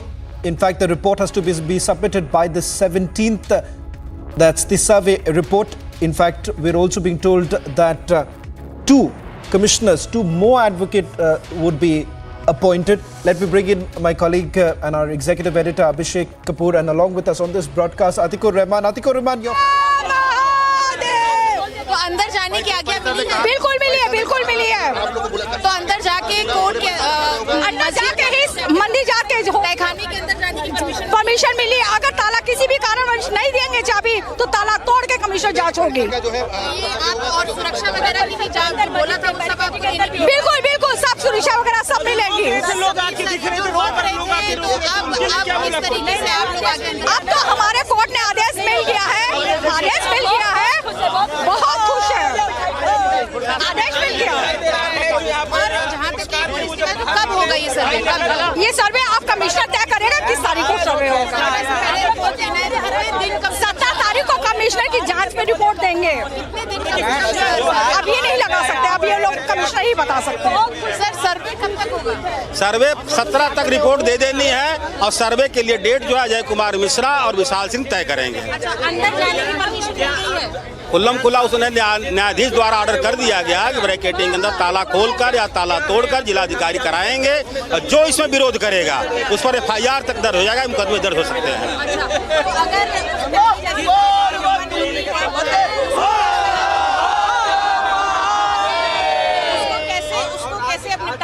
जाएगा अगर पहले जैसी परिस्थिति? अरे अब पहले जैसी कहाँ रह गई? अब एक को व्यक्तिगत स्पष्ट आदेश आ गया तो अब पहले जैसी स्थिति नहीं रह गई। तो अंदर जिस तहखाने की तस्वीरें अभी तक हम लोग दिखा रहे थे वहाँ जाने को भी परमिशन मिल गया, स्पष्ट मिल गया। अच्छा, इसमें मुस्लिम पक्ष का क्या कहना है कि वो क्या आगे कोर्ट मूव करेंगे, क्या करेंगे? ये तो मुस्लिम पक्ष बताएंगे मैडम, हम क्यों बताएंगे? अभी उन्होंने कुछ ऐसा जाहिर किया है? वहाँ क्यों जाहिर करेंगे? आदेश देखने के बाद कोई जाहिर थोड़ी किया जाता है, अपने अपना क्रिया। So you can see we just spoke to the petitioners and the lawyers. The permission, it's very big development that the permission to go inside the mosque and even to the Garbhagriha, that is the Tehkhana that we were talking about, where all the Hindu petitioner side are saying that there could be even the remains of Jyotirlingas and even remains of some significant aspects of Gauri Shringar temple could be found from that particular Tehkhana, and it was locked for many decades now. So now the entire permission has been given by the court. The court in a very detailed order has made it abundantly clear that the survey will happen. An additional commissioner has been appointed, Mr. Vishal Sharma, and at the same time the court has asserted that if anybody tries to create any hindrance in the entire matter, they should be charged, they should be booked, and an FIR must be registered against them. Back to you. Let me get a quick reaction from Atikur Rahman. Atikur Rahman, the truth should be out. No doubt about it, Shavan, but these are very trying times for us. We were just, trying to make the court realize that the violations are being done of the Parliamentary Act. But since the court in its wisdom is, opining something else, we will abide by it. We will move to the higher courts if the Intizamiya Committee of the Masjid. But anyhow, peace should be maintained. Hindus and Muslims should not be dividing themselves on religious lines. That is my urge. My earnest urge to the nation and the higher authorities, the courts in particular is don't... Atikur Rahman, I'll request you to stay on because we're getting in some more breaking news, some more details. Right, Atikur Rahman, I'll request you to stay on. PKD Nambiar, I'll come back to you, but let me just bring in our senior executive editor, Abhishek Kapoor, who's also getting us more details. Abhishek, undoubtedly this is a big win, but at the same time... 17 मई तक report देना है, इसी बीच में कार्रवाई संपन्न कर देनी है। जो बाधा उत्पन्न की जा रही थी उसके लिए क्या आदेश दिया? बहुत बढ़िया आदेश हो गया है कि जो बाधा उत्पन्न करेंगे उनके लिए FIR दर्ज होगा, मुकदमे दर्ज हो जाएंगे। जिलाधिकारी को ऐसा आदेश दे दिया गया। जो पिछली बार गलती हुई थी कि उसमें सारे लोग भर गए थे, ये आप लोग कह रहे थे। चलिए भर गए थे तब उसके लिए आदेश हो गया ना। क्या आदेश हुआ इस बार? कोई नहीं विरोध उत्पन्न करेगा, वहाँ कोई नहीं रहेगा। स्पष्ट आदेश आ गया कि दौरान कमीशन वादी, प्रतिवादी, अधिवक्ता और कमीशन करने वाले रहेगा, कोई नहीं रहेगा। हाँ, प्रशासन को इसका चलिए फलाम चलिए फलाम। हाँ जी, मेरे साथ न बनाए। और ये आपके पास बहुत सुनहरा अवसर है कि जो पूरे दुनिया में, पूरे भारत में ये गंगा जमुनी तहजीब की आप लोग मिसाल कायम करते हैं। आप मिसाल कायम करिए ना, हम तो एक मंदिर की ही बात कर रहे हैं। क्या बाबा, सारे लोग इस सहमत है इस चीज में। और मैं आप सारे न्यूज चैनलों के माध्यम से विनम्र आग्रह करता हूं कि मुस्लिम समाज के जितने भी बुजुर्ग हैं, बड़े हैं और जितने भी बुद्धिमान सुलझे हुए लोग हैं, वो सारे लोग आके इस पहल में योगदान अर्पित करें और हिंदुओं को जो बाबा विश्वनाथ जी का शिवलिंग है उसको देने का कार्य करें। और हम काशी विश्वनाथ जी मुक्ति आंदोलन का मैं महामंत्री हूँ। हमारे आंदोलन की शुरुआत शिवरात्रि के दिन माननीय अध्यक्ष श्रद्धेय श्री सुधीर सिंह द्वारा किया गया था। हम लोग शुरू से ही बाबा विश्वनाथ जी के लिए लड़ रहे हैं, सच्चाई के लिए लड़ रहे हैं कि जो चीजें शांति व्यवस्था कानूनी प्रक्रिया से सारी चीजें सुलभ और सही ढंग से सबके। कार्यवाही का क्या समय निर्धारण किया? कार्यवाही का समय प्रातः 8 बजे से 12 बजे तक होना है और 17 तारीख तक इसको जो है रिपोर्ट माननीय अधिवक्ता कमिश्नर को प्रस्तुत करना है। जो मस्जिद के अंदर जाने की बात है, क्या अब उसकी इजाजत मिल गई है? मस्जिद के अंदर जाने की इजाजत मिल गई है? बिल्कुल। दूसरा जो हमारा प्रार्थना पत्र था कि हम लोगों को मस्जिद या मस्जिद का जो बैरिकेटिंग अंदर विवादित परिसर जो ज्ञानवापी परिसर है उसमें प्रवेश कराया जाए। माननीय न्यायालय ने हमारे प्रार्थना पत्र को स्वीकार करते करते हुए प्रशासन को, शासन को आदेश दिया है कि हर हाल में इनको, इस टीम को परिसर में प्रवेश कराया जाए, चाहे ताला खोलकर चाहे ताला तोड़कर इनको प्रवेश कराया जाए। सरकार को दिया है, प्रशासन करेगा और हर हाल में कमीशन होना है। स्पष्ट कर दिया न्यायालय ने कि ये कमीशन नहीं रुकेगी। सर, जैसे पिछली बार जो सिचुएशन बन गई थी, अगर वैसी सिचुएशन बनी है तो उसके लिए क्या प्रावधान है? अब कहीं कोई सिचुएशन पिछला नहीं बनेगा। अब न्यायालय ने स्पष्ट कर दिया, सारी बाधाओं को दूर कर दिया है। अब कमीशन जो है हम लोगों का सुचारू रूप से पूर्ण होगा। उसमें कहीं जितने भी व्यवधान थे और थे सबको माननीय न्यायालय ने स्पष्ट करते हुए दूर कर दिया है और आदेश दे दिया है, जिला प्रशासन को दे दिया है, सरकार को दे दिया है कि भाई इस कार्रवाई को पूर्ण कराने के लिए जितनी भी बाधाएं आ रही हैं उसको खत्म किया जाए। सर, गर्भगृह में भी जाने की परमिशन मिली? बिल्कुल बिल्कुल, सब बैरिकेडिंग के अंदर जितने भी तहखाने हैं, जितने भी संपूर्ण एरिया, सबको कराने का आदेश दे दिया माननीय न्यायालय ने। अच्छा, तो ये पूरा वीडियोग्राफिक सर्वे होगा, कब से एक्सपेक्ट कर सकते हैं कि कब? अब देखिए, कमिश्नर 17 मई तक आदेश दिया है न्यायालय ने पेश करने के लिए, प्रस्तुत करने के लिए, रिपोर्ट सौंपने के लिए। उसके पहले होगा बात, अब कमिश्नर तय कर लेंगे कब। कितने दिन चलेगा? अब माननीय न्यायालय ने कहा कि जब तक कंप्लीट न हो तब तक लगातार होते रहे। अच्छा, पूरा डिटेल में बोला गया है? बिल्कुल बिल्कुल। धन्यवाद हमसे बात करने के लिए। So you can see this was Subhash Nandan Chaturvedi. He is also one of the main lawyers at the side of the petitioners, and he has made it clear that no restrictions on the side of the court's commissioner as far as the movement is concerned. They are allowed to scan and scrutinize every bit of Gyan Vyapi Mosque, and they are totally allowed to take, to conduct that videographic survey properly, inch by inch, bit by bit, at every place, nook and corner, and even at the controversial Garbhagriha, where the Hindu side is claiming that it's the Pandora box of all the evidences, and once it opens, it will be proven. Joining us on this broadcast also, Madhuram, I'll come back to you. Gaurav Bhatia is joining us on the phone line. Gaurav Bhatia, a big win, where it's clear that it's now going to be open, Gyan Vapi is going to be open for further survey, and the truth is going to come out. See, this order by the court gives out a very strong message that India is a country governed by rule of law, and every citizen will have to abide by the orders of the court. There was a side that was trying to confuse, they were trying to incite people, they were trying to obstruct the survey team. The court has reiterated its earlier order that the survey will continue. The court commissioner will not be changed. And I would say that this is a victory of our democracy, and we should take it in that stride and let the court order be given full effect to, without obstructing any of the persons who are there to survey the premises. Well, thank you very much, Gaurav Bhatia, for putting this into perspective. We have now accessed the order copy. We'll just put out the details of the order copy. Big takeaways from this verdict that's come out a short while back. Republic has now accessed the Gyan Vapi court order. Big takeaways from this order. One, that the order on your screens right now, that's the copy, the order copy in Hindi. We're just going to put that out, the details of it. We'll also get in someone from the newsroom to take us through the details of this order copy. But let me just take you through what we can pick up right now, and also bring in Abhishek, if he can also help us to take us through some of the details of this order copy. The big thing, the inspection still goes on. Second, the survey report has to be submitted by the 17th. Third, you have two more commissioners who would be joining the team apart from Ajay Mishra. There would be two more advocates who would be joining the team for this survey to be carried out. On your screens, these are the exclusive images of that copy that has been accessed by Republic Media Network. We are getting you all the details of this order copy. It's a 10-page order copy that has been accessed by Republic Media Network. We'll just put out some of the details that we're getting in right now. The signed order copy is out. Abhishek, if I can just bring you in.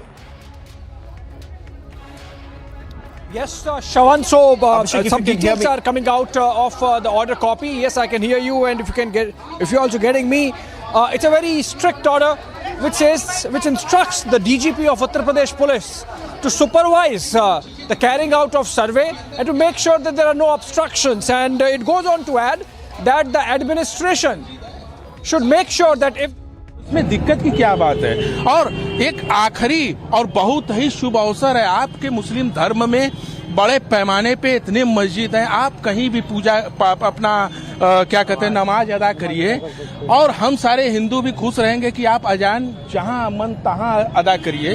लेकिन हमारा ज्योतिर्लिंग है ये, हमारे धर्म, हमारे चारों वेद पुराणों में मान्यता है कि हमारे बाबा विश्वनाथ जी पूरे भारत में 12 ज्योतिर्लिंग है, सबके प्रधान अधिपत्य ये हमारे बाबा विश्वनाथ जी हैं। हम हिंदुओं के अस्मित्व का सवाल है, ये बाबा विश्वनाथ जी का जो शिवलिंग है हम हिंदुओं को मिलना चाहिए। आप कभी भी किसी भी मस्जिद में पढ़ेंगे कोई परहेज किसको क्या है, इस पे आप रोड़ा न बनाएं। आपके पास बहुत सुनहरा अवसर है कि जो पूरे दुनिया में, पूरे भारत में ये गंगा जमुनी तहजीब की आप लोग मिसाल कायम करते हैं, आप मिसाल कायम करिए ना। हम तो एक मंदिर की ही बात कर रहे हैं, क्या बाबा? सारे लोग इस सहमत है इस चीज में। और मैं आप सारे न्यूज चैनलों के माध्यम से विनम्र आग्रह करता हूं कि मुस्लिम समाज के जितने भी बुजुर्ग हैं, बड़े हैं और जितने भी बुद्धिमान सुलझे हुए लोग हैं, वो सारे लोग आके इस पहल में योगदान। Let me just go back to Abhishek, who was taking us through the details of the order copy that has been accessed. Abhishek, just take us through some of the details. Interesting point that the DGP has been instructed, the police commissionerate has been asked to look into this matter also. So I was going through the details of the final order, which is with us, and we put it on air also. It says that the DGP is instructed to supervise the survey, and that it should be carried out every day between 8 a.m. 12 noon, and that anyone who's obstructing the local administration should make sure that an FIR is filed against those persons or that individual, and that there should be no attempt made to obstruct the carrying out of this order. Now, if I could, apart from this, if I could get some more elements out of this order, which is with us, Shawan. The district administration has been asked that the locks should be opened, and if need be, they can be broken, and the commission should go ahead, go into every part of the Gyanvapi Mosque complex. That's the order. Remember, the objections that were raised by the other side, there were two elements to it. One, they objected to the neutrality of the court commissioner, Ajay Mishra, who's a lawyer there in Varanasi. And the second was that whatever survey has to be carried out outside the barricades. And the surveyor should not come inside. Now, the instruction is very clear, Shawan. It says that the locks can be... videography के लिए court के आदेश पर जब वहाँ लोग पहुँचे, तो समुदाय विशेष के लोगों ने जिस तरह से रोका था, ये बेहद जो है निंदनीय रहा। इसलिए इस बार जो है प्रशासन कोर्ट के आदेश का सख्ती से अनुपालन कराए। हम साधु संत धर्माचार्य चाहते हैं कि संवैधानिक मर्यादा में अगर कोई गतिविधि संचालित हो रही है, तो चाहे वो हिंदू हो या मुसलमान हो, उसका जो है सब लोग सम्मान करें। और अगर किसी भी पक्ष के लोग वहाँ जो है जा करके शोर शराबा करते हैं या डिस्टर्ब करते हैं, तो उनके ऊपर जो है प्रशासन सख्त कार्रवाई करे।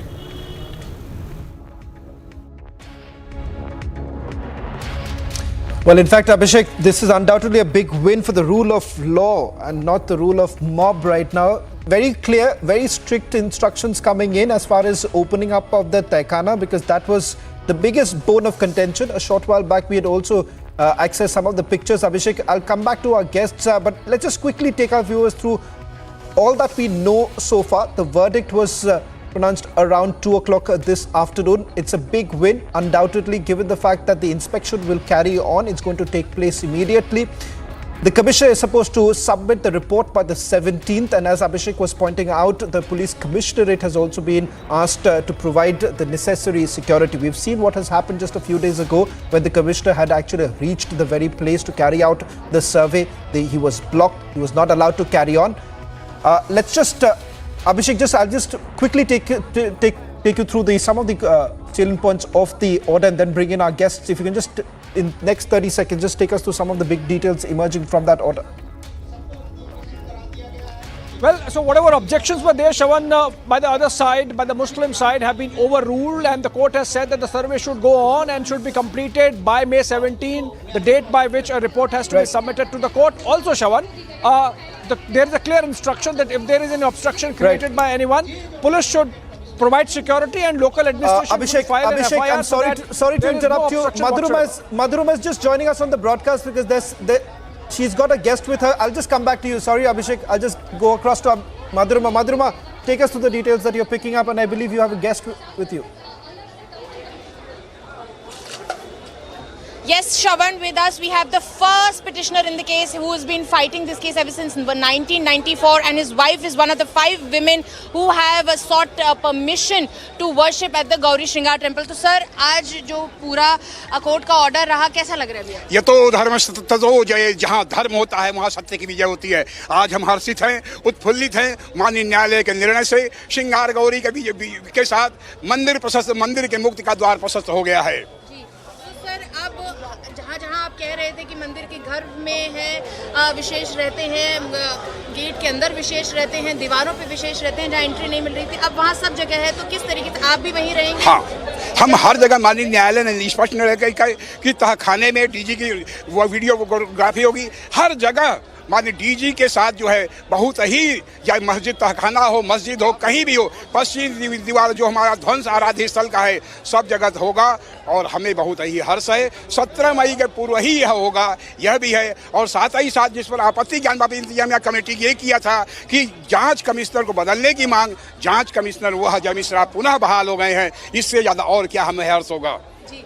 अब जैसे आप हमको काफ़ी आपने फोटोग्राफ्स भी हमारे साथ शेयर की, काफ़ी तस्वीरें शेयर की हैं, तो सबसे पहले किस तरफ बढ़ेंगे, कहाँ से एविडेंस इकट्ठा करेंगे? पुनः हम जो है मस्जिद पर तहखाने से ही प्रवेश करेंगे जहां हमारे शिवलिंग हैं, जहां ऊपर से जो है वजू करने का स्थान जिस पर शिवलिंग पर जो है अपवित्र जल पड़ता है। और दूसरी चीज़ है ये है कि खास तौर से हम तो मानते हैं, माननीय न्यायालय को मान रहे, फैसले को, संविधान को मान रहे, क्या यह ज्ञान वापी इंतजामिया कमेटी इस निर्णय को पुनः मानेगी या हाई कोर्ट पुनः इसको रुकवाने के लिए जाएगी, यह देखने का विषय है। जहाँ तक मंदिर में पूजा करने की बात है और वहाँ जाने की बात है, तो इस पे क्या कोई अभी डिस्कशन हुआ है सर? अब आगे माननीय न्यायालय का निर्णय है, सर्वोच्च माननीय का निर्णय हम स्वीकार करते हैं। जो भी मार्गदर्शन होगा, हम तो हर पल हर स्थिति कानून का पालन करने वाले लोग हैं, कानून का पालन करेंगे। अच्छा, जैसे पिछली बार काफ़ी वहाँ पे परेशानी हो गई थी, काफ़ी भीड़ इकट्ठा हो गई थी, तो अगर इस बार ऐसा हुआ तो उससे निपटने के लिए क्या इंतजाम किए गए? माननीय ये तो प्रशासन का काम है। जैसे हम लोग 5-6 लोग गए थे या 10-12 लोग गए थे, वहाँ 500 लोग मस्जिद में चले आए थे। इस बार ऐसा नहीं होना चाहिए, इस बार ऐसा नहीं होना चाहिए। यह प्रशासन का काम है, यह वो कंट्रोल करे। आपको पूरी सेफ्टी सिक्योरिटी देने का डायरेक्शन मिला है? हाँ, बिल्कुल मिला है और हम हर्षित हैं। न्यायालय के अगर उसका उल्लंघन, अगर आदेश का कोई उल्लंघन करता है तो उसके विरुद्ध राष्ट्र के साथ कार्रवाई की जाएगी। बिल्कुल, तो आप देख सकते हैं that this was the first petitioner and he is elated with the verdict. Shravan, he has made it very clear that the first step that they will be taking would be towards the Garbh because there the evidence lies, and I was saying it's the Pandora. मंदिर को तोड़कर मस्जिद बनाने की कोशिश की गई, ये कौन नहीं जानता। इसलिए ऐसे तथ्य को छिपाने की कोशिश करना किसी भी हालत में किसी के भी हक में नहीं है। जितना छिपाओगे उतना और ज्यादा तथ्य चीख कर सामने आएंगे। इसलिए मैं भारत के मुस्लिम समाज से अपील करता हूं, न्यायपालिका की भावना का सम्मान करें, इस देश के समाज की भावना का सम्मान करें और सामने आए, कहें कि जितनी भी ऐसी मस्जिदें थी जो मंदिरों को तोड़कर बनाई हैं, उनसे हमारा कोई नाता नहीं है। हम इस देश के हैं और इस देश के आक्रामकों से हमारा कोई संबंध नहीं है। मुझे लगता है एक नई दिशा की शुरुआत होगी और परस्पर जिस प्रकार का एक शक का माहौल पैदा किया जा रहा है, मुस्लिम समाज के अंदर जो एक प्रकार का भय का वातावरण पैदा करने की कोशिश की जा रही है, उन सब स्वार्थी राजनीतिज्ञों के षड्यंत्रों पर भी लगाम लगेगी और सभी समाज मिलकर साथ रह सकेंगे।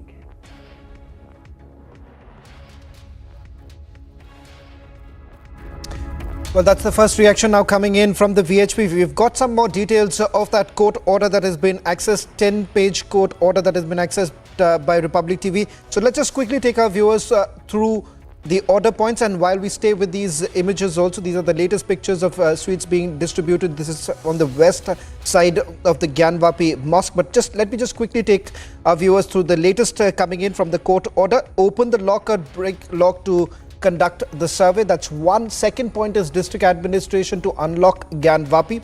Anyone who basically blocks this, they're going to face an FIR. And let me just hand it over to Abhishek, who can take us through the rest of the details that we are picking up, the court order that has been accessed. So Abhishek, three important points that I've already pointed out, that open the lock or break the lock to conduct this survey, and a strict word coming in that anyone who's blocking it is going to face an FIR. If you can take us through the other details of the court order.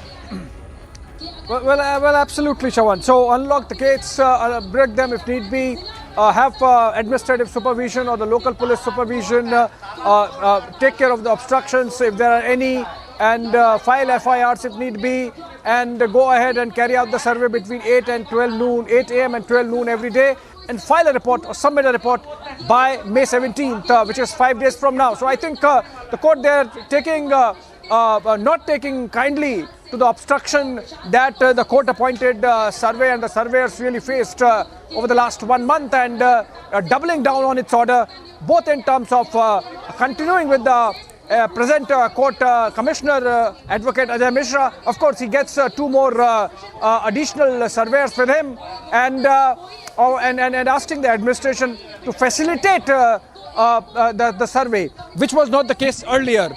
So I think things have really moved ahead in this on this Gyanvapi Mosque, Kashi Vishwanath Temple complex issue. Remember, this survey has been demanded for many years now. Spokesperson. Right, Abhishek, you can also take this question with the VHP spokesperson, Mr. Alok Kumar, who is joining us on this broadcast. Mr. Alok Kumar, your first reactions as far as this court order comes in. It's very clear the survey is going to continue, and not just that, the report has to be submitted by 17th of May. So there is no question for anyone to now obstruct this survey to be carried out. That's right. And we hope that there would be no obstruction. The courts deliver judgments every day. Some are liked by some persons and some are disliked by some persons. But then, in both cases, they are obeyed. This is the basis of rule of law. This is the basis of an ordered society.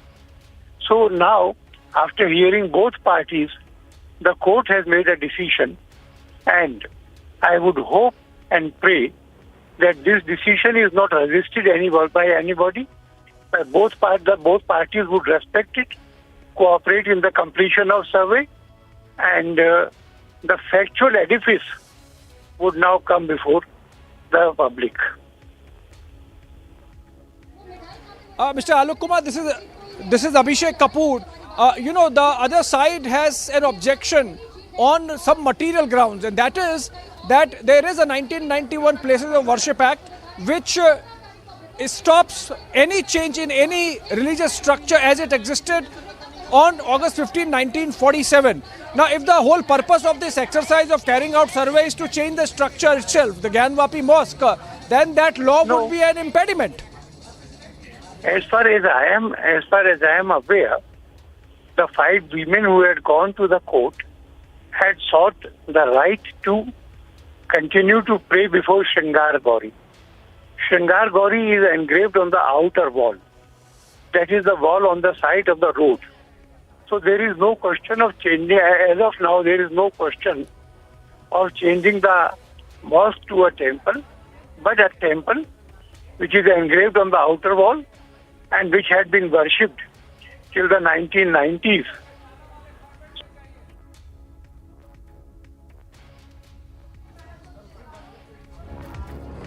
Right. Thank you so much, Alok Kumar there, International Working President of the Vishwa Hindu Parishad, taking a position that this is about praying at the Shringar Gauri images that are there on the outer periphery of the mosque, and this is not about, at this stage, changing the Gyanvapi Mosque structure. Our guests continue to be with us. Shawan, if you can take that question. 2, Atikur Rahman. The VHP president was clear in saying that they are not seeking, or no party is seeking to change the mosque structure itself. They are only seeking their right to pray at a place where they were praying till about a few years back. Abhishek, you didn't mark his word. He said, as of now, the structure will be mosque and a temple in the outside periphery of it. So the things could change. You mark the date of today, February 2, I am telling you, this is a verdict for the religious bigotry the people of India are being dumped into. This is not a verdict on the life of the law. This is my assertion.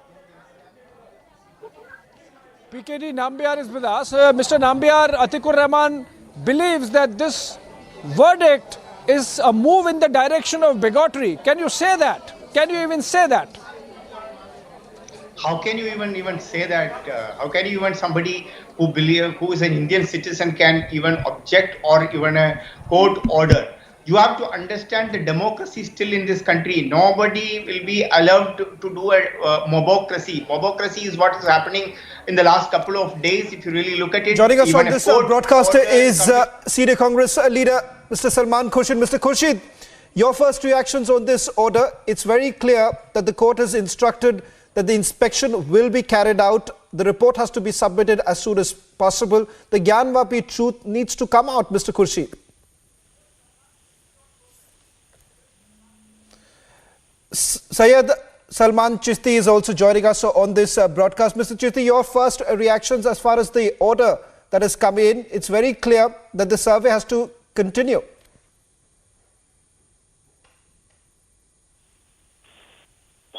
Walaikum salam. Hello. Hello. Chishti साहब, आपको अगर मेरी आवाज, can you hear us? We are actually on the move. I'm in the car. I'm not sure if the voice is coming.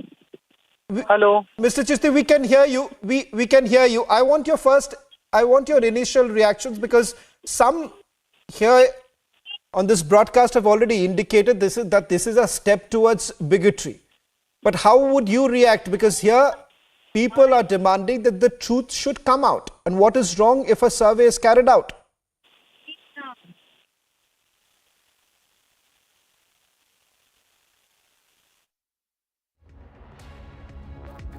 Chishti साहब, अगर आप मेरी आवाज सुन पा रहे हैं, ये पूछना चाहूंगा कि कोर्ट ने साफ कर दिया कि इंस्पेक्शन होना चाहिए, सर्वे होना चाहिए, और सर्वे के बाद जो सच्चाई है वो निकल कर आना चाहिए.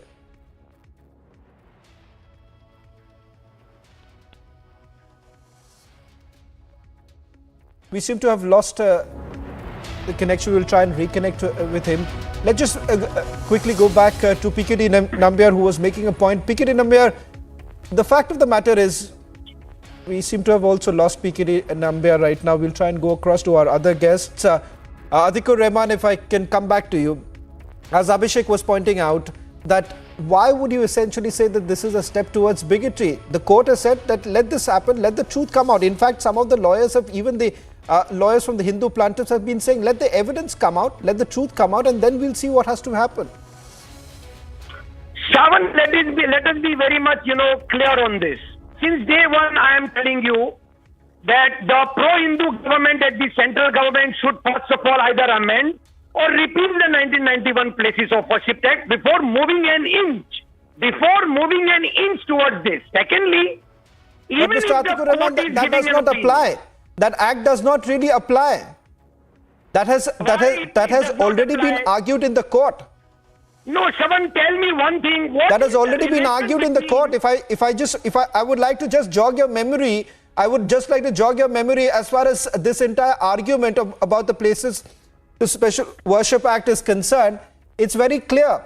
We had the first very petition that was actually filed back in the 90s. They made it very abundantly clear that this is a temple this is a mosque that was built out of the remnants of the temple itself.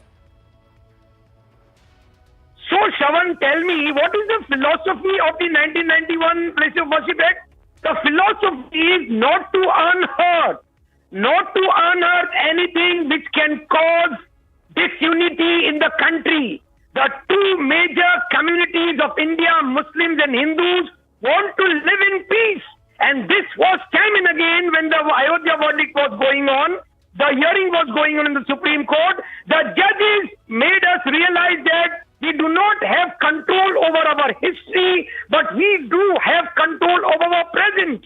We are answerable to the present generation.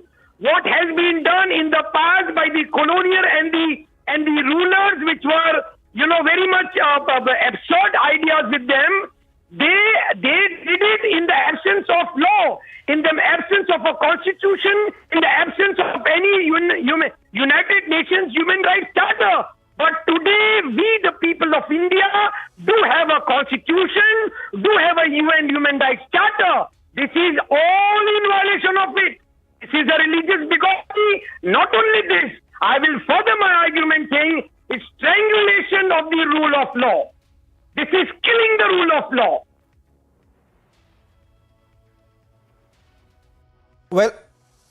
Well, you seem to be quite aggrieved by the court order that has come out. But the fact of the matter is, Abhishek, I would just like to stick to some of the breaking news that is coming in with regards to the court order, and all our viewers who are tuning in right now. Let's just quickly take our viewers to some of the details that are picking up as far as this court order that has come in. The latest also being that the DGP UP and the Chief Secretary of the UP government have been directed by the court to supervise the entire survey process so that public officials can't delay the survey work. Siddharth Nath Singh is joining us on this broadcast.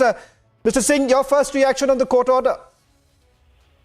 Well, the court order is a balanced judgment, and we should all respect the order of the court, and everybody, all the sides should follow. And as far as the government is concerned, state government is, whatever has been sought from the state government as a support system, that it will be always given. So I'm sure that what is being expected through the court and by the government, I'm sure it will come out, and I'm also confident that both the sides will respect the court order. Well, Siddharth Nath Singh, but the fact of the matter is that the court order was clear even in the earlier instance, but there was a lot of obstruction. Why did not the administration facilitate the survey in the first instance itself? No, the administration was willing to conduct the survey, but there was, and your channels also have reported, there were people who were against the survey. So a peace needs to be maintained on such sensitive issues. So I'm sure now the better sense has prevailed on the other side also, and the survey will be conducted accordingly.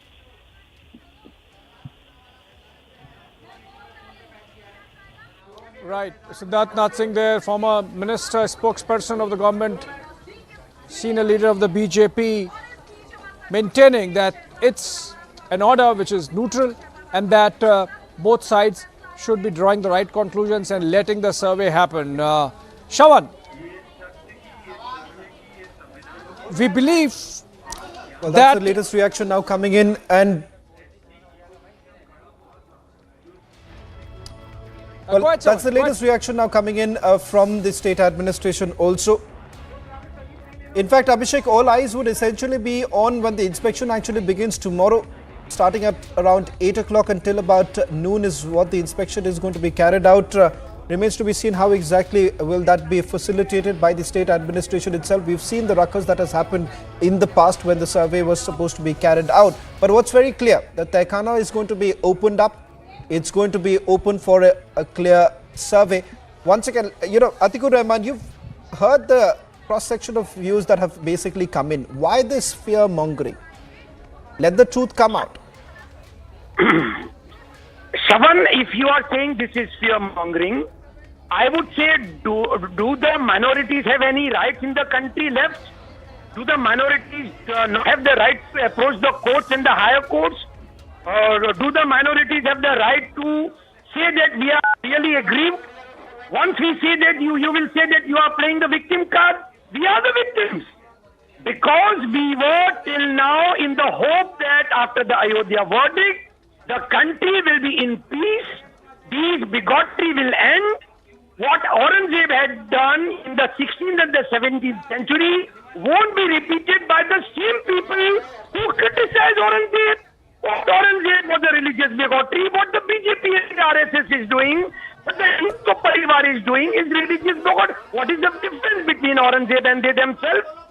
India does not expect their government, people from the government, and even today I would say I had great hopes from the higher judiciary. This lower court is in abeyance of the law. They are not looking and reading in between the lines. They do not read. The Hindutva elements are very much Atikur Rahman, I'll just request you to stay on. We're getting in a reaction from Badruddin Ajmal, AIUDF chief, who's spoken to my colleague. Let's listen it.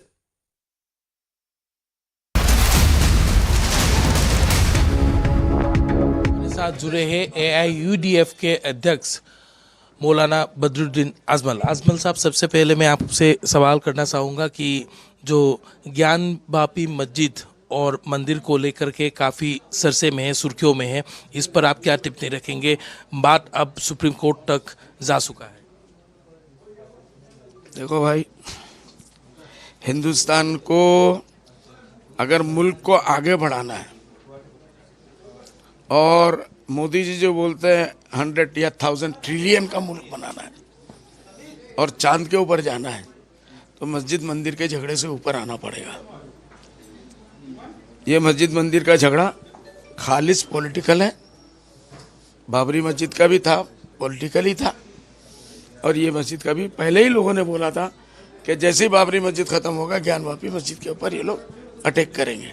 वो उन्होंने किया, उनका nature है, क्योंकि उनको development के नाम से कोई वोट नहीं दे रहा आजकल, मुल्क की तरक्की के नाम से कोई वोट नहीं दे रहा है। मुल्क का इकोनॉमी कहाँ से कहाँ चला गया उसके ऊपर उनको ध्यान नहीं है। उनको कुछ स्टेट अपने अंडर में करना है। यूपी उनके लिए सबसे अच्छी जगह है, तो उसमें वो करना है। तो देखना ये है अब इसके बाद क्या। इसके बाद भी 2-4 मस्जिदें लास्ट में हैं, तो मस्जिद मंदिर का झगड़ा कब तक करते रहेंगे? लोग फेडअप हो गए अब ये सब सुनते सुनते। नौजवान लोग ना मस्जिद में जाते ना मंदिर में जाते। जो बूढ़े लोग हैं ये कुछ दिनों में मर मरा के दोनों तरफ खत्म हो जाएंगे, झगड़ा ही खत्म हो जाएगा।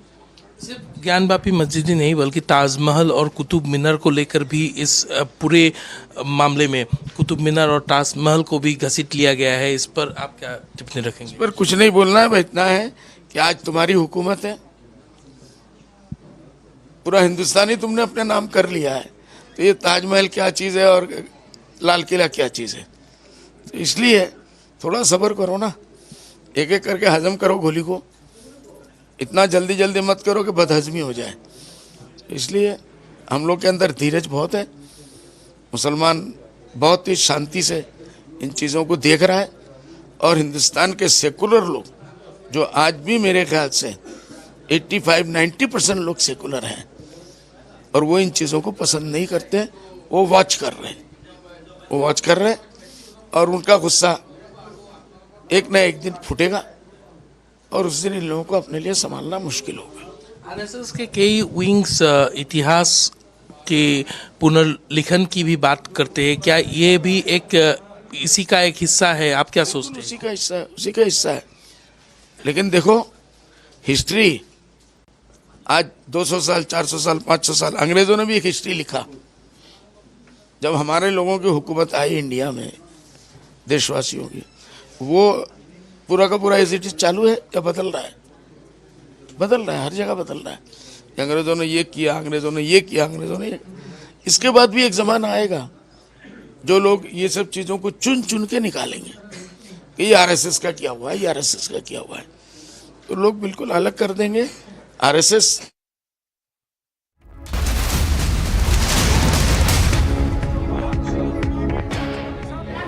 कोर्ट ने आपकी बात मान ली है, कोर्ट ने आपकी बात मान ली है, कोर्ट ने आपकी बात मान ली है। अब आपकी क्या आशा है इस पूरी प्रक्रिया से जो होने वाली है?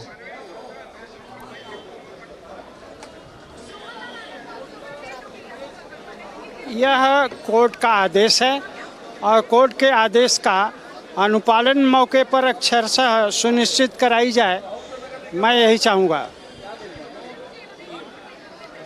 नहीं, पर आपकी एक्सपेक्टेशन क्या है कि ये जो पूरी प्रक्रिया है उसके अंत तक क्या होगा? ये प्रक्रिया है, केवल प्रक्रिया ये है कि जो आज तक ग्राउंड का, जीरो ग्राउंड का जो है वो सारी इस वस्तु स्थिति नहीं आ पाती थी बाहर, उसका निरीक्षण नहीं होने देना चाहते थे।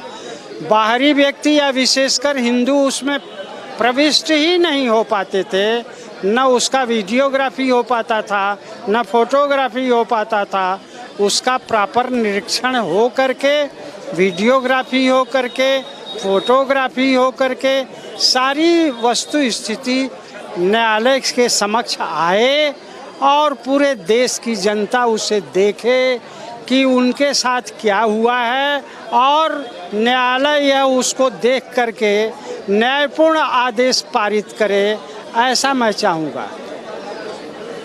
रस्तोगी जी, ये जो मुस्लिम पक्ष है उनका एक डर है, वो डर ये है कि ये सर्वेक्षण हुआ और फिर निकला कि वहाँ पे मंदिर हैं, वहाँ पे मंदिर के अवशेष हैं, तो फिर जैसे अयोध्या में हुआ था वैसे ही आप बाद में कहेंगे कि हटा दीजिए इस मस्जिद को और यहाँ भी एक मंदिर बना दीजिए, फिर क्या होगा?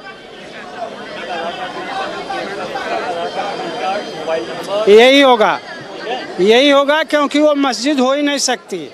मंदिर के स्थान पर मस्जिद है ही नहीं है। जबरदस्ती किसी के मस्जिद कह देने से वो मस्जिद नहीं हो जाएगी। वहाँ 100 फुट के हमारे स्वयंभू ज्योतिर्लिंग विराजमान है, उसके ऊपर जो है ये ढांचा है, वो मस्जिद हो ही नहीं सकती। जहाँ बुत है वहाँ पर नमाज हासिल नहीं हो सकती, मंदिर के ऊपर मस्जिद हो ही नहीं सकती। जबरदस्ती कौन कहता है कि वहाँ मस्जिद है? मस्जिद है ही नहीं है। मैं आखिरी 15 अगस्त 1947 को भी मंदिर थी जी।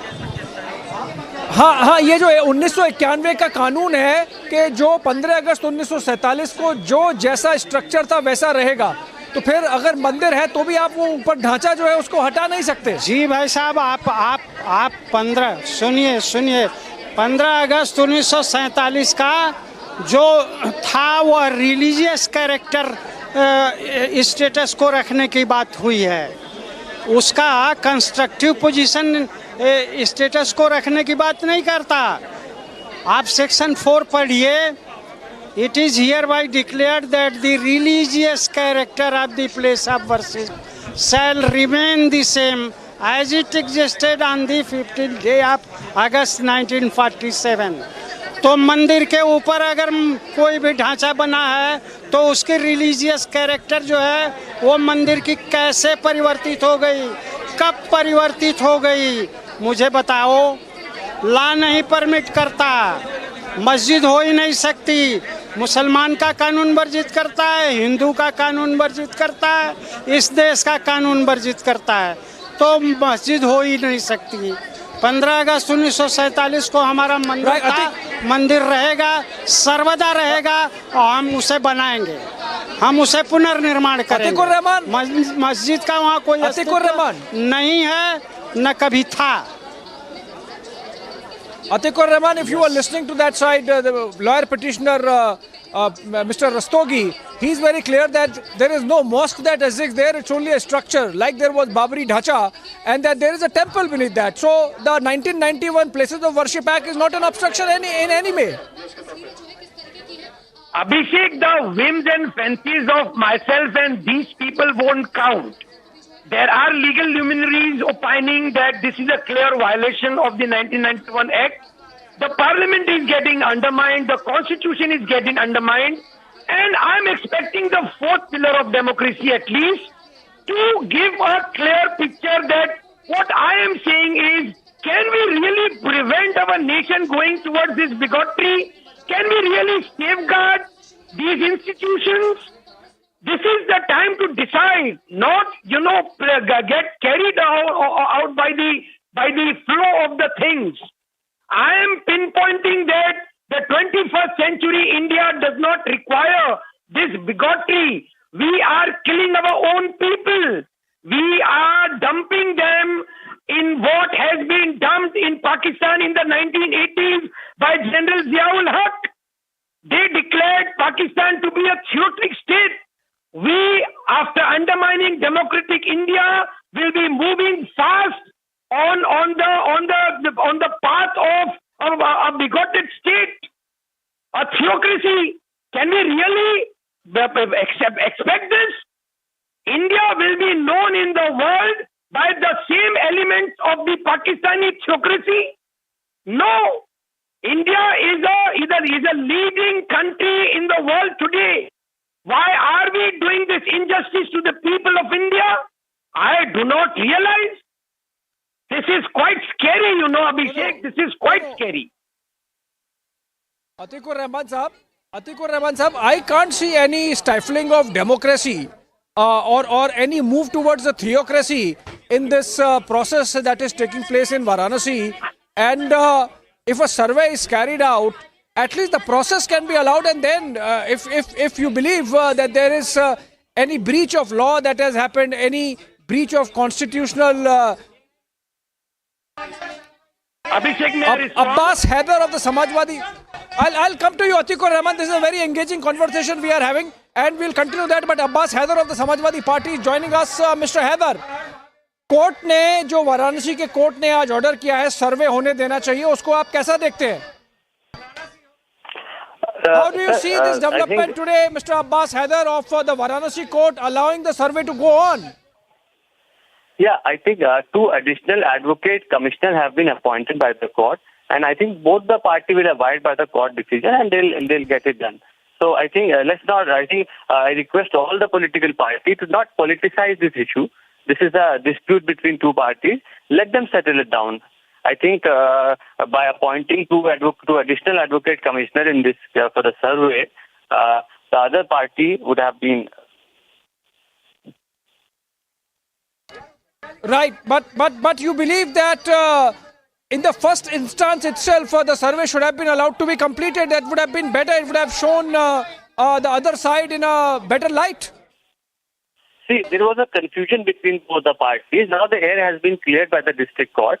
So I think the survey will be, it will take place soon, before the 17th, as directed by the court. There was a confusion. One party was saying that, the court did not order to go inside the barricade. The other was saying that court ordered to go inside the barricade. So now the thing is cleared. So I think it will go on. Yeah.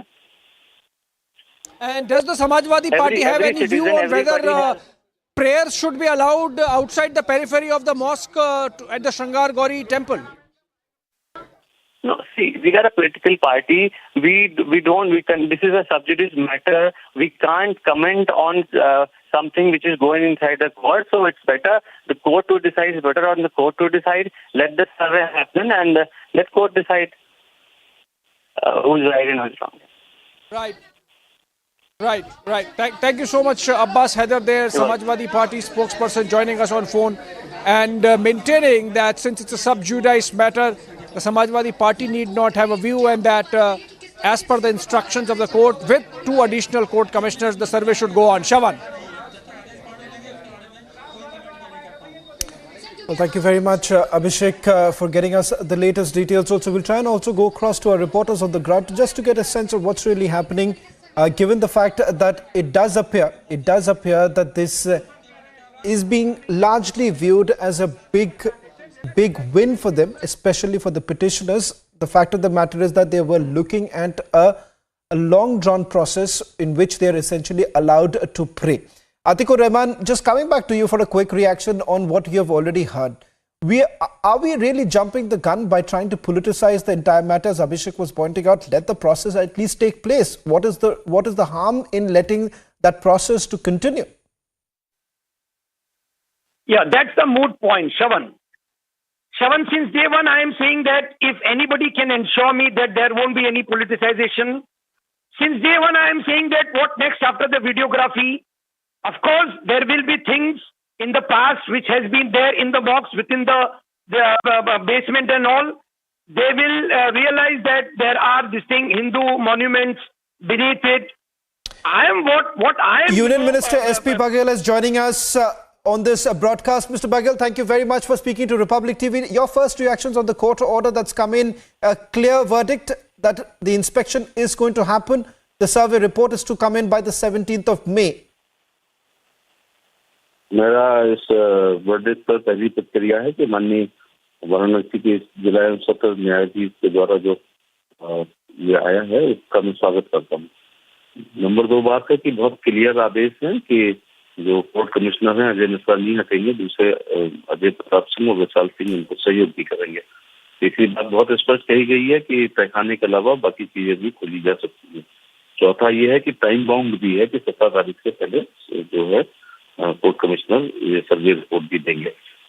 दूसरा मैं ये कहना चाहूंगा कि भारत के संविधान में ये व्यवस्था है कि किसी को भी किसी अदालत के फैसले से पक्ष या विपक्ष से अगर कोई ऑब्जेक्शन है तो उससे ऊंची वाली अदालत में वो जा सकते हैं। इसीलिए हमारे यहाँ त्रिस्तरीय है कि जिला एवं सत्र है, इसके बाद हाई कोर्ट है, इसके बाद सुप्रीम कोर्ट है। लेकिन होना ये चाहिए कि दोनों पक्षों को पहली अदालत का ही स्वागत अभिनंदन करना चाहिए और फिर जो परेशानी है उसके लिए हाईकोर्ट में जाना चाहिए। अक्सर पक्ष ये बोलते हैं कि माननीय सर्वोच्च न्यायालय का जो फैसला होगा वो हमें मान्य होगा, वो तो सरकार डंडे से मान्य भी करा लेगी, लेकिन जो है पहले स्वागत करना चाहिए, उसके बाद कोई दिक्कत है तो जाना चाहिए। और मोबोक्रेसी नहीं चलेगी इस देश में, डेमोक्रेसी चलेगी। दूसरी बात मैं थोड़ा आगे बढ़ते ये बोलना चाहूंगा कि काशी नगरी है वो भगवान शिव ने बनाई थी, एक जगह बताई है this is the oldest city of the world. तो जो किराएदार होता है ना वो थोड़े समय के लिए खुश होता है, गुमराह करता है अदालत से या मकान मालिक को, अंततः फैसला हमेशा मकान मालिक के पक्ष में ही होता है। जो इस्लाम है ये 7वीं शताब्दी का है और सनातन है, इसकी कोई उम्र ही नहीं है कि ये कब से है। इसलिए जो सच है ये थोड़ा परेशान हो जाता है लेकिन पराजित नहीं होता है। और जहाँ तक अब वहाँ पर कोई व्यवधान करेगा तो उसके बारे में माननीय कोर्ट ने कह दिया कि FIR होगी। दूसरी बात लोगों को ये नहीं भूलना है कि उत्तर प्रदेश में योगी आदित्यनाथ की सरकार है और जो अपने कानून व्यवस्था का शोण योग इस समय है उत्तर प्रदेश में, तो माननीय अदालत के आदेश का अनुपालन कराना भी राज्य का कर्तव्य है। Well, thank you very much, SP Singh Bagels, for speaking to Republic Media Network. That was the first reaction coming in from the centre. Slipping into a short break. On the other side, we'll get you all the latest details and also ground reports from Varanasi.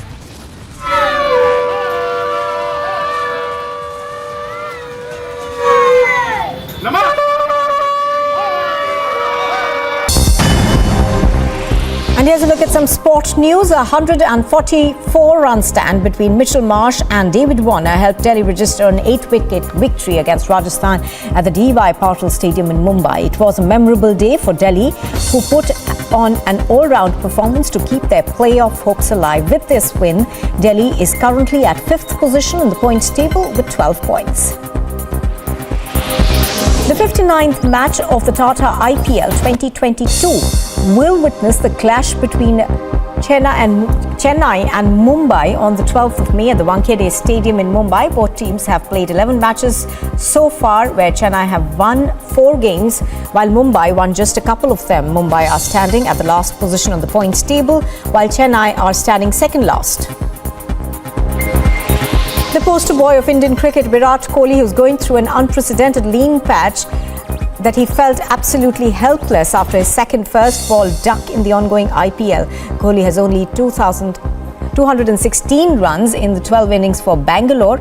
During the current IPL season, he has managed to score a half a century once, Mumbai Indians wicketkeeper batter Ishan Kishan has said.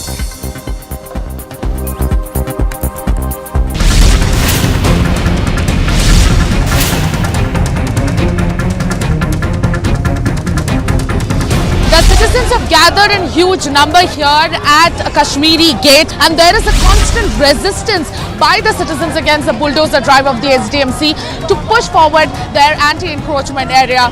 In our protest, we will continue to put the pressure on the government of Delhi and government of India. Stop this communal bulldozer politics. Stop this bulldozer politics against the poor and the marginalized.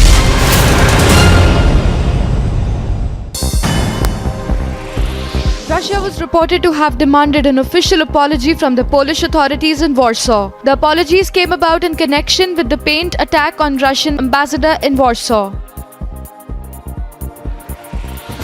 The embassy in Poland had also been doused in red paint. The attack took place in the Polish capital of Warsaw as a result of protests carried out against the war in the city.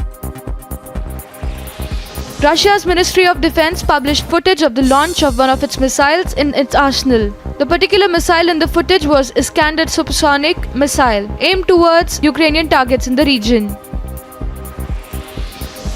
Russia used self-propelled guns after the ammunition was reported to have been targeted somewhere in the country. The Russian army used the MSTA's guns following the attack. Emergency services were seen tending to a fire at a kindergarten and some residential buildings in Ukraine. The fire was reported in the city of Golovka in Donetsk Oblast.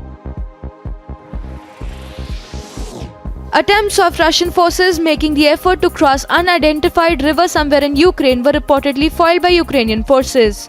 Artillery units of the country's military were used to carry the attack out. A drone of 503 separate battalion of Marine Corps was shared from Ukraine. The drone was seen dropping directly above the structure, presumably housing Russian soldiers. Ukrainian fighters were seen shooting down a Russian tank with a handheld anti-tank gun, namely Enclaw, in the country. The attack of the gun could be seen having struck the tank directly. Ukrainian media sources shared footage of the current situation of the Azovstal plant in Mariupol. The effect of the damage delivered was seen in massive amounts of smoke emanating from the plant. Several civilians were killed in Kharkiv region attempting to evacuate from a frontline village. Kharkiv Regional Prosecutor's Office said in a statement that at least 4 people were killed when a convoy of 15 cars tried to evacuate the Kharkiv near Stalistav village. Top national updates at this hour. Congress party leader Sachin Pilot said that the Congress will deliberate on ways to re-energize the party.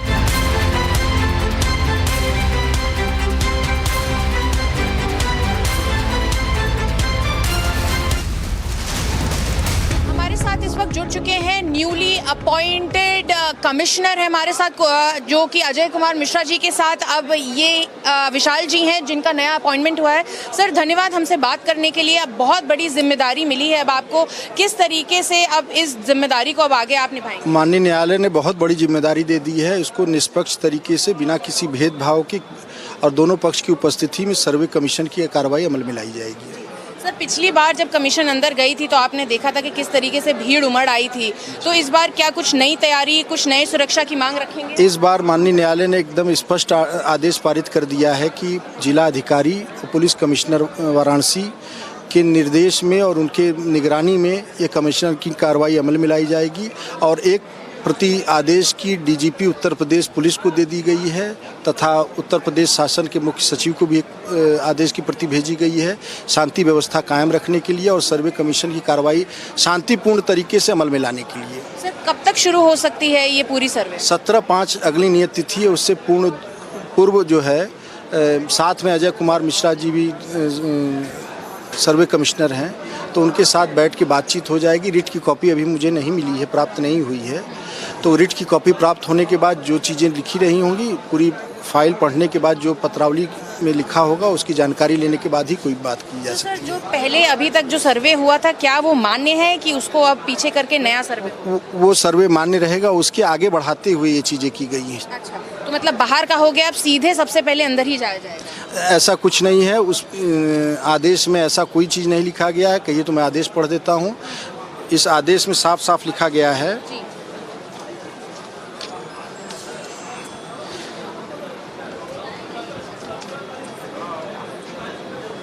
यह स्पष्ट किया जाता है कि अधिवक्ता आयुक्त अजय कुमार मिश्र तथा विशेष अधिवक्ता आयुक्त श्री विशाल सिंह संयुक्त रूप से कमीशन कार्रवाई संपादित करेंगे जी, और अधिकार होगा कमीशन कार्रवाई संपूर्ण करें, अर्थात दोनों लोग मिलकर इस कमीशन कार्रवाई को करेंगे। अगर कोई अनुपस्थित रहता है तब भी एक लोग उस कमीशन की कार्रवाई को संपादित कर सकते हैं। यह न्यायालय के पूर्ववर्ती आदेश के अनुक्रम में माना जाएगा। दैट मीन्स कि जो पीछे का आदेश चला रहा था उसी के साथ साथ ये आदेश है। बिल्कुल सर। तो सर अब जैसे आप कहा है तो पहले अंदर जाने पे काफ़ी ज़्यादा मनाही हो रही थी, काफ़ी ज़्यादा हमने देखा कि वहाँ प्रोटेस्ट भी हो गया, तो उस चीज़ से लड़ने के लिए कुछ स्पेशल तैयारी? माननीय न्यायालय सिविल जज सीनियर डिवीजन जी ने एकदम स्पष्ट आदेश पारित कर दिया और शांति व्यवस्था कायम रखने के लिए निर्देशित कर दिया अधिकारीगण को, और और इस आदेश में साफ साफ लिख दिया है, जिला प्रशासन किसी भी प्रकार का बहाना बनाकर कमीशन कार्रवाई को टालने का प्रयास नहीं करेंगे।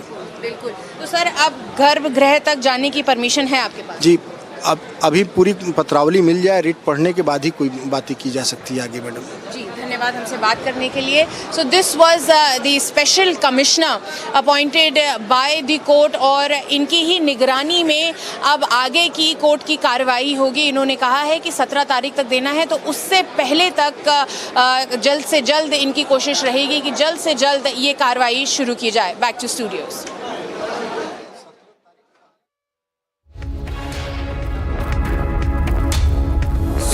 So at the same time, we've just spoken to Vishal ji over here, and he has been given some massive responsibility, and he has made it clear while reading the order, he's made it clear that it would be now the responsibility of the district administration to make sure that he is safe, his entire team is safe, and at the same time, irrespective of any situation that arrives at that particular moment, the court commissioner's team is allowed to carry out the entire videographic survey which was halted initially. So this is very big. This was exclusive. Mr. Vishal Singh first time speaking to the national media exclusively, and in the exclusive interview he has highlighted that it's a very big responsibility that has been given to him, and at the same time he'll be trying his best to carry out all these investigations and complete it as soon as possible. And he has said that all preventive measures will also be taken by him and the entire team, and every nook and corner of that particular mosque will be under video survey. Also, a very important fact that has come out of this particular interview is that all the evidence that has been collected till now by Mr. Ajay Kumar Mishra still persists, still continues, and now we have Mr. Vinod Bansal over here. We'll listen to his opinion on to the matter. Mr. Bansal, this is a very big verdict that has come for, and what are your views in the entire matter? Kashi court द्वारा 3 दिन की गहन सुनवाई के बाद में 5 बहनों की याचिका और उस पर जो ऑब्जेक्शन मस्जिद की इंतजामिया कमेटी ने लगाए थे, उनको खारिज करते हुए माननीय न्यायालय ने 5 दिन के अंदर रिपोर्ट देने के लिए कहा है। साथ में ये भी कहा है कि किसी भी प्रकार के अवरोधों को दूर करने के लिए जो जिलाधीश हैं और ज़िले के जो पुलिस वरिष्ठतम पुलिस अधिकारी हैं, वो मिल करके उनका सहायता करें। और वो जो सर्वे की टीम है, उसमें 1 की बढ़ा करके 3 एडवोकेट कमिश्नर नियुक्त किए हैं। अब संपूर्ण देश को ये आशा करनी चाहिए कि निश्चित रूप से 5 दिन बाद सब लोग कोऑपरेट करके, सहयोग करके माननीय न्यायालय को अंदर की बाहर की जो भी वहाँ की सच्चाई है वो पूरे अपने अदालत के पटल पर रखेंगे, और इसमें सभी पक्षों को सहयोग करना चाहिए, न कि न्यायालय का विरोध जिस प्रकार पिछली बार देखा गया था। अनर्गल प्रलाप करने से कोई लाभ नहीं है। जिस तरह की जो बेहुदा बातें पिछली बार तथाकथित मस्जिद की इंतजामिया कमेटी ने करी थी, और माननीय न्यायालय द्वारा नियुक्त कमिश्नर पर भी पक्षपात जैसे गंभीर आरोप लगाए थे, इस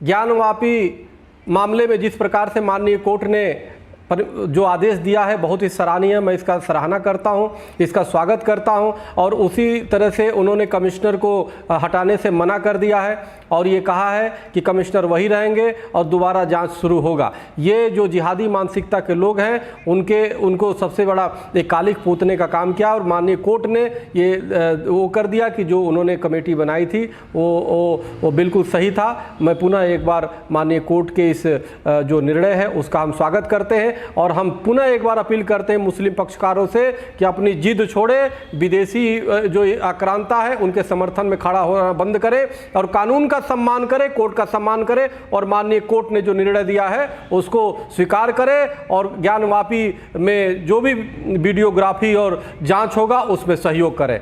बहुत बहुत धन्यवाद। Hariom, Ram Ram.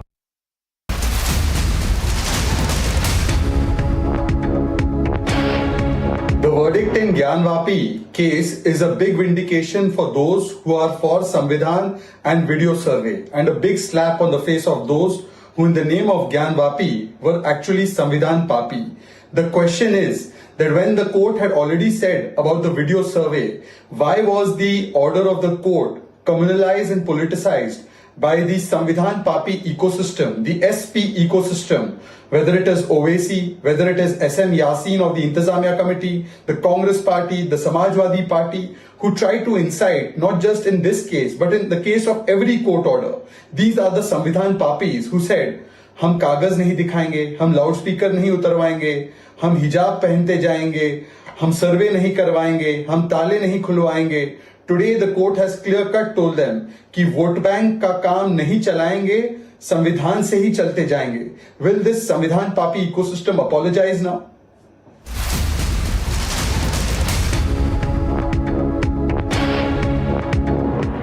And breaking news coming in, Lucknow bench of Allahabad High Court rejects petition seeking to open 22 closed doors in the Taj Mahal. It's a big setback for the petitioners as the High Court will not entertain the petition and says it's a matter for historians. Going across to our correspondent Sumi, who's on the story. Sumi, what can you tell us about the High Court? What were the reasons that the court has given? Thank you. क्या बातें रखी गई थी?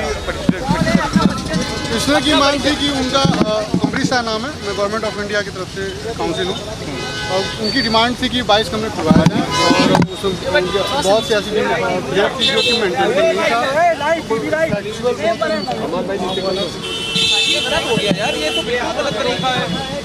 रजनीश का भाई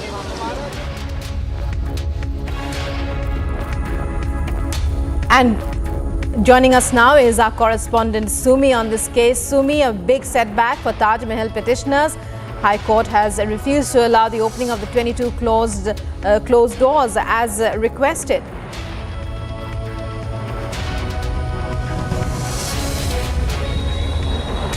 Yes, absolutely. The two-judge bench of the Allahabad High Court has come heavily on the petitioner who wanted to seek the formation of a committee to look into the content of the 22 rooms in the Taj Mahal, and which is why the Allahabad High Court has now scolded the petitioner as well and said that the mandamus cannot be applied in the case of Taj Mahal since it is not infringed rights, since no rights have been infringed, so mandamus cannot be applied by the court. However, he also said that petitions, the PILs have become a joke for the petitioners, and the petition was applied by the media in charge of the BJP's Ayodhya unit. So the High Court has rubbished the petition and has also come down heavily on the petitioner, said that it is on part of the historians to decide as to what really is behind the 22 locked doors. However, the petitioner had sought to form a committee. तहत भी वो orders दे देती है, तो मैं बंद कमरों को अगर हम देखें कि आपके द्वारा क्या अपील की गई थी जिस पर क्या हाई कोर्ट ने ऑब्जेक्शन करते हुए खारिज किया, क्या 2206 में जो पावर होती है उसे भी मैं समझता हूँ, लेकिन ऑनरेबल सुप्रीम कोर्ट की आर्टिकल 142 के तहत इनहेरेंट पावर होती है, वो जैसे कि आपने देखा कि बहुत सारे मामलों में आर्टिकल 142 के तहत भी वो ऑर्डर्स दे देती है। तो मैं बंद कमरों को अगर हम देखें आपके द्वारा क्या ऑब्जेक्शन करते हैं, क्या याचिका आप बंद कमरों को खोलने को लेकर ही करेंगे? देखिए, जो हम अपील फाइल करेंगे वो जो हमारी जो 4 प्रेयर्स थी उन चारों प्रेयर्स के साथ ही जाएंगे। एक बंद कमरों की जो खोलने की अपील है, दूसरा जो फैक्ट फाइंडिंग कमेटी की अपील है, वो सारे प्रेयर्स के साथ ही हम जाएंगे। तो अभी यहाँ तो खारिज हो चुकी है, क्या आप सुप्रीम कोर्ट जाएंगे वहाँ? नहीं, याचिका एक ही है, प्रेयर उसमें 4 कौन सी है? प्रेयर होती है एक, देखिए फैक्ट फाइंडिंग कमेटी की हमने प्रेयर की थी, एक जो एक फैक्ट फाइंडिंग कमेटी है, दूसरा जो रूम्स ओपन करने की बात करी थी हमने, तीसरा जो ये एक्ट होता है जो ASI जिस पे काम करती है उस एक्ट को हमने रीवेरीफाई और रिकंडक्ट करने की बात कही थी, और चौथा जो अंदर बेसमेंट में जो वॉल्स बंद कर दिए गए हैं, जो यमुना नदी की तरफ एक गेट था वो बंद कर दिया गया है, उन गेट्स को स्टडी करने का, उन गेट को वहाँ से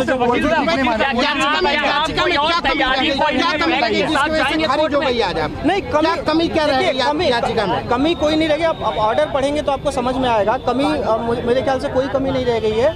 और उन्होंने ये कहा कि ये इशू जो है वो एज द जजेस we can not decide this issue, the historians and the academicians should study on this and they should decide on this. क्या माना जाए कि ये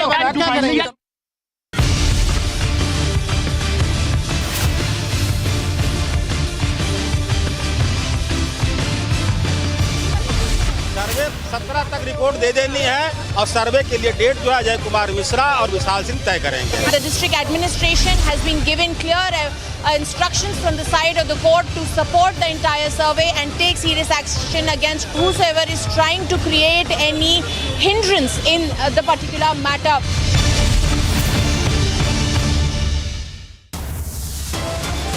It's a big win for Hindu petitioners. The nation will know Gyan Vapi truth will be out.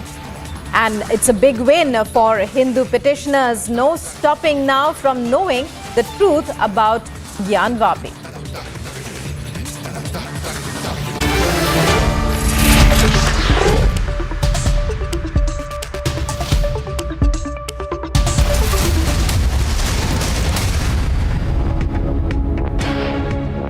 $11,000 placements last year.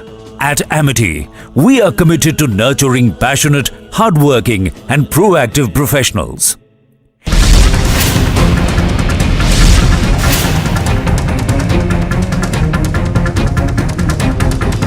The citizens have gathered in huge number here at Kashmiri Gate, and there is a constant resistance by the citizens against the bulldozer drive of the SDMC to push forward their anti-encroachment area.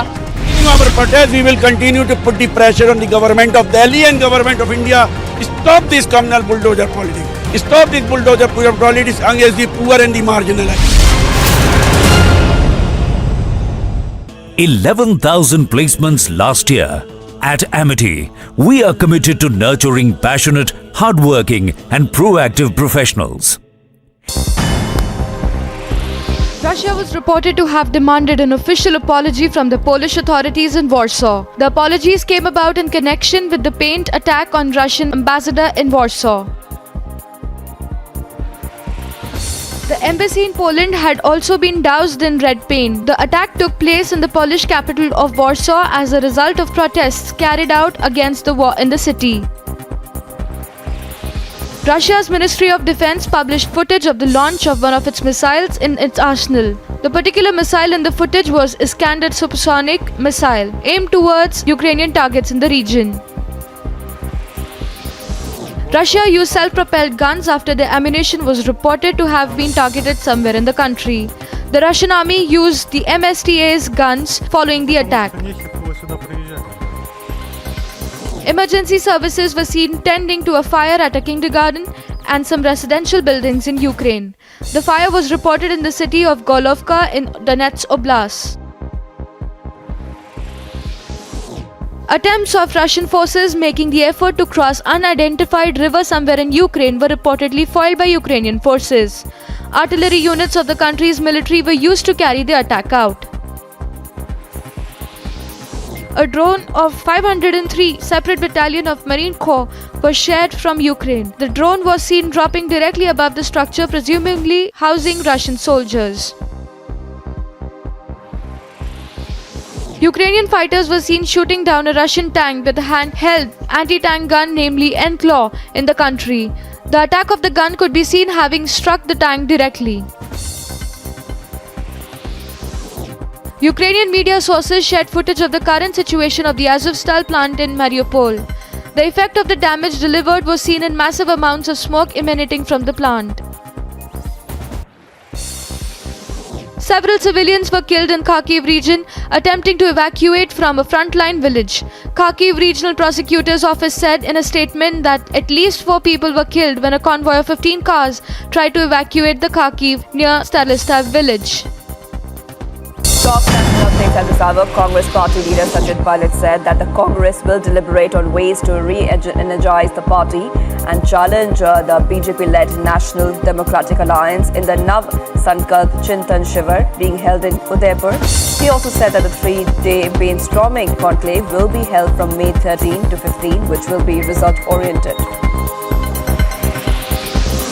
Ahead of local body elections, Madhya Pradesh Chief Minister Shiva Singh Chauhan on Wednesday met Solicitor General of India Tushar Mehta in the national capital to discuss the legal provisions to provide OBC reservation in the state. The meeting was also attended by State Home and Law Minister Narottam Mishra and Urban Development and Housing Minister Bhupendra Singh.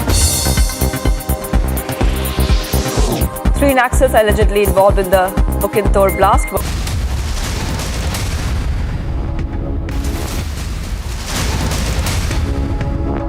Breaking news coming in, Uttar Pradesh has made the singing of the national anthem at madrasas compulsory.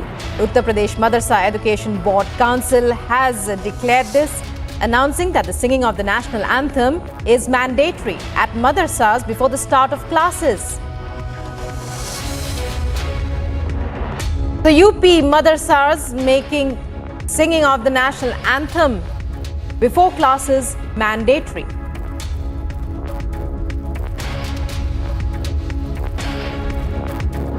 So madrasas in UP now to begin the singing of the national anthem. This as per the Uttar Pradesh Madrasa Education Board Council. It's an unprecedented decision, never having happened before.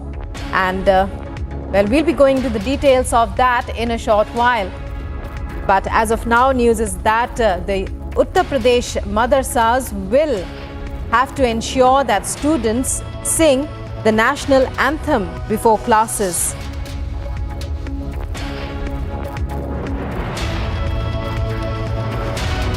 And joining us is Abhishek on the phone line with more details about this new announcement by madrasas in UP which will have to ensure that the national anthem is sung before classes. Abhishek, it's over to you. Give us a brief background. Was there a petition regarding this? Was there or is it on the part of the Madrasa Education Council? Well, Shivangi, this is an order that has come from the UP Madrasa Education Board Council, and they have made a unilateral decision, a suo motu decision that they have taken, and this is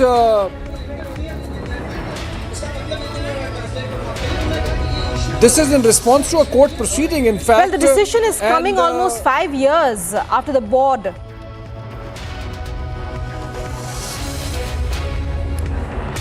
Well, yes. So this is coming after 5 years in 2017.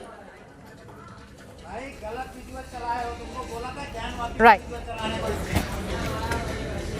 So the bare bones information that we have, Shivangi, is that the UP Madrasa Education Board Council has made a decision that singing of national anthem would be made mandatory at the madrasas before the start of the classes. Now, obviously, this is a UP state education department body which takes care of education in the madrasas, and so you can say that this is a UP government decision essentially, which is taken by the board council, and they have made national anthem mandatory before the start of the classes. Ideally, it should not be seen as very big, in the sense that schools, and madrasa is a school, you have national anthem there before you start classes. Madrasa, of course, gives a specialized education in religious instruction, and religious courses are taught there. But we have seen over a period of time, even the madrasas evolving in terms of their curriculum, including non-religious secular education also. So I think this is a move in that direction by the UP government.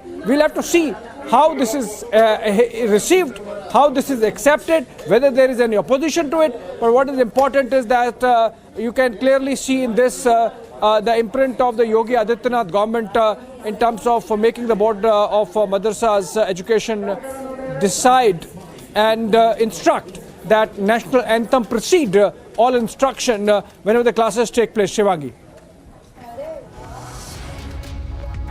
Right. Many thanks, Abhishek, for joining us there. This is Rukma here, and it's time now for a short break. So UP madrasas to ensure that students sing the national anthem before classes. And coming up after this very short break, a huge victory for the Hindu petitioners. Survey in the Gyanvapi Mosque to continue as ordered by the court. And a 5-day deadline drawn for the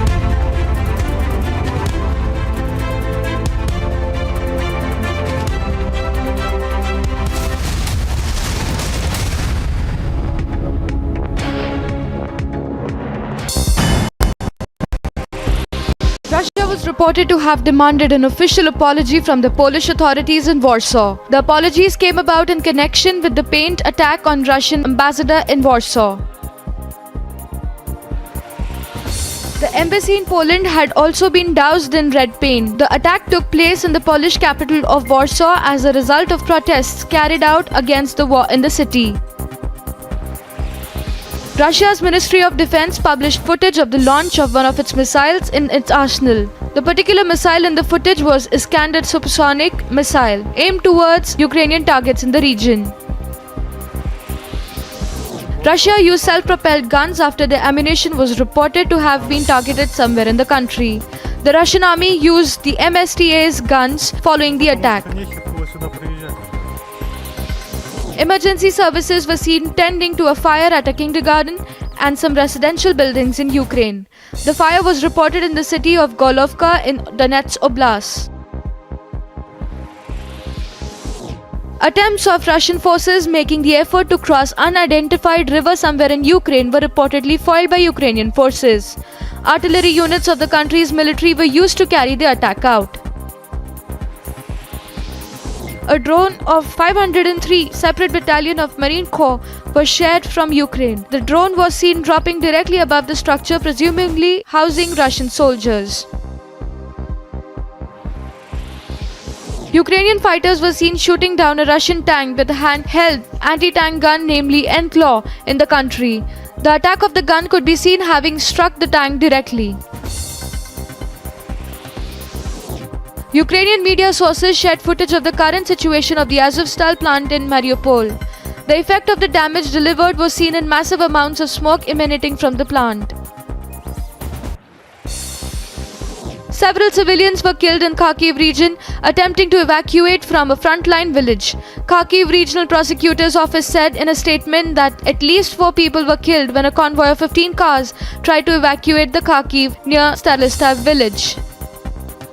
Top national updates at this hour. Congress party leader Sachin Pilot said that the Congress will deliberate on ways to re-energize the party and challenge the BJP-led National Democratic Alliance in the Nav Sankalp Chintan Shiva being held in Udaipur. He also said that the 3-day brainstorming conclave will be held from May 13 to 15, which will be result-oriented. Ahead of local body elections, Madhya Pradesh Chief Minister Shivraj Singh Chauhan on Wednesday met Solicitor General of India Tushar Mehta in the national capital to discuss the legal provisions to provide OBC reservation in the state. The meeting was also attended by State Home and Law Minister Narottam Mishra and Urban Development and Housing Minister Bhupendra Singh.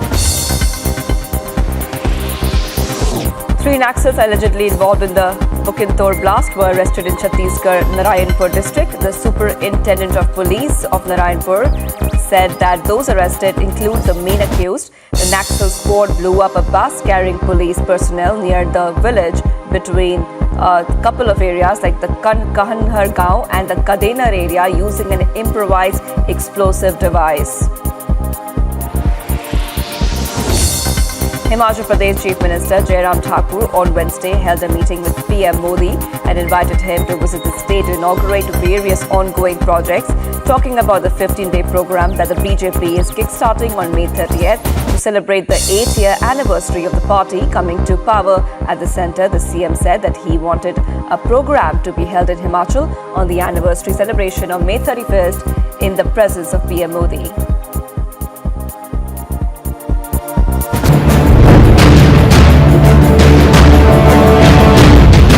A sensational slap in the face for the Lutyens media, which made him a VVIP and called him as a chief guest to their events. Yasin Malik, the terrorist, has pleaded guilty in a Delhi court to all charges of terrorism. Separatist leader Yasin Malik went to Pakistan. He got trained there. We remember how he came back and he started this independent secession movement that he had. Now that the court has already told charges need to be framed against him.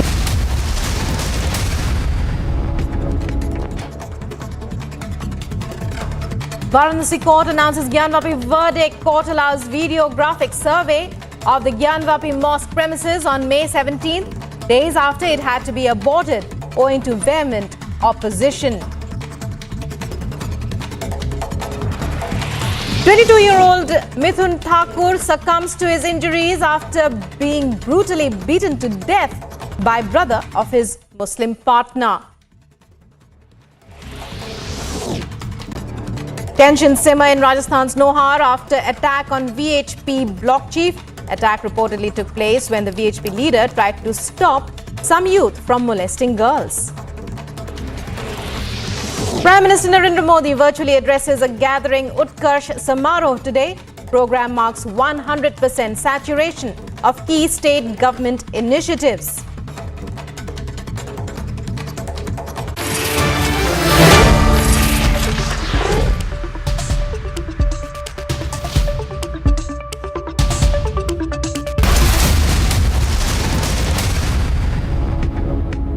Top national updates at this hour. Congress party leader Sachin Pilot said that the Congress will deliberate on ways to re-energize the party and challenge the BJP-led National Democratic Alliance in the Nav Sankalp Chintan Shivar being held in Udaipur.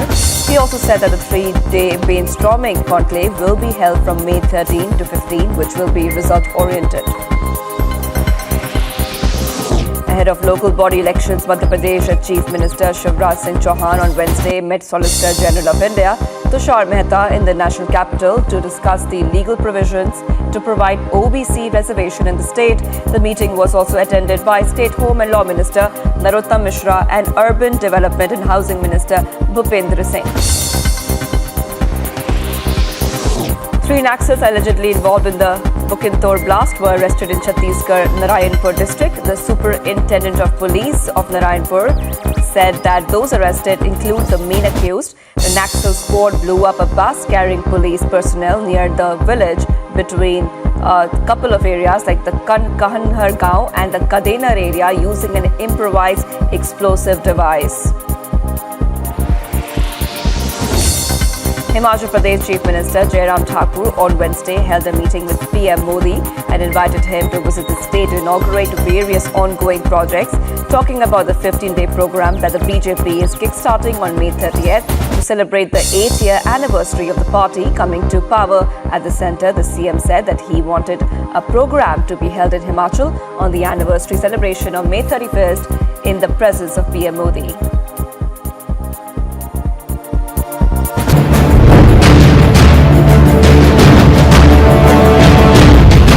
A sensational slap in the face for the Lutyens media, which made him a VVIP and called him as a chief guest to their events. Yasin Malik, the terrorist, has pleaded guilty in a Delhi court to all charges of terrorism. Separatist leader Yasin Malik went to Pakistan. He got trained there. We remember how he came back and he started this independent secession movement that he had. Now that the court has already told charges need to be framed against him, including very serious UAPAR charges that will have to be seen. And here's a look at some sport news. A 144-run stand between Mitchell Marsh and David Warner helped Delhi register an 8-wicket victory against Rajasthan at the D.Y. Patil Stadium in Mumbai. It was a memorable day for Delhi, who put on an all-round performance to keep their playoff hopes alive. With this win, Delhi is currently at 5th position in the points table with 12 points. The 59th match of the Tata IPL 2022 will witness the clash between Chennai and Mumbai on the 12th of May at the Wankhede Stadium in Mumbai. Both teams have played 11 matches so far, where Chennai have won 4 games, while Mumbai won just a couple of them. Mumbai are standing at the last position on the points table, while Chennai are standing second last.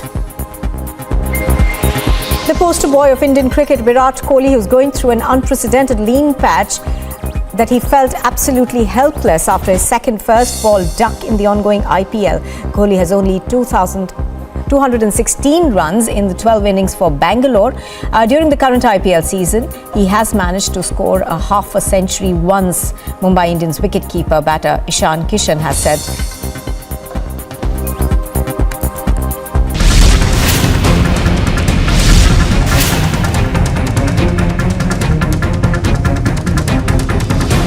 Citizens have gathered in huge number here at Kashmiri Gate, and there is a constant resistance by the citizens against the bulldozer drive of the SDMC.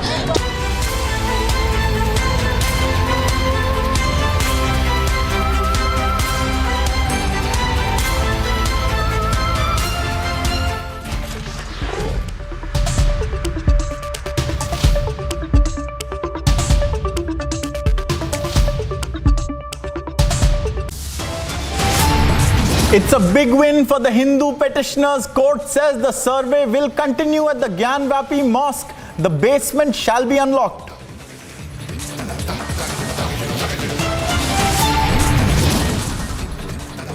No blocking the Gyanvapi survey now. Court rejects demand to remove court commissioner. 2 more commissioners to be appointed. 5-day deadline drawn for Gyanvapi Mosque survey report to be submitted on the 17th of May. 22-year-old Hindu man killed by partner's brother in Rajkot district of Gujarat.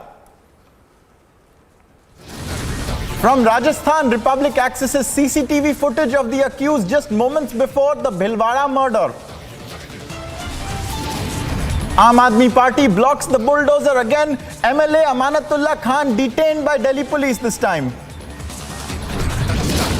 Uttar Pradesh mandates the national anthem in madrasas, says national anthem must before classes.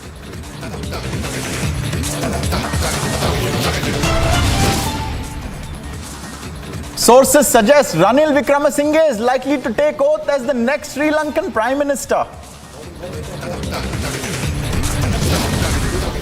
Also in Sri Lanka, an overseas travel ban has been imposed on former Prime Minister Mahinda Rajapaksa and his relatives.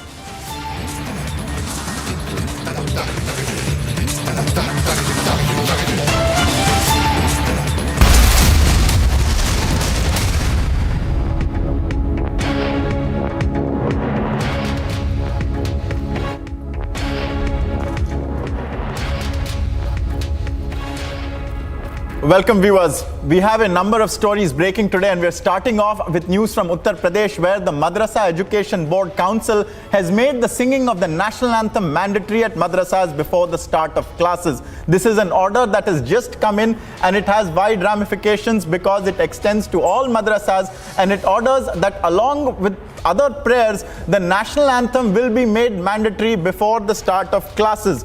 Viewers, this is an order that we have accessed from Uttar Pradesh, and it orders from the Uttar Pradesh Madrasa Education Board Council making the singing of the national anthem mandatory at madrasas before the start of classes. नहीं, योगी सरकार का एक अच्छा फैसला है और राष्ट्रगान मदरसे में इम्प्लीमेंट होना चाहिए, क्योंकि सरकार बाकायदा तौर पर इसको निधि देती है, तो सरकार का जो निर्देश है उसका पालन होना चाहिए। और सिर्फ मदरसे में के लोगों को ही राष्ट्रगान नहीं, बल्कि तमाम लोगों को राष्ट्रगान आना चाहिए, क्योंकि मैं समझता हूँ कि राष्ट्रगान से इंसान के अंदर और हिंदुस्तानी होने का एक गर्व महसूस होता है। तो सरकार का एक फ़ैसला अच्छा फ़ैसला है, और इसको जितनी जल्दी इम्प्लीमेंट हो, मैं समझता हूँ कि की जरूरत भी है। नहीं, योगी सरकार का एक अच्छा फैसला है और राष्ट्रगान मदरसे में इम्प्लीमेंट होना चाहिए, क्योंकि सरकार बाकायदा तौर पर इसको निधि देती है, तो सरकार का जो निर्देश है उसका पालन होना चाहिए। और सिर्फ मदरसे में के लोगों को ही राष्ट्रगान नहीं, बल्कि तमाम लोगों को राष्ट्रगान आना चाहिए, क्योंकि मैं समझता हूँ कि राष्ट्रगान से इंसान के अंदर और हिंदुस्तानी होने का एक गर्व महसूस होता है। तो सरकार का एक फ़ैसला अच्छा फ़ैसला है और इसको जितनी जल्दी implement. Viewers, we are now being joined by Mr. Danish Raza, UP Minorities Minister. Mr. Raza, can you explain to us this decision? इस decision के बारे में हमें ज़रा बताइए और ये कहाँ तक लागू होगा? Will it be across all madrasas in the state of Uttar Pradesh?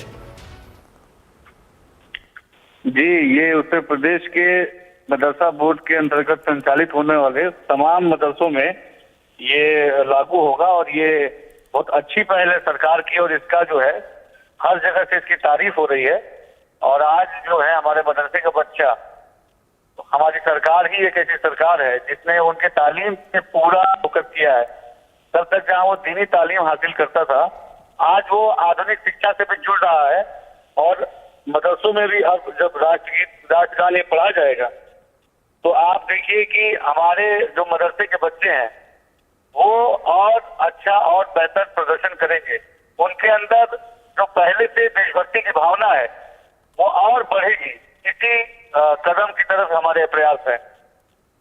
और मिस्टर आजाद, हमें ये भी अब अगर आप बता सकते हैं कि how will the government ensure that इस जो ऑर्डर है इसका पालन किया जा रहा है ये, और आप कब से इसको इंप्लीमेंट करेंगे, कब से लागू? मतलब अभी ऑर्डर इशू किया तो हो गया, कल से लागू हो जाएगा?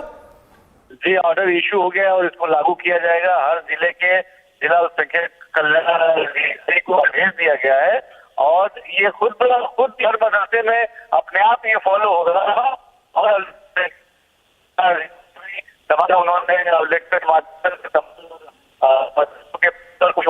लेटर जारी करेंगे और समय सारणी में मॉर्निंग में जब मस्जिद की शुरुआत होती है उसमें भी इसको सुबह ही इसको राष्ट्रगान का जो है हम राष्ट्रगान गाएं और उसके बाद जो है आगे की जो प्रक्रिया है वो शुरू होगी।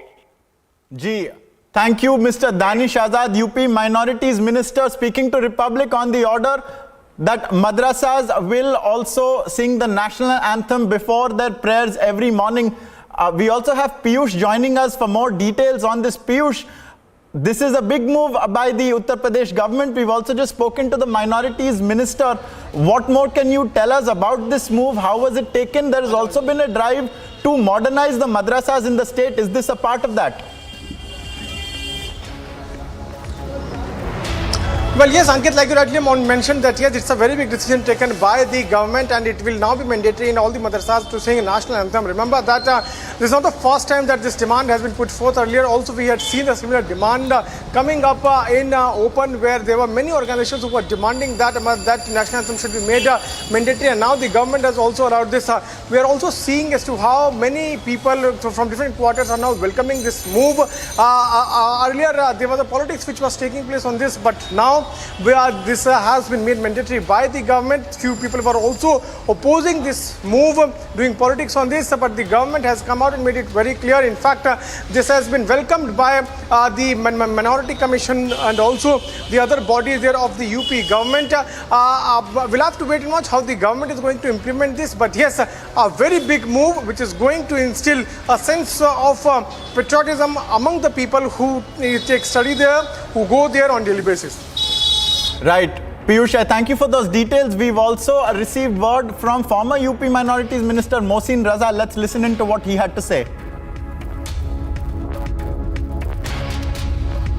ये भी फैसला सरकार का, माननीय योगी सरकार का स्वागत योग्य फैसला है कि मदरसों में, क्योंकि मदरसे मॉडर्नाइज किए हैं हमने, माननीय प्रधानमंत्री का संकल्प एक हाथ में कुरान एक हाथ में कंप्यूटर, देश की मुख्य धारा से जोड़ने के लिए आज मुस्लिम समाज के बच्चों को, तो जब हम देश की मुख्य धारा से जोड़ने की बात कर रहे हैं तो देश में शिक्षण संस्थानों में, क्योंकि मदरसों की बात को लेकर तो खाली एक बैरियर हो जाता था कि बच्चों को लगता था कि सिर्फ हम अलिफ बे ते से या उर्दू पढ़ने जा रहे हैं, अरबी फारसी पढ़ने जा रहे हैं, मुंशी मौल्लिम बनने जा रहे हैं, लेकिन आज एक अवसर आदरणीय योगी सरकार ने और देश में आदरणीय मोदी ने हमको ये सब दिया है कि ये अवसर हम सबको प्रदान करता है कि अब हम डॉक्टर इंजीनियर बना सकते हैं अपने समाज के बच्चों को। मॉडर्न एजुकेशन दे रहे हैं, मदरसा मॉडर्नाइज किया है, हमने मदरसों में NCERT की शिक्षा लागू करी है। तो इस तरह से तमाम कंप्यूटरीकरण हुआ है, पोर्टल पर लेकर आए हैं। तो ये इस फैसले का हम स्वागत करते हैं और राष्ट्र भावना जागेगी, बच्चों में एक राष्ट्र प्रेम की भावना आएगी। जब वो राष्ट्रीय गीत गाएंगे और खास करके जनगणमन गाएंगे तो उसके अंदर एक ऐसी ही भावना आएगी बच्चों के अंदर, उनको लगेगा कि हम भी एक शिक्षण संस्थान में, क्योंकि सभी शिक्षण संस्थानों में राष्ट्रगान गाया जाता है। अब तो आप और हम फिल्म भी देखने जाते हैं तो फिल्म के जो स्टूडियोज हैं वहां पर भी राष्ट्रगान होता है। तो राष्ट्रगान हमें अनुशासन और देश प्रेम बताता है। Viewers, in other news, while speaking to the media, the Chief Minister of Karnataka, Basavaraj Bommai, has stated that the state government will pass the anti-conversion law bill through an ordinance. Let's listen in. Karnataka government is all set to pass anti-conversion bill through an ordinance. Remember, the bill was inducted during Belagavi session in the month of December. It was been passed in the assembly, but it was not passed in council. And for unavoidable reason, even in the next assembly session, it was been not passed. Today, talking to media, Karnataka Chief Minister Basavaraj Bommai went on to say that since it was not passed in assembly and council and assembly are adjourned, they will try to induct this particular bill in the cabinet and they will try to pass using an ordinance. And this will be one of the crucial bill by Karnataka government, and if this becomes law, this is going to be playing a crucial role ahead of next assembly election in the state of Karnataka. With you, journalist Sadanand Sagaraj reporting for Republic TV, Bengaluru.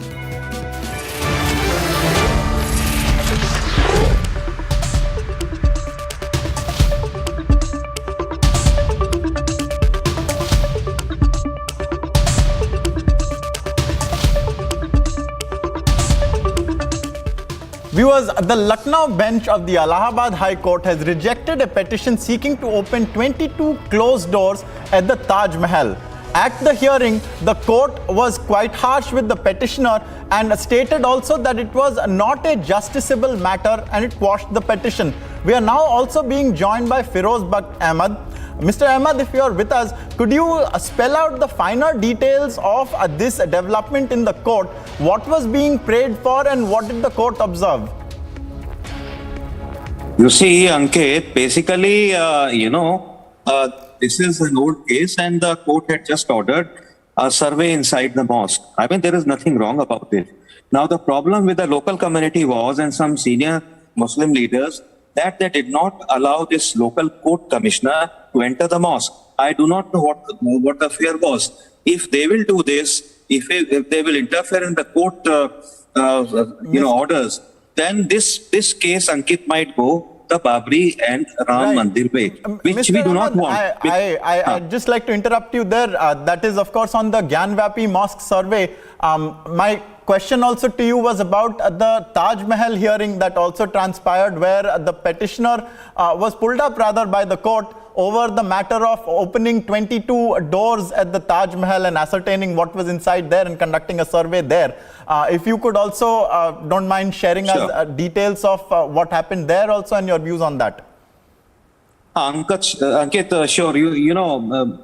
Basically, in many books it has been written that many temples in the Sultan as well as in Mughal Raj, they were razed to the ground and mosques were built over those. And, these Mughal kings or maybe sultans, rather than, desecrating and destroying these temples, they should have made these mosques or maybe universities or madrasas separately. Now, the wages of their sin are being actually, in fact, suffered by today's Muslims. Now, you see, there is a list of almost 300 mosques, which were temples earlier, and I am not saying this. The historical records say this. The ASI records say this. Books written by so many people. So I think... I thank you, Mr. Firoz Bakht Ahmed, for joining us for details on that story.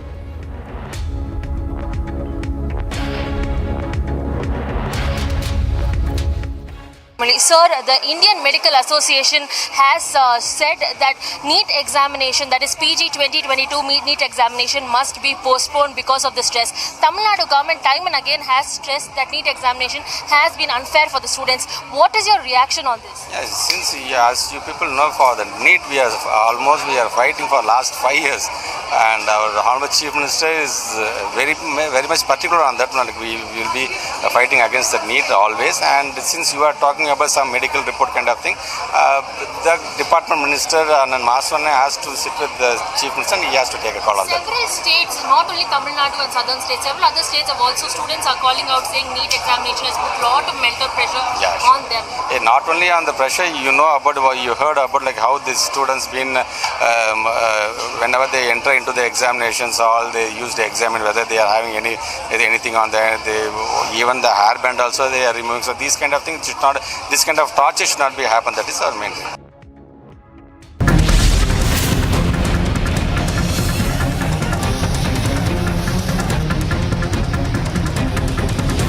The Congress workers are protesting in Bhopal, and the security very tight as well. As you can see, protesters trying to jump over barricades, but very unsuccessful because the water cannons are being used.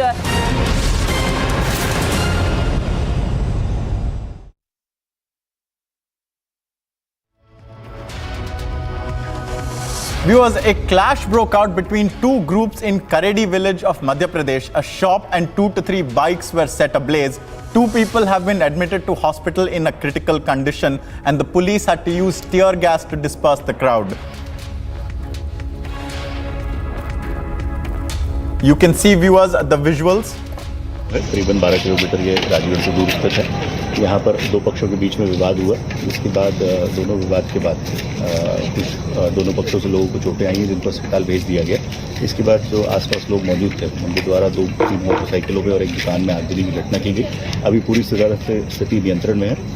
जो दोनों लोग अस्पताल में भर्ती हैं और उनकी स्थिति भी सामान्य है। उधर वहाँ पर बयान कराया जा रहा है। उसके बाद जो जाँच में आएगा उसके हिसाब से आगे। सर, पुलिस पर भी पथराव किया गया? इनिशियली जब यहाँ पर पुलिस आई तो कुछ लोगों के द्वारा यहाँ पर पथराव किया गया, बाकी फोर्स भी आ गया था, जिसके द्वारा बल का प्रयोग करते हुए, टीयर गैस और लाठी का प्रयोग करते हुए उनको खदेड़ा गया। Let's take a look at some of the other top stories. The Varanasi Sessions Court has announced the Gyanvapi Mosque verdict. The court has allowed videographic survey of the Gyanvapi Mosque premises. By May the 17th, the report must be submitted. This comes days after it had to be aborted owing to vehement opposition. A 22-year-old boy, Mithun Thakur, succumbed to his injuries after being brutally beaten to death by the brother of his Muslim partner. Tensions continue to simmer in Rajasthan's Nohar after an attack on a VHP block chief.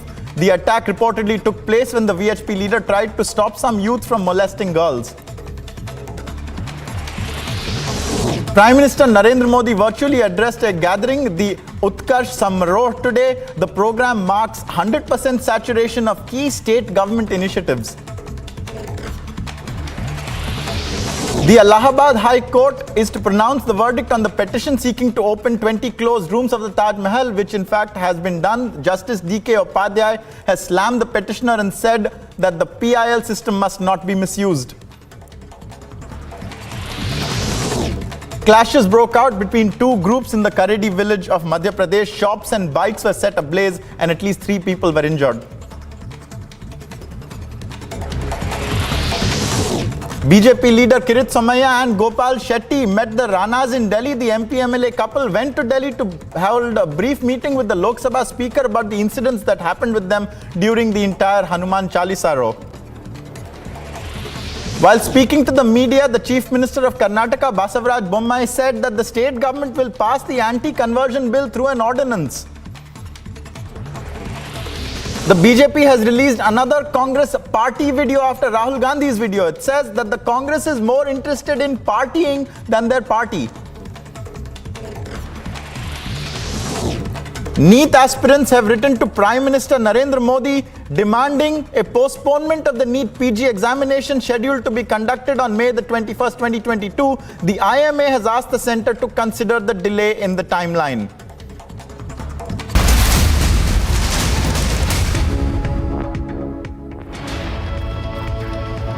Viewers, we have breaking news now coming in. The Karnataka cabinet has approved the ordinance that will enforce the anti-conversion bill. You just heard a short while ago, we played we aired what Basavaraj Bommai was going to do, and now that has indeed happened. We have Sagaraj joining us. Sagaraj, tell us more. The ordinance has been approved.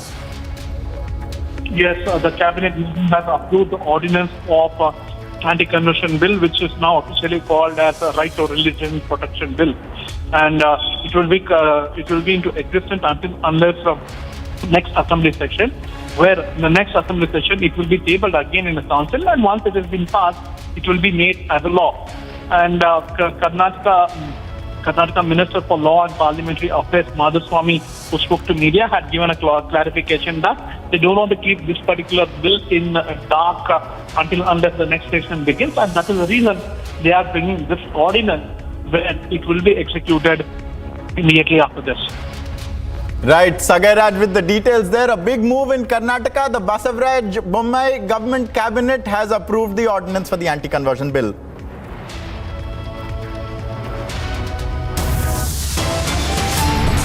Viewers, you are watching Republic Media Network, and we have a number of stories coming up. It's a big win for the Hindu petitioners. The court has said that the survey at the Gyanvapi Mosque will be held. The basement shall also be unlocked.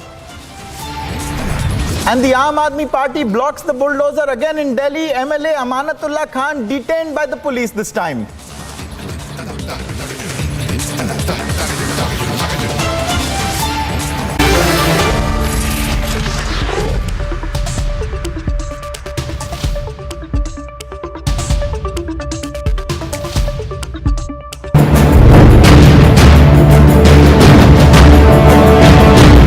As a sensational slap in the face for the Lutyens media, which made him a VVIP and called him as a chief guest to their events. Yasin Malik, the terrorist, has pleaded guilty in a Delhi court to all charges of terrorism. Separatist leader Yasin Malik went to Pakistan. He got trained there. We remember how he came back and he started this independent secession movement that he had. Now that the court has already told charges need to be framed against him, including very serious UAPA charges that will have to be seen. And here's a look at some sport news. A 144-run stand between Mitchell Marsh and David Warner helped Delhi register an 8-wicket victory against Rajasthan at the D.Y. Patil Stadium in Mumbai. It was a memorable day for Delhi, who put on an all-round performance to keep their playoff hopes alive. With this win, Delhi is currently at 5th position in the points table with 12 points. The 59th match of the Tata IPL 2022 will witness the clash between Chennai and Mumbai on the 12th of May at the Wankhede Stadium in Mumbai. Both teams have played 11 matches so far, where Chennai have won 4 games, while Mumbai won just a couple of them. Mumbai are standing at the last position on the points table, while Chennai are standing second last. The poster boy of Indian cricket, Virat Kohli, who's going through an unprecedented lean patch, that he felt absolutely helpless after his second first ball duck in the ongoing IPL. Kohli has only 216 runs in the 12 innings for Bangalore. During the current IPL season, he has managed to score a half a century once, Mumbai Indians wicketkeeper batter Ishan Kishan has said.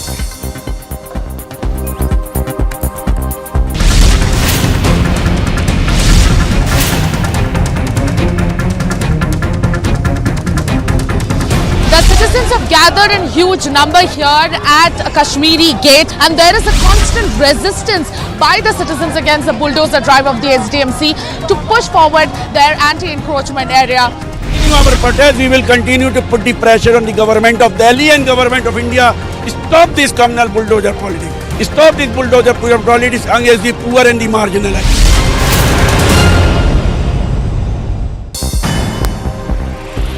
Russia was reported to have demanded an official apology from the Polish authorities in Warsaw. The apologies came about in connection with the paint attack on Russian ambassador in Warsaw. The embassy in Poland had also been doused in red paint. The attack took place in the Polish capital of Warsaw as a result of protests carried out against the war in the city. Russia's Ministry of Defense published footage of the launch of one of its missiles in its arsenal. The particular missile in the footage was Iskander supersonic missile, aimed towards Ukrainian targets in the region. Russia used self-propelled guns after the ammunition was reported to have been targeted somewhere in the country. The Russian army used the MSTA's guns following the attack. Emergency services were seen tending to a fire at a kindergarten and some residential buildings in Ukraine. The fire was reported in the city of Golovka in Donetsk Oblast. Attempts of Russian forces making the effort to cross unidentified river somewhere in Ukraine were reportedly foiled by Ukrainian forces. Artillery units of the country's military were used to carry the attack out. A drone of 503 separate battalion of Marine Corps was shared from Ukraine. The drone was seen dropping directly above the sea.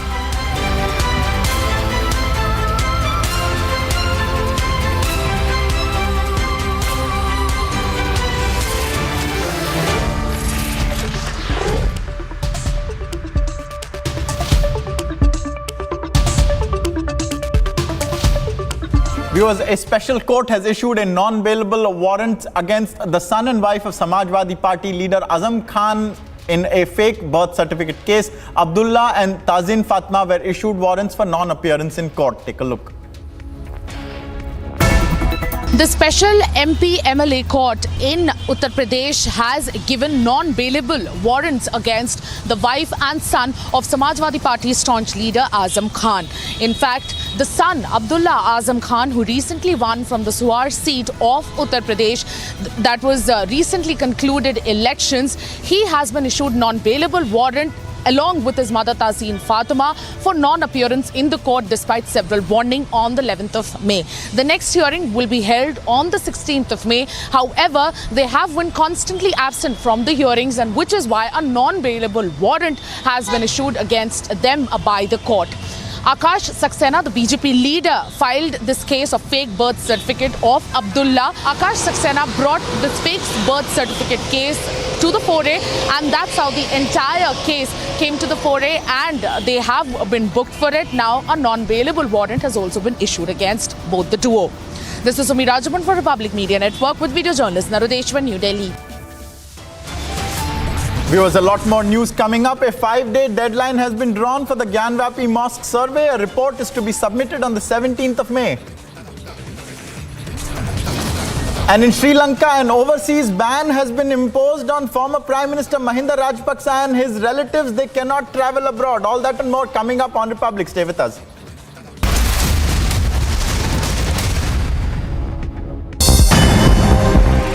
And here's a look at some sport news. A 144-run stand between Mitchell Marsh and David Warner helped Delhi register an 8-wicket victory against Rajasthan at the D.Y. Patil Stadium in Mumbai. It was a memorable day for Delhi, who put on an all-round performance to keep their playoff hopes alive. With this win, Delhi is currently at 5th position in the points table with 12 points.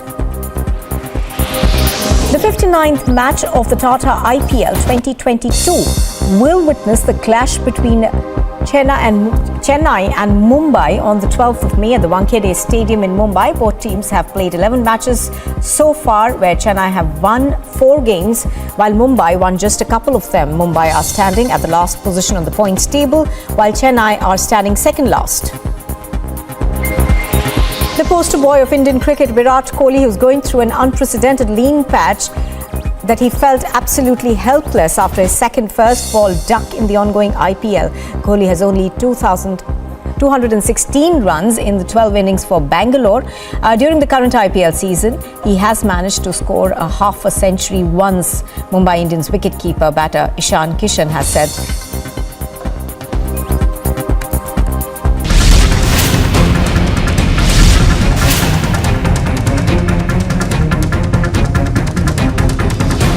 Citizens have gathered in huge number here at Kashmiri Gate, and there is a constant resistance by the citizens against the bulldozer drive of the SDMC to push forward their anti-encroachment area.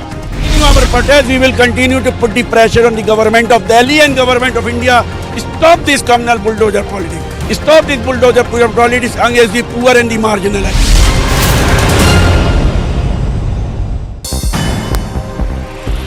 Russia was reported to have demanded an official apology from the Polish authorities in Warsaw. The apologies came about in connection with the paint attack on Russian ambassador in Warsaw. The embassy in Poland had also been doused in red paint. The attack took place in the Polish capital of Warsaw as a result of protests carried out against the war in the city. Russia's Ministry of Defense published footage of the launch of one of its missiles in its arsenal. The particular missile in the footage was Iskander supersonic missile, aimed towards Ukrainian targets in the region.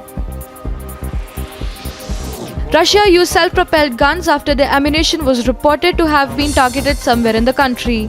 The Russian army used the MSTA's guns following the attack. Emergency services were seen tending to a fire at a kindergarten and some residential buildings in Ukraine.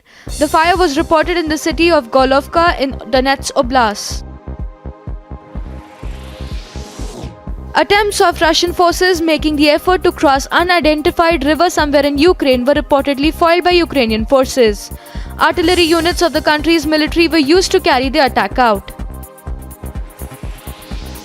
A drone of 503 separate battalion of Marine Corps was shared from Ukraine. The drone was seen dropping directly above the structure, presumably housing Russian soldiers. Ukrainian fighters were seen shooting down a Russian tank with a handheld anti-tank gun, namely Enclaw, in the country. The attack of the gun could be seen having struck the tank directly. Ukrainian media sources shared footage of the current situation of the Azovstal plant in Mariupol. The effect of the damage delivered was seen in massive amounts of smoke emanating from the plant. Several civilians were killed in Kharkiv region attempting to evacuate from a frontline village. Kharkiv Regional Prosecutor's Office said in a statement that at least 4 people were killed when a convoy of 15 cars tried to evacuate the Kharkiv near Stalistav village. Top national updates at this hour. Congress. Biggest story tonight: National Anthem in Madrasas. Watch the biggest story tonight at 7 p.m.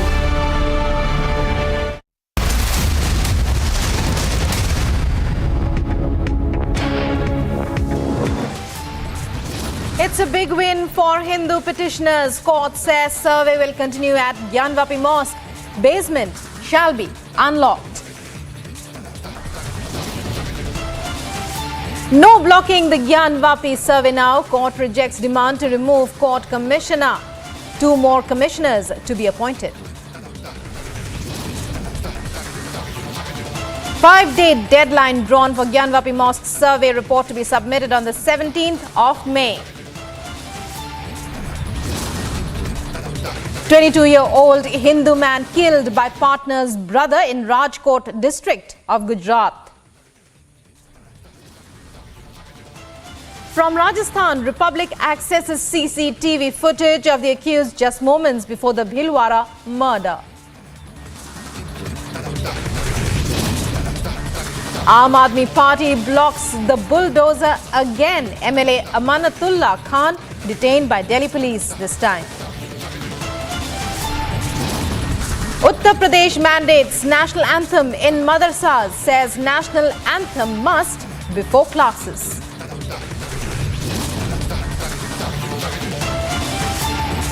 Sources suggest Ranil Wickremesinghe likely to take oath as new Sri Lankan Prime Minister. Also in Sri Lanka, an overseas travel ban imposed on former Prime Minister Mahinda Rajapaksa and his relatives.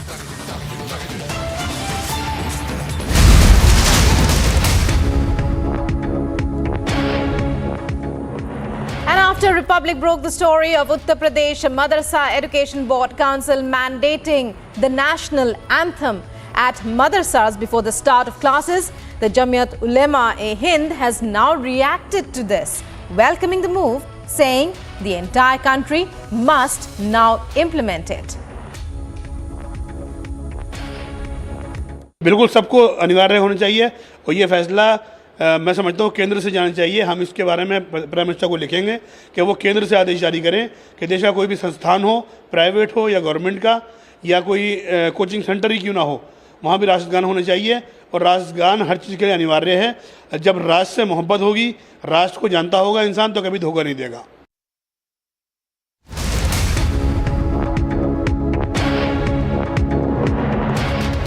शिक्षा संस्थान जितने भी हैं, शिक्षण संस्थानों में विद्यार्थियों के अंदर राष्ट्रभक्ति की भावना हो, वो देश के लिए, समाज के लिए अपनी भूमिका का निर्वहन कर सके, इसके लिए राष्ट्रगान, राष्ट्रगीत का होना आवश्यक है। और उत्तर प्रदेश सरकार ने इस तरह का निर्णय किया है कि मदरसों में जो विद्यार्थी पढ़ रहे हैं, वो विद्यार्थी भी राष्ट्र की एकता, अखंडता के लिए तैयार हो सके, राष्ट्र के बारे में उनके अंदर भाव विकसित हो सके, इसके लिए राष्ट्रगान हो, एक बहुत स्वागत योग्य फैसला है। Filmmaker Vivek Agnihotri has slammed the Congress and the NC after Yasin Malik pleaded guilty. Vivek Agnihotri says that terrorists like Yasin Malik were called to the Prime Minister's office and he has a picture with Dr. Manmohan Singh. He added that it's shameful that they are friends with the world's top terrorists just for the sake of a few votes. Yasin Malik जो हैं, उन्होंने खुद आज स्वीकार किया है कि वो उनने लोगों को मारा है और टेरर फंडिंग की और टेरर ऑर्गेनाइजेशन के पार्ट थे। और बड़े अफसोस की बात है कि हमारे ऐसे टेररिस्ट को, जिसने हज़ारों लोगों को मारा है खुलेआम बोल के, और टीवी इंटरव्यू में कबूल कर चुका है कई बार, और आज तो उसने कोर्ट में भी बोली है ये बात। तो ऐसे लोगों को प्राइम मिनिस्टर ऑफिस में बुलाया जाता था। मनमोहन सिंह के साथ उसकी फ़ोटो हैं, फ़ारूक अब्दुल्ला के साथ उनने कई प्रोग्राम्स किए हैं, कई टीवी चैनल्स ने उनको यूथ आइकॉन का अवार्ड भी दिया है। और अरुंधति रॉय जैसे जो लोग हैं, वो यासीन मलिक के जिगरी दोस्त हैं। आज भी भारत की कई यूनिवर्सिटी में जो प्रोफेसर्स हैं, वो यासीन मलिक को प्रोटेक्ट करते हैं। ये डूब मरने वाली बात है, बहुत शर्म की बात है कि ये लोग जो हैं वर्ल्ड के टॉप टेररिस्ट के साथ दोस्ती करते हैं सिर्फ इसलिए कि उसके चलते उनको जम्मू और कश्मीर में चंद वोट्स मिल जाएं। ये मेरे ख्याल से भारत के लिए बहुत दुख और शर्म की बात है।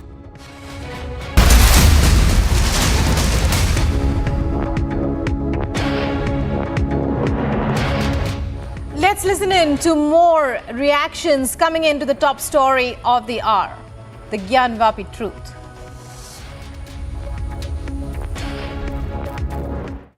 देखिए, आज का जो वर्डिक्ट जो आया है, जो ऑनरेबल कोर्ट की तरफ से, पहली बात तो ये है कि हम honourable supreme court, high court और जो हमारे देश की न्याय प्रणाली है, उसके ऊपर में पूरा भरोसा है कि पूरे हिंदुस्तानियों को उसके ऊपर भरोसा करना चाहिए कि वो सबके साथ इंसाफ करेंगे।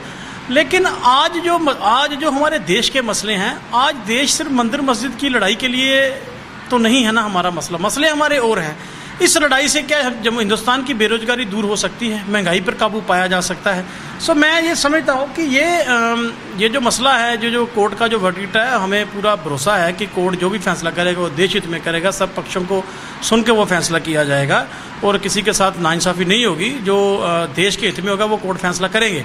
लेकिन आज हम आपके माध्यम से कहना चाहते हैं कि देश के मसले और बहुत सारे हैं। देश में आज बेरोजगारी सबसे बड़ा अहम मुद्दा बन चुका है, महंगाई सबसे अहम मुद्दा बन चुका है। डॉलर का आप रेट देख लीजिए, डॉलर रिकॉर्ड 77-78 रुपये कीमत पे पहुंच चुका है। आज सोचने की जरूरत इस पर है, आज जो काम की जरूरत है इस पर है। पूरे देश का ध्यान जो है वो इन चीज़ों पर है कि हमारे आने वाले जो नौजवानों का फ्यूचर है उसके ऊपर कौन बात करेगा। सो मैं समझता हूँ कि आज जो अहम मसला वो है। बाकी हमें हिंदुस्तान की न्याय प्रणाली पर, हमारे देश की न्याय प्रणाली पर पूरा भरोसा है और जो भी वो फैसला होगा वो देश हित में होगा और हम ऑनरेबल कोर्ट का रिस्पेक्ट करते हैं, जो भी वो देंगे। लेकिन जो अहम मसला मैं आज भी कह रहा हूं, जो आज पूरे देश में आप घूम कर देख लीजिए, सबसे बड़ा बेरोजगारी का मसला है। इन मुद्दों से हमें कुछ मिलने वाला नहीं है, मंदिर मस्जिद की लड़ाई से हमें कुछ नहीं मिलने वाला। हाँ, हमारे जो नौजवान है उसको रोजगार हमारी सबसे बड़ी जरूरत है, देश में अमन शांति हमारी सबसे बड़ी जरूरत है, उसके ऊपर सब लोगों को काम करना चाहिए। Joining us now is our correspondent Madhurima, who's been covering this story on the ground. Madhurima, a lot of responses coming in, most of them welcoming the court's verdict in the Gyanvapi case. When we talk about the PDP or various other parties, it's a big victory, no doubt, for the Hindu petitioners. Well, absolutely. In fact, it's a massive victory for the Hindu petitioners because a lot of them, in fact, one of them has been trying for over 3 decades. There are family who have invested their lives in this entire matter. And as far as this particular survey is concerned, it is, it is the first step towards many more steps as what they are claiming right now. As that after the survey is done, it will become more than evident as to yes, it was indeed a temple there first, as to remains are there, and specifically with the court order coming in, and where the court has made it very clear that even to the district administration that in court's language, if I say that कि जो district administration है वो किसी भी तरीके का बहाना नहीं करेगा और इस कार्रवाई को जो वीडियोग्राफिक कार्रवाई है उसको टालने के लिए, these are the words of the court. And also at the same time the court has observed कि न्याय होता दिखना चाहिए, न्याय होना बिल्कुल चाहिए लेकिन साथ में न्याय होता दिखना चाहिए. These are the words that have been said by the court in the order, and we'll have to wait and watch as to how the entire survey goes on. Will the other side cooperate or not? Back to you. Well, many thanks, Madhurima, for joining us there. And now moving on, let's listen in to what the petitioner side had to say regarding the verdict. बहुत बड़ा दिन है आपके लिए. आज माननीय न्यायालय अपना ऑर्डर देंगे, तो आपकी जो मांग है पूजा करने की, तो कब से आप ये पूजा कर रही हैं और कितनी बार आप कर पाती हैं, नहीं कर पाती हैं? ये पूजा तो हम लोग शुरू से करते आ रहे हैं. जब से मैं बनारस में आई हूँ तब से पूजा कर रही हूँ. लेकिन ये चैत्र नवरात्रि की चतुर्थी को कुछ समय के लिए होता है, जो हम लोग चाहते हैं कि प्रतिदिन हो. और यह ज्ञानवापी मंदिर के अंदर है. अच्छा. और हम लोग को सिर्फ बाहर से दर्शन मिलता है. अच्छा. आप चाहती हैं कि आपको जो मस्जिद करार कर रहे हैं, लेकिन आप कहते हैं कि मंदिर है वहाँ अंदर जाने को मिले और प्रार्थना करने को मिले. अंदर जाने मिले, सर्वे हो, पूरा निर्णय सामने आ जाए, क्या सच है क्या झूठ है. हाँ. और जो सच है वो विपक्षी वाले आने नहीं देना चाहते, मुस्लिम पक्ष. अच्छा, तो यही मैं एक सवाल पूछूंगी कि भाई मुस्लिम पक्ष तो ये कह रहे हैं कि भाई मंदिर जितना है वो बाहर ही है, अंदर कुछ नहीं है. तो ये कभी ऐसा नहीं होता है कि मंदिर के ऊपर मस्जिद हो. ये कहीं नहीं होता है, और हमारा प्रमाण भी है कि वो मंदिर ही है. तो आप कैसे पूजा करती हैं, किस तरीके की पूजा होती है वहाँ पर? हाँ, तो प्रतिदिन जाते हैं. हम लोग को अंदर जाने नहीं मिलता, हम लोग बाहर से नमन करके, चौखट जो है बड़ी नमन करके हम लोग चले आते हैं. जो फैसला नहीं, आज एक आदेश आएगा और वो आदेश ये होगा कि वो यहाँ बैरिकेटर जो लगा हुआ है मस्जिद की सुरक्षा के लिए, उसके अंदर वो प्रवेश करेंगे अथवा नहीं करेंगे, उसका कोई केस उनका बनता है कि नहीं बनता है, उस पर आएगा. नहीं, मुस्लिम गैर मुस्लिम का तो कोई सवाल ही यहाँ पैदा नहीं होता है. यहाँ जो कुछ भी है मस्जिद है, आपने मस्जिद का कोई मुकदमा ही नहीं किया है. तो जब मस्जिद का मुकदमा नहीं है तो मस्जिद के बारे में आप क्यों जाएंगे वहाँ पे? आपका मुकदमा तो एक श्रृंगार गौरी के बारे में, आपको वो बताना है कहाँ पर है, वहाँ नहीं आप जाओगे. मस्जिद के बारे में तो आपने कोई मुकदमा नहीं किया. तो संरक्षण की बात कैसे आ गई? अब ये उनकी मर्जी, उन्होंने क्या कहा क्या लिखा, गलत चीज़ें लिखेंगे तो वो उसको जानेंगे. हम क्या कह सकते हैं, उसमें कोई हम कुछ नहीं करें. नहीं, वो ज़बरदस्ती जा रहे थे. शायद उनको नॉलेज नहीं थी या उन्होंने पढ़ा नहीं था अपने दावे को. दावा तो उनको ज़रूर दिया गया होगा, किंतु उन्होंने पढ़ा नहीं होगा उसको. पढ़ा होता तो ऐसा न करते. And it's time now for a short break, but coming up on the other side from Rajasthan, Republic TV accesses CCTV footage of the accused just moments before the Pilvara murder. And Aam Aadmi Party blocks the bulldozer again. MLA Amanatullah Khan detained by Delhi police this time.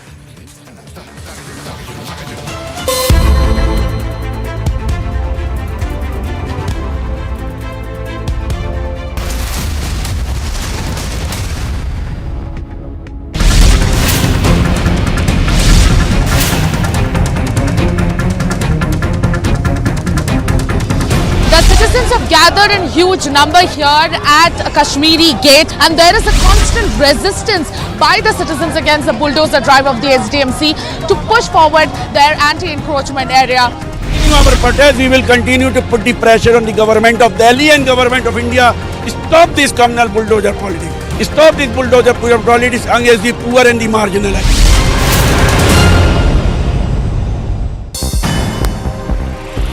Russia was reported to have demanded an official apology from the Polish authorities in Warsaw. The apologies came about in connection with the paint attack on Russian ambassador in Warsaw.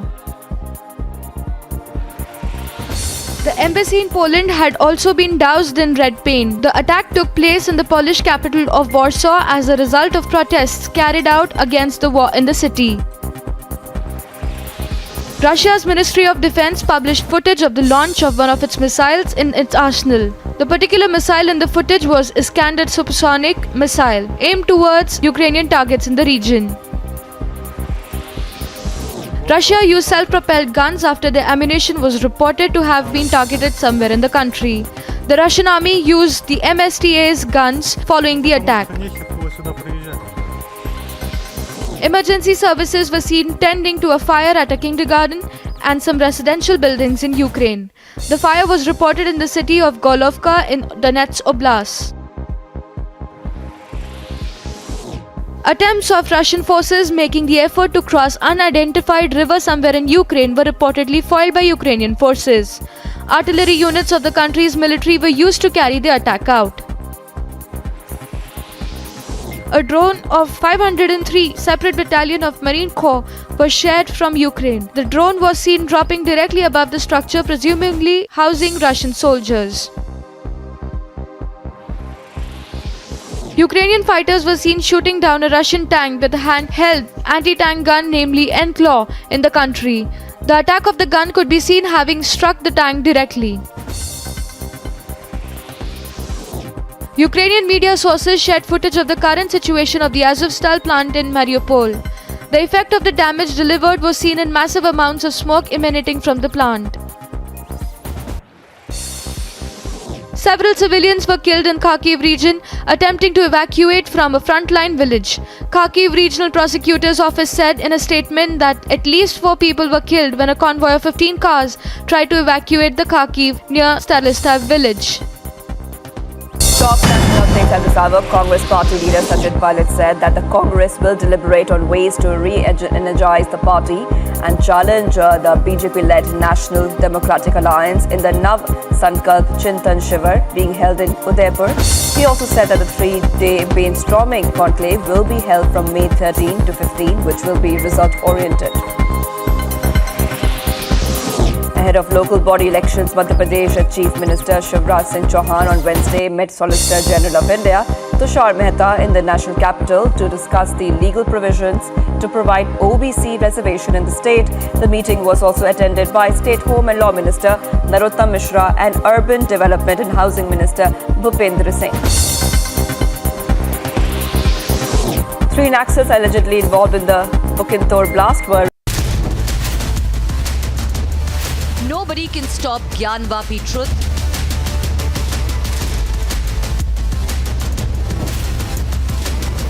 Watch Burning Question at 8 p.m.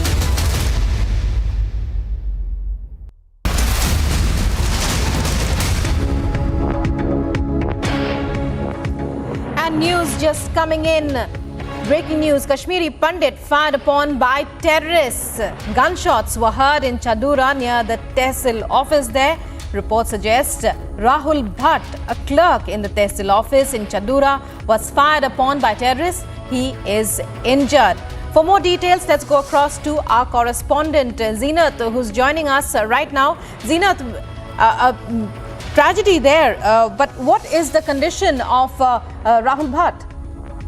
He is injured and he has been referred from Chadura to Srinagar Hospital for further treatment. He is working in Tehsil office of Chadura that falls in Budgam district of Central Kashmir, where he was working, and he was fired upon by terrorists from a close range. As of now, we are seeing that the cordon and the search operations have been launched by the security forces. Most of the police as well as the security personnel are reaching to the spot. Cordon and search operations have been launched, but we are seeing again a Kashmiri Pandit targeted by the terrorists, and this time the news is coming from the Central Kashmir's Budgam Chadura.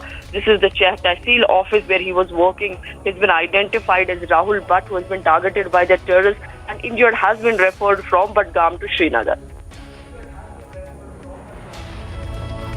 It's a clear case of targeting, Zeenath, because he's a Kashmiri Pandit, perhaps one of the few in the area there. So clearly, a targeting case by terrorists in Chadura area. Rahul Bhatt injured in the incident and he has been hospitalized. Many thanks, Zeenath, for joining us there. The special MP MLA court in Uttar Pradesh has given non-bailable warrants against the wife and son of Samajwadi Party staunch leader Azam Khan.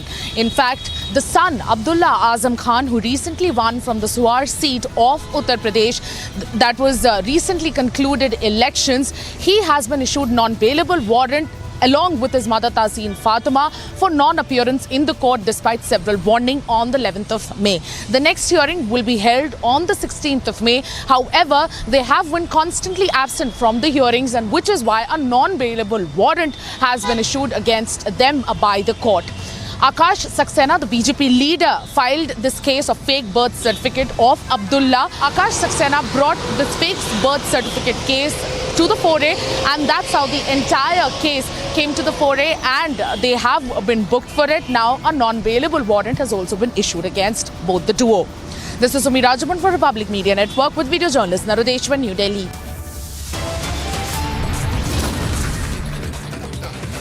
And time now for a short break. Coming up after that, Aam Aadmi Party blocks the bulldozer again. MLA Amanatullah Khan detained by Delhi police this time. In Sri Lanka, sources suggest Ranil Wickremesinghe likely to take oath as the new Sri Lankan Prime Minister.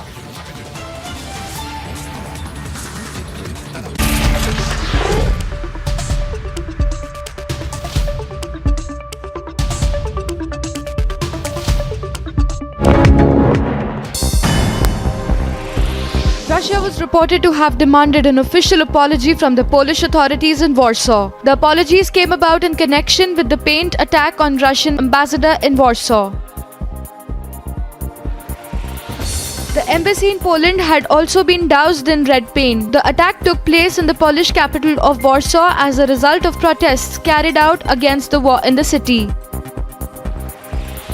Russia's Ministry of Defense published footage of the launch of one of its missiles in its arsenal. The particular missile in the footage was Iskander supersonic missile aimed towards Ukrainian targets.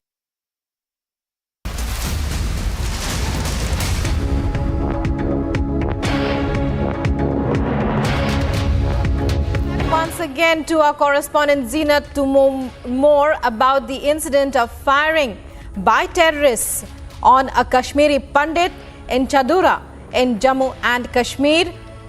And Rahul Bhatt is the name of the Kashmiri Pandit. He works as a clerk in the Tehsil office there in Chadura, and he was targeted by terrorists.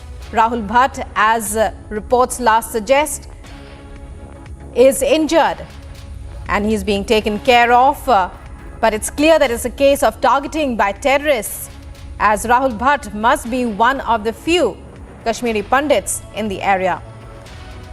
Zinat, tell us more about the incident. How did it take place? When did it happen? And what is Rahul Bhatt's condition now? The Revenue Department and his posted at the Revenue Department and his posted at the Tehsil office of Chadura in Central Kashmir's Badgam, where the terrorists fired upon him from a close range. He has received gunshots, injuries, and from Chadura he has been shifted to Srinagar. The SMHS hospital based here in Srinagar has been shifted. Area has been cordoned off. We have been seeing in past also with the way the teachers, or that for that matter a Kashmiri teacher Pandit, was targeted by the terrorists in last year October, November. Zinat, we are joined by Sushil Pandit. Sushil ji, when we talk about this attack, it's a clear case of targeting by terrorists. Absolutely, I completely agree with you, Rukma. And this is not the first time, this is the pattern. Minorities, non-Muslim people living in the Kashmir Valley are being regularly targeted in order to dissuade them from living there, and also discourage others who wish to come back to their homes in Kashmir Valley. And this also is to send a message to the government that the capacity to target and kill is intact. They can pick their targets at will, pick their timing and place at will, and show the government as completely helpless and clueless in dealing with these targeted killings. Because government does not wish to acknowledge the jihad which is being foisted on India in Kashmir, it looks at the entire problem as problem of development, alienation, and some kind of misgivings, some kind of disaffection, and does not look at it as a concerted war of attrition aimed at India and those who are patriotic Indians living in Kashmir. And among them, the minorities are the soft targets, and they are being routinely killed, irrespective of elections, irrespective of their status, irrespective of their history, irrespective of what they are doing. These hapless, patriotic citizens are paying for their faith and paying for their patriotism. Unless it is acknowledged by the government and they do something about it, Kashmir will continue to fester, and all the efforts in development, in addressing education, job, infrastructure will be rendered completely waste. You have to first defeat jihad comprehensively, right. Lalit Ambardar, before you undertake anything else in Kashmir. Yes. Right, Sushilji. Lalit Ambardar, also a Kashmiri Pandit activist, joining us with his comments, with his thoughts. Mr. Ambardar, when we talk about the government having to acknowledge your reactions to that trend of thought. See, I maintain Kashmir Jihad is alive and kicking. And ever since this anti-India, breed India Kashmir Jihad, which is pan-Islamism inspired and terror-infested, when it was launched 32 years ago, its first victims were Kashmiri Hindus because they were seen symbolize Indian presence in Kashmir, and also they are Kafir, they are Hindus. And the genocide has not ended. Since there are very few Hindus left in Kashmir after their genocidal exodus that began 32 years ago, they will still continue to target them because their achievement, the Kashmir Jihad will not be fulfilled unless they cleanse Kashmir of non-Muslims, the Hindus, and other non-Kashmiri patriots, nationalists there in Kashmir. So the point is, it's not an isolated incident, and it also does not justify the government explanation that the terror activities have come down. It's a hybrid war now. Kashmir Jihad has evolved into a hybrid war. Every killing will be so horrific to inflict damage and severe psychosis in hundreds there. So it's highly important, very important for government of India to acknowledge. It's not an issue of development in Kashmir. It never was. Kashmir being a war zone for the past 32 years, still the property, real estate prices are comparable to anywhere in the country. It is just because Indian Exchequer has assured that the Kashmir does not suffer economically. Therefore, the problem is about genocidal Kashmir Jihad. Government of India needs to acknowledge what Kashmiri Hindus have suffered is genocide and establish a tribunal. There has to be a deterrent. There has been no persecution for even one rape, not in gang rape, not for one murder, not for mass murder in Kashmir. Therefore, the terrorist jihadis in Kashmir, they're emboldened, as are their collaborators and partners in the rest of India. You see the pan-Islamism inspired Fifa growing across India. Because they see the Kashmiri jihadis have gone scot-free.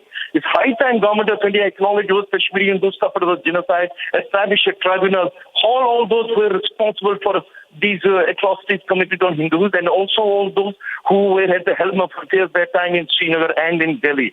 Unless it is done, the genocide of Kashmiri Hindus will not end, as will not also end of persecution and killing of nationalist Kashmiri Muslims there. So it's important for the government of India to understand this, symbolic representation or symbolic presentation of all is well there, things are better, Article 370 removed, everything is normal. It's not normal. Article 370 abrogation only with abolishing of Article 370, you only start with the dismantling of the pan-Islamic fascistic ecosystem that was prevailing in Kashmir for the first 70 years. That's a 70 years old problem. It will take time to change the psychological order there. But Kashmir Jihad remains a military problem. It is targeted at Hindus. It is targeted at nationalists. It has to be checked, and it can be checked only after you set a deterrent. Please establish a tribunal. first of all, acknowledge what Kashmiri Hindus were suffered about genocide. Until that, this war is going to continue and genocide of Hindus will not end. Lalitji, what do you say when Indians across the world, they see Kashmir as perhaps the one example where mass genocide has happened? When we go across to our correspondent Zeenat right now. Zeenat, when we talk about Mr. Rahul Bhatt and his family, have you been able to meet them? Were there any reactions to his being shot at? See, Rahul has been working in the revenue department, posted so Rahul in the Tehsil Bhatt, office a young of Kashmiri Chadura, Pandit, Central Kashmir's Budgam, where he's...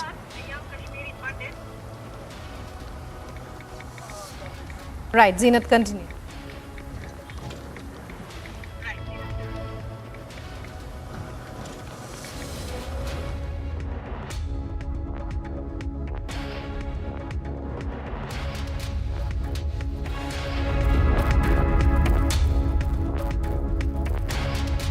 And joining us now is HP Vaid, a former DGP of Jammu and Kashmir. Mr. Vaid, when we talk about such incidents, the government maintains that acts of terrorism have come down, but we are seeing a Kashmiri Pandit being particularly targeted here. Your response?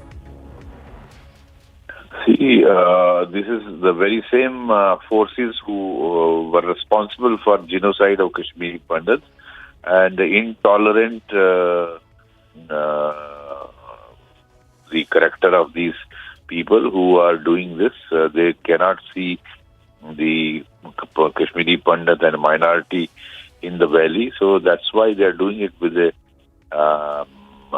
sense of creating scare in the whatever Kashmiri Pandits are left are working in the government under the Prime Minister's package for minorities, and I think it is part of that strategy being executed from across. Identify wherever Kashmiri Pandits are a non-Muslim is working, a local is working in the Kashmir Valley, and target him because after all, somebody working in the government will not always have protection with him.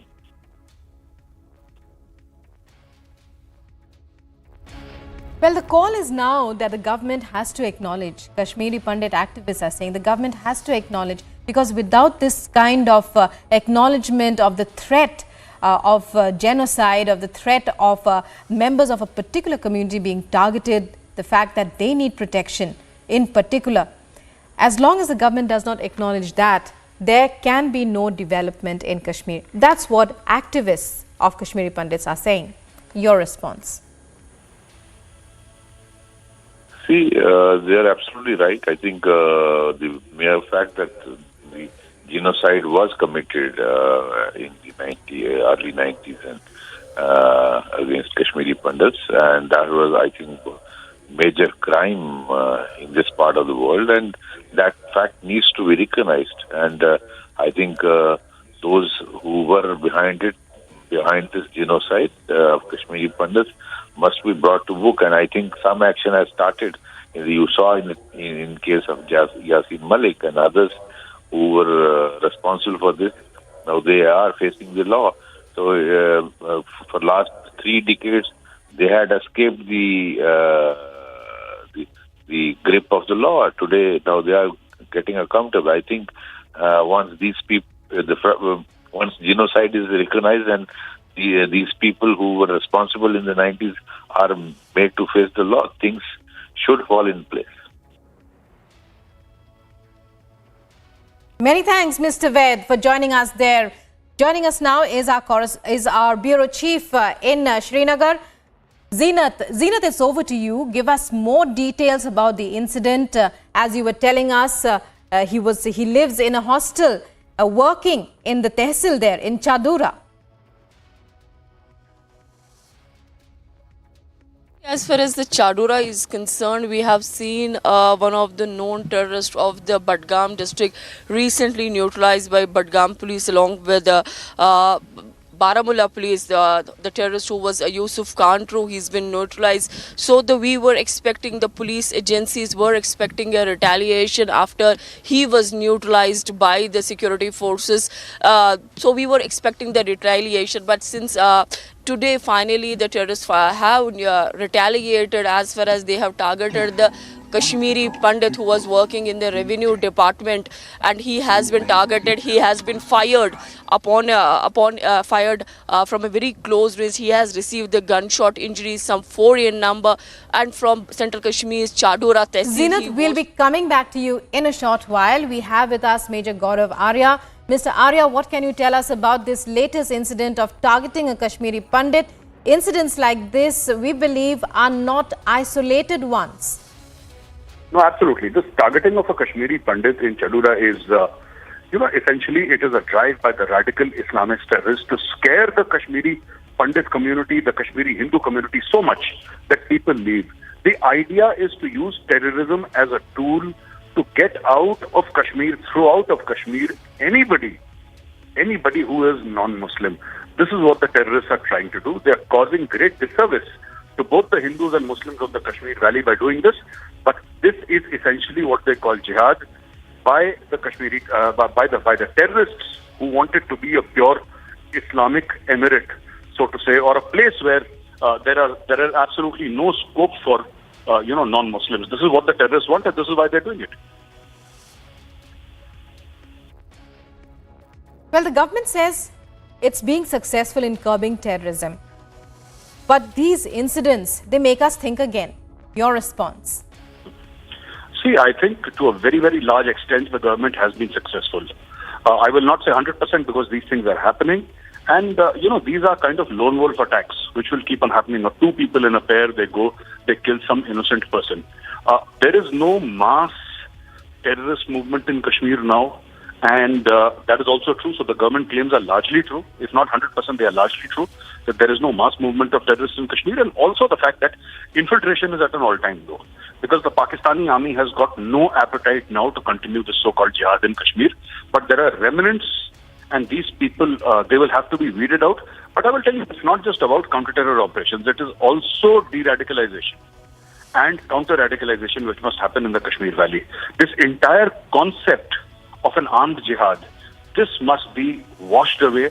Then only you will find peace in Kashmir. And what happened just now in Kashmir is a result of that only. To target a certain community, specifically Hindus, target them, target Sikhs. So they run away, they abandon the Kashmir Valley, and then you can raise the flag of the Islamic State or whichever terror organization these people belong to. Right, Major Gaurav Arya, stay with us. We also have Major General G.D. Bakshi on the phone line. Mr. Bakshi, Major General Bakshi, when we talk about such incidents, well, the horror of the genocide of the 90s that took place in Kashmir comes back to us once again.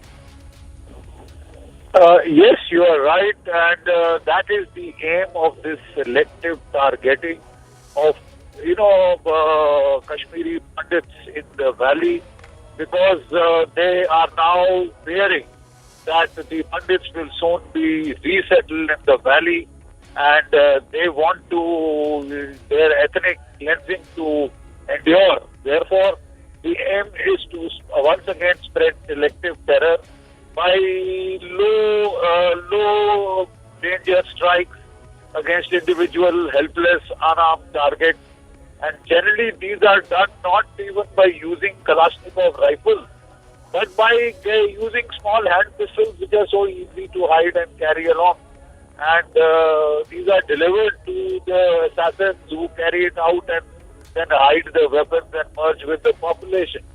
Look, Gaurav is absolutely right. When I was serving in Kashmir, I'm talking of the years of the Lord 2000 to 2005, there were 5,000 armed terrorists in the valley and the whole of John side of the Pir Panjal. Today they are down to less than 150. But the kind of media coverage, media profile they have is much higher. Because quite obviously J&K has been largely pacified, and even a single shot rings out loud. That is why we get that impression that, which gives the needless impression of alarm and panic and despondency. There is no need for that. But we have to be ruthless. The security forces must ruthlessly strike back at such elements, identify them and eliminate them as they are doing now, not in a matter of weeks and months, but in a matter of days and hours after their strike.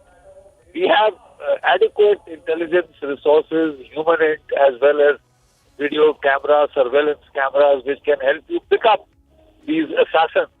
And having picked them up, they should be ruthlessly eliminated at the earliest possible to send a deterrent message.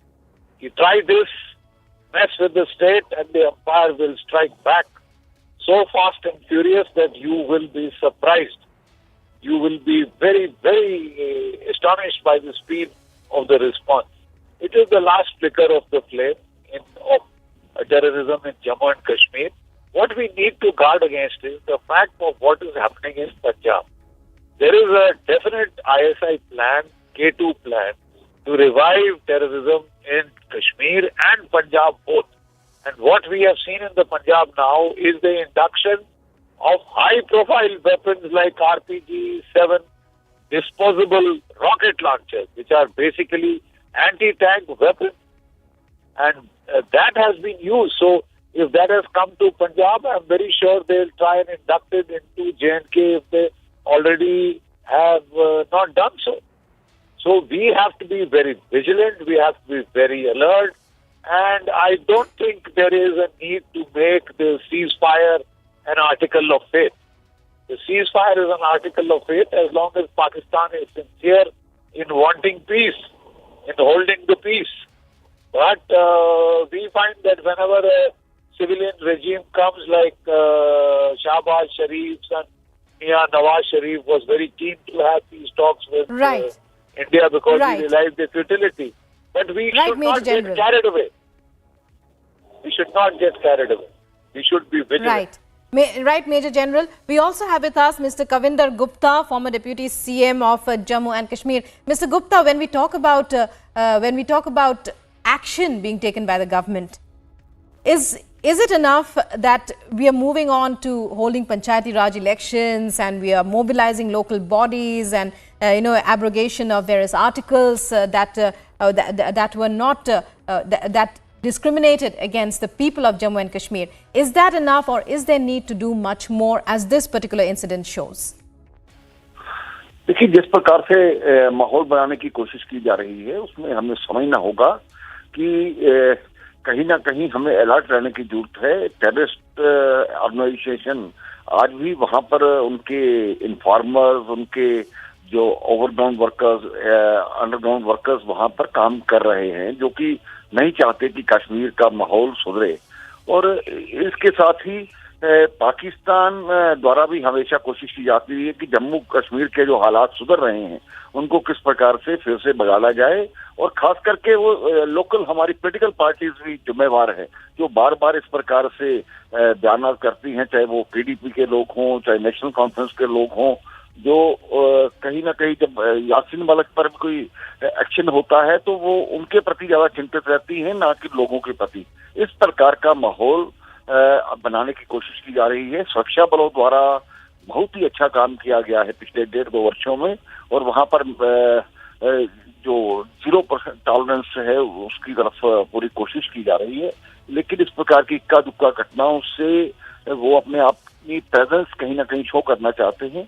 तो मुझे लगता है कि जो आज राहुल का ये जो अटैक हुआ है ये उसी का हिस्सा है, और वो नहीं चाहते कि इस प्रकार से पाकिस्तान भारत ये कहता है कि द्वारा कश्मीरी पंडित समाज को बसाया जाएगा। इसमें लोकल भी कुछ ऐसे लोग हैं जो उनके इशारों पर काम करते हैं। तो हमें ये समझना होगा, अलर्ट रहने की जरूरत है, विजिलेंट रहने की जरूरत है, ताकि और इस प्रकार की घटनाएं ना हो। Right, it's a call for the government to acknowledge that more efforts must be made in order to ensure the safety and security of Kashmiri Pandits in the valley. As another incident of targeting of a Kashmiri Pandit, Rahul Bhatt, a clerk in the Tehsil office there. These are visuals we're getting you as Zenat, our bureau chief, is telling us a short while back. This is the spot where he was shot at, where he bled, perhaps. These are visuals of the shootout location that you can see on your screens. And Rahul Bhatt, a clerk in the Tehsil office, shot at only because he is a Kashmiri Pandit. The genocide of the 90s clearly not over as terrorists continue to target Kashmiri Pandits in the valley. Rahul Bhatt has, till reports last came in, been taken to hospital. He's been taken to Srinagar right now. And, well, security forces, as we were discussing with our guests, need to strike back ruthlessly. But coming to our guest, Major Gaurav Arya, when we talk about security forces striking back ruthlessly, is there any stone left unturned on their part as far as securing the valley is concerned? See, we must understand that this is not simply a question of, security forces striking back. We have been striking back forever and ever. In fact, we have been striking back for 30 years now.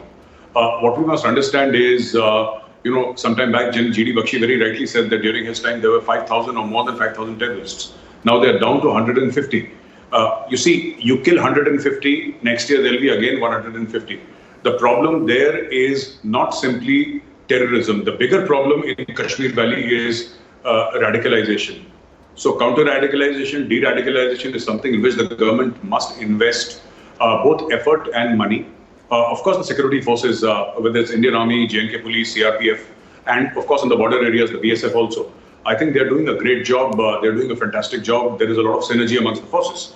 So I don't think there is any stone left unturned. But the fact of the matter is, you'll always have these lone wolf kind of attacks unless there is a mass outreach for de-radicalization and counter-radicalization, especially in Kashmir Valley. You have Mehbooba Mufti kind of politicians. We are very unfortunate. They keep on talking about Islamophobia in the rest of the world. If they think there is Islamophobia in America, Mehbooba Mufti has a comment about it. If something happens in India, unfortunately, she's the first one to go to Twitter and she has a comment about everything under the sun, which so-called in her own mind represents Muslims. So she's more than a politician for J&K. She has become a radical Islamist leader. But the fact of the matter is, when a Hindu is killed, you'll find a very stale and a very dry comment that it's very unfortunate. There is no fire and brimstone in her because, of course, even for Mehbooba Mufti, it does not matter if a Kashmiri Pandit dies.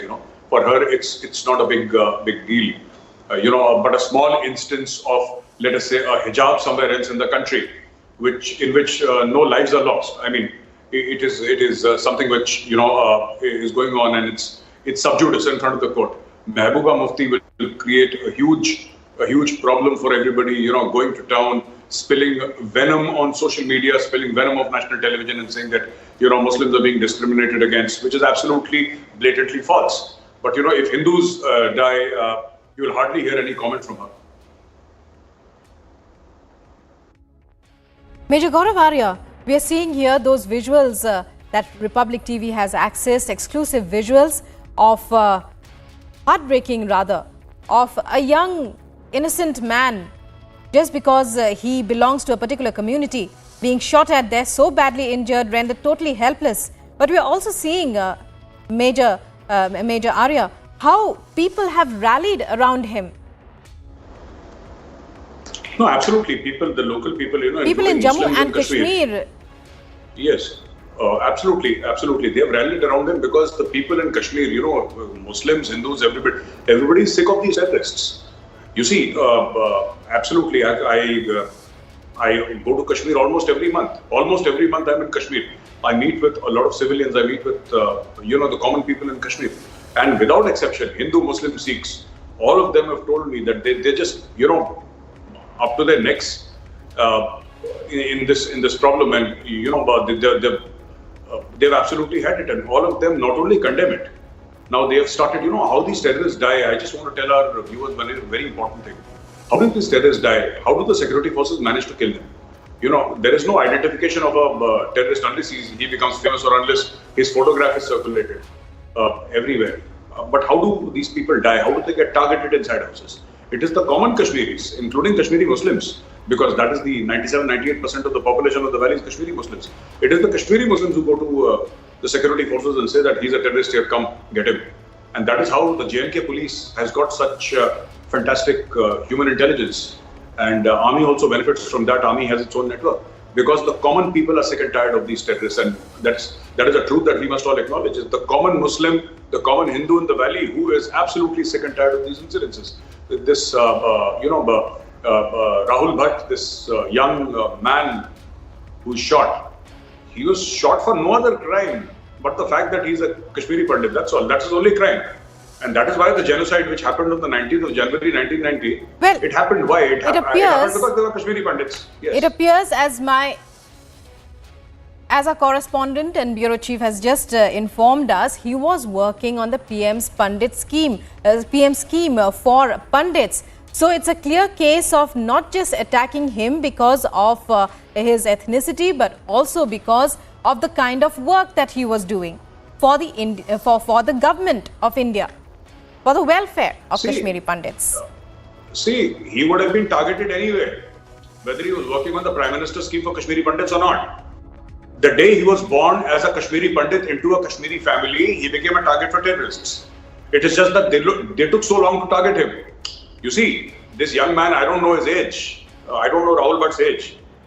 Iski umar kya mujhe nahi pata. But the fact of the matter is that even there are so many Kashmiri, Kashmiri Pandits and Kashmiri Muslims in Kashmir Valley who have been killed and targeted. Not all of them were working on Prime Minister schemes.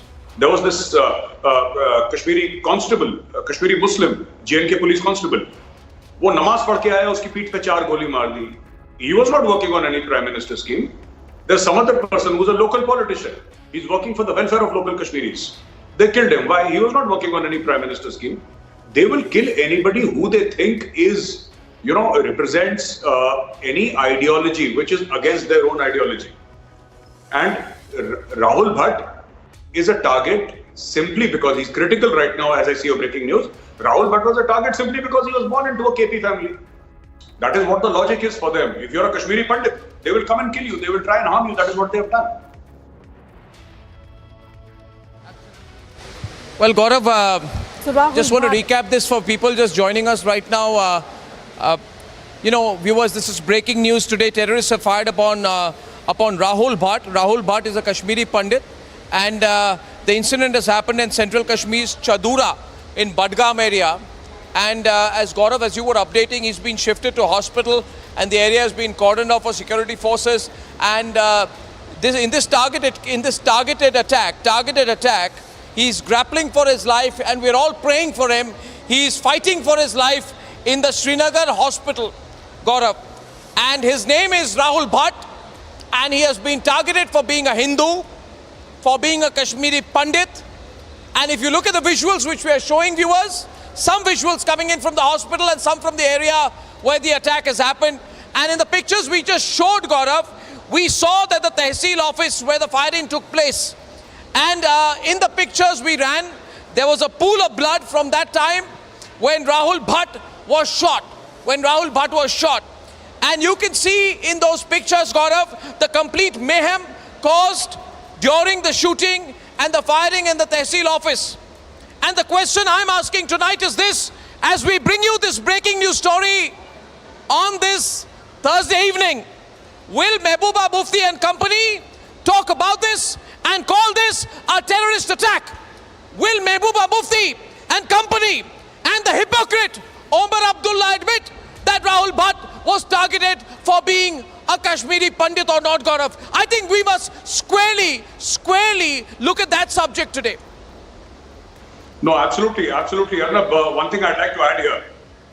As I was saying earlier, anything which happens in India which Mehbooba Mufti thinks is against the interest of Muslims, she's the first one to raise the flag of Islamophobia. If something happens in Palestine, she's interested. If something happens in America, she's so interested. She keeps on tweeting 24/7. But if a Kashmiri Hindu is, killed, what was Rahul Bhatt's fault? Rahul Bhatt's fault was that Arnab, he was born as a Kashmiri Pandit. That's his only fault. It is not about Rahul Bhatt working on Prime Minister schemes in Kashmir. No, not at all. I disagree. It's not about him working on a government scheme. He was marked for death the day he was born into a Kashmiri Pandit family. They said, we'll look for you. It just took so long to look for him and kill him, or try to kill him at least. He's critical. And I pray to God that, his life is safe. But this is the fact of the matter.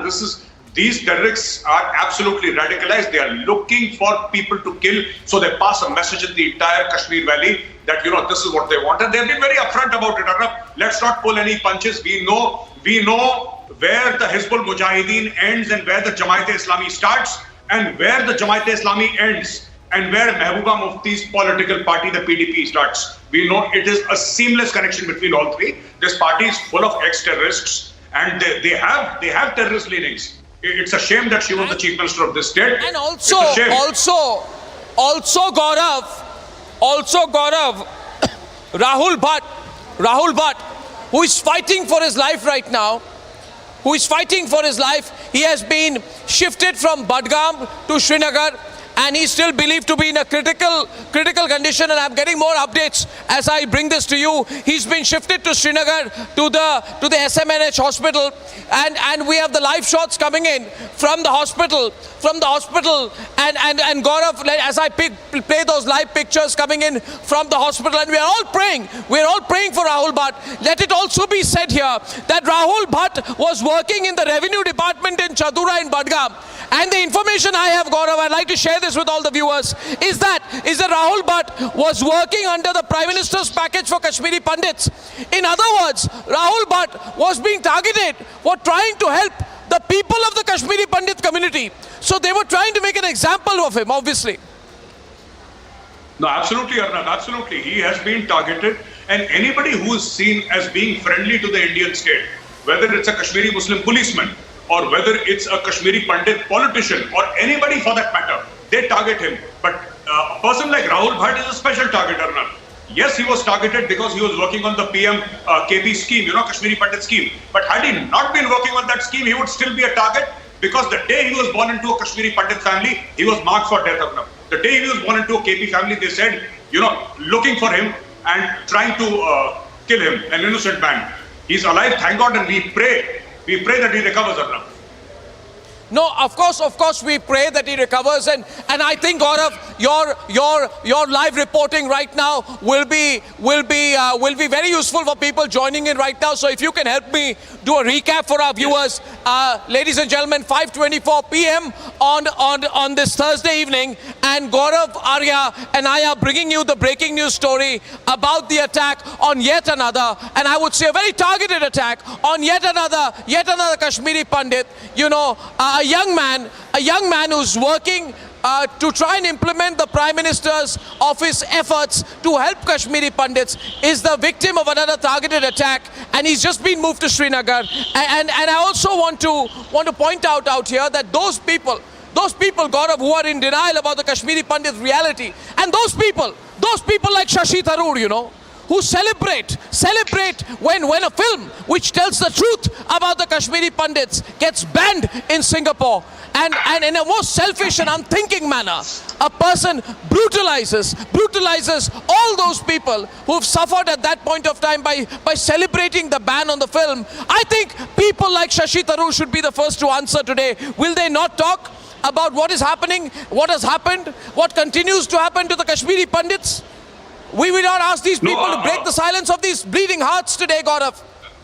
Absolutely, Arnab, Arnab, see, killing of Kashmiri Pandits, killing of Kashmiri Hindus is not communal.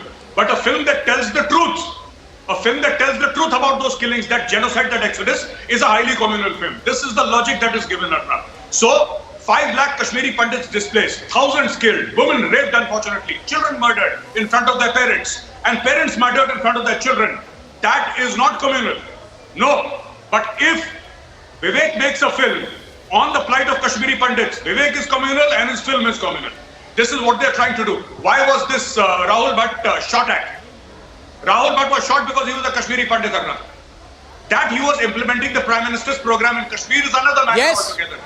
There are so many Pandits who have been killed who are not implementing. Well, we are told he's very, very critical. We're told he's very, very, very, very critical, and we hope that he recovers.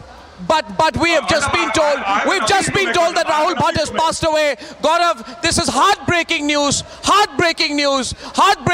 Gaurav. Rahul Bhatt, a young Kashmiri Pandit, young man, just working hard to help fellow Kashmiri Pandits bring the vision of the government forward. He has just succumbed. He has passed away. It's heartbreaking, Gaurav. Absolutely heartbreaking. He's no more, and he has been targeted for his religion, Gaurav. I think you and I owe it to all our viewers today to say it openly. A young man who did no good, who worked through merit, who was trying to help fellow Kashmiri Pandits, has passed away, been killed by those only because he was a Hindu, Gaurav. Only because he was a Hindu. Arnab, I want everybody to see the images of Rahul Bhatt, and I want to tell them this is what Hindu phobia looks like, Arnab. Arnab, we must tell the world today this is what Hindu phobia looks like. And it is out in full practice in the Kashmir Valley. They are killing Hindus, and this is Hindu phobia. This is, and you know, where absolutely another case of Hindu phobia. Absolutely another case of Hindu phobia. What else can we call it, Gaurav? You are so right. You are absolutely so right. And I want to also tell you, Gaurav, that 14 Kashmiri Pandits have been killed since the abrogation. Will people say, no, it has been yet another attack? No, it's not yet another attack. It is yet another attack. It's not just another attack. This is so unfortunate, ladies and gentlemen. Heartbreaking news. And I want to tell you, viewers, yet another Kashmiri Pandit has been killed. Yet another. And after the abrogation of Article 370,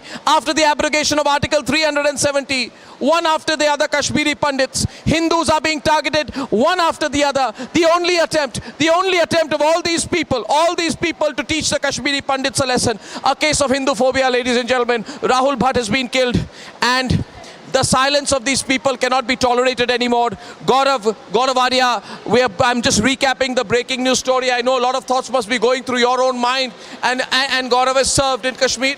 And there are people like Gaurav who worn the uniform and who've served their country valiantly in the Kashmir Valley. Not just that, every reporting assignment of yours, you brought heart into the job. But today, I would only ask Gaurav, what was Rahul Bhatt's fault?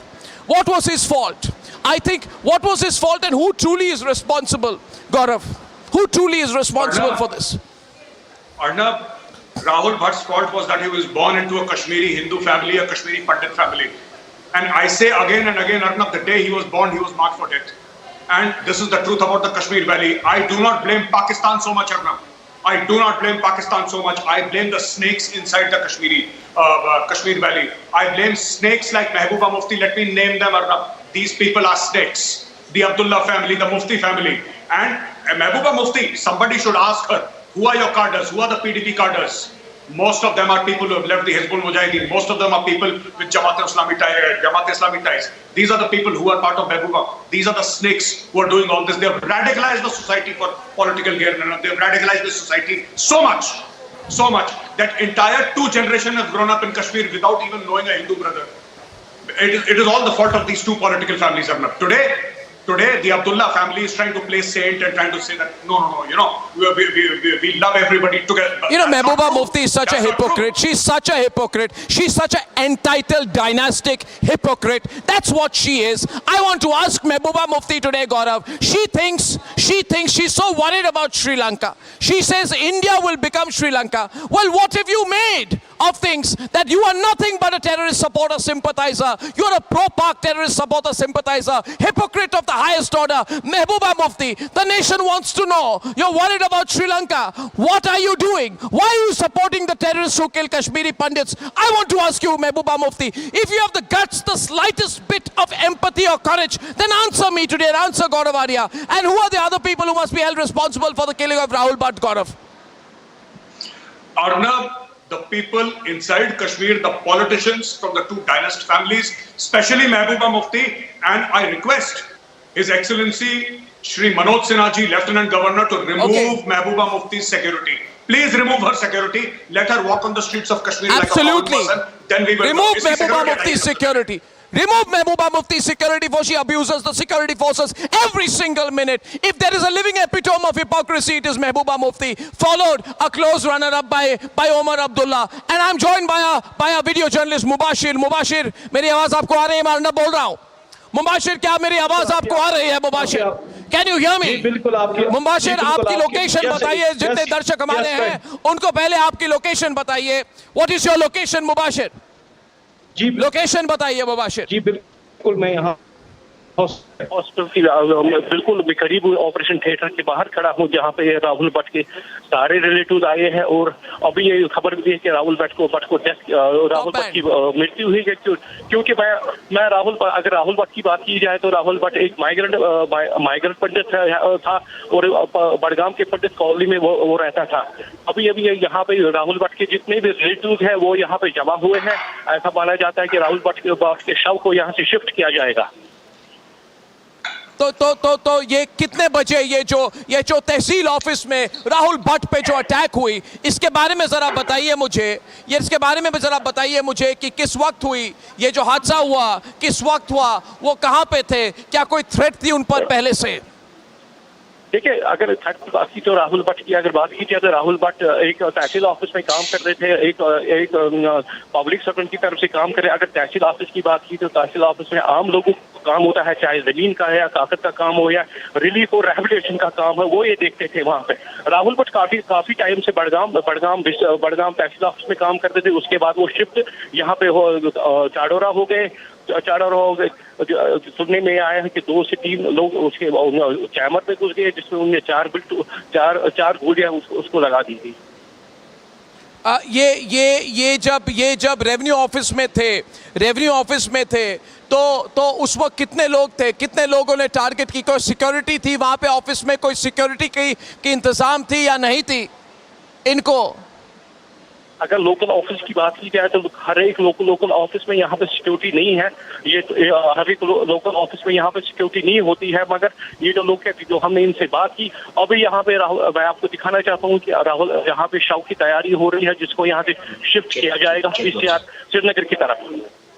जी, आप camera को move कीजिए। आप live हैं मुबाशिर, आप live हैं। हमारे सारे units को भी डिप्लॉय की जाए क्योंकि हम नॉन स्टॉप कवरेज कर रहे हैं स्टोरी पर। मुबाशिर हमारे वीडियो जर्नलिस्ट इस वक्त श्रीनगर के उस अस्पताल के बाहर है जहां पे Rahul Bhatt has just passed away, and those are pictures that are coming in, heartbreaking pictures. I want to run them full frame, ladies and gentlemen. These are pictures from the hospital in Srinagar, where Rahul Bhatt, a young man who was working for the government and who was working only to try and make sure that all the money and the funds which were being allotted by the Prime Minister's office were being deployed in the right direction. A person who was serving his country has been killed only and only for being a Kashmiri Pandit. Ladies and gentlemen, the pictures you're seeing on your screen, I want to describe it once again, and a lot of relatives and co-workers and others are right outside, and anytime now his body should be coming out. I saw the pictures earlier and I truly cannot describe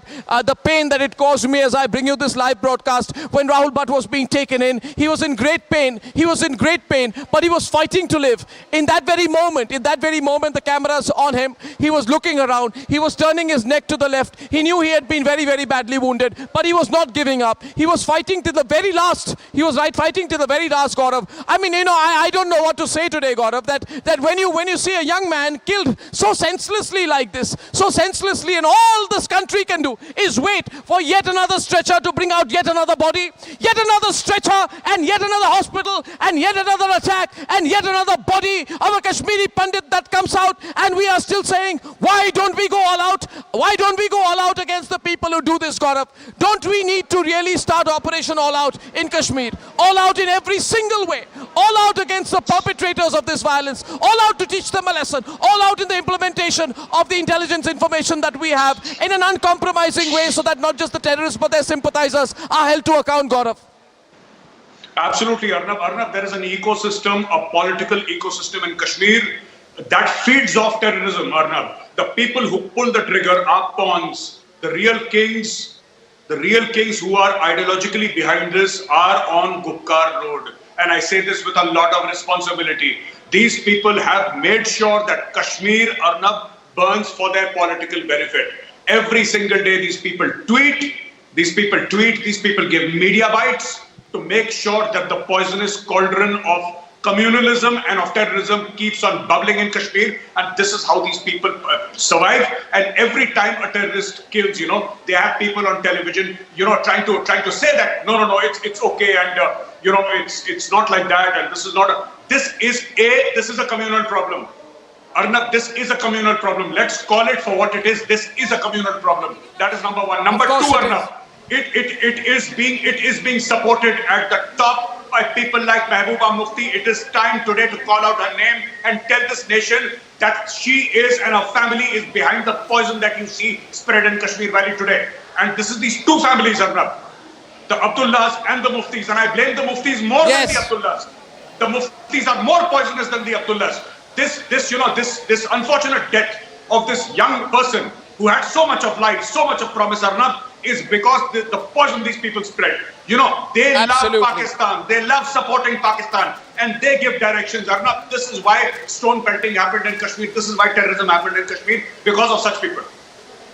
Absolutely, absolutely. Who knows this better than you, having worked there, having served there, having reported there. Gaurav Arya, I just want to tell you, SMHS Hospital is where the pictures are coming from. And those are the last pictures of Rahul Bhatt as he was being taken. As he was being taken into the hospital, ladies and gentlemen, the pictures were on your screen as we just ran them. And the pictures on your screen right now, the pictures from the Sri Maharaj Hari Singh Hospital, where Rahul Bhatt was brought in from Chadura to the Sri Maharaj Hari Singh Hospital, and he fought valiantly, and he fought for all the 18 kilometers, 44-minute journey, 18-kilometer, 44-minute journey, ladies and gentlemen. This young man just fought to live, and I hold nobody but the politicians of Kashmir who has been selfishly supporting the terrorists responsible for this killing today. And I asked today, what was his fault? What was Rahul Bhatt's fault? What was Rahul Bhatt's fault, ladies and gentlemen? What was his fault? Was it his fault that he was working in the revenue department at the Tehseel's office in Chadura? What was his fault? Was that he was a Hindu? Was the fact that he was a Hindu? And was his religion the only reason that a meritorious, diligent young man has been killed? And I also ask today, viewers, if you're joining this broadcast, ask the question with me as loud as you can and as defiantly as you need to. What was his fault? And what was Rahul Singh's fault? That he chose to work for the nation instead of picking a gun against the nation. And what was his fault? Ashok Pandit is joining me right now. What was his fault, Ashok Pandit? That he was a Kashmiri Pandit. Ashok Pandit, can you hear me? Okay, I am not getting Ashok Pandit over to you, but I want to tell you one thing. There can be no suppressing the reality. There can be no more suppressing the reality, Gaurav Arya. We are getting so many people calling into us, there can be no suppressing the reality, Gaurav, anymore. Absolutely, Arnab, absolutely. Let's call it for what it is, Arnab. No time to pull punches, no time to sugarcoat anything. The fact of the matter is that Rahul Bhatt was a Kashmiri Pandit, and that marked him for death. And I will say again and again, Arnab, if I come on television today evening later, I will say this again and again, that Rahul Pandit was marked for death the day he was born into a KP family in Kashmir. That is the day he was marked for death. And this is what is happening, Arnab. He was killed because he was a Hindu. He was killed because he was a Kashmiri Pandit. It could have been that he's implementing government policies in Kashmir. But was he carrying a gun? No. Was he carrying a weapon? No. He was helping people from the Kashmiri Pandit community. And why not? If he's helping brother Kashmiri sisters and Kashmiri brothers, what is wrong in that? But he was killed because a message needed to be passed to all the Kashmiri Pandits. Absolutely. That you're not welcome in the valley. This is not your home. Go away or we will kill you. This is what will be done to you. Absolutely. Absolutely. And it is heart-wrenching news today, viewers. It is heart-wrenching news when a young man like Rahul Bhatt is killed. The visuals of his distraught family, these visuals are generating anger across the entire country, because no young man should have to face this fate. This young man who was doing his job, nothing but doing his job, Gaurav. Let me make it clear. He was doing nothing else but his job, and he was serving the state and he was serving the nation. He was working for the people of this country. And today, with collective sorrow, all of us here at Republic and this entire country are bidding goodbye to yet another Kashmiri Pandit who has been killed for no fault of his own. We are bidding goodbye with sorrow and anger, Gaurav. With equal sorrow and greater anger. Equal sorrow and greater anger that a young Kashmiri Pandit, young man, has been killed for no fault of his, Gaurav. I think today we feel more anger than sorrow, to be honest. Absolutely. Arnab, he had a fault. I think you're wrong in saying for no fault of his. He was born a Hindu. And he was born a Hindu, and that is why they killed him, Arnab. That was his fault. Kashmiri पंडित परिवार में पैदा होना सबसे बड़ा गुनाह था राहुल भट्ट का, और राहुल भट्ट को इसलिए मारा है क्योंकि कश्मीरी पंडित परिवार में पैदा हुआ था, और जिस दिन वो पैदा हुआ उस परिवार में उस दिन उस पर निशाना लग चुका था कि इसको मारेंगे, इसको नहीं मारेंगे तो किसी और कश्मीरी पंडित को मारेंगे, लेकिन कश्मीरी पंडित को मारेंगे जरूर. And this is what has killed Rahul Bhatt. Today he is no more with us for this simple fact that he was born in a Kashmiri Pandit family. This is the true and terrifying face of Hindu phobia. But will Mehbooba Mufti speak about Hindu phobia? Will she speak about Hindu phobia, Arnab? This is the question that we need to ask. Gaurav, Zeenat is now live from the site of the attack. Zeenat, over to you. Zeenat, this is Arnab here. Can you hear me? Over to you. I've been told that you've just reached the attack site. Can you tell us from where you are as to when and how this happened? Zeenat, over to you.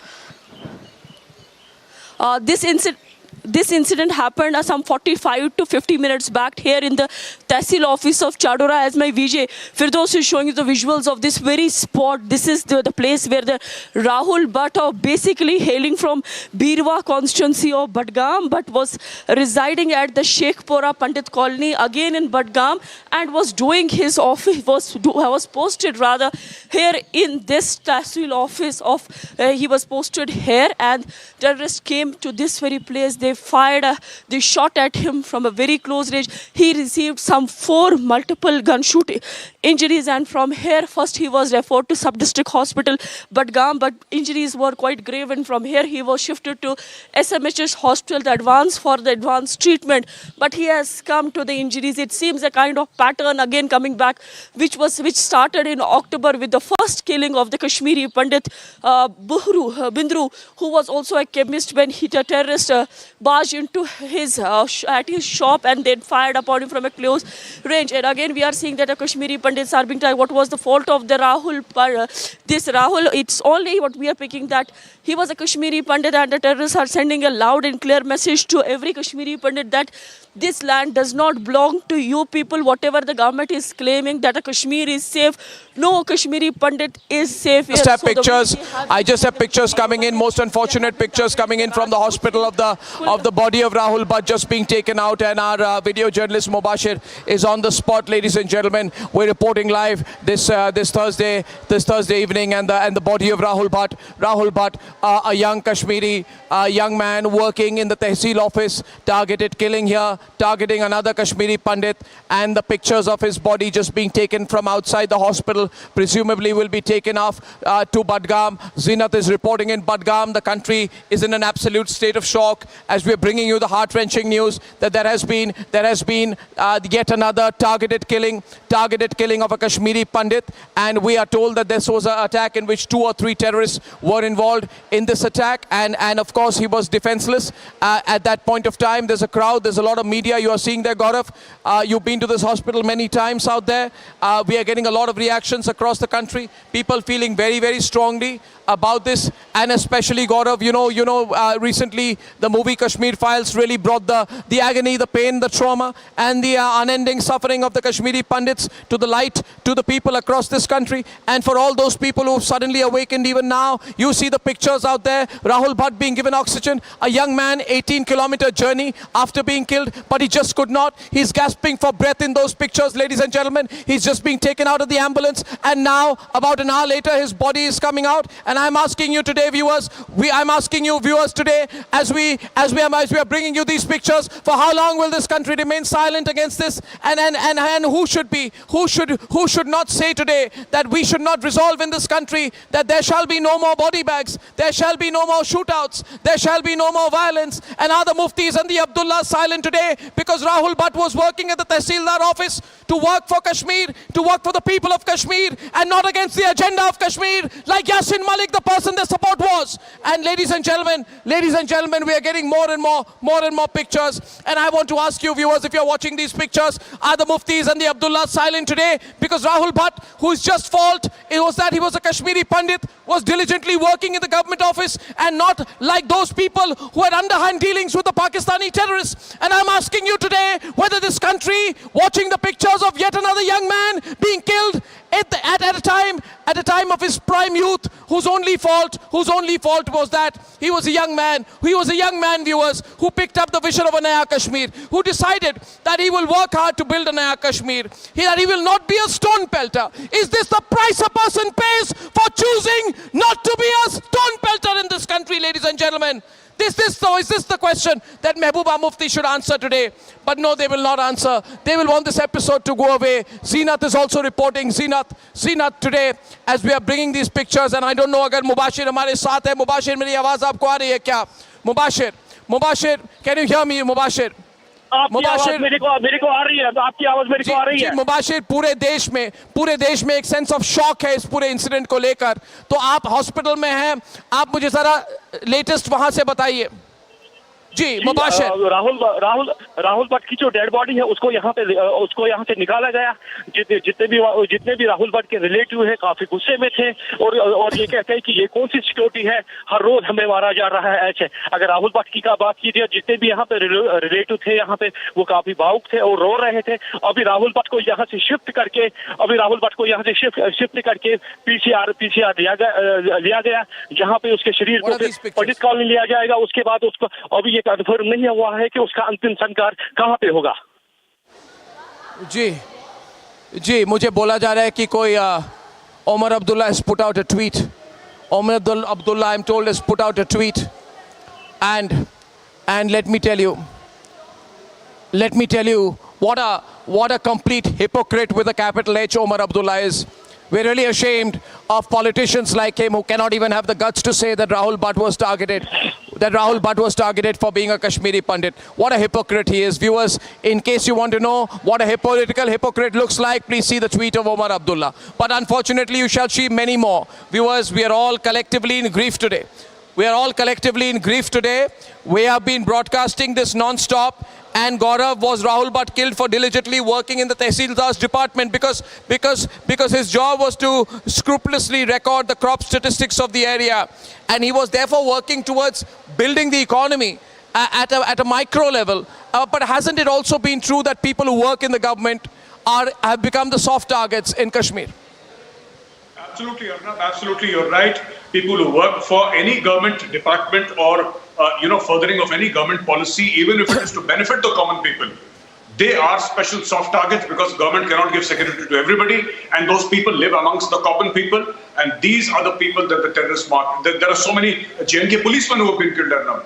JNK policemen who have been killed, targeted because they're serving the people of Kashmir. They're not fighting against any common person. They're fighting terrorists. But when they are unarmed, somebody is coming out from a masjid, you kill him. This Kashmiri Pandit shopkeeper, pharmacist was killed, Arnab, a few months back, if you remember. And yes. He was not working for any government department, Arnab. He was not furthering any government policy. He was not wearing a uniform. He was giving medicines. And about this Kashmiri Pandit shopkeeper, this pharmacist, people would say that he would give medicines free of cost to his Muslim neighbors. He would give medicines free of cost to those who could not afford it. And yet they killed him. What was his crime? His crime was that he was a Kashmiri Pandit. And that is it, Arnab. There is no other crime. There is no other crime. This is Hinduphobia. We must call it out for what it is. This is Hinduphobia, and Kashmiri Pandits are killed because they are Hindu. That's it. Absolutely, Gaurav. I'm going across to Zeenat, who will give us a full account now where the attack happened. She's reporting from the attack site. Zeenat, please.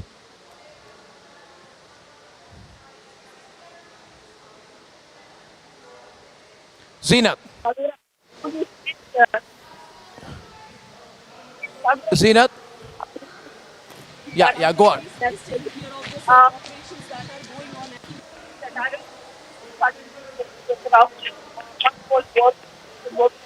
Okay, I think I lost the audio. Lost your mic for a while. We are getting the pictures, and we're just going to fix the audio. A lot of security forces are there at the spot, ladies and gentlemen. Live pictures coming in. Security forces reaching the attack site in Chadura, which is about 18 kilometers from Srinagar, where the attack took place. I see a vehicle there. It's marked JNK government, and a lot of security forces reaching. Also have ANI pictures coming in. SWAT forces all reaching the site of where the attack has happened. But unfortunately, once again, it's too late. And we have Zeenat back. Zeenat, over to you. We lost the audio in between. Over to you. Over to you.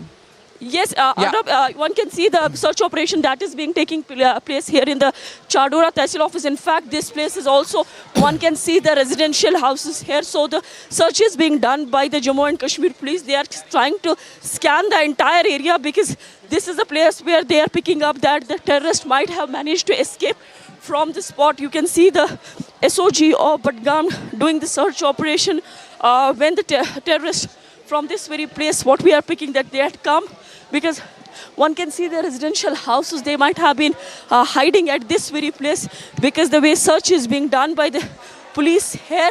So they are trying to scan the entire area. Plus, they have also received the CCTV footage of this very place. They have received the CCTV, and which is being also examined by the top cops of Jammu and Kashmir police. My VJ is showing you the visuals of this place. That see, one might have come from this side in order to carry this kind of attack, because as Kashmir Zone Police has already made it clear to the media and I can see that. They seem to be climbing the wall. They seem to be climbing the wall behind you. And everyone following, ladies and gentlemen, Zeenat is reporting live from the attack site. Please carefully follow the pictures we are bringing you. And the pictures are of the search operation after the terrorist attack. Yes, I'm seeing the pictures. Yes, go on, Zeenat, over to you. Over to you again.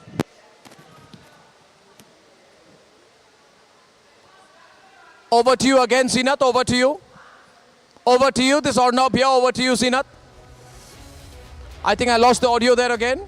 Ladies and gentlemen, I'll get the audio back. She's patched. I'm told there's a little delay. Zeenat, over to you. Yes. This is. See, this one can see a very narrow lane, and this connects you to the outer area of this very place.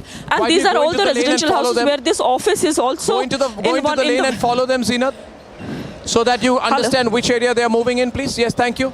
Ladies and gentlemen, Zeenat is following the security crew out there, which is virtually moving around the perimeter of the building, and there's an OB van out there. There are OB vans. We have NI feed also coming in. A lot of media presence is coming in right now, viewers. And Zeenat, yes, over to you. Over to you, Zeenat.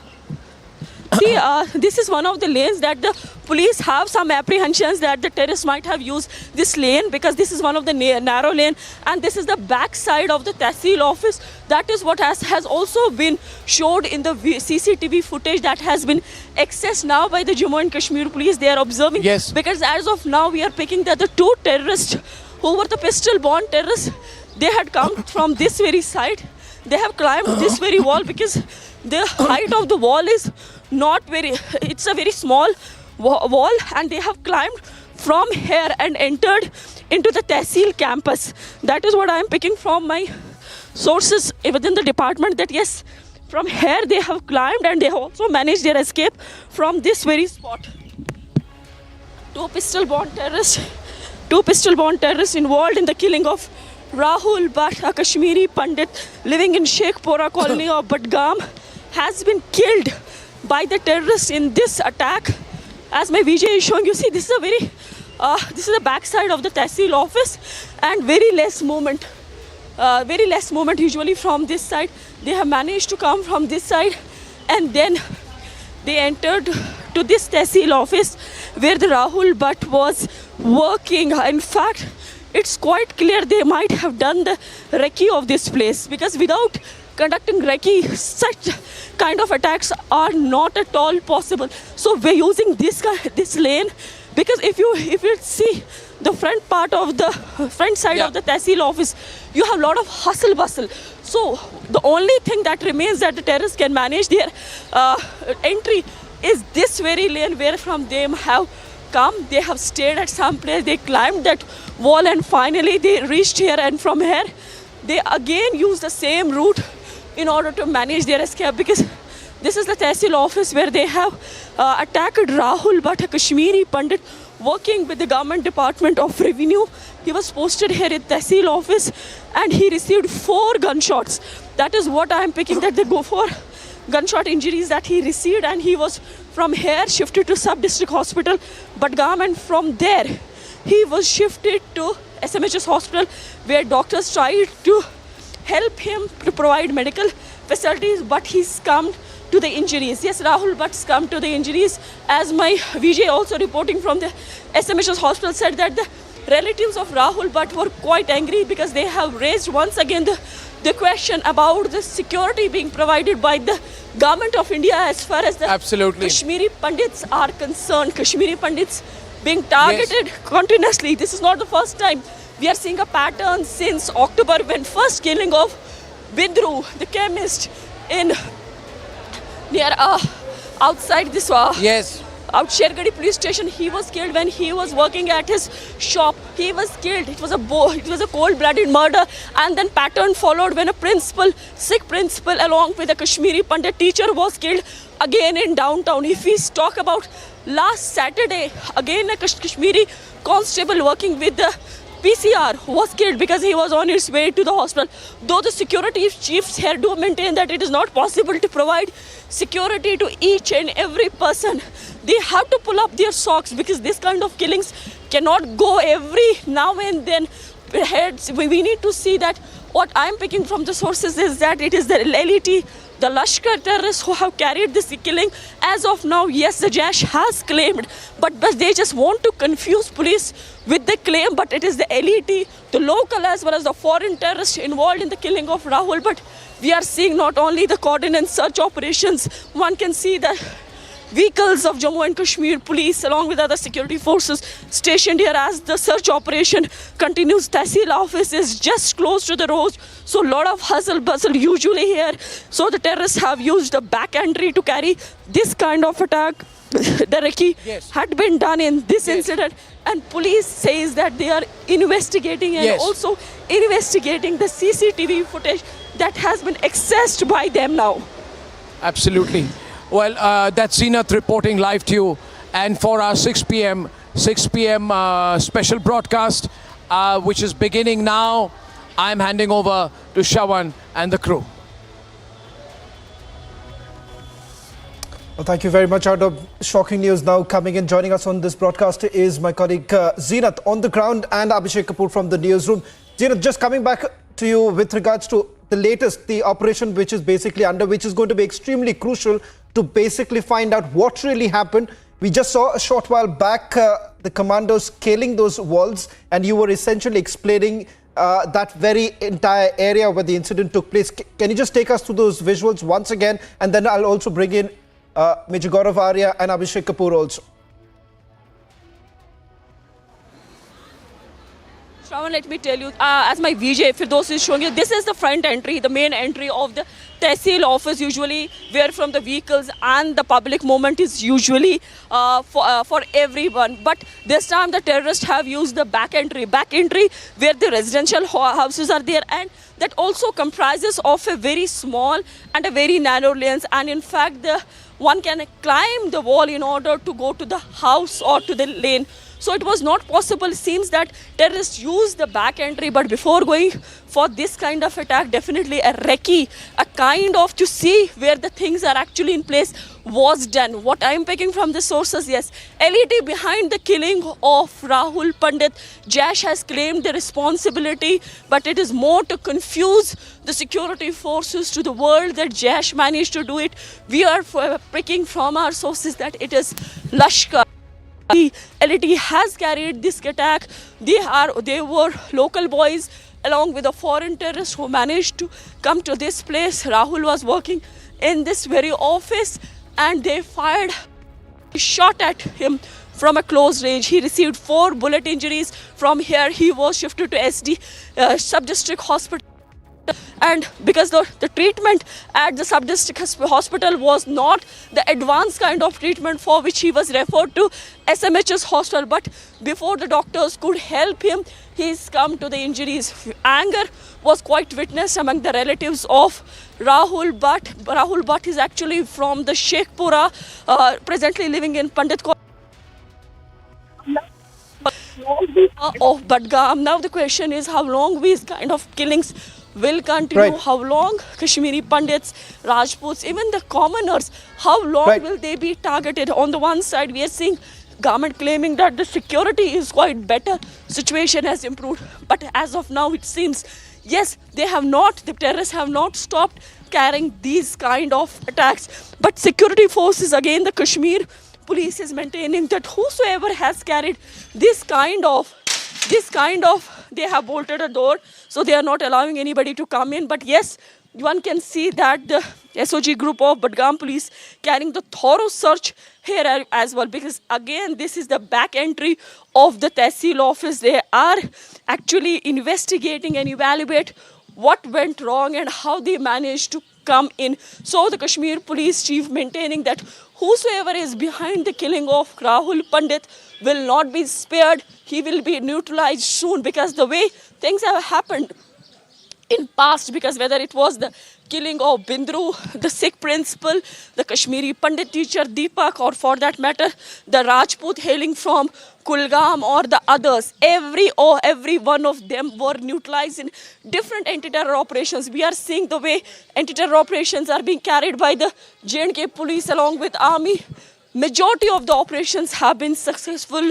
A very minimal collateral damage in one or two operations. Overall, the upper hand of security forces, that has really disturbed and also has given blow to the terror outfits, that how come the police is now working on the human intelligence, which earlier was not there. They were working on technical int, but now the human int is coming to Jammu and Kashmir police, because of which a known terrorist of Badgam, Yasin Kantru, was neutralized. Yasin was neutralized in an operation in the outskirts of Badgam. The Badgam police along with Baramulla police was part of the operation. So Kantru killing was a bigger setback to the terror outfits, all terror outfits working in the Kashmir Valley. Well, thank you very much, Zirat. Makhanlal, Bindru, Supinder Kaur, Virender Paswan, these are some of the names, but there's been a spate of Kashmiri Pandit killings that have taken place in the valley. Let me bring in my colleague, our executive editor, Abhishek Kapoor. Abhishek, just to put this into perspective, we've seen there have been massive success that the security forces have seen when it comes to dealing with terrorism in the valley. Now, frustrated that these terrorist Tanzim groups are right now, they've started carrying out targeted killings. Kashmiri Pandits are being targeted time and again. We saw that happen last October. Now it seems yet again. Well, absolutely, Shawan. So this is part of a design, and the design is to make sure that any attempt by the Indian state, post abrogation of Article 370, to bring the demographic profile back to 1980s is thwarted. Well, and I think this is being done in Abhishek, just a minute. We're just going to dip in. We're just going across to Mubashir. Sorry, Abhishek, I'll just come back to you. We're getting the latest visuals. Mubashir is at the hospital. Let's just quickly go across to Mubashir. Mubashir, आपको आवाज आ रही है? थोड़ा बताइए कि वहां पे हो क्या रहा है। जी, पहले रावल भट्ट को एसएमएच शिफ्ट किया गया था, जहां पे उसकी मृत्यु हुई। अभी मैं जहां पे खड़ा हूं वो पीसीआर कश्मीर है, वहां पे उनको हॉस्पिटल है, वहां पे राहुल भट्ट को पोस्टमार्टम किया जाएगा। और जितने भी रिलेटिव्स हैं राहुल भट्ट को, वो यहाँ पे आए थे, चाहे वो जितने भी जो वहाँ पे माइग्रेंट कॉलोनी में रहते हैं। अभी मैं पीसीआर कश्मीर के बाहर खड़ा हूँ, जहाँ पे राहुल भट्ट की डेड बॉडी को शिफ्ट किया गया। मुबशिर, थोड़ा तस्वीर अगर आप दिखा सकते हैं। मुबशिर, अगर आप थोड़े तस्वीर, उस इलाके की तस्वीर थोड़ा दिखा सकते हैं।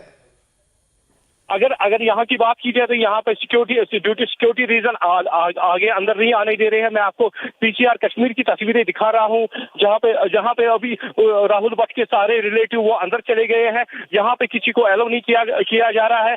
ऐसा जो सुनने में आया है कि राहुल भट्ट की जो डेड बॉडी है उसको शिफ्ट पर शेखपुरा पंडित कॉलोनी किया जाएगा। Well, in fact, viewers, what you see right now on your screens, this is the Jammu and Kashmir Police Control Room. That's where relatives of Rahul Bhatt are at this point in time. Let me also bring in Major Gaurav Arya. Major Gaurav Arya, if I can take the same question that I'd asked Abhishek with regards to, on the one hand, we have seen massive success on the part of the security forces. They've been able to break the backbone of the entire terror network in the valley. In response, we see a weakened terror group now trying to carry out targeted killings.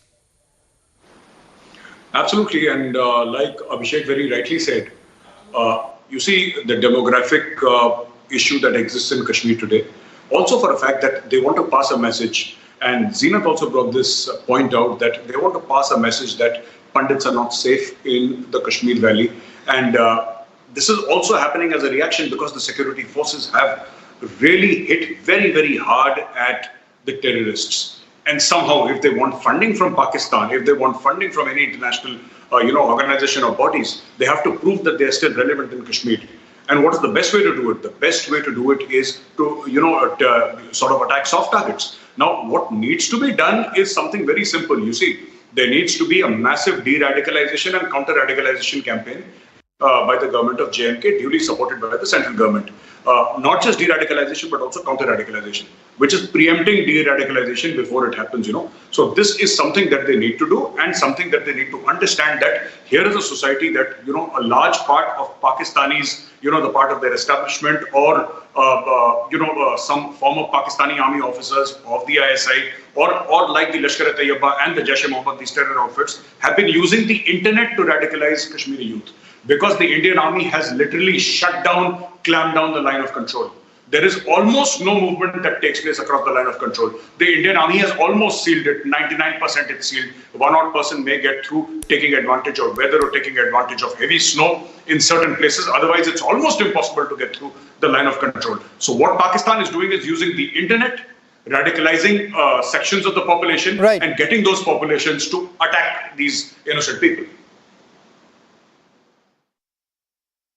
Well, in fact, Major Gaurav Arya, if one has to be blamed for it, we've seen the kind of reactions that have basically come in from the political class in Kashmir, and they seem to have created this entire business out of there. Let's just listen in to one reaction coming in from the PDP, and then I'll come back to Abhishek, who was pointing out about the current situation and what perhaps needs to be done. फिर कश्मीरी पंडित की हत्या जो है घाटी में की गई है, किस तरह से देखते हैं?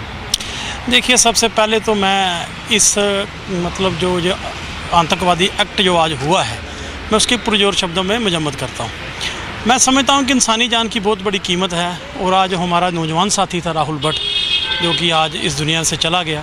हम उसकी निंदा तो करते हैं, और परमात्मा के आगे मेरी ये गुजारिश है, मेरी विनती है कि उसकी आत्मा को शांति बख्शे। लेकिन बड़े दुख की बात है कि जम्मू कश्मीर में कत्ल व गैरत का सिलसिला ख़त्म ही नहीं हो रहा। सिलेक्टिव किलिंग हो रही हैं, और एक तरफ से तो जम्मू कश्मीर के लिए कहा जा रहा है कि यहाँ पे माहौल बिल्कुल शांत हो चुका है, और इस तरह से सिलेक्टिव किलिंग जो होती जा रही है, तो मैं समझता हूँ कि ये आज जम्मू कश्मीर के लिए बड़ी दुर्भाग्यपूर्ण बात है कि हमारा एक नौजवान साथी राहुल भट्ट, जो कि एक अटैक में उसकी जान चली गई है। परमात्मा उसकी आत्मा को शांति तो दे, लेकिन मैं अल्लाह ताला से, मैं उस भगवान से ये दुआ भी करता हूँ कि जल्द से जल्द जम्मू कश्मीर में शांति आए। तो लेकिन मैं सेंट्रल गवर्नमेंट से भी हम आप ये अपील करते हैं कि वो आज ये सिलेक्टिव किलिंग का दौर जो चल पड़ा है, ये तो हमें कहते थे कि जम्मू कश्मीर के हालात हम पहले से ठीक करेंगे, लेकिन ये बद से बदतर होते जा रहे हैं। तो आज किस मौके पर सियासत हम कोई करना नहीं चाहते हैं, लेकिन ये है कि बड़ी दुख की बात है कि एक नौजवान साथी हमारे बीच में से चला गया। शुक्रिया। Well, that was the reaction coming in from the PDP. Let me just bring in Abhishek once again. Abhishek, last year when we saw a spate of killings taking place in the valley, the attempt was very clear. The fear psychosis that the Kashmiri Pandits are not really safe. It's not humanly possible to provide security. But having said that, what do you think perhaps that the administration really needs to do right now, keeping in mind that on the one hand, the government has been trying to woo people to come back to Kashmir. They are saying that Kashmir is safe for the Pandits. But with these kind of killings taking place, perhaps terrorists get that kind of message that they want to send across. How the government deals with it is going to be a long-drawn affair, Shawan, because things don't really change overnight. It's been 2 years since abrogation of Article 370 and the tough love policy of the Modi government having panned out. But remember, of the last 2.5 years, a great part of that period has been affected by COVID lockdowns. So I think the situation would change. We have seen how the number of terrorists coming from the other side and getting active here has come down. But that's beside the point. It does not matter whether the LET has carried this out or the Jaish has carried this out. What is important is how the civil society in Kashmir sees this. And that's where the trouble lies. You know, the whole idea that wherever a certain population is in majority, the others can't live.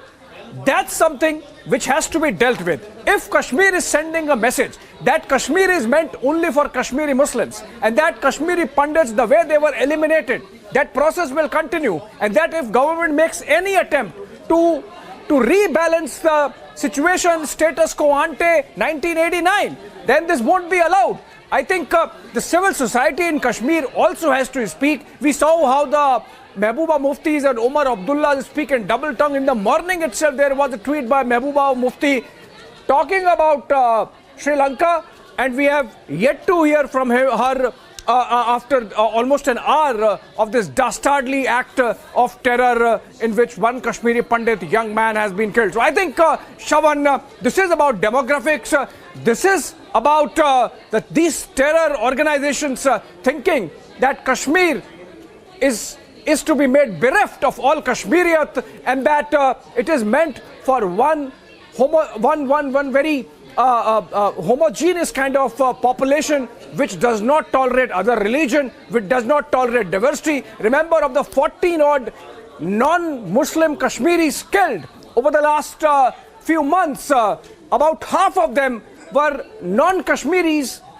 working there, providing services, having come from other states across India. So I think as far as Bihar and Bengal, so I think there is a clear message that is being sent by these terror organizations that till they are completely eliminated and silenced, they will continue to work in a manner that Kashmir's population does not reflect diversity. And that's a challenge for the Indian state. And I think post-abrogation of Article 370 and now things picking up speed, things will change and come in control. It's just a matter of time. Well, in fact, Abhishek, hypocrisy is at play right now. Omar Abdullah has tweeted, but not a single word as far as the terror groups are concerned. And I was just looking at Major Gaurav Arya, Mehbooba Mufti, a day back, has spoken about the condition in India, says that what happened in Sri Lanka should serve as a wake-up call. But hours later, we've got no single tweet, not a word really coming in from Mehbooba Mufti, who's generally been very quick in condemning or, for that matter, raising questions about the government or what should be done. So at the end of the day, it's the political class which has also been hugely responsible, if not now, for the last over several decades put together, the Abdullahs and the Muftis.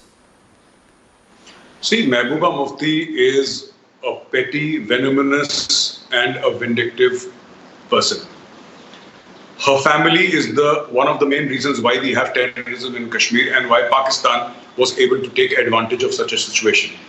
Mehbooba Mufti's political career is now non-existent. It exists only on Twitter and in news media bites. And this is what Mehbooba Mufti does. You see, where I say this again, and I say this with a lot of responsibility, she's hand in glove with the Hizbul Mujahideen. She's hand in glove with the Jamaatul Islami. This woman was waving the Pakistani flag sometime back, and I have it from very, very reliable sources who were eyewitness to this. You know, they have told me that she was waving Pakistani flags long back and they had to get her off the stage. This woman is plain poison. And that is what she does every time. She'll raise this whole fake specter of Islamophobia in the world. She's bothered about Palestine. She's bothered about what is happening in America. Her heart is breaking, about Sri Lanka. And she has everything to say about India because obviously she belongs to Pakistan. Mehbooba Mufti is a Pakistani, which is why Mehbooba Mufti spews venom against India. But the problem is that she at least claims, even if falsely, to represent the people of Jammu and Kashmir. She will never go to a Pandit house. And even if she goes to a Pandit house, she will simply do politics outside the house where the dead body is lying. She will say that, here is what the government is doing and this is what So this is the person that you're dealing with. They are responsible for the overground workers and the underground workers who are supporting terrorism in the Kashmir Valley. She is part, in fact, she is the head of that political ecosystem in Kashmir. I don't blame the Abdullahs so much. I don't blame them so. They are opportunists. Abdullah ko to jahan se fayda mile wahan chala jayega. Mehbooba Mufti is plain poison, and I'm saying this on national TV with a lot of responsibility. She was better off inside jail. It was a mistake by the government to take her out. They should put her back.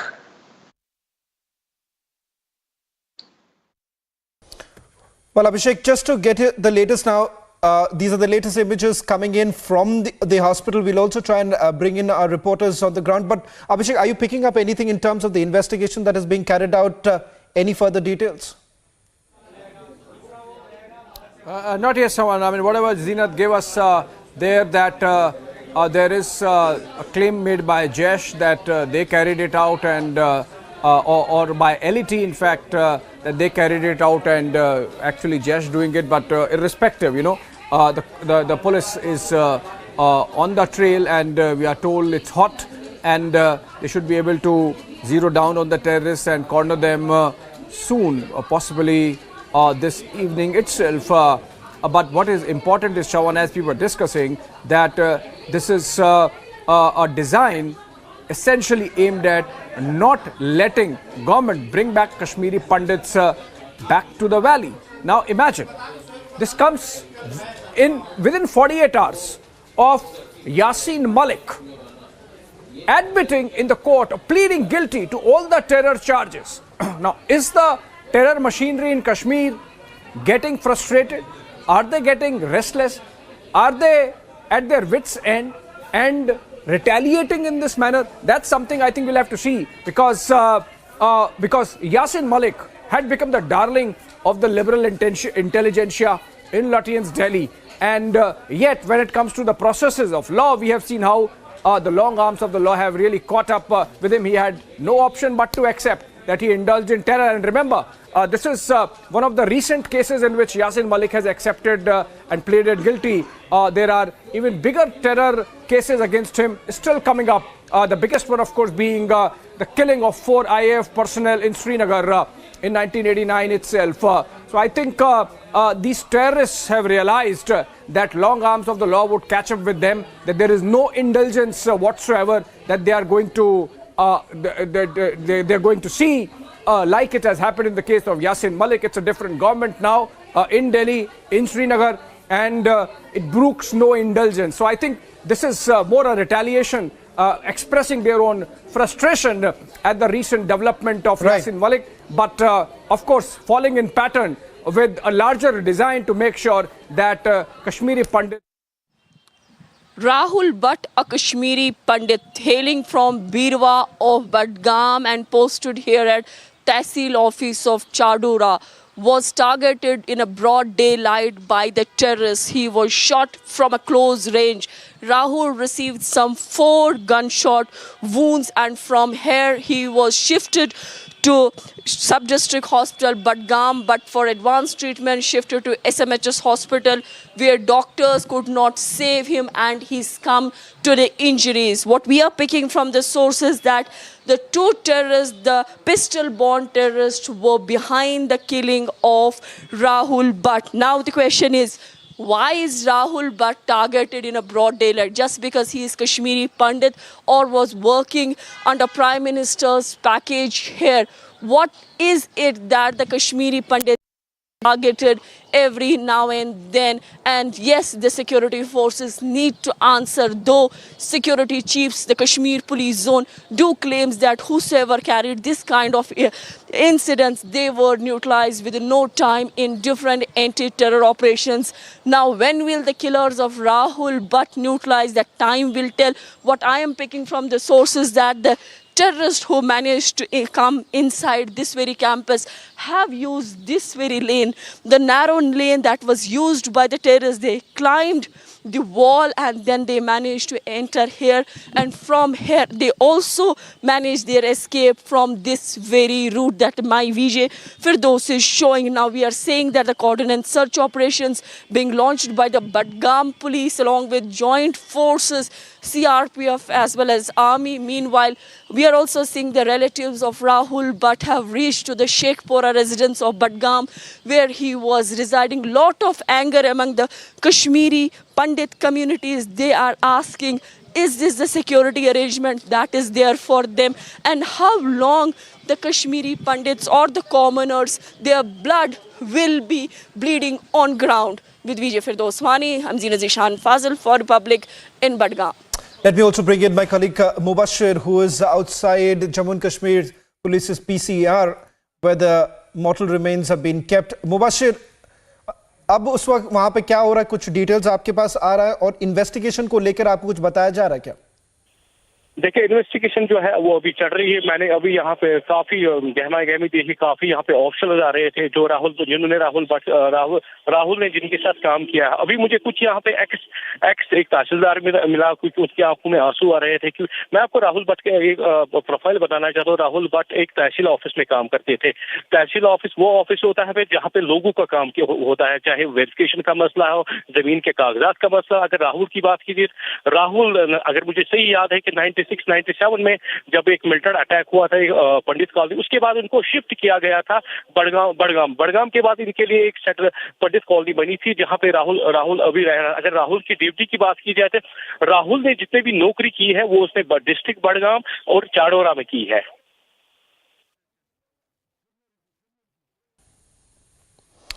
Well, thank you very much, Mubashir. We'll try and go across to Zeenat in a short while from now, but let me just bring in Abhishek right now. Abhishek, the latest that we are also picking up right now is that there were certain inputs that had basically come in about the fact that, the Kashmiri Pandits could once again become a target, but that perhaps we'll have to wait and watch as to what sort of response really comes in from the Jammu and Kashmir police. But just going back to the current security situation right now in Kashmir, vis-a-vis Kashmiri Pandits, and the message perhaps terrorists are once again trying to send across, that Kashmiri Pandits are not safe. Well, Shravan, earlier you were talking, I think Major Arya was talking about the security grid and that it's not very easy anymore to really cross the line of control or the IB and come toward this side. But I think there was one infiltration of a sizable numbers happened around the time of Sunjwa encounter. That was, I think, in October, November, and those terrorists. Whatever number, 30, 40, whatever, they have been active and sporadically carrying out these attacks. So there is a clear Pakistan link. I'm sure the security agencies would get to the bottom of it. In fact, the terrorists who have, or multiple number of terrorists who have carried out this dastardly killing today, they would also be nabbed, killed at the earliest. But I think what we were discussing about whether the security agencies can really get to grips with it and stop it completely, of course they would be, but it's just a matter of time. As I was mentioning, post abrogation of Article 370, there have been some teething troubles. There was the issue of COVID pandemic and the lockdowns. It would be taken care of by and by. The numbers have really come down, both in terms of Kashmiri youth getting into the terrorist ranks, as also those coming from the other side because of the 7 layers of security grid that is in place. In fact, we had the outgoing Chinar Corps Commander General Pandey a few days back in one of his farewell addresses mentioning that the terrorists eliminated clearly shows that the government and the security agencies are in control of the situation. Obviously, it can't be 100% foolproof, or it takes time to become that, given the troubled region we are talking about. But what is important is that one more innocent, the Kashmiri Pandit, has lost his life to the capricious design of the Pakistani deep state, and Major Gaurav Arya can come on it, of making sure that if India wants to make Kashmir a model of harmony, of communal harmony, where a Muslim majority can live with a minority and not be troubled, I think that there is an attempt to disrupt that plan, and that's why we are seeing this getting repeated almost every month over the last few months, Shawan. We're also getting in a reaction from BJP's Kavindra Gupta. Let's listen. जो अभी injured है वो भारत सरकार जिस प्रकार से एक कोशिश कर रही है कश्मीरी पंडितों को दोबारा घाटी में बसाने की, तो जो कुछ ऑर्गेनाइजेशंस जो वहाँ पर काम कर रही हैं, मिलिटेंट आउटफिट्स हैं या कुछ ऐसी ऑर्गेनाइजेशन जो लगातार प्रयास करती रहती हैं कि कश्मीर का जो माहौल एक शांतिपूर्ण होता जा रहा है उसको किस प्रकार से ख़राब किया जाए। इसमें आज भी पाकिस्तान के इशारे पर वहाँ पर अंडरग्राउंड वर्कर्स, ओवरग्राउंड वर्कर्स बड़ी तादाद में काम कर रहे हैं। हालांकि हमारे सुरक्षा बल इस प्रकार की कोई घटनाएं ना हो चप्पे चप्पे पर इस चीज़ की निगरानी भी करते हैं, लेकिन स्वयं एक विजिलेंट रहने की ज़रूरत है, स्वयं एक अलर्ट रहने की ज़रूरत है। आज माहौल उस प्रकार का है। कश्मीर की जो राजनीतिक लोग हैं, कुछ पार्टियां भी इस प्रकार के गलत बयानबाजी करके कहीं तो जो मिलिटेंट्स के जैसे यासिन मलिक है या कुछ दूसरे हैं, जब ये इस प्रकार की कोशिश करते हैं तो उनके समर्थन में खड़े हो जाते हैं।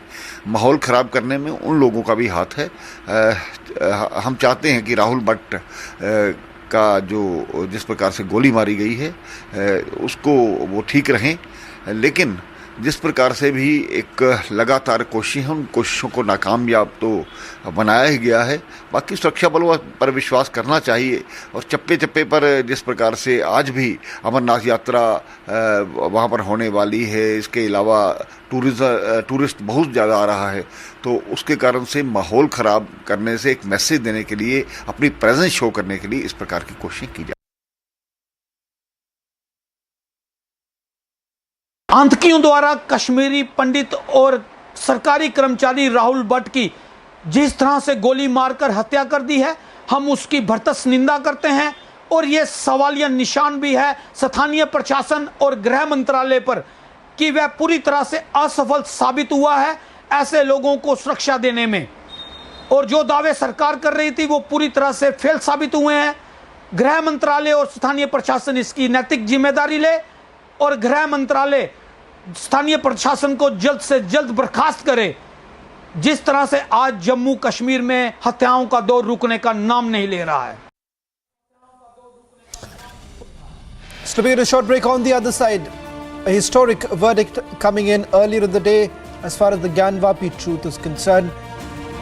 Inspection to continue. Commissioner to stay.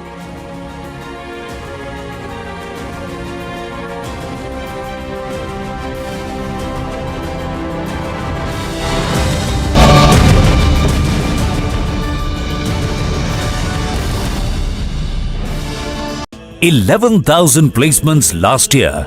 At Amity, we are committed to nurturing passionate, hardworking and proactive professionals.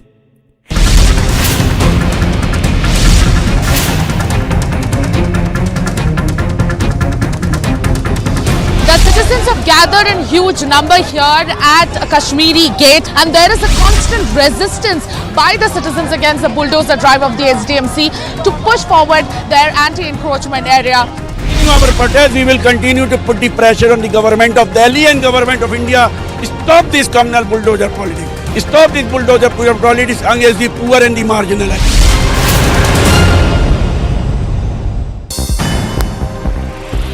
Russia was reported to have demanded an official apology from the Polish authorities in Warsaw. The apologies came about in connection with the paint attack on Russian ambassador in Warsaw.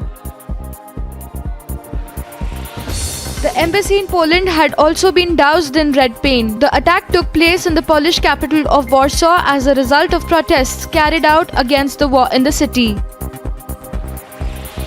Russia's Ministry of Defense published footage of the launch of one of its missiles in its arsenal. The particular missile in the footage was Iskander supersonic missile aimed towards Ukrainian targets in the region. Russia used self-propelled guns after the ammunition was reported to have been targeted somewhere in the country. The Russian army used the MSTA's guns following the attack. Emergency services were seen tending to a fire at a kindergarten and some residential buildings in Ukraine. The fire was reported in the city of Golovka in Donetsk Oblast. Attempts of Russian forces making the effort to cross unidentified river somewhere in Ukraine were reportedly foiled by Ukrainian forces. Artillery units of the country's military were used to carry the attack out. A drone of 503 separate battalion of Marine Corps was shared from Ukraine. The drone was seen dropping directly above the structure, presumably housing Russian soldiers. Ukrainian fighters were seen shooting down a Russian tank with a handheld anti-tank gun, namely Enclaw, in the country. The attack of the gun could be seen having struck the tank directly. Ukrainian media sources shared footage of the current situation of the Azovstal plant in Mariupol. The effect of the damage delivered was seen in massive amounts of smoke emanating from the plant. Several civilians were killed in Kharkiv region attempting to evacuate from a frontline village. Kharkiv Regional Prosecutor's Office said in a statement that at least 4 people were killed when a convoy of 15 cars tried to evacuate the Kharkiv near Stalistav village. Top national updates at this hour. Congress party leader Sachin Pilot said that the Congress will deliberate on ways to re-energize the party and challenge the BJP-led national. The terrorists, they have targeted the Kashmiri Pandit who was working in the revenue department. He has been fired from a very close range. He has received the gunshot injuries, some 4 in number, and from Central Kashmir's Chadora Tehsil, he was shifted to SMHS Hospital here in Srinagar. Will Mehbooba Mufti and company, Omar Abdullah, admit that Rahul Bhatt was targeted for being a Kashmiri Pandit or not?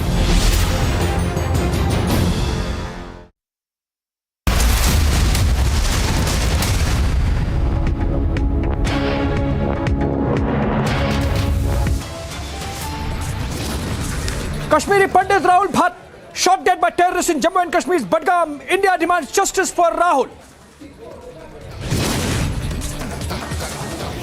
Rahul Bhatt, a clerk in Tehsildar office, killed in Budgam terror attack for working in the revenue department on PM package for Pandits and minorities. That's the connection.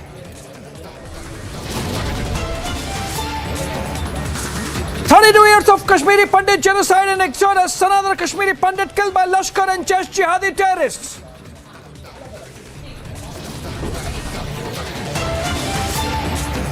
A Kashmiri Pandit shot dead again, but Omar Mehbooba continue to maintain silence. India demands answers. Shocking Congress reaction to Pandit murder, says government failed to protect people, demands MHA to reprimand local administration.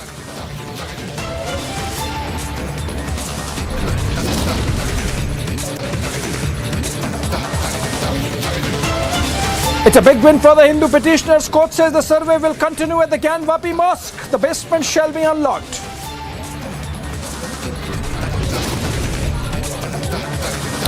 And Uttar Pradesh mandates national anthem in madrasas, says national anthem must before classes.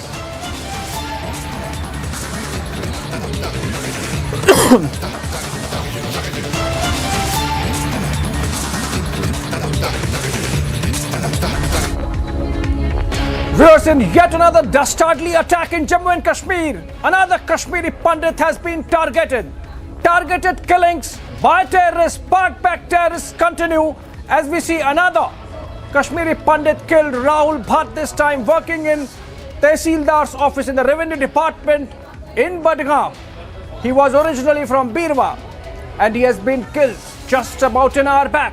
His crime, of course, the fact that he was a Hindu, he was a Kashmiri Pandit, and the terrorists don't like the diversity and harmony of Kashmiriyat.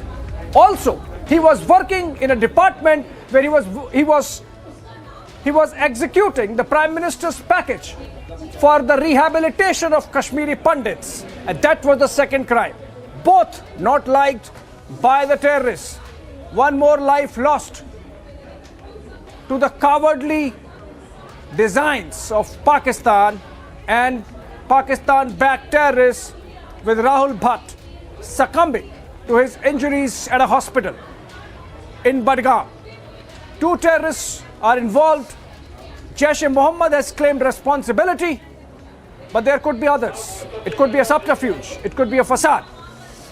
But even that is immaterial. What is important is that in their frustration, these terrorists continue to damage the very social fabric of Kashmir, based on which the larger civil society wants concessions from the Indian state. For how long can we tolerate that? Take a look at the ground report and then we come back.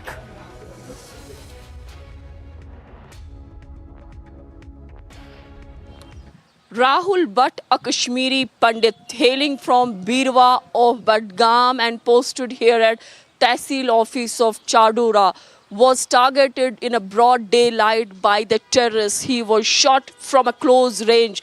Rahul received some 4 gunshot wounds, and from here he was shifted to Sub-District Hospital Badgam, but for advanced treatment shifted to SMHS Hospital, where doctors could not save him and he's succumbed to the injuries. What we are picking from the sources that the 2 terrorists, the pistol-borne terrorists, were behind the killing of Rahul Bhatt. Now the question is, why is Rahul Bhatt targeted in a broad daylight? Just because he is Kashmiri Pandit or was working under Prime Minister's package here?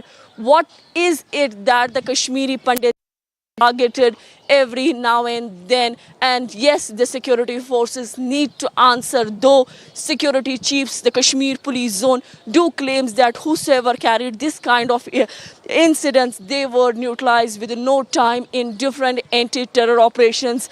Now, when will the killers of Rahul Bhatt neutralize? That time will tell. What I am picking from the sources that the terrorists who managed to come inside this very campus have used this very lane, the narrow lane that was used by the terrorists. They climbed the wall and then they managed to enter here, and from here they also managed their escape from this very route that my VJ Firdaus is showing. Now we are saying that the coordinated search operations being launched by the Badgam police along with joint forces, CRPF as well as army. Meanwhile, we are also seeing the relatives of Rahul Bhatt have reached to the Sheikhpura residence of Badgam, where he was residing. Lot of anger among the Kashmiri Pandit communities. They are asking, is this the security arrangement that is there for them? And how long the Kashmiri Pandits or the commoners, their blood will be bleeding on ground? With Vijay Firdoswani, I'm Zina Zishan Fazil for Republic in Badgam. Well, that was Zina Zishan giving a ground report from Chadura, and we continue our rolling coverage of the incident, terror incident in Srinagar. In fact, joining us, Mubashir from Srinagar. Mubashir, आप बताएं अभी वहाँ क्या हालात है? राहुल भट्ट के body को उनके परिवार को दे दिया है, क्या चल रहा है वहाँ पे? अभी राहुल भट्ट की जो बॉडी है उसको पुलिस हॉस्पिटल में रखा गया है, वहाँ पे उसके मॉडल को रखा गया है। वो पोस्टमार्टम की प्रक्रिया से स्टार्ट हो चुकी है, अभी कुछ टाइम लग सकता है। अभी मैंने कुछ यहाँ डीसी बड़गाम जा रहे थे, उससे मैंने बात करने की कोशिश की, मगर उन्होंने मैं आपको बताना चाहता हूँ, मुझे एक आई विटनेस मिला राहुल भट्ट के ऑफिस में जो काम कर रहा था। मैंने उसको बताया कि क्या हुआ। उसने बताया कि एक अंधाधुंध 3 से 4 राउंड फायर हो गए और राहुल भट्ट वहीं पे गिर गया। अगर मैं पीसीआर यहाँ पे मैं खड़ा हूँ, यहाँ पे काफी गहमाई है, जितने भी ऑप्शंस है वो पहुंच रहे हैं। पीसीआर कश्मीर पहुंच पीसीआर कश्मीर पहुंच रहे हैं। मैं आपको ये दृश्य दिखाना चाहता हूँ कि जितने यहाँ पे काफी गहमी हो चुकी है। मुझे लग रहा है कि मैंने हॉस्पिटल सोर्स से मैंने पता करने की कोशिश की, उन्होंने यही कहा है कि 1 से 1.5 घंटा अभी भी लग सकता है कि राहुल भट्ट का जो पोस्टमार्टम है वो अभी भी चल रहा है। पोस्टमार्टम चल रहा है, पर पुलिस क्या कह रही है Mubashir? Okay, Zenat Zishan is joining us live. Zenat, over to you. What is the cops saying? How far the investigation has progressed? Though I can understand it's a little early. It's been just an hour or so, but I believe the Jammu and Kashmir police and the security agencies must be hot on trail of the terrorists. Oh, absolutely, Abhishek. After the killing of Rahul, but we are seeing that a lot of meetings being taking place at the here and taking review of the entire incident. As far as the incident of the Chadora Tehsil office is concerned, Rahul Bhatt, who has been appointed in Prime Minister's Migrant Kashmiri Pandits package, he was appointed in 2010. That was the first Prime Minister's migrant package to the Kashmiri Pandits, and since then he was working in the Kashmir Valley. He's a 35-year-old boy and he actually hails from Pilvara, again a part of Badgam Kulam of Central Kashmir, but right now he was residing at the Sheikhpura, which is a Kashmiri Pandit colony. So whosoever is the part of the Prime Minister's migrant package, usually they have been given accommodation in the Sheikhpura migrant camp. So he was residing there, but from Sheikhpura he used to come every day to Tehsil office at Chadora, Badgam, which is a distance of around 30-35 kilometers of around 1 hour journey if there is no traffic at all. When we talk about who are the killers behind this kind of killings, what we are picking from the sources within the police department, it is the Lashkar Toiba that has carried the killing. But yes, the Jaish has claimed the responsibilities of attack. We need to see that what the police chief will say about it, whom he will identify. But as per the sources within the department says that they were the pistol-borne terrorists, 2 in number, who had used the back entry of the Tehsil office, because that is quite a vacant place, very narrow lane. In fact, the residential homes are there, so they have used the back entry instead of the front entry. Because if you see the Tehsil office, the front entry, lot of hustle and bustle is there, so it is really difficult for the terrorist if he carries this kind of attack and then he has to come out also. So before carrying any attack, the terrorists usually see where from they can usually escape. So back entry was quite easy for them in order to manage their escape. We are seeing that the Sheikhpura residents, there is a lot of people from the Kashmiri Pandit community and also the local Kashmiris have reached to the Sheikhpura, because the scene needs to be seen where the last rites will take place, because this boy was residing at the migrant Pandit colony in Sheikhpura. This incident happened somewhere around 4:30 p.m. today, when these terrorists, as they went inside the building and they fired upon him from a close range. He received, as per the hospital sources, that 4 gunshot injuries were there. They tried to revive him, but he succumbed, though he was first being taken to the sub-district hospital Chadora, but there was not much advanced medical treatment available, so he was referred to for advanced treatment at SMHS hospital, but there he succumbed to the injuries. We are also seeing the coordinator. तक चलता रहेगा ये हमें पता नहीं, ना governor को पता है ना गवर्नमेंट को पता है, सिर्फ यहाँ से पीएम पैकेज उठा के ले गए किस राम भरोसे। ये नहीं पता कि कब किसकी मौत आ जाए, किसको कौन गोली का शिकार हो जाए, क्या हो जाए, ये किसी को पता नहीं। बस यही कह सकते हैं, छोटे छोटे बच्चे उनको छोड़ के चला गया बेचारा, क्या कर सकते। बहुत ही हेल्पफुल था, बहुत ही हेल्पफुल था वहाँ पे भी, क्या कर सकते।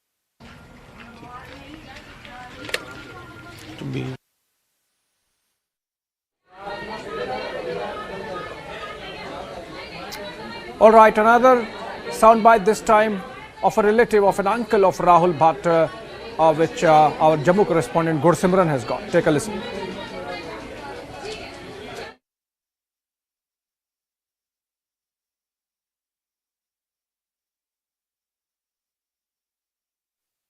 मेरे साथ राहुल के अंकल मौजूद हैं। बताइए मुझे क्या हुआ था, राहुल कब गए थे, क्या 3 दिन यहाँ आए थे, 3 दिन पहले, मतलब 1 हफ्ता यहाँ बैठे थे। 2 दिन हो गए उनको यहाँ से निकले हुए, 2 दिन यहाँ से सीधे गए ऑफिस में, ऑफिस में ही वहाँ शूट किया। लास्ट पर जब आपसे बात हुई कब? हाँ, हॉस्पिटल में हुई थी, नारायण अस्पताल में हम थे, नारायण अस्पताल में थे।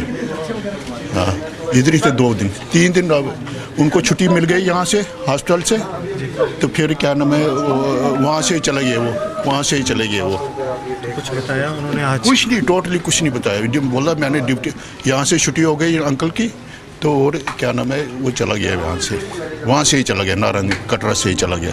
जिस तरह से लगातार माइनॉरिटीज़ को कश्मीर में मारा जा रहा है, किस तरह देखते हैं? क्या करेंगे, इस वक्त थोड़ा दिमागी ख़राब है हमारा। परिवार जो है इस वक्त बात करने की स्थिति में नहीं है, लेकिन उनका कहना है कि राहुल जो है 3 दिन पहले ही यहाँ से जो है वो गए थे। गौरव साहनी के साथ Gursimran Singh, Republic media network.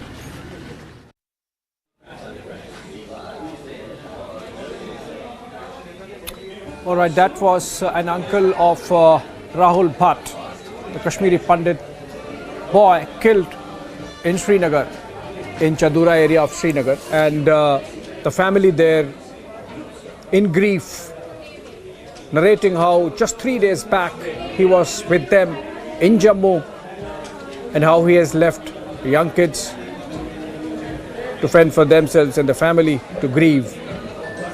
as terrorists kill another Kashmiri Pandit, another Kashmiri Hindu, as part of their design to make Kashmir a 100% Muslim majority region. Pictures keep coming in from Srinagar, where Rahul Bhatt, his body is being is going through a post-mortem, even as security agencies launch a massive search operation to carry out to bring those terrorists to justice. The agency is hot on trail. Jaish-e-Mohammed has claimed responsibility. It could be some other organization as well. He was working on Prime Minister's package for minorities to bring Kashmiri Pandits back. And I think that was the second crime of Rahul Bhatt, apart from, of course, being a Kashmiri Pandit himself. We are getting some pictures of protests already breaking out in Srinagar by Kashmiri Pandit residents there. And these pictures show the kind of anger, the kind of frustration, the kind of angst and grief that is there amongst the remaining Kashmiri Pandits in the valley. These pictures coming in from Jammu and show Kashmiri Pandits expressing their anger at the manner in which these terrorists get away in the absence of foolproof security. The fact that, as our correspondent Zenat was showing, these terrorists came in, entered the compound, killed Rahul Bhatt with multiple fire and escaped. On that note, we have to take a short break and continue the coverage of this dastardly act of terror in Kashmir on the other side. Be right back.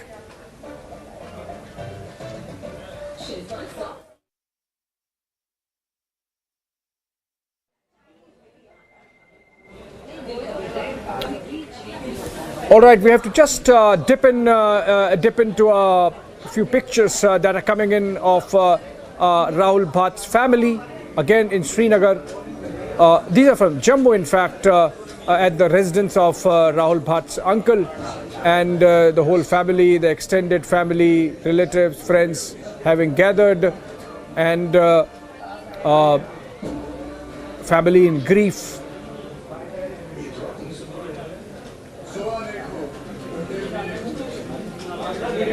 It was here only that, as Rahul's uncle explained, he had come and spent a week and went back to Srinagar, to the valley, just 3 days back.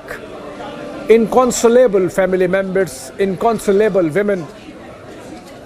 And this is a repeat of pictures we have seen from the time of Makhanlal Bindru to Paswan to Satvinder Kaur. The teachers that were killed in a targeted attack about 2 months back. What began with the killing of Makhanlal Bindru, the chemist from Bindru Medicate in Srinagar, has turned into a pattern where almost 14 Kashmiri Pandits and non-Kashmiri Hindus, migrants, labor working in Kashmir from other states, have been killed with the objective of deterring non-Muslims to come and work in the valley, non-Muslims to live in the valley. That's the design, that they want 100% of the population to be of the same religion in Kashmir. And any attempt at making it a harmonious society which is accepting of all other thoughts, streams, communities, religions is thwarted. That's what we are seeing by these terrorists backed by Pakistan carrying out in Kashmir, and in the pictures, inconsolable women of the Bhatt family.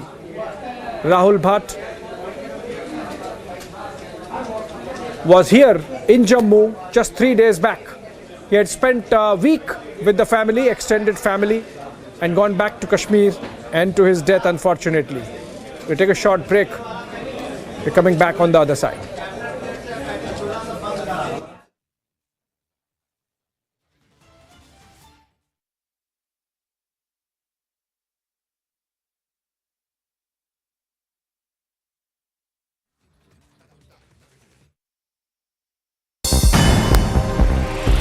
Russia was reported to have demanded an official apology from the Polish authorities in Warsaw. The apologies came about in connection with the paint attack on Russian ambassador in Warsaw.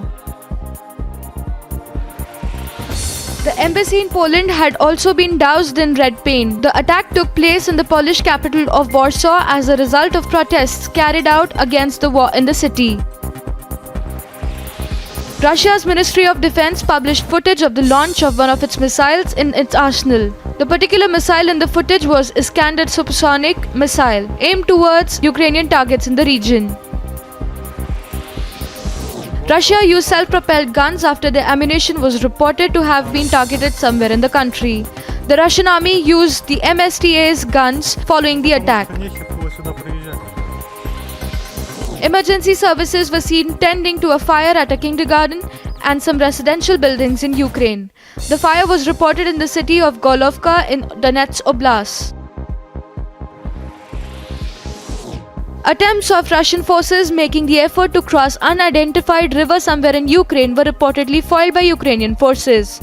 Artillery units of the country's military were used to carry the attack out. A drone of 503 separate battalion of Marine Corps was shared from Ukraine. The drone was seen dropping directly above the structure, presumably housing Russian soldiers. Ukrainian fighters were seen shooting down a Russian tank with a handheld anti-tank gun, namely Enclaw, in the country. The attack of the gun could be seen having struck the tank directly. Ukrainian media sources shared footage of the current situation of the Azovstal plant in Mariupol. The effect of the damage delivered was seen in massive amounts of smoke emanating from the plant. Several civilians were killed in Kharkiv region attempting to evacuate from a frontline village. Kharkiv Regional Prosecutor's Office said in a statement that at least 4 people were killed when a convoy of 15 cars tried to evacuate the Kharkiv near Stalistav village. Top national things at this hour. Congress party leader Sachin Pilot said that the Congress will deliberate on ways to re-energize the party and challenge the BJP-led National Democratic Alliance in the Nav Sankalp Chintan Shiva being held in Udaipur. He also said that the 3-day brainstorming conclave will be held from May 13 to 15, which will be result-oriented. Ahead of local body elections, Madhya Pradesh Chief Minister Shivraj Singh Chauhan on Wednesday met Solicitor General of India Tushar Mehta in the national capital to discuss the legal provisions to provide OBC reservation in the state. The meeting was also attended by State Home and Law Minister Narottam Mishra and Urban Development and Housing Minister Bhupendra Singh. 3 Naxals allegedly involved in the Bukintor blast were arrested in Chhattisgarh, Narayanpur district. The Superintendent of Police of Narayanpur said that those arrested include the main accused. The Naxal squad blew up a bus carrying police personnel near the village between a couple of areas like the Kahanhar Gaon and the Kadenar area using an improvised explosive device. Himachal Pradesh Chief Minister Jairam Thakur on Wednesday held a meeting with PM Modi and invited him to visit the state to inaugurate various ongoing projects, talking about the 15-day program that the BJP is kickstarting on May 30th to celebrate the 8th-year anniversary of the party coming to power at the centre. The CM said that he wanted a program to be held in Himachal on the anniversary celebration of May 31st in the presence of PM Modi.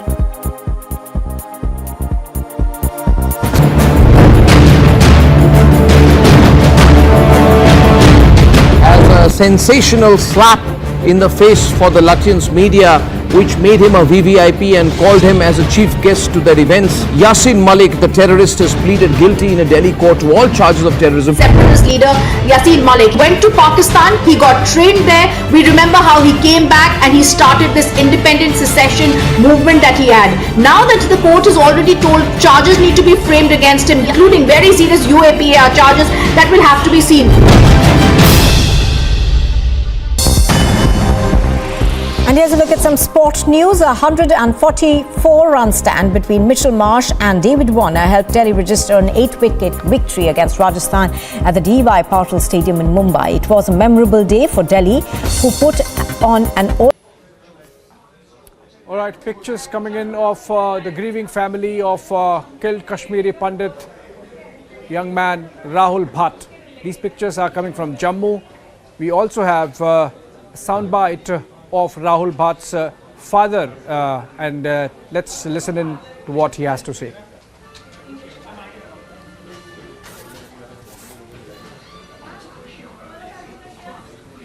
All right, just a while before we get that soundbite for you viewers, but pictures coming in of the grieving family, extended family, relatives, friends of Rahul Bhatt in Jammu, the Bhatt residence where Rahul had come and spent a week just till 3 days back before going back to the valley. A short break on that note.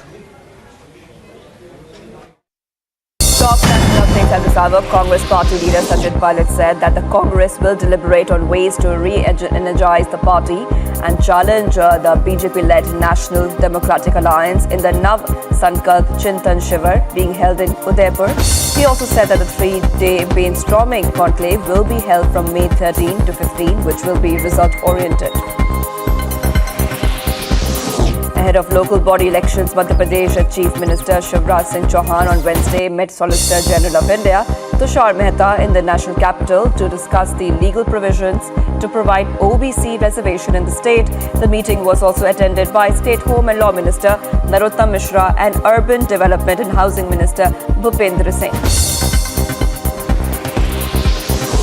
3 Naxals allegedly involved in the Bukintor blast were arrested in Chhattisgarh, Narayanpur district. The Superintendent of Police of Narayanpur said that those arrested include the main accused. The Naxal squad blew up a bus carrying police personnel near the village between a couple of areas like the Kahanhar Gaon and the Kadenar area using an improvised explosive device. Himachal Pradesh Chief Minister Jairam Thakur on Wednesday held a meeting with PM Modi and invited him to visit the state to inaugurate various ongoing projects, talking about the 15-day program that the BJP is kickstarting on May 30th to celebrate the 8th-year anniversary of the party coming to power at the centre. The CM said that he wanted a program to be held in Himachal on the anniversary celebration of May 31st in the presence of PM Modi.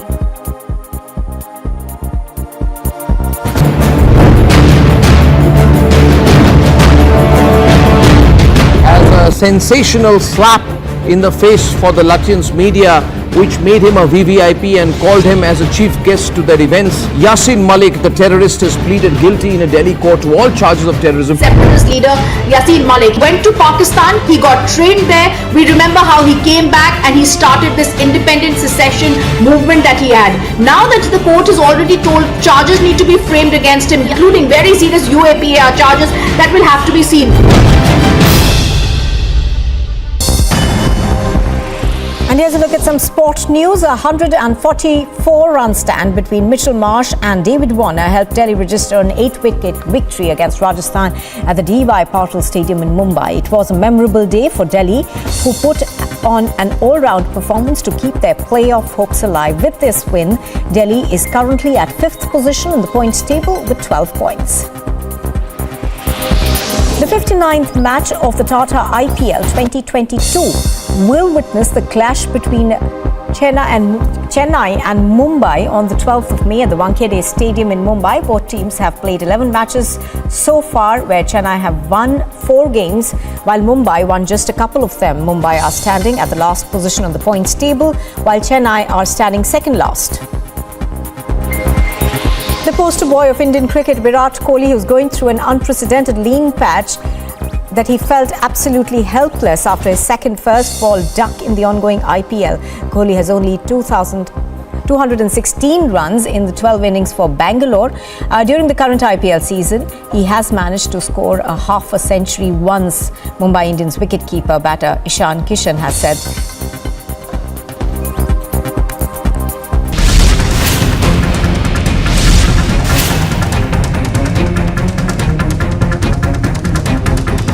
The citizens have gathered in huge number here at Kashmiri Gate. And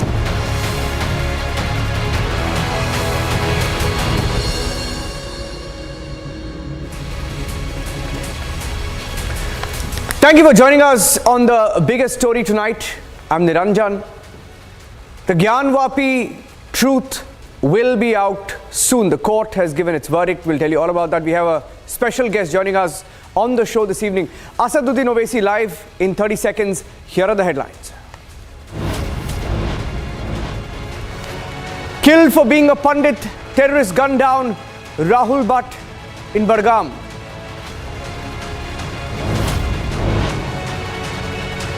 Kashmiri Pandit Rahul Bhatt shot dead. He was working on Kashmiri Pandit schemes. Omar Abdullah tweets, but won't name or condemn terror group even as LET, Jaish-e-Mohammed race to claim credit.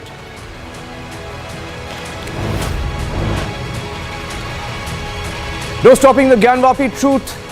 It's a win for the petitioners who want the basement opened up.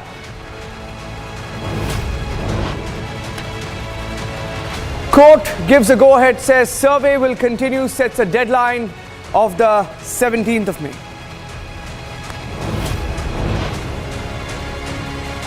Uttar Pradesh mandates national anthem in madrasas.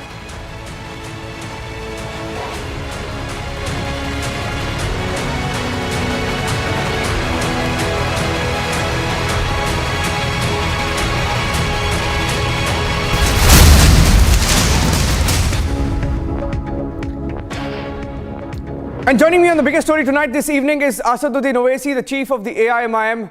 Mr. Owaisi, good evening. Thank you for speaking to me here on Republic TV. Now, first of all, Mr. Owaisi, a Varanasi court has said that the survey will be carried out. They've set a deadline. They've said that either the locks must be opened up, either they must be unlocked or broken to conduct the survey. What do you make of it, Mr. Owaisi?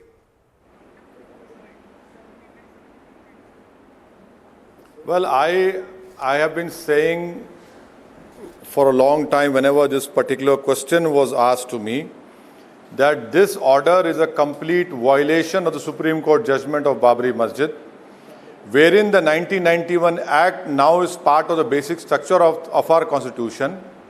And the 91 Act clearly says that no one can change the nature and character of a religious place, which stood on 15th August 1947.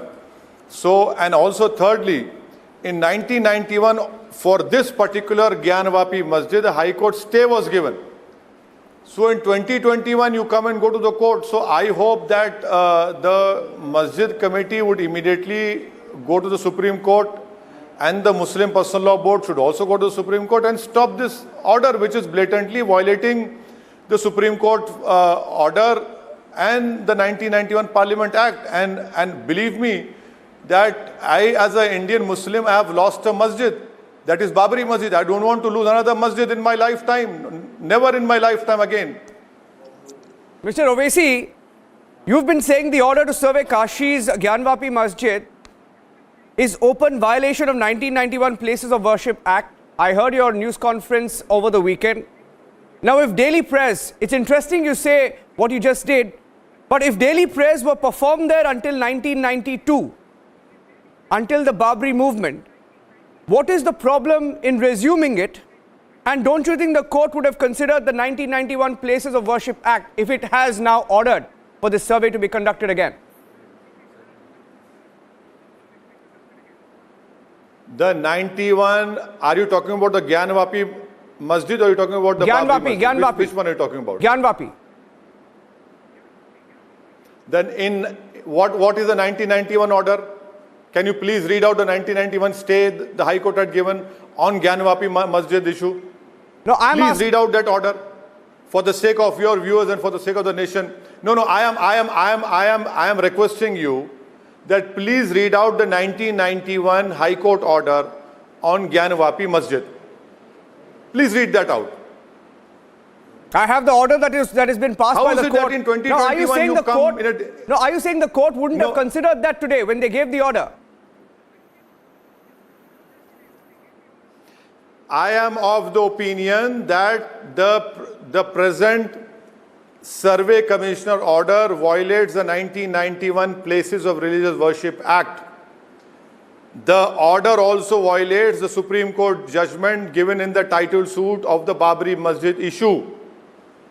And thirdly, for the sake of your viewers, if tomorrow I go to a court and say that where Arnab Goswami sits, right underneath there is a masjid, it should be excavated. What is this? Where are you leading the country to? And I come to the court and say, where Arnab Goswami sits, I want a survey commissioner and I want this particular gentleman as a survey commissioner. The 1991 Act categorically states that anyone who tries to change, even tries to change the nature of a place of religious worship, an FIR should be booked, and if courts convict him, a 3-year imprisonment can be given to him. Where are you leading this country to? As a nation, didn't we have enough of post-demolition Babri Masjid and after demolition? The whole country was engulfed in communal riots, bloodshed. What do you want to happen? This is nothing but opening another issue on the lines of Babri Masjid. Now, Mr. Owaisi, you're comparing the case again to Babri Masjid case. Now, let me state some facts and you tell me. First of all, you asked me about the 1991 Act. The 1991 Act is about changing a religious place. Point number one. Point number two, the survey does not change that. The survey does not do that. The survey checks facts. Point number one. No, point number two. It does. It does. It does. It does. It does. Listen to me. Now, hold on to your point number one. Hold on to your point number one. Okay. Hold on to your point number one. Thus, what are you doing a survey for? You are doing a survey, and by doing that survey, you are trying to change the nature of a masjid. Simple as that. Which you cannot do because the Parliament of India has passed an act. You cannot even appoint a survey commissioner because that also violates the 5 judges' judgment of the Supreme Court. Especially that part written by the Honorable Judge Mr. Chandrachud. What is it that you're doing? And tomorrow, where is it? And for your understanding, today the same Allahabad High Court disallowed a petition wherein BJP, Mr. Rajneesh of BJP Ayodhya Media in charge wanted the same thing to happen in Taj Mahal. And you know what the Honorable Judges said? Tomorrow you will come and say we want to go into our chambers. Where will this nonsense end? I'm going to ask you, Mr. Owaisi, once again, I'm coming back to the facts because the way, we have understood it. And I have what the groups have demanded. I have the details of that demand. And you please tell me, they have sought permission to perform daily worship of deities. They want to worship Shringar Gauri, Lord Ganesha, Lord Hanuman, Nandi idols, which are located on the outer wall of the Gyanvapi Mosque, and the order is also to stop opponents from causing any damage to the idols. Now you made a very interesting mention earlier in your second answer. You said, how many more masjids will be taken away from my community? Right? Now they're also asking, wasn't the Gyanvapi Mosque or parts of it built over a temple after the temple was vandalized? In that case, wasn't the temple taken away from them, Mr. Owaisi? Please understand that this same stupid argument was put forward in the Honorable Supreme Court. The Honorable Supreme Court rejected that a Babri Masjid was constructed by demolishing a mandir. The Supreme Court even said, and this is for your viewers, that the ASI should not have done that so-called survey. The Supreme Court did not even accept the ASI report on the Babri Masjid Ram Mandir issue. Now you are asking me this question. Are you telling me that after a law has been passed by the Parliament of India, then tomorrow a Jain and a Buddhist will go and say that our religious places were vandalized and were changed 2000 years ago? Would you follow the Parliament Act, or will you work on the basis of Astha? Would you ensure that the Parliament Act is accepted, the Supreme Court judgment which talked about the 91 Act is related to the basic structure of our Constitution? See, if you go by that argument, then you are going what the Prime Minister said in the Lok Sabha in 2014, 1200 saal ki gulami. Then you want to change everything, disregarding the Constitution, disregarding the Supreme Court, disregarding the rule of law. And you will be plunging this country into the 1990s and post